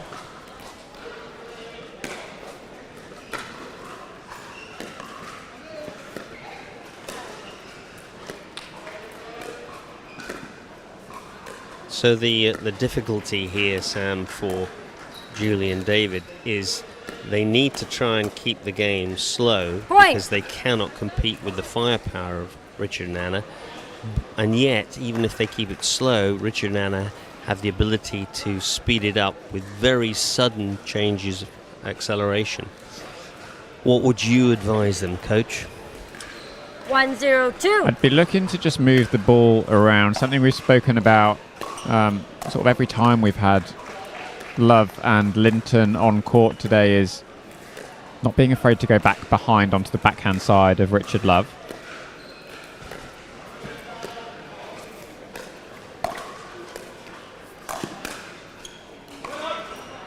You can see he loves to creep into the middle, look for the forehand speed up, and actually just the odd ball back behind onto the backhand side has often yielded a positive result for the people who have been brave enough to sort of attempt it. Yeah, and he does poach perhaps a little more than he should, and that leaves his left foot open if you've got enough control.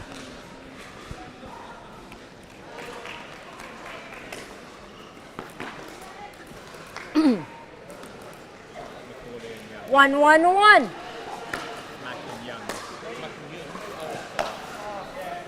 Second serve. Just correcting the screen here. So we've got, instead of Julie playing on her 1-1-2. we'll have a partner for her, David Youngs. But they're a good example of the speed up from Anna Linton. And if you don't keep the ball below the level of the net, her ability to suddenly come at you is perilous.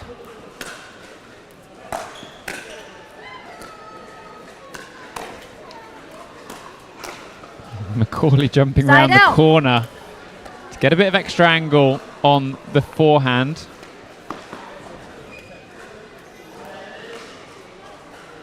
Serve back with 1, David 2, Youngs 1. at 1-2. Second serve. So unforgivable at this level, and it's happening for David once in a while. 1, But, 2, 2. When we're looking at the pros in the States, Side they out. often are just keeping the ball high and deep, and they're more interested in the rally construction than simply the serves. 2, 1, 1.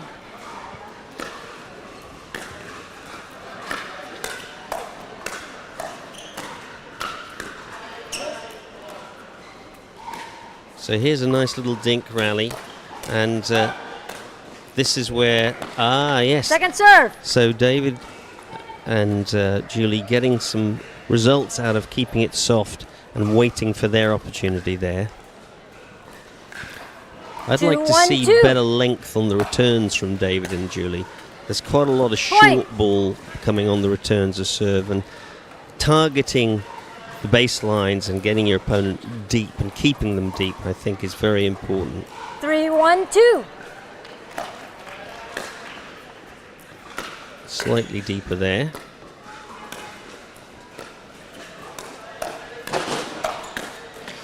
Point. So there's Richard Love coming in, poaching right away.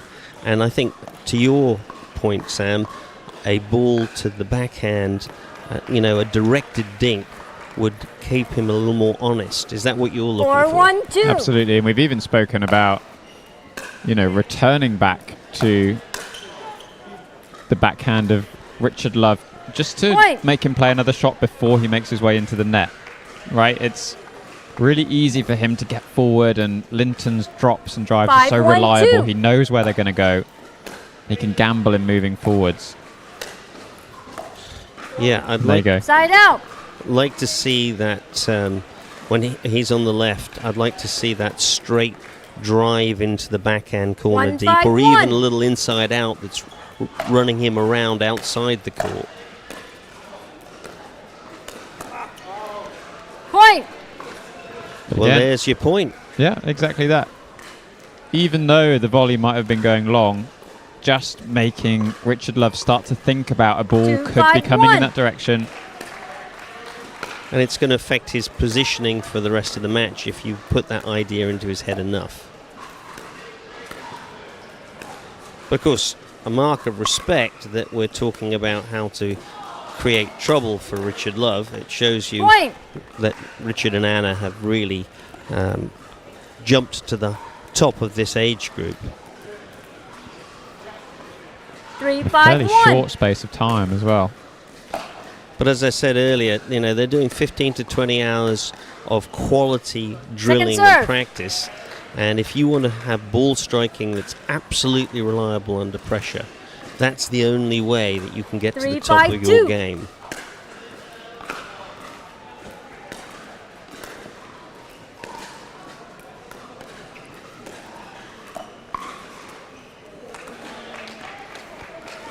Again, even then, Richard Love finding himself on the right-hand side, and Macaulay just even going Point. over outside Please make the your right outcalls foot loud.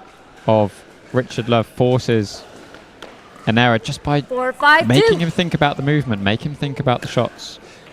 Yeah, and I have noticed, obviously, they're very, very good. I don't want to be critical, but there are still technical areas he could still improve. One of which Side is out. I'd love to see him improve his footwork so he sets up for every shot rather than stretching and reaching for a ball. 5, 4, 1. So back with Linton and Love.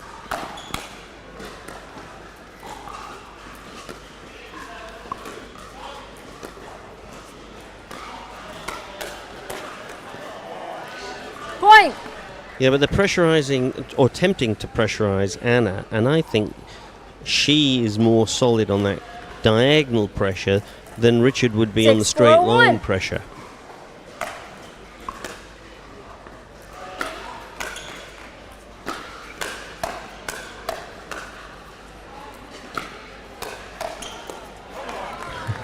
So Point. there was straight line pressure, but the ball was above the level of the net, and being able to run over the ball and bring it down below the level of the net 7-4-1. your opponent's side, so important to stop them being able to attack. Point. Again, there we see returns starting to converge on the middle. Bit of scoreboard pressure creeping in at 8-4.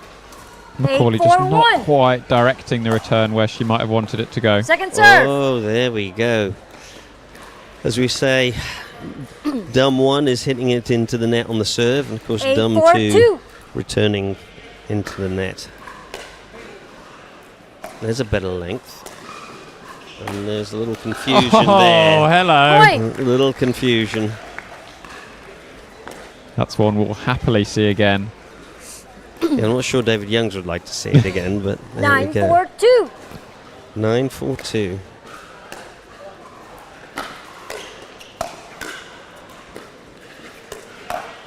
See, that's a lower ball there. Side out. And because the ball was below the level of the net, they forced Richard Love to play upwards, and they've got an out ball out of that. 4-9-1.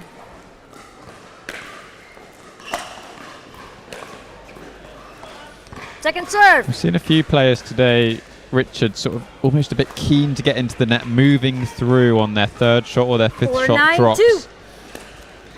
Yeah, I absolutely agree. I was watching Lee in the last couple of matches.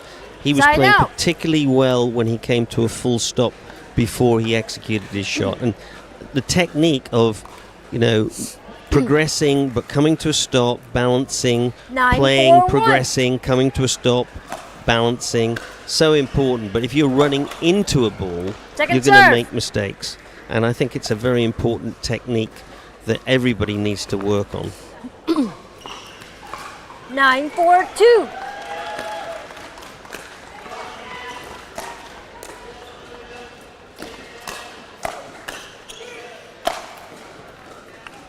Point. Julie's backhand just a little exposed there. You can see she's completely setting up for a forehand, and instead of coming back to a ready position that was neutral, she was biased to the forehand, made it very difficult to recover on the backhand.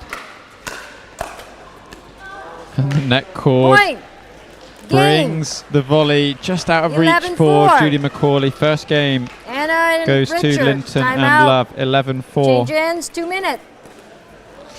Yeah, so for me, I would like to see both David Youngs and Julie Macaulay rolling some balls that are, just lifting over the net and coming down to Richard Love's left foot. And, even some slightly deeper dinks that are making him twist and turn. And I think they're giving him the opportunity to come and poach perhaps a little more than he deserves and not putting a question mark in his mind. So that would be my advice. Any other things for you, Sam? Exactly the same. Just, even if it means just, for the next 5 returns you hit, returning every single ball to Richard Love just to create, as we said, a touch of doubt in his mind where the ball is going to go. And the more we've seen them look over to that backhand side of Love, the more mistakes we've seen from him. Time in. 0-0-2.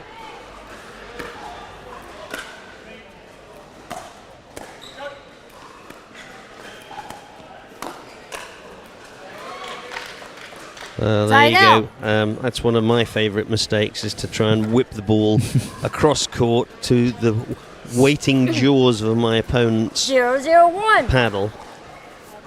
So tempting, but at this level, players are waiting for that ball. And again, Macaulay just moving through on that third shot drop before she'd made contact with the ball. Good fundamentals, so important. Side out. Do you think movement is an understated part of pickleball at the moment, Richard? We talk a lot about the shots and the shot selection, but there's lots of other things that go around that, and movement is a really key one. Well, I think not only that, Sam, but I think that movement improves your stroke and production. So I have a saying: if you work on your shots will get worse and you will not move. If you work on your movement, your shots will improve and you'll find yourself in the right position. And it's not just hoodoo. It's simple that the kinetic chain from your toes up through your legs, through your core, through your arm, into the paddle is enhanced if you use your body weight to transfer properly. But to do that, you have to have full ownership of your body weight. So you have to come to a stop and you have to be able to move at the right time. So I think your point is extremely valid and something that people need to start really thinking about a lot more. It's 2. You have 2. Okay. So just clarifying on the score, I believe. 2-0-1. Linton to serve. And that one's Second out. serve. The other thing is, you know, when you see people prepping very early, their organisational time for their movement improves. Never mind the shot selections and their understanding where the opponent's standing. But if they're late on their prep, the whole thought process is delayed and their decision making is pressurised. They move as they hit the ball, they lose their balance, they lose control of their paddle face. 0-2-1.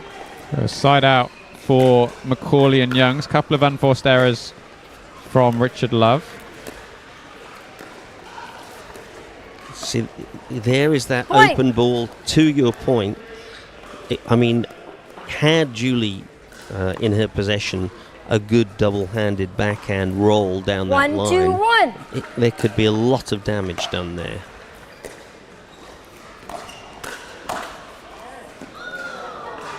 Second serve. Uncertain as to whether it hit the rail. I did not see it. Did it hit Macaulay, the ball? I think. Hoping rather than What thinking. is your point? Love, I think, disagreeing that it hit the Okay. metal bar. Yeah, there's not a lot of contention in these matches, but there sometimes can be these sort of moot points as to whether it caught the bar or just bounced dead. They're serving. Yeah. So. 1. Because of that question, Okay, just referee, lost our timeout. track on Okay. the score. One. All right. So for us, it looks like it That should be one you get, so 1-2-2. second David serve. Youngs serving from the right-hand Second side. serve. These incidents always moments of amusement for David Young, David Young's the great comedian. Time in. 1-2-2. So let's see if this game plan has evolved at all and whether they're working Richard Love's backhand. There we go. Great speed up from Macaulay, something we don't see very often from her, the sort of rolled backhand attack. Yeah. Yep. So 2-2. Yeah, so now he can should hear be you. serving from the left. It was just, I think, our referee hadn't Okay. spotted that he'd You're served in young the wrong too. place on the last point. Right. Yeah. Which happens. The referees No, have he so wasn't many serving. things to think about at the same time. It's No. almost impossible to keep a track on everything. You're right. Now we're good. 2-2-2. Oh dear. Side out. Same thing? Yeah. I mean, but you can see her running around that forehand. I would just love to see 2 hands on that 2-2-1. paddle and the backhand just rolling, dipping at Richard's feet. Second Love serve.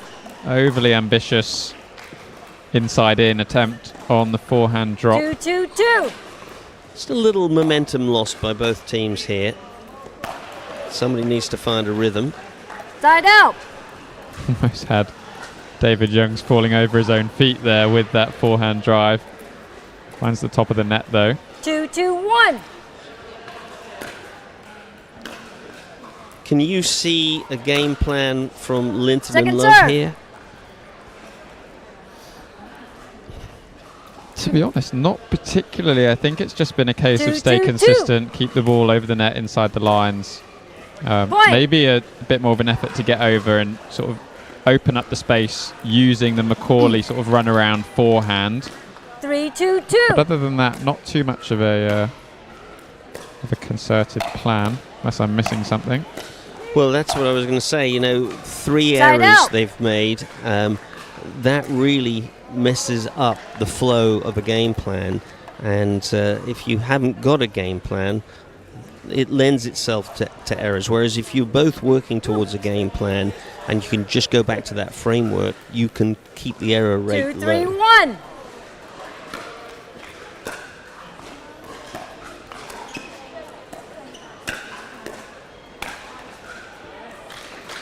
That's one of David Young's greatest strengths. It's the medium pace, very late released ball down the middle.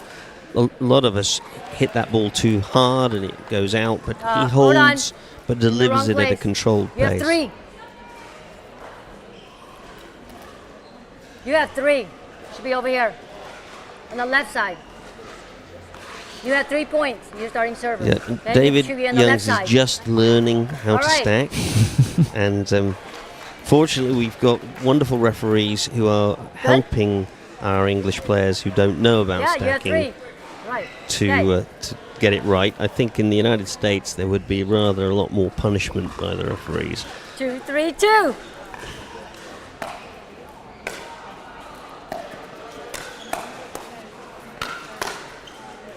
Oh my Finds word. the corner, Julie Macaulay. And if there's one shot she loves, it's that swinging forehand volley. Sam, just quickly explain to our viewers what the value of stacking is and what stacking is. So as you can see with David Youngs and 3, 2, Julie 1. Macaulay at the moment, you've got Julie Macaulay stood off to the side. David Youngs then serves from the right and ends up positioning Second on the serve. left of the court. So for teams who want a consistent look, i.e. having one player on the left and one player on the right, 3-2-2. stacking, like you can see now, enables your player to serve from the opposite side but shift across onto their preferred Point. side.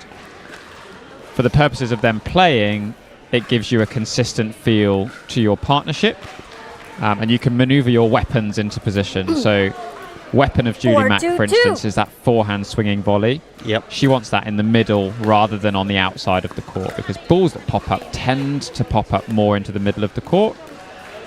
So they want as many weapons as they can get near the middle as opposed to near the outsides.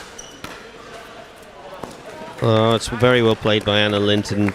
Seeing David Young slightly out of position, but controlling her paddle face direction to put the ball down the line. Side out.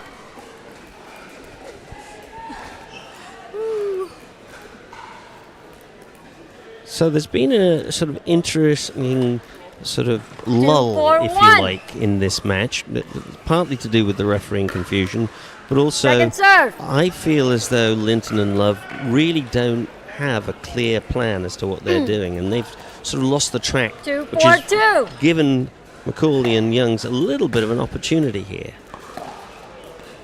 And funnily enough, we saw a timeout Side called out. by Richard Love, I think probably at a good time. But we saw a similar thing happen in the Timeout, semi-final. Took the receivers. first game very confidently, very assured. 11-2, 4-2-1. and 1 then minute. Really, almost felt like went back into second gear in the second game. Ended up winning it 11-8, but not really through any sort of momentum or any run. It was more ambling over the finish line. My experience is that when people slightly lose the plot, is that they physically don't activate as much. So they don't prepare as early for returns, they don't load their preparations and their weight receivers. transference One as timeout effectively, remaining. and there's sort of a Correction. 0 timeouts dulling remaining. down of Server, their 1 timeout. responsiveness. And we've 15 seen this with seconds. Linton and Love, a good deep serve from Julie Macaulay resulted in a very easy out return, just not activated physically, Time mentally, in. emotionally. So I 4, think they've 2, really got 1. to sharpen themselves up and get back to the game plan, and that will help them actually in the execution of their shots. Point. Macaulay still firing with that forehand And perfect response 5-2-1. after the timeout from Love and Linton to just put another point on the board. Yeah.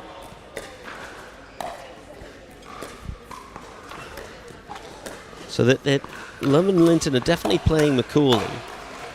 Second serve. That was the first sort of success they've had with that strategy for a while. 5-2-2.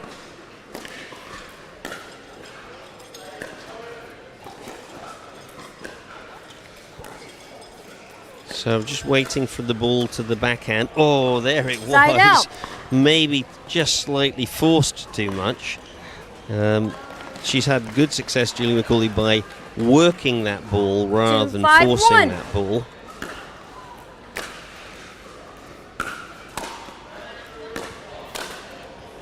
Point. So reverse roles there for Youngs and Macaulay. They're now on opposite sides. 3-5-1. We spoke about stacking, Richard. Macaulay and Youngs operating what we would call a half stack. Yep. And I'm not sure that that pays off for them, because they were having great success when they were reversed, generally. Point. Patient rally all round there, but I think partly, as you said, Young's still figuring out the whole stacking process. 4-5-1. I think Julie described it to me earlier as the half stack is a good compromise. Macaulay wants the full stack. Yeah, ball just called Point. wide. Looked wide No. to me. The call stands. Macaulay wants the full Point. stack. I think Youngs are sort of just happy to play, and so to keep things 5-5-1. simple, they've employed the half stack, only stacking on the serve as opposed to on the return as well. So one of the things that I teach about stacking is that you have to practice stacking the same as you practice dinking or practice serves or returns a serve. Second serve. And if you don't practice it to an extremely high level of control, you're not going to be able to do it successfully in a competition like this. So again, it Yes, goes you back have to five, the they fact have five. that we've Second got serve. players now in this country who are really 5-5-2. polishing and practicing a lot.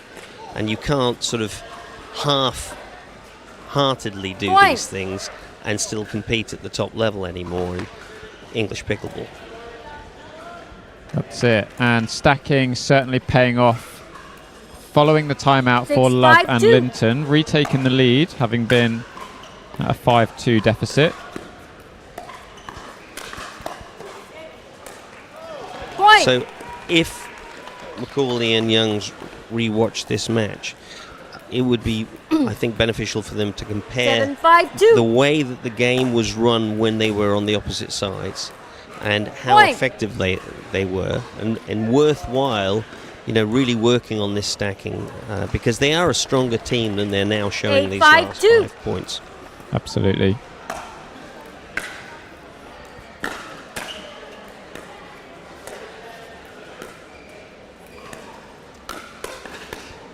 They're really having to Side give out.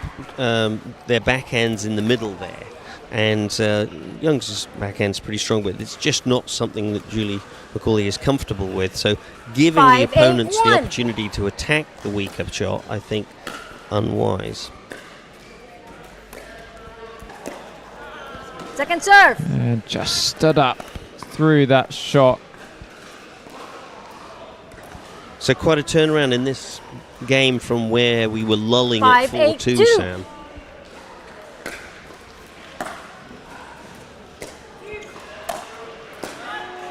Point. Ball called long by Macaulay, so it brings them back 6-8-2. to within 2. And they're back on what we think is their favoured side now.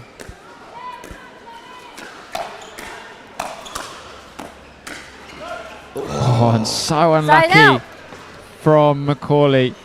The lesser spotted backhand dink came Yeah. out in that rally, Yeah, and that's right. I had a bit of a word with her earlier and sort of asked her why she was avoiding it so much, because I know that, you know, she did some work on it and it was looking good, and even then it looked 8-6-1. like a, you know, pretty good dink to me.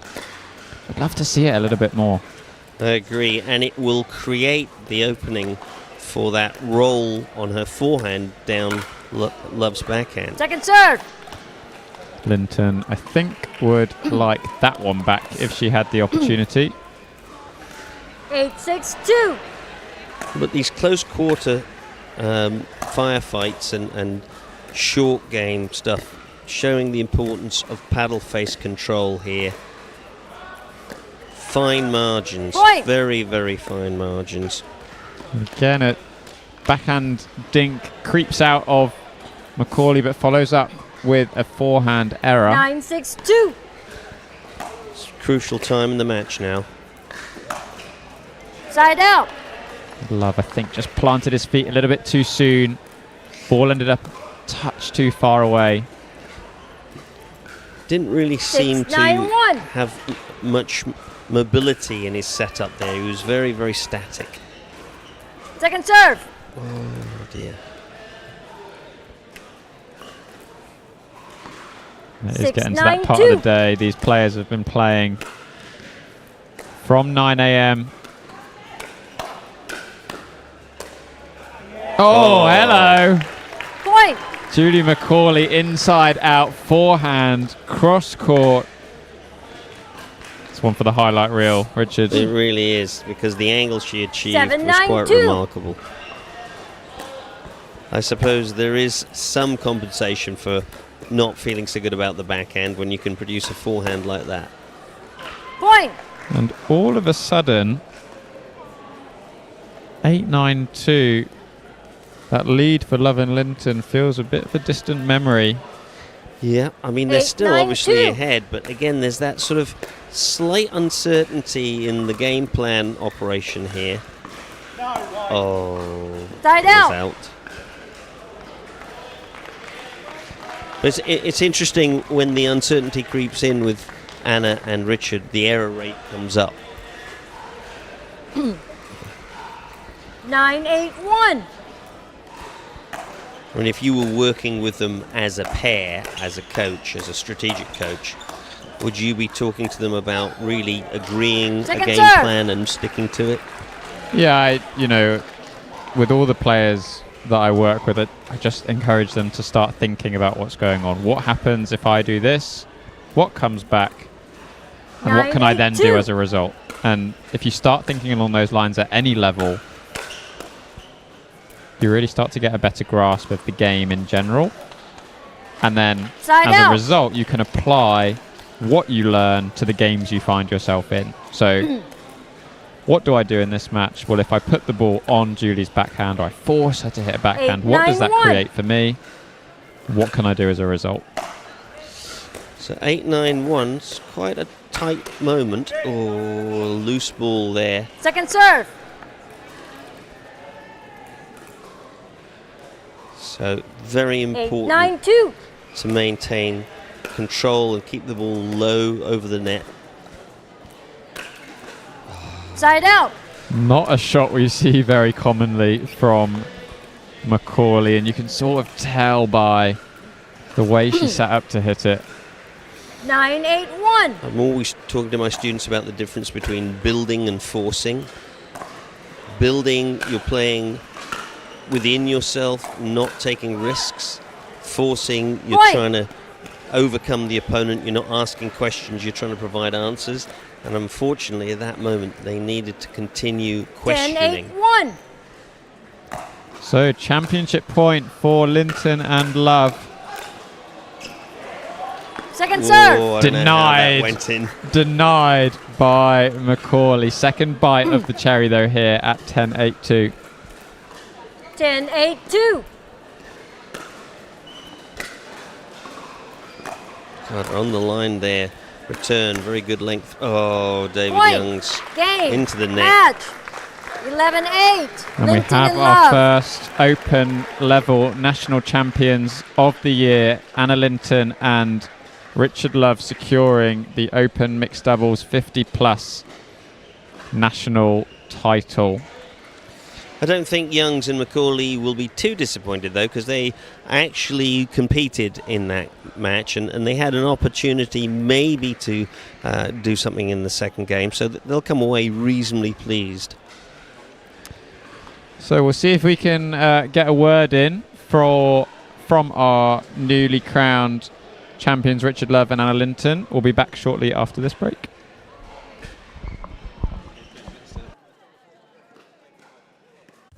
Introducing Skechers Pickleball, the official footwear of every pickleball league. They're ultra lightweight and responsive for incredible speed. They have Goodyear rubber outsoles with a specialized pickleball design for increased side-to-side stability and agility. Plus, they feature shock-absorbing foam and Skechers' famous relaxed fit design for incredible comfort game after game. Conquer the court in comfort. Skechers Pickleball, the official footwear of every pickleball league. Things have a funny way of sneaking up on us. You play once, and you want to play again and again and again. You find yourself in driveways, courts, clubs, tournaments. You ask friends, colleagues, or even someone new. Today and every day, we celebrate the athlete in all of us. It's time to get out and play.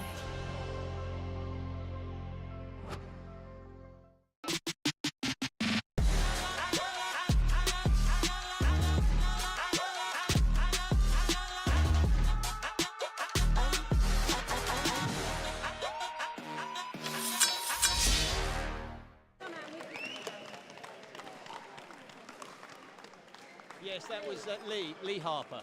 Lee. Yeah.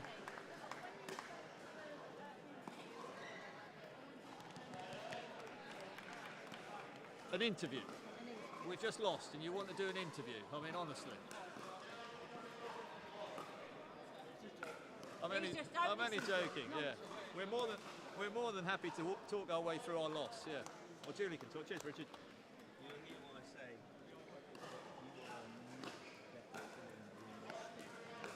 Yeah, well, we had to have a go. We had to have a go because yeah. I convinced him over coffee this morning.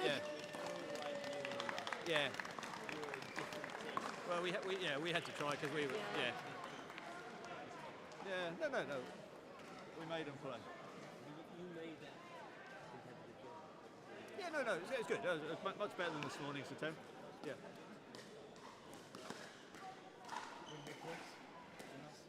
That's the best bit of advice. I've done it once today. I did it in the semi-final. I don't want to do it twice. Yeah. Did you see the one I did poach? He just hit it straight past me because I was out of control. Yeah. But that was all right. I mean, that was, And I felt so much more comfortable stacking. Yeah, they wanted to do an interview with me, and I'm like, why would you interview people at once?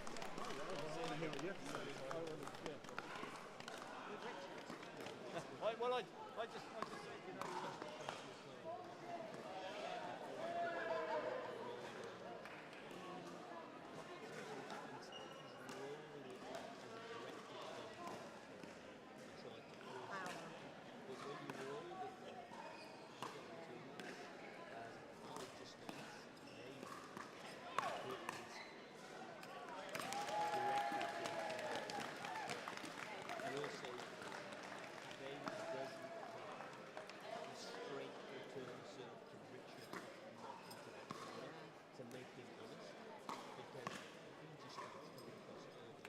Congratulations, national champions. Anna, how does that feel?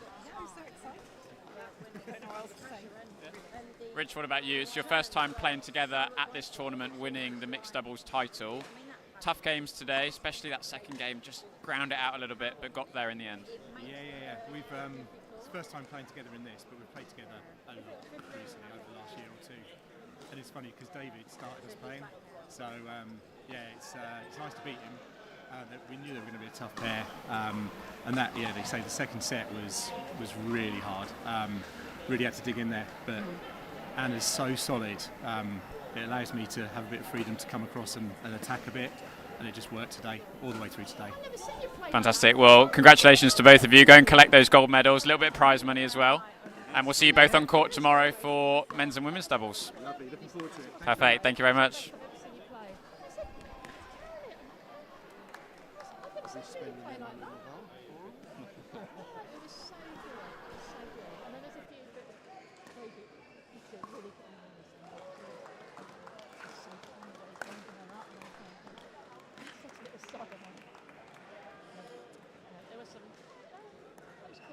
That one out there, when I said to the referee, did you see it? That was on the line. It wasn't out. She was underneath that as well. It wasn't out, so just going to go and... Who do you want? Who do you want? Okay, that's all for today. Thank you all very much for joining us.